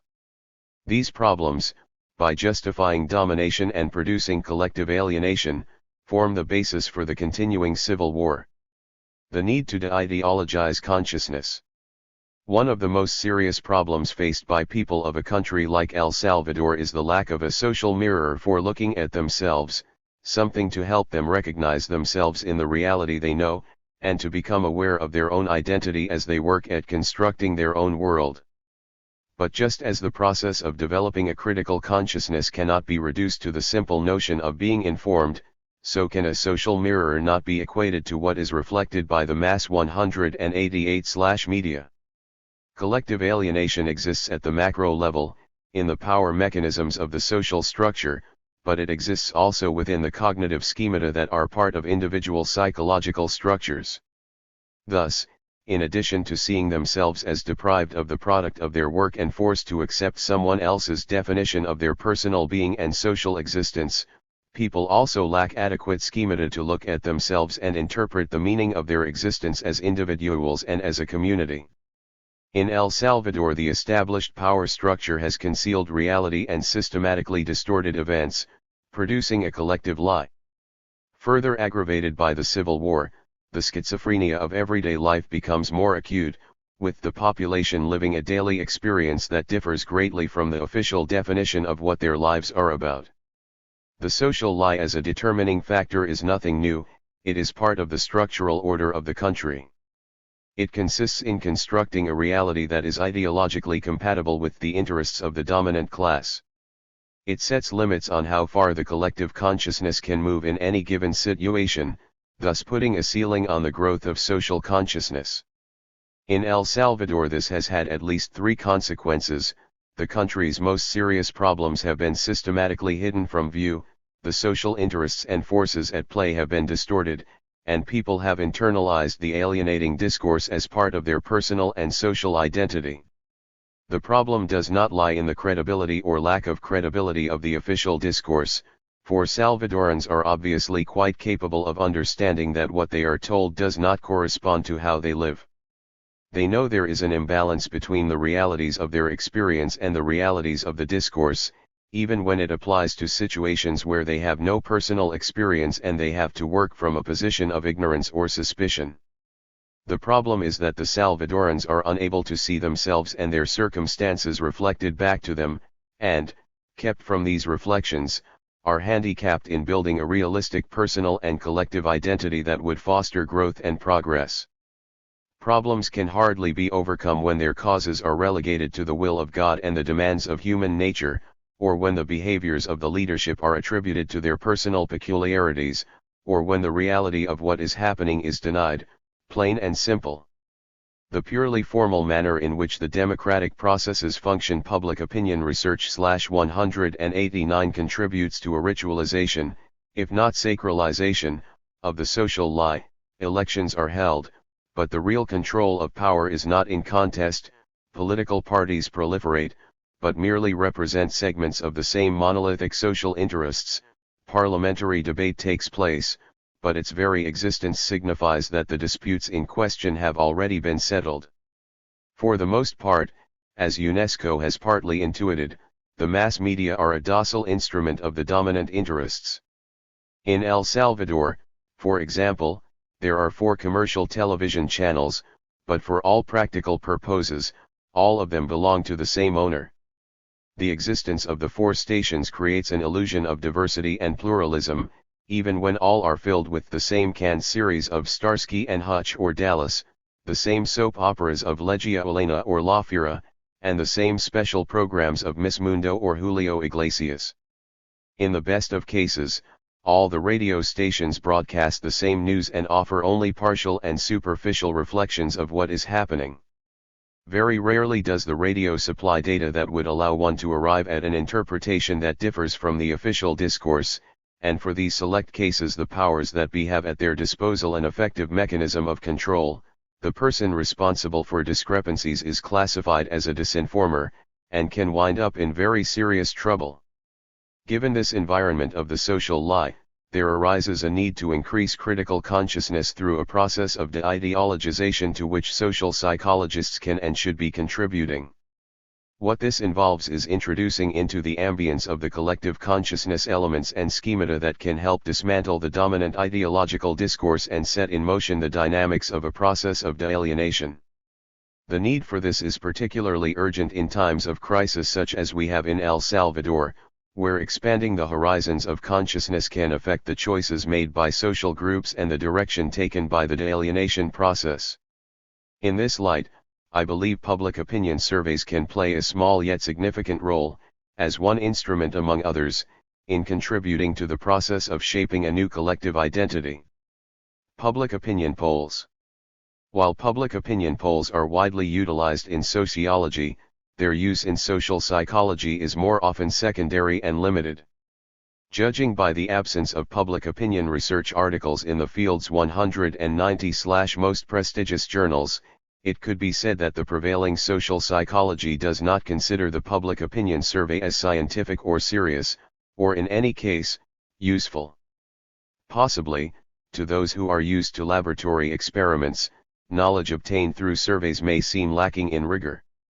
It may also be that some people think information acquired from public opinion questionnaires is too superficial and transitory to serve as a basis for any important understanding of psychosocial processes. There are some, too, it would seem, whose scientific modesty might be offended if their work were reduced to the level of New York Times or CBS reports. But it is possible that the real reason for the scanty utilization of the survey method in social psychology research is to be found in something other than its presumed lack of scientific rigor, for the fact is, there is little difference between a poll sampling and the attitude surveys or other types of surveys that are used extensively in social psychology. I suspect that the underutilization of the opinion poll in psychological research has to do with two characteristics that dominate the principal psychosocial models of the field: individualism, and a lack of a sense of history. Collective consciousness, as a trans-individual phenomenon, is not much valued by the dominant theories in social psychology. Likewise, neither are the concrete forms that psychosocial processes necessarily acquire in every situation and all historical circumstances. I believe public opinion polls can serve as an important de-ideologizing instrument, and that just as they are used by big commercial enterprises and political parties to market their products or stimulate support for all kinds of candidates and policies, so they ought to be used to start tapping popular consciousness. In El Salvador's situation, and perhaps in somewhat similar situations in other Latin American countries, systematic opinion polling can become an outstanding instrument for dismantling the alienating discourse of the dominant social sectors, and letting grassroots organizations strike up a constructive dialogue with the community consciousness, to search for a new collective identity. One might object that, in light of the serious problems the civil war has caused for the Salvadoran population, spending time on public opinion is truly frivolous. But, if we consider the role collective consciousness can play in prolonging or ending the war, and, above all, in prolonging or ending all the social conditions that make up the unjust social order and lie at the root of the war, that objection is overruled. One need only look at how much emphasis the dominant sectors place on controlling the mass public opinion research /191 media, and the money they invest in propaganda, to be convinced that these subjective factors play an important part in determining a country's social processes. In El Salvador, an official discourse works to justify the oppressive social order and the repressive war. If public opinion research is to help break down that discourse and assist people in confronting their reality, it needs to meet certain criteria. My own experience points to 4 conditions as essential: systematization, representativeness, wholeness, and dialectic. Systematization. First, public opinion polling should be carried out systematically, because for the ends being pursued here, very little is gained from quick and random surveys. The social mirror is useful, valid even by which we mean historically correct when it captures the evolution of collective consciousness over a period of time. Absent a time framework, it is difficult to distinguish a transitory or purely circumstantial idea from a state of opinion or a collective attitude. In any case, the road to a new identity requires periodic reflection on what has been achieved, and on the impact collective praxis has had on consciousness. Representativeness. A public opinion poll should strive to represent the whole population or, if it falls short of that, to specify which sectors it does reflect. This may sound superfluous and even offensive to the average educated person. Nevertheless, it is important to emphasize this point, given the particular social makeup of populations like those of El Salvador and other Latin American countries.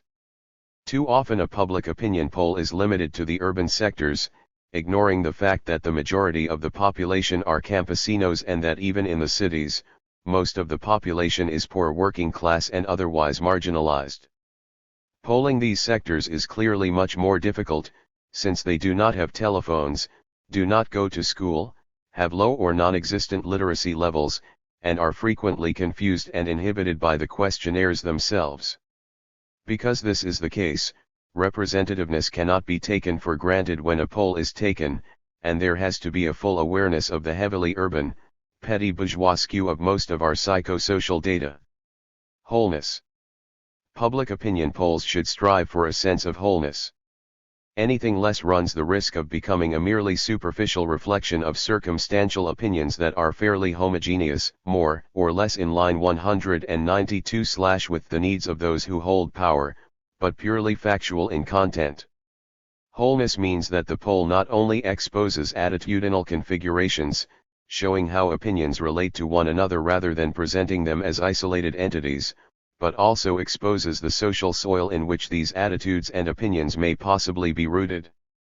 With this, each separate attitude and opinion acquires its true sense as a historical certainty or as a joint mediator in a process that is structurally determined. I might add parenthetically that in my opinion this is the only way of doing real social psychology. Dialectic. Last, but certainly not least, the results of the public opinion poll should be made available to the population. This is a complex problem since those in power control the mass media. Moreover, they could use the survey data to manipulate things in their own favor, against the popular interests, as happens with market research and polls taken by political parties.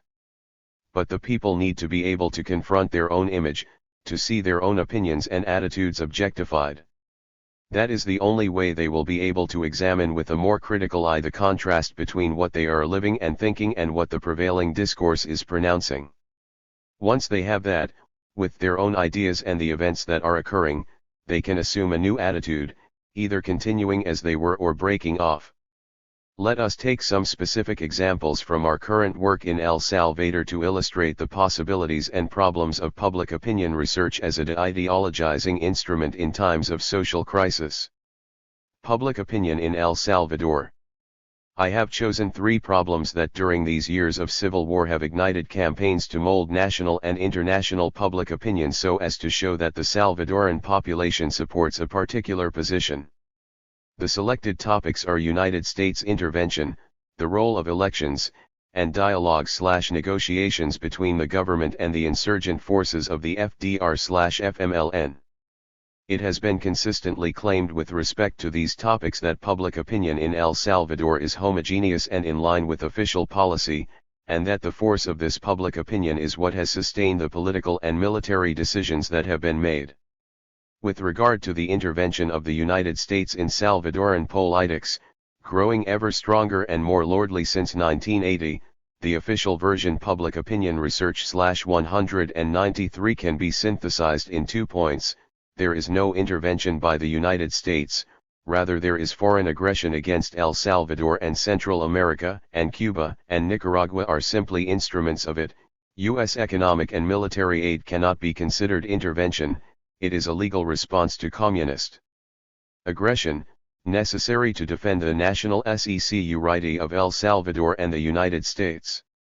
In one way or another this version has been reiterated in all the mass media and, more important, has been the premise on which all political thought about the conflict has been based, meaning that there has been no civil war at all.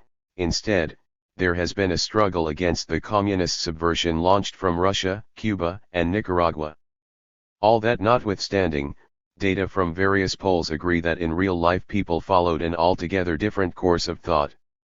In April of 1981, barely 3 months after the formal outbreak of the war, among a population of 750 university students, 31.9% considered the country's dependency on the United States as the principal obstacle to a peaceful solution to the conflict.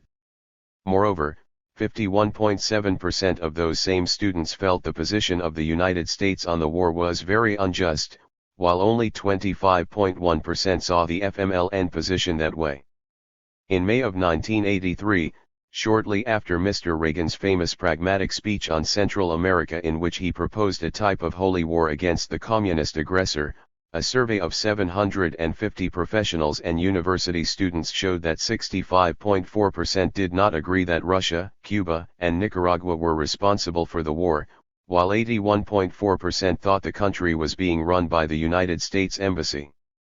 For 69.1% of those surveyed, the only reason the United States was involved was to smash the revolutionary movement, and 55.4% blamed the North Americans for the failure of peace talks to come about. The opinions of these sectors, while certainly not representative of the whole population, do represent certain middle sectors, and could not depart more from the official opinion. In 1982, under pressure from the United States, the revolutionary government junta called for elections to select members for a constituent assembly, and again in 1984 the government convened 2 rounds of presidential elections. The U.S. propaganda machine took it upon itself to broadcast to the world that this electoral process was democratic, despite the fact that opposition parties, including even the most moderate Social Democrats, were barred from participating. According to the official Ver 194/Zion, the elections were a way to bring about peace, and the propaganda efforts stress this point: your vote is the solution, vote for peace, vote for arena. Against this official line, a poll of 1,754 high school students taken on February 9, 1983, found that only 5.8% believed the elections could put an end to the war, though 55.9% thought that what motivated people to vote was a desire for peace. In the poll mentioned above, only 7.3% of professionals and university students believed that elections could stop the war, and barely 17.5% believed the elections had been free. In fact, only 15.4% believed that the government which resulted from the previous elections represented the will of the people.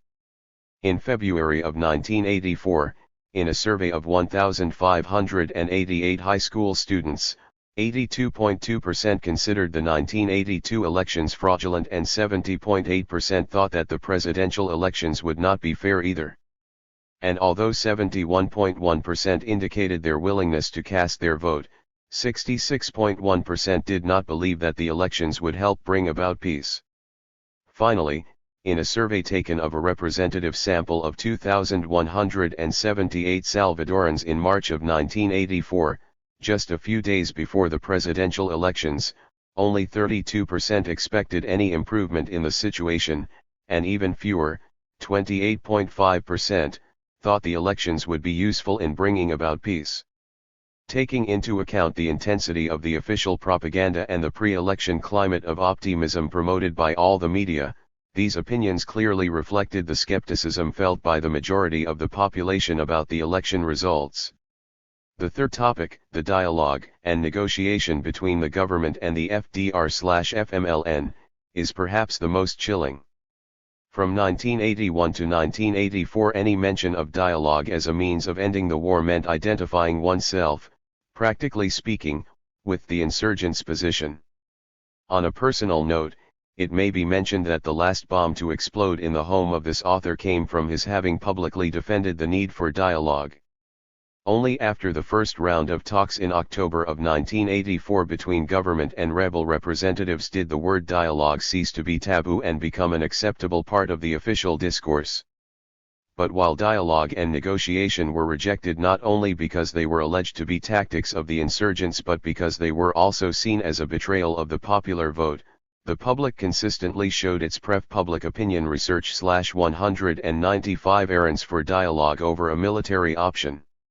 As Table 11.1 shows, this preference has been steady.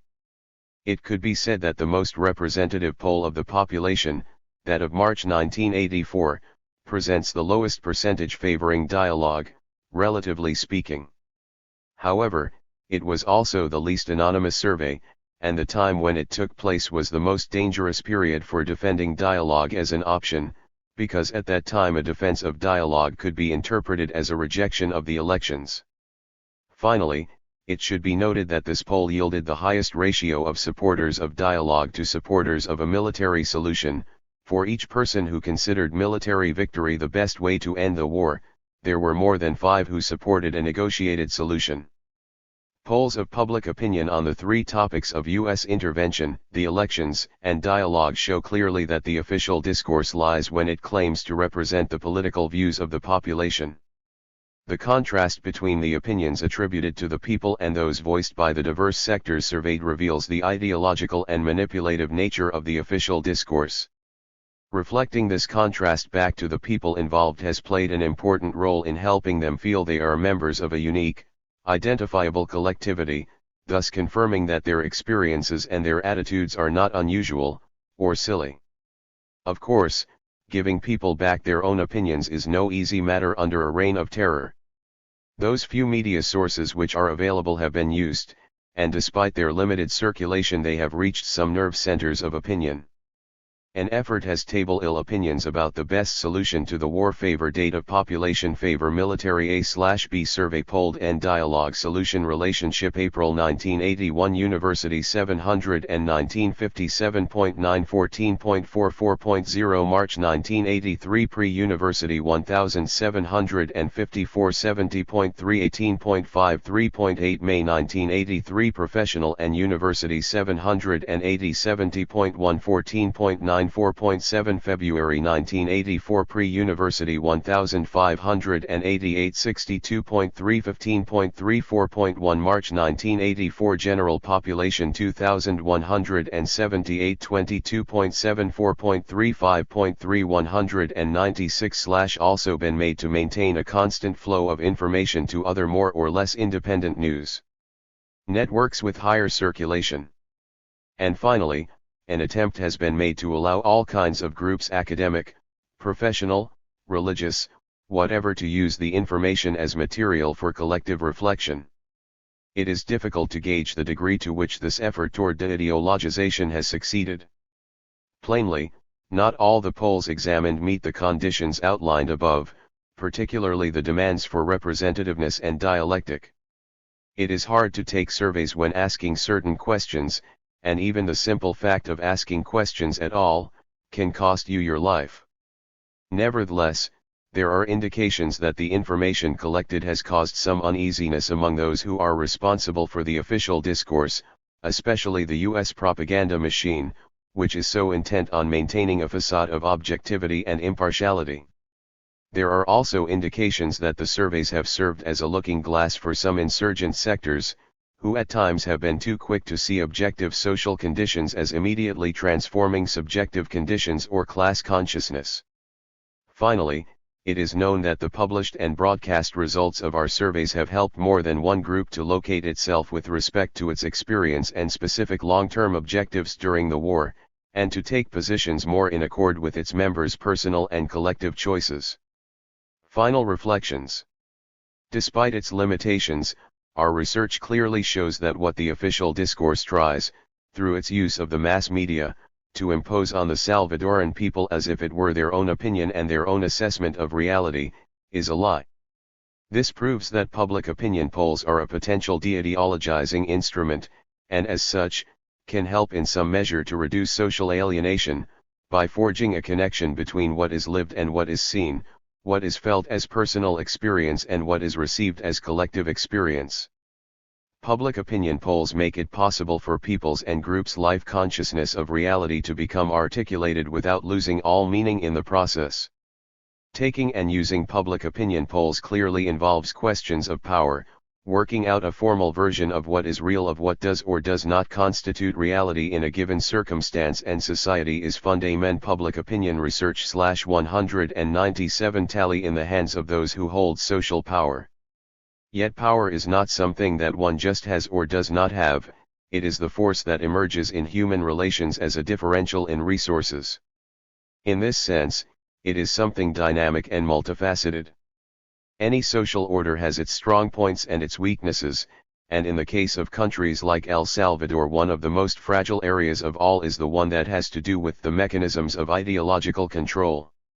The importance that public opinion polls can have in times of social crisis may be appreciated from the impact of the homilies of Monsignor Romero, the murdered Archbishop of San Salvador.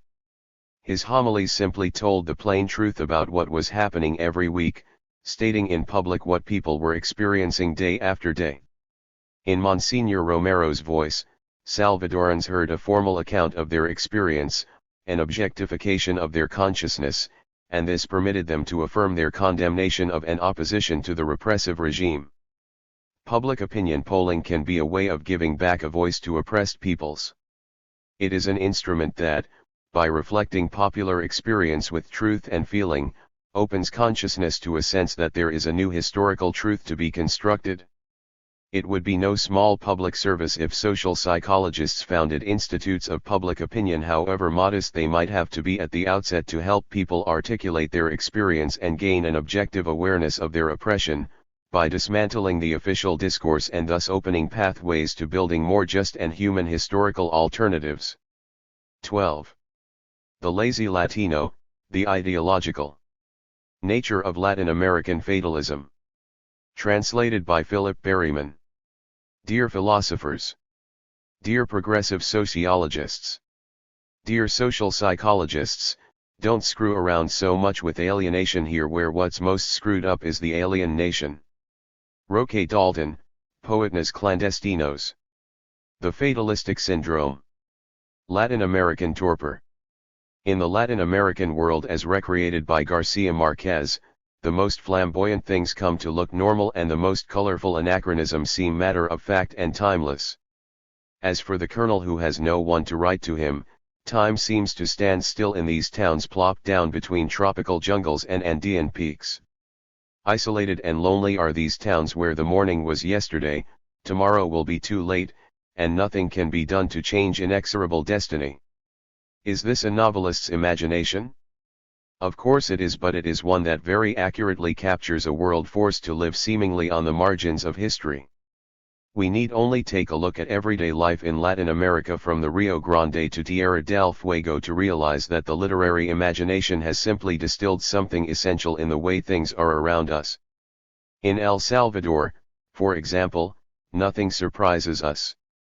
If the civil war that has been laying waste to our country since 1981 has done anything, it is to turn what is strange into everyday occurrence. In 1981 the children of the lazy Latino, Latin American fatalism. 199 of the junta members were guerrilla combatants. The head of the national police, who was accused of sheltering death squads and systematically practicing torture and murder, became a member of the Human Rights Commission. A government minister said on television that the Salvadoran Revolution had no peer in history except perhaps the French Revolution, as prisoners were being exchanged. An undersecretary of the Foreign Ministry saluted a guerrilla commander with, "Yes sir, Commandante / There was a large tree growing out of the wall of the church in Tenancingo, which the war had turned into a ghost town." The national head of the tourism agency said that war would be very helpful for tourism in the country, since foreigners could be taken to see the tattoos, the trenches the people dig in the ground for taking cover during the military's bombing raids. This list of historical absurdities could be extended indefinitely. As is the case with the Freudian unconscious, all contradictions are possible in the Latin American world, since logic does not seem to count, at least the kind of logic based on reason and not on special interests. It could be said that the people of Latin America have fallen into a forced siesta, a state of semi-wakefulness that keeps them at the margins of their own history, where they are made to participate in processes that others control. As they are only semi-conscious of their own situation, their movement is confined to occasional jerks of the head, like someone trying to keep from falling completely asleep. The periodic coups that take place in some of these countries are an integral part of Latino folklore, and simply amount to flipping the tortilla to cook it on the other side, that is, so that another faction can take its turn. Meanwhile, for ordinary people, everything stays the same. Because historical time apparently stands still for Latin American people, social realities come to resemble the world of nature. Each object has its own predetermined cycle, and the only changes are those imposed by the minimal demands of evolution. Things are as they were yesterday, and as they will be tomorrow. Only the present counts, and not because of the fullness of experience the Latin poets sought, but owing to the forced narrowing of life opportunities. Cast there as they are, with no historical memory and no overall project promising greater life, Latin Americans seem to have no prospect but to accept their destinies as inevitable. Fatalism. The term fatalism comes from the Latin fatum, which means fate, that is, prediction, oracle, and therefore, unavoidable destiny. Fate 200/ denotes inevitability, but it also suggests misfortune or disaster. In Spanish, accordingly, fatalidad has this double connotation of a future that is both hapless and unavoidable. Fatalism is a way of understanding human existence as a condition in which everyone's fate is already predetermined and everything happens inescapably. Human beings have no choice but to defer to their destiny and submit to the lot that their fate prescribes for them. The fatalistic understanding of life attributed to broad sectors of the Latin American peoples can be understood as a basic stance, a way of facing one's own life.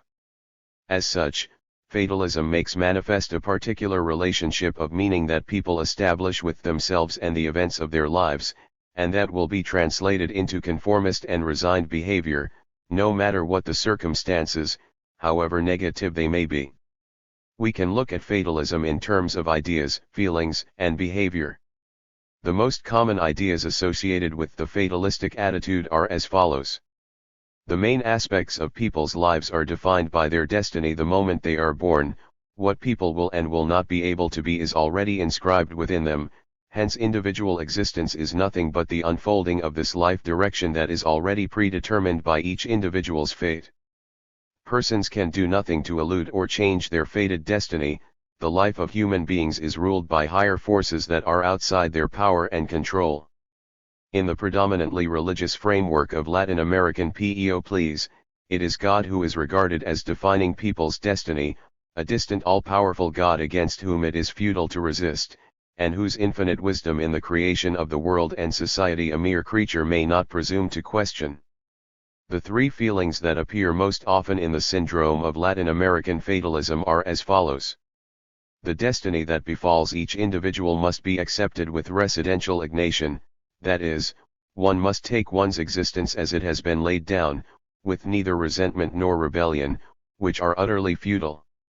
The fact that the events of one's life are unavoidable nullifies the importance of any particular event. Hence there is no point in feeling the lazy Latino, Latin American fatalism /201 any great emotion, in being swept away by joy or sadness. What counts in life is to accept one's fate bravely and to bear it with dignity. Thus, life is a demanding and painful test, one that is tragic in nature, with the experience of suffering becoming the normal situation of human beings, to the point where destiny is identified with suffering. You are born to suffer. Finally, the three most characteristic traits or behavioral tendencies of Latin American fatalism are as follows. Resignation with regard to the demands of one's own fate. Since the circumstances in which one finds oneself and what happens to one are unavoidable, there is no alternative but to be resigned. Being resigned to what destiny imposes, that is, carrying out as faithfully as possible what is required of one, and in the way required, is the only proper way to accept one's fate and avoid further problems. Passivity towards circumstances in life. Since nothing can be done to change one's fate or to prevent the most significant events of life from happening, there is no point in trying to improve one's lot, take the initiative, or strive to change the course of things. From the standpoint of reason, passivity is the most convenient way to adapt to inevitable fate. The narrowing of the life horizon to the present. The only thing that counts is the here and now, for both good and evil. Knowing the past or predicting the future serves only to confirm the inevitability of fate. Since nothing essential can be changed, it is useless to plan or to strive for that to which we are already predestined. We have to respond to life's most immediate needs, trying to lessen the negative impact and getting the most out of the positive opportunities. Table 12.1 sums up the features of Latin American fatalism conceptualized as a stance. Although the point is obvious, we should note that the ideas, feelings, and behavioral tendencies listed here represent an analytical breakdown of a way of being, a way certain persons relate to themselves and take their stand in their world. This existential reality could be analyzed in other ways, and hence the features pointed out should not be reified as entities in themselves, each must be understood in reference to the whole person. Each feature will appear more or less clearly in each individual, and its meaning should be analyzed in the context of each historical circumstance. This description of the fatalistic syndrome can serve as a sketch of the stereotypical image of Latin Americans above and beyond particular nations or groups. Not only is this image widespread in countries in North America and Europe, it has become internalized as a frame of reference and cultural standard even in Latin American countries. The Latin American who is lazy, unreliable, irresponsible, ready for a party, and very religious. Over this stereotypical matrix various other types are sketched: the oligarch, cosmopolitan and free spending, the pampered child of a well-off father or a relative of some dictator, the military coup plotter, half populist and half guerrilla, who can be bribed in everything except his machismo, which is visceral and a matter of principle, the shiftless and simple-minded Indian, who seems obsequiously submissive but is treacherous, spiteful, and vindictive. It is important to distinguish fatalism as a stance people might take toward life from fatalism as a social stereotype applied to Latin Americans, even when Latin Americans are applying the stereotype to themselves. In other words, we must examine whether fatalism actually corresponds to a real attitude on the part of Latin Americans, or whether it is instead a quality attributed to them, which, by that very fact, has an impact on their lives, even though the way they really behave is not in accord with that characterization. Studies of Latin American fatalism. Although the stereotype of Latin American fatalism is quite widespread, we do not have many empirical studies focusing directly on this issue. Most of the analyses one finds are theoretical reflections on the nature of the lazy Latino, Latin American fatalism. I-203 fatalism, often regarded as one more feature of the Latin American character or of the particular character of the inhabitants of one or another Latin American country. In other cases, fatalism is simply taken as a given, so obvious that there is no need to examine it or to verify it empirically. Hence not only are there surprisingly few studies of fatalism, but most of them look only indirectly at the topic, when dealing with issues related to popular and marginal sectors. Let us have a look at some of the most important of these studies. In his anthropological studies, which are composed of the very words of the people he interviewed, Oscar Lewis has managed to transmit the characteristic ways of thinking, feeling, and action of the popular sectors in Mexico, Puerto Rico and Cuba. Many hypotheses on the mental texture of machismo have arisen out of, or found their confirmation in, Lewis's stories. In these autobiographical narratives we find some of the characteristic features of fatalism, a more or less explicit belief that the fate of an individual is a foregone conclusion, resignation in the face of the inevitable, and passivity and a focus on the present as ways of adapting to pressures on one's own life.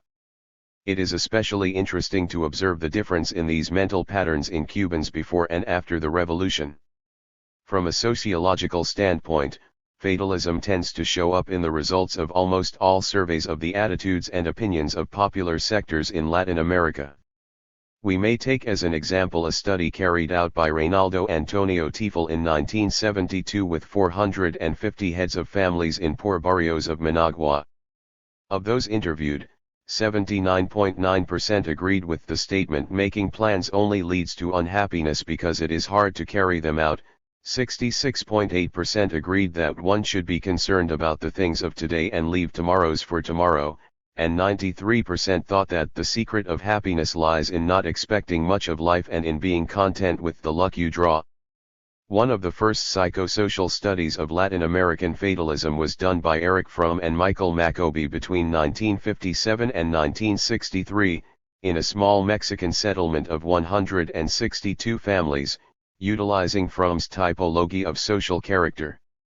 According to Fromm and Macoby, the village people they studied are selfish, suspicious of each other's motives, pessimistic about the future, and fatalistic. Many appear submissive and self-deprecatory, although they have the potential for rebel 204/liousness and revolution. They feel inferior to city people, more stupid, and less cultured. There is an overwhelming feeling of powerlessness to influence either nature or the industrial machine that bears down on them. We thus find in these campesinos the typical features of fatalism: pessimism about the future, submission and helplessness toward the world and society. Of course, these traits are not absolute, for we find seeds of rebellion as well. Yet it is important to note that the tendency toward rebellion in itself does not negate fatalism, but can even serve to confirm it. The fatalism affirmed in everyday life is challenged only through a societal violent rebellion, which generally ends in a retrenchment to fated normality. By means of a philosophy of life questionnaire and other measuring instruments, Rogelio Diaz Guerrero has come to the conclusion that, in contrast to Anglo-Saxon society, Mexican society tends to reinforce passive and conforming patterns of adaptation. Among the 8 characteristic types of Mexicans, Diaz Guerrero believes that the passive obedient affiliative is the most common. This type should not be equated with the fatalistic type that we have described, but it shows some of its traits, especially in its resignation and submission to the established social order. Fatalistic traits are accordingly related to the economic, political, and cultural conditions of each social system. More recent studies comparing equivalent populations of Mexicans in the United States and in Mexico confirm this relationship between social milieu and fatalism. Ross, Morosky, and Cockerham, for example, compared a group of 330 residents in El Paso with 138 residents of Juarez ranging in age from 18 to 65, and found that the Mexicans from lower socioeconomic levels were more fatalistic than those from higher levels, and that subjects in Mexico as a group were more fatalistic than subjects in the United States. Studies on the self-image of various groups in society are without doubt the most helpful for discerning the presence of the fatalistic schema. It is particularly in Venezuela, following the pioneering work of José Miguel Salazar, that such studies have been carried out. Traits such as laziness, passivity, irresponsibility, pessimism, and the lack of a sense of history repeatedly show up in the Venezuelan self-image. These studies show that the Venezuelan self-image is not rigid and uniform throughout the population, and that it is very much related to the lazy Latino, Latin American fatalism/205 socioeconomic status, but they do indicate that one of the most constant features of Venezuelan self-image is that they see themselves as passive with respect to reality. We may ask to what extent existing empirical studies confirm the validity of the Latin American syndrome of fatalism. On the basis of an admittedly incomplete examination of existing studies, 3 tentative conclusions can be drawn.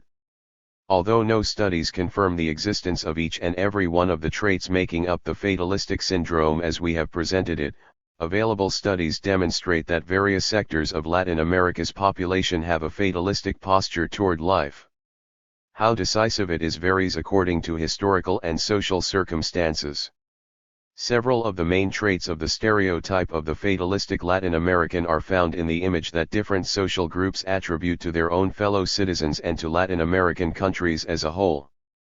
The fatalistic stance tends to be observed especially at the lower socio-economic levels, among campesinos and other marginalized members of the population, that is, among the majority population in Latin American countries.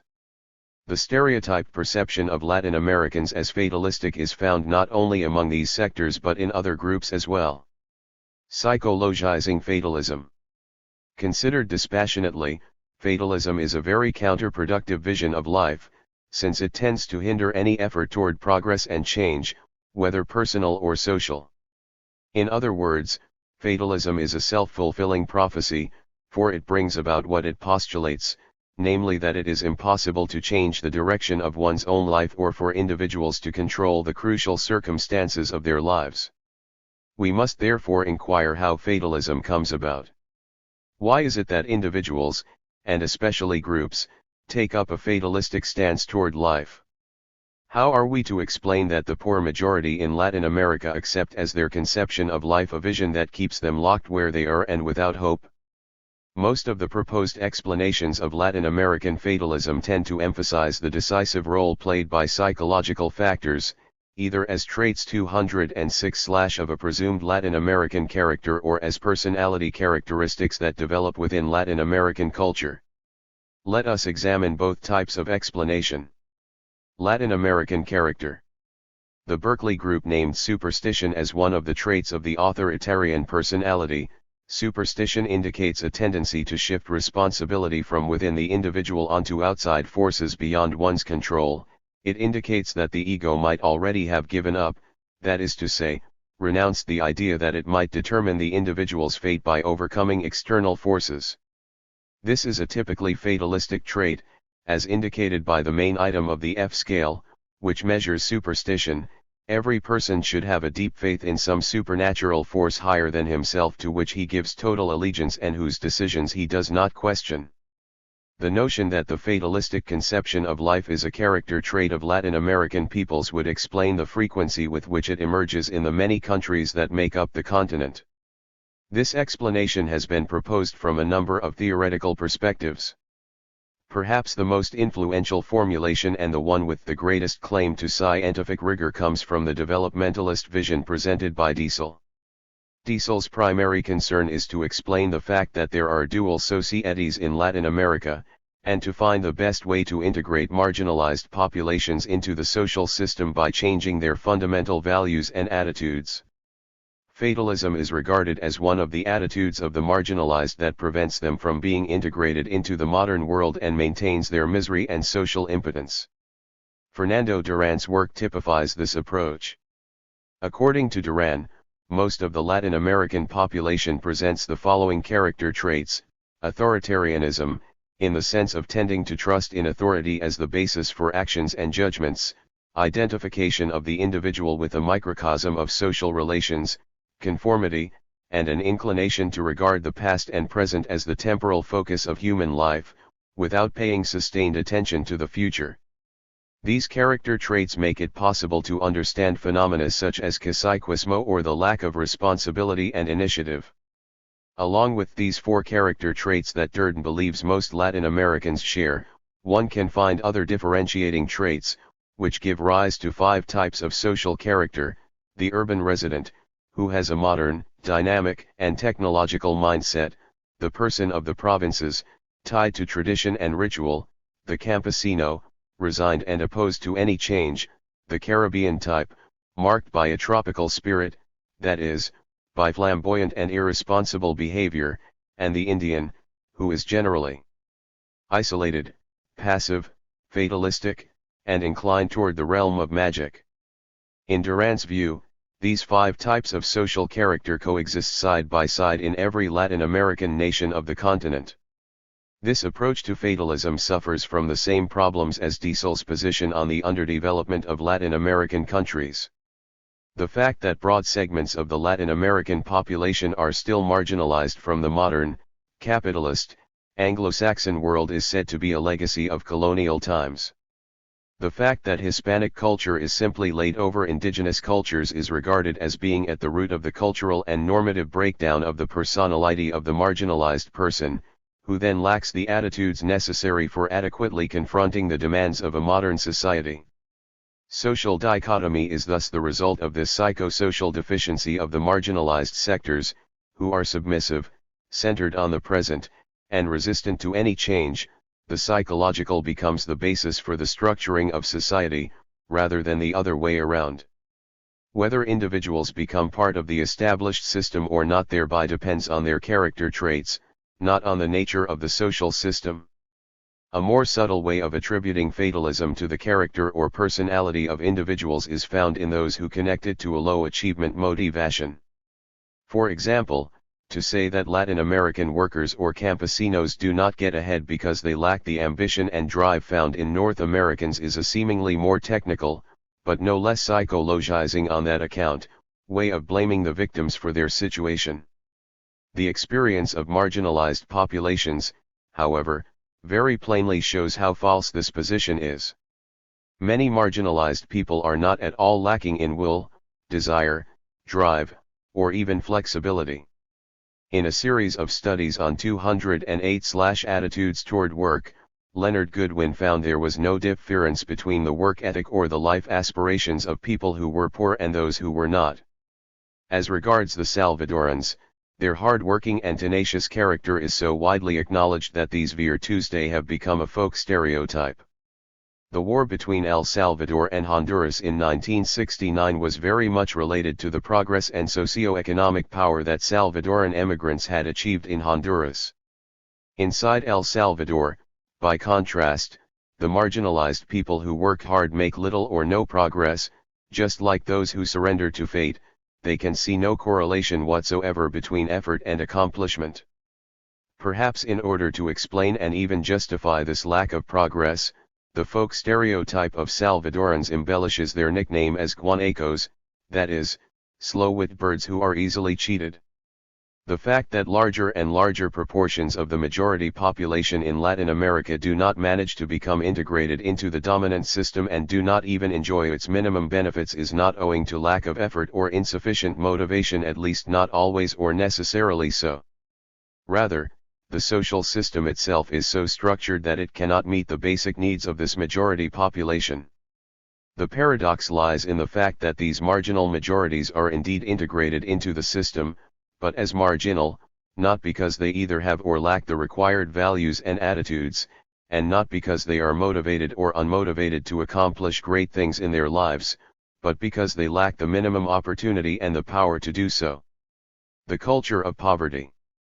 A different version of Latin American fatalism attributes the syndrome to the development of cultural patterns that are necessary for survival at a particular time, but that, as they are passed on, tend to perpetuate the very conditions which produce them, thus generating a vicious circle. This is the so-called culture of poverty. The term was coined by Oscar Lewis, and social scientists eagerly seized upon it, since it reflected perfectly the fact that the poor lived in a different world with their own norms and values and their own characteristic behavior and customs. The characteristic features of the family in this subculture, according to Lewis, are that couples are unwed, life is centered on the mother, there is no childhood in the sense of an extended sheltered period, fathers are often absent, there is a strong inclination toward authoritarianism, and the emphasis on family solidarity remains the lazy Latino, Latin American fatalism / 209 largely verbal. Individuals typically have strong feelings of being outcast, impotent, dependent, and inferior, they do not have enough impulse control, they are very focused on the present, they are resigned, fatalistic, and provincial, and they have not the slightest measure of class consciousness. According to Lewis, what causes these traits to constitute a subculture is not simply their presence but their functional conjunction. Hence, the profiles of the subculture of poverty will probably differ in systematic ways with the difference in the national cultural contexts of which they are a part. The culture of poverty is something more than poverty, it is a way of life that flourishes in a particular social context. The culture of poverty is both an adaptation and a reaction of the poor to their marginal position in a class-stratified, highly individuated, capitalistic society. It represents an effort to cope with feelings of hopelessness and despair that develop from the realization of the improbability of achieving success in terms of the values and goals of the larger society. Hence, fatalism becomes an adaptive response, to bend to the prevailing forces, to allow oneself to be led in the direction imposed by the established powers, constitutes the only survival strategy available to the vast majority of people within the marginalized sectors of Latin American societies. Historic inevitability becomes more acceptable when it is seen as natural fate, necessity becomes virtue, and thus even when life offers nothing but lemons, they come to taste sweet. Although the culture of poverty arises as a mechanism for adapting to conditions of marginalization, once in place it seems harder to eliminate than poverty itself, for it is passed on through the family. Fatalism thus seems to turn into a self-fulfilling prophecy, since it discourages individuals from striving to escape from their poverty. Some psychologists have recently identified the process of acquiring the culture of poverty with the development of learned helplessness. From a somewhat different psychoanalytic angle, Francisco González Pineda holds that the extremes of submission on the part of the indigenous peoples of Mexico have helped them avoid annihilation. Likewise, in psychoanalytic terms, Santiago Ramirez states that the indigenous people do not rebel against poverty, for it has enabled them to retain a degree of independence. We seem to have here proof that the secondary advantages obtained through fatalism tend to perpetuate it within the culture and as a psychological trait.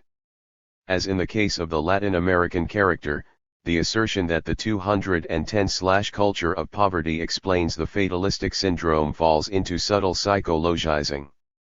It is claimed that, once established, such a trait or way of life takes on a functional autonomy that maintains and reproduces it. The implicit assumption is that even after social conditions have progressed, the individual will retain his or her fatalistic laziness.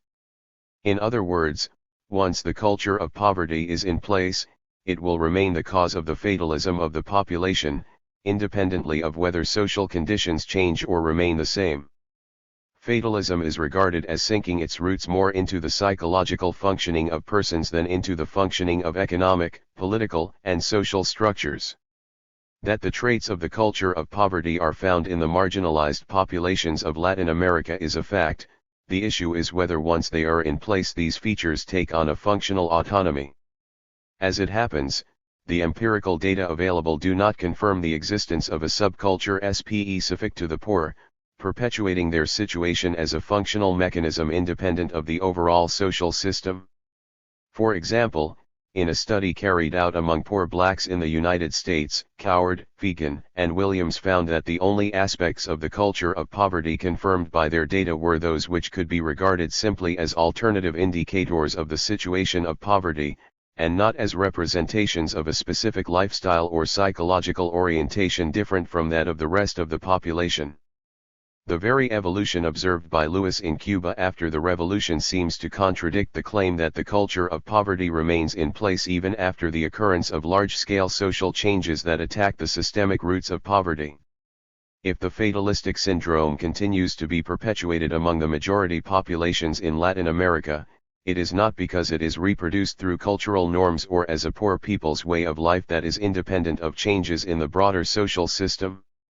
Fatalism is a way for people to make sense of a world they have found closed and beyond their control. It is an attitude caused and continually reinforced by the oppressive functioning of overall social structures. Marginalized children in favelas, or campas, or other shanty towns of Latin America internalize fatalism not so much because they inherit it from their parents as because it is the fruit of their own experience with society. Day by day they learn that their efforts in school get them nowhere. The street does not reward them well for their premature efforts at selling newspapers, taking care of cars, or shining shoes, and therefore it is better not to dream or set goals they will never. The lazy Latino, Latin American fatalism /21. 1. Be able to reach. They learn to be resigned and submissive, not so much as the result of the transmission of values through a closed subculture as through the everyday demonstration of how impossible and useless it is to strive to change their situation, when that environment itself forms part of an overall oppressive social system. Hence, just as marginalization is caused by a socio-economic system to which the marginalized, as marginalized people, belong, the attitudes and values of a culture of poverty are being continually caused and reinforced by the normal functioning of this social system, which includes the poor as members. Even if it were true that it is much more difficult to eliminate the culture of poverty than to eliminate poverty per se, as Lewis claims, it seems yet more difficult to eliminate the culture of poverty while maintaining poverty and the social and economic structures that produce and perpetuate it. Political utility of fatalism. Fatalism's truth, the impossibility of social change. Just as there is something false about fatalism, there is also something true. It is false in attributing the failure to make progress to a fate predetermined by nature or even by God. Fatalism's truth lies in the verification that it is impossible for the poor majority in Latin America to change their social situation through their own efforts. Fatalism correctly picks out the symptom but errs in its diagnosis of the cause. The history of any Latin American people can serve to corroborate fatalism's core of truth. The living standard of most Salvadorans is no better today than it was 10, 30, or 50 years ago, even though the country's per capita income has risen steadily. Moreover, if Salvadorans are so hard-working, in accordance with what we have called the folk stereotype, that lack of progress can hardly be blamed on their character or lack of effort. A study carried out in 1978 in a San Salvador maiden, found that the tenants were willing to live in such deplorable conditions because they regarded them as temporary and thought they would soon get more decent housing. Nonetheless, a good number of them had already been putting up with the situation for several years, and all indications were that most if not all of these tenants would spend the rest of their lives in such housing, perhaps moving 212 to other similar mesones or putting up a shack in some outlying shanty town. In spite of what one would think from the perspective of the culture of poverty, psychologically almost all these tenants in the meson yearned to improve their economic situation and their housing and were confident they would do so. What cut short their aspirations and dreams was the inexorable functioning of the social system, which kept the marginalized locked in that marginalized situation. Politically, too, the majority in El Salvador have tried to open the way to social change, but their efforts have been no more successful than their efforts in the realm of work. A popular uprising in 1932 was drowned in a sea of blood. In 1974 a significant part of the rural population was willing to participate in a proposal for agrarian transformation that the government offered as a route to social change. Not only was that project terminated 2 months after it was announced, but the campesinos who were involved suffered repression when they called for it to be implemented. Thus they paid with their own blood for having trusted in the word of the government and for having been so bold as to try to change their fate. More recently, in 1980, the Salvadoran government set in motion a new agrarian reform plan, with the express purpose of taking the banners out of the hands of the revolutionary movements and eliminating some of the most explosive social conditions in the country. Although the program has continued, primarily as a facade needed by the overall military enterprise of wiping out the revolutionary groups, its positive features have been blocked by the lack of genuine support and even by the constitution drawn up in 1982. Actually, the real conditions of its beneficiaries have remained as precarious as those of the rest of the campesinos, and in some instances they are even worse off. As dependency theory asserts, the situation produced internationally between rich and poor countries is reflected inside each country between rich or comfortable elites and the impoverished and marginalized majority. The growing impoverishment that makes the foreign debt of most Latin American countries unpayable seems to be reproduced in the growing impoverishment of the majority population in each country. Just as the impossibility of paying the debt is the result of international economic and financial arrangements favoring the industrialized countries, the impossibility of change in the situation of the majority populations in Latin America is the result of exploitative and marginalizing social structures. The lazy Latino, Latin American fatalism /213. Hence we can see that even though fatalism is a personal syndrome, it correlates psychologically with particular social structures. Once more we encounter the time-honored psychosocial assertion that there is a correlation between objective and subjective structures, between the demands of social systems and the character traits of individuals. We do not need to assume a mechanical cause and effect relationship or to postulate a basic personality. We are simply noting the obvious fact that the organization and functioning of each social system favors some attitudes while impeding others and rewards some kinds of behavior while prohibiting and punishing others. One of the errors of the classic conception of the relationship between social structures and personality structures lies in the implicit assumption that there is harmony and cultural unity among the sectors that make up a society. That assumption is characteristic of the functionalist vision of society, in which belonging to a social system entails embracing a community of values and norms. If, however, we establish that Latin American societies are based on the oppressive domination of some classes over others, we may then expect that the structures will affect people differently in accordance with their location in class terms. Thus, just as students of social learning have demonstrated that there are behaviors typical of each sex, we may safely assume that there are also class-based behavioral patterns. The implication, as obvious as it may be, is by no means trivial. Fatalism is a behavioral pattern that the social order prevailing in Latin America encourages and reinforces in certain strata of the population. The rationality of the established system denies the people of these strata the satisfaction of their most basic needs, while at the same time permitting the dominant elites to wallow in luxury. Knowledge of reality follows social praxis. From their alienated perspective, social classes take possession of their historical destiny and interpret it ideologically. Hence, while the ruling classes develop a high degree of achievement motivation and attain internal control over reinforcements, the subjugated classes prove passive, fatalistically assuming that the place where their fate is decided is under external control. The process by which the members of the ruling and subject classes are distinctively formed is of course not mechanical and uniform, but historical. That is to 214/say, it is determined by what is specific to each situation and to each particular circumstance. We should not expect to find a homogeneous or total fatalism throughout all groups and persons of the subject classes, but rather many types and gradations of fatalism. Hence we must ask what form fatalism takes in each case, as well as the specific processes through which the behaviors embodying it have arisen and have been transmitted. As Lewis's studies indicate, in some cases the patterns of child-rearing and education are the main mechanisms for socializing fatalism, while in others the educational work of the school or the churches may have an influence. In many other cases, especially for rural people, who are still a very high percentage of the Latin American population, the most productive breeding ground for fatalism is the experience of worker-boss relations in the countryside. In any case, fatalism can be transmitted in any number of diverse institutional settings, for what really counts as the final determinant of people's fate is the very way Latin American countries are structured. From the outset the structure condemns to failure whatever efforts people make to get ahead. Members of the subject classes continually learn their place in society as the poor, the unlettered, the campesinos, or the indigenous. Fatalism as internalization of social domination. A society's structural reality is not a fact of nature, but of history.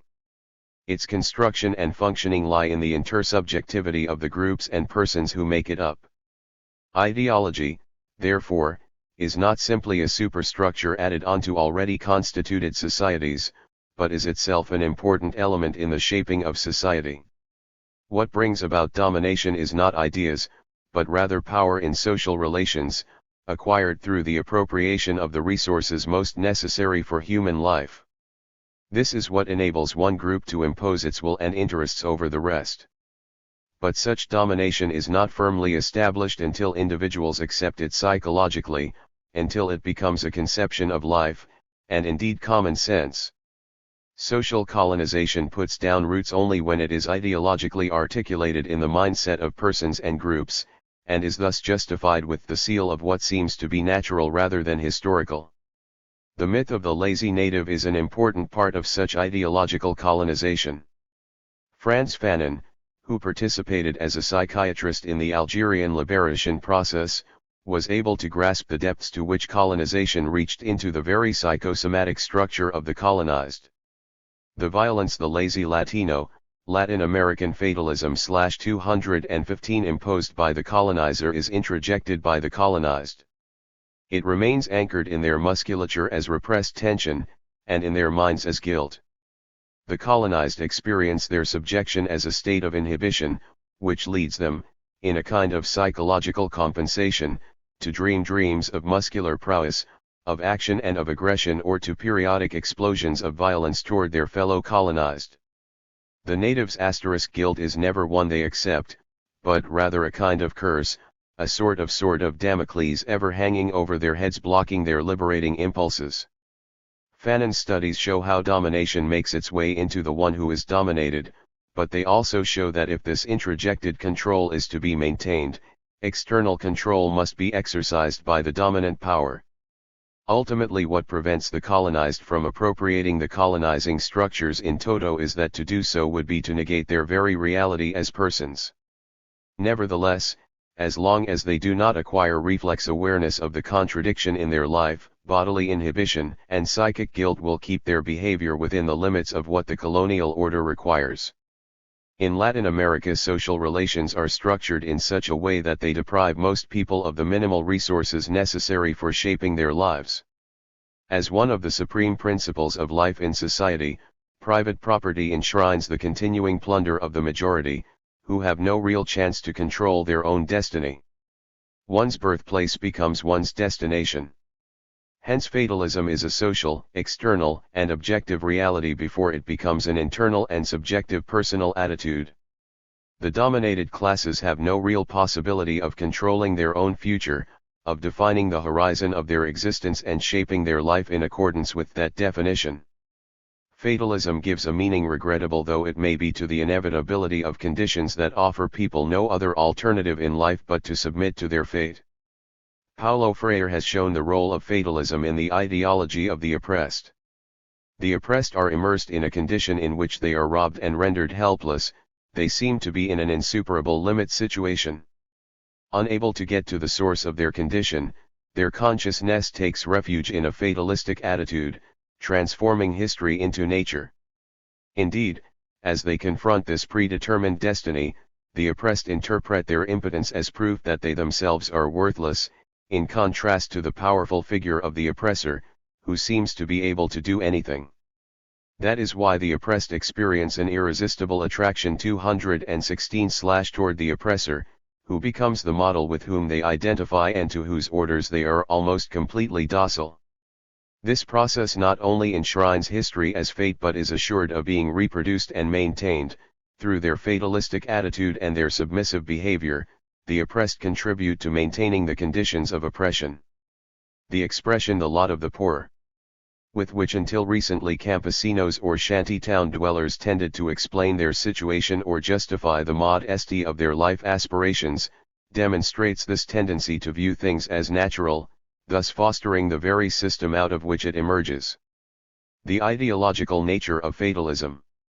If fatalism helps people in the oppressed classes find meaning in their lives, it also serves the ruling classes as a very valuable ideological instrument. In practice, ideological acceptance of fatalism amounts to acceptance of the oppressive social order. Fatalism is a powerful ally of the established system in at least two crucial respects: in justifying the posture of resignation and acceptance toward the social conditions imposed, as if by nature, on each individual. Fatalism facilitates social control by saving the ruling classes from having to resort to repressive coercion. By inducing a docile reaction to the demands of those who wield power, it helps reinforce and reproduce the existing order. Thus, by facilitating oppression and reproducing the conditions of social control, the fatalism of the poor majority serves the interests of the ruling classes, that is, it installs in their psyche the very interests that keep them alienated and impede their human development. In keeping with fatalism, historical forces are rendered mythical, so that they seem to resemble nature, or God. As Freire points out, under the sway of magic and myth, the oppressed see their suffering, the fruit of exploitation, as the will of God, as if God were the creator of this organized disorder. The connection to symbols that are absolute, unattainable, and unchangeable serves to perpetuate alienated consciousness. Even Christian symbols are manipulated ideologically. Perhaps here lies at least part of the reason for the current success of fundamentalists among the oppressed in Central America. Convinced once more that their destiny cannot be changed, frightened of the consequences of efforts to change their situation, many are finding meaning in millenarian beliefs, consolation in cathartic worship services, and serenity in their individualistic pietism. The quasi-Christian millenarianism of these the lazy Latino, Latin American fatalism / 217 sects leaves up to God the immediate salvation of the world, and sees no other role for human beings than to pray that the ultimate divine plan may soon come to fulfillment. The fixed destiny of one's own life is subsumed into the perhaps equally predetermined action with which God will bring human society to an end. What is important, therefore, is not changing the social order, but preparing the individual to receive God's salvation. Given Latin American religiosity, the confluence of fatalism and religious beliefs is one of the elements that contributes most to safeguarding the stability of the oppressive order.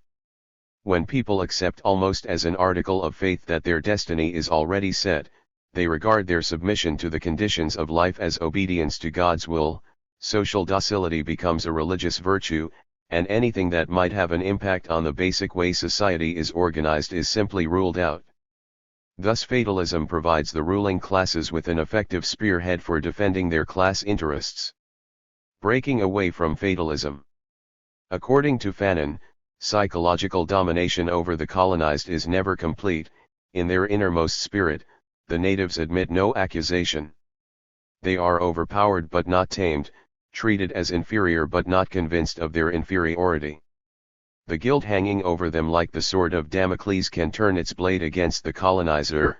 Physical violence deep in their musculature is ready to be channeled into liberating violence.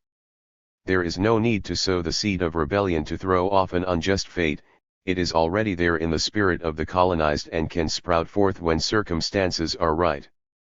Fanon's observation suggests that, rather than being a matter of all or nothing, the fatalistic stance appears in different degrees and with many nuances. The background to the belief that one's destiny is predetermined and unchangeable is always the mixed and uneven degree of control that each person actually has over his or her own life. Hence we may speculate that the greater the control persons and groups actually have over their present situation, the less convinced will be their fatalism, even if they continue to use the same framework to account for the way their life unfolds. Of course, ultimately the root of fatalism lies not in the psychological rigidity of individuals but in the unchangeable character of the social conditions in which people and groups live and are formed. Hence we cannot propose getting rid of fatalism by either changing the 218/individual or changing his or her social conditions. What has to change is the relationship between the person and his or her world, and that assumes both personal and social change. In order for the Latin American masses to do away with their fatalism, not only must they change their beliefs about the nature of the world and life, they must also have a real experience of changing their world and determining their own future. This is a dialectical process in which change in social conditions and change in personal attitudes go hand in hand. Events in El Salvador since the 1970s, which have become especially dramatic since 1981 with the Civil War, have enabled a significant proportion of the population to break away from fatalistic cognitive frameworks. If there are still campesinos today who prefer to bow down to a situation of oppression and exploitation, it is not so much because they see it as their predetermined fate or God's will as because they fear the consequences that may befall them if they reject these conditions. They are afraid of being branded as subversive or they simply do not see any realistic alternatives. In any case, the expression "the lot of the poor," their traditional expression of fatalistic submission, has now disappeared from their speech and most probably from their psychology as well. The dialectical process that might enable the bulk of the people of Latin America to abandon their fatalistic attitude entails three important changes: the process of recovering their historical memory, popular organization, and class practice. Recovery of memory. The first element for putting fatalism aside is overcoming the exclusive focus on the present, not only by opening people's minds to the future, but also by recovering the memory of their personal and collective past. Only insofar as people and groups become aware of their historical roots, especially those events and conditions which have shaped their situation, can they gain the perspective they need to take the measure of their own identity. Knowing who you are means knowing where you come from and on whom you depend. There is no true self-knowledge that is not an acknowledgement of one's origins, one's community identity, and one's own history. Latin American peoples need a clear historical memory in order to trace the workings of their history, and to know where to seek the causes of their long-standing oppression and their present situation. As Fals Borda says, they need to the lazy Latino, Latin American fatalism /219 discover selectively, through collective memory, those elements of the past which have proved useful in the defense of the interests of exploited classes and which may be applied to the present struggles to increase. Such memory is especially important in the present circumstances when the ruling groups are carrying out a vast propaganda effort to blame the problems of Latin America on East-West conflict, and more specifically on communist subversion, as though the ills of Latin America derived from Soviet expansionism or first began when Fidel Castro rose to power. If they attain a clear-sighted historical consciousness, Latin Americans will be able to use events and facts to evaluate the ideological proposals now being put forward, and in so doing they will also be able to unmask the Orwellian quality of the dominant language. Popular organization. A crucial element for doing away with fatalism lies in the poor majority pursuing its own interests through social organization.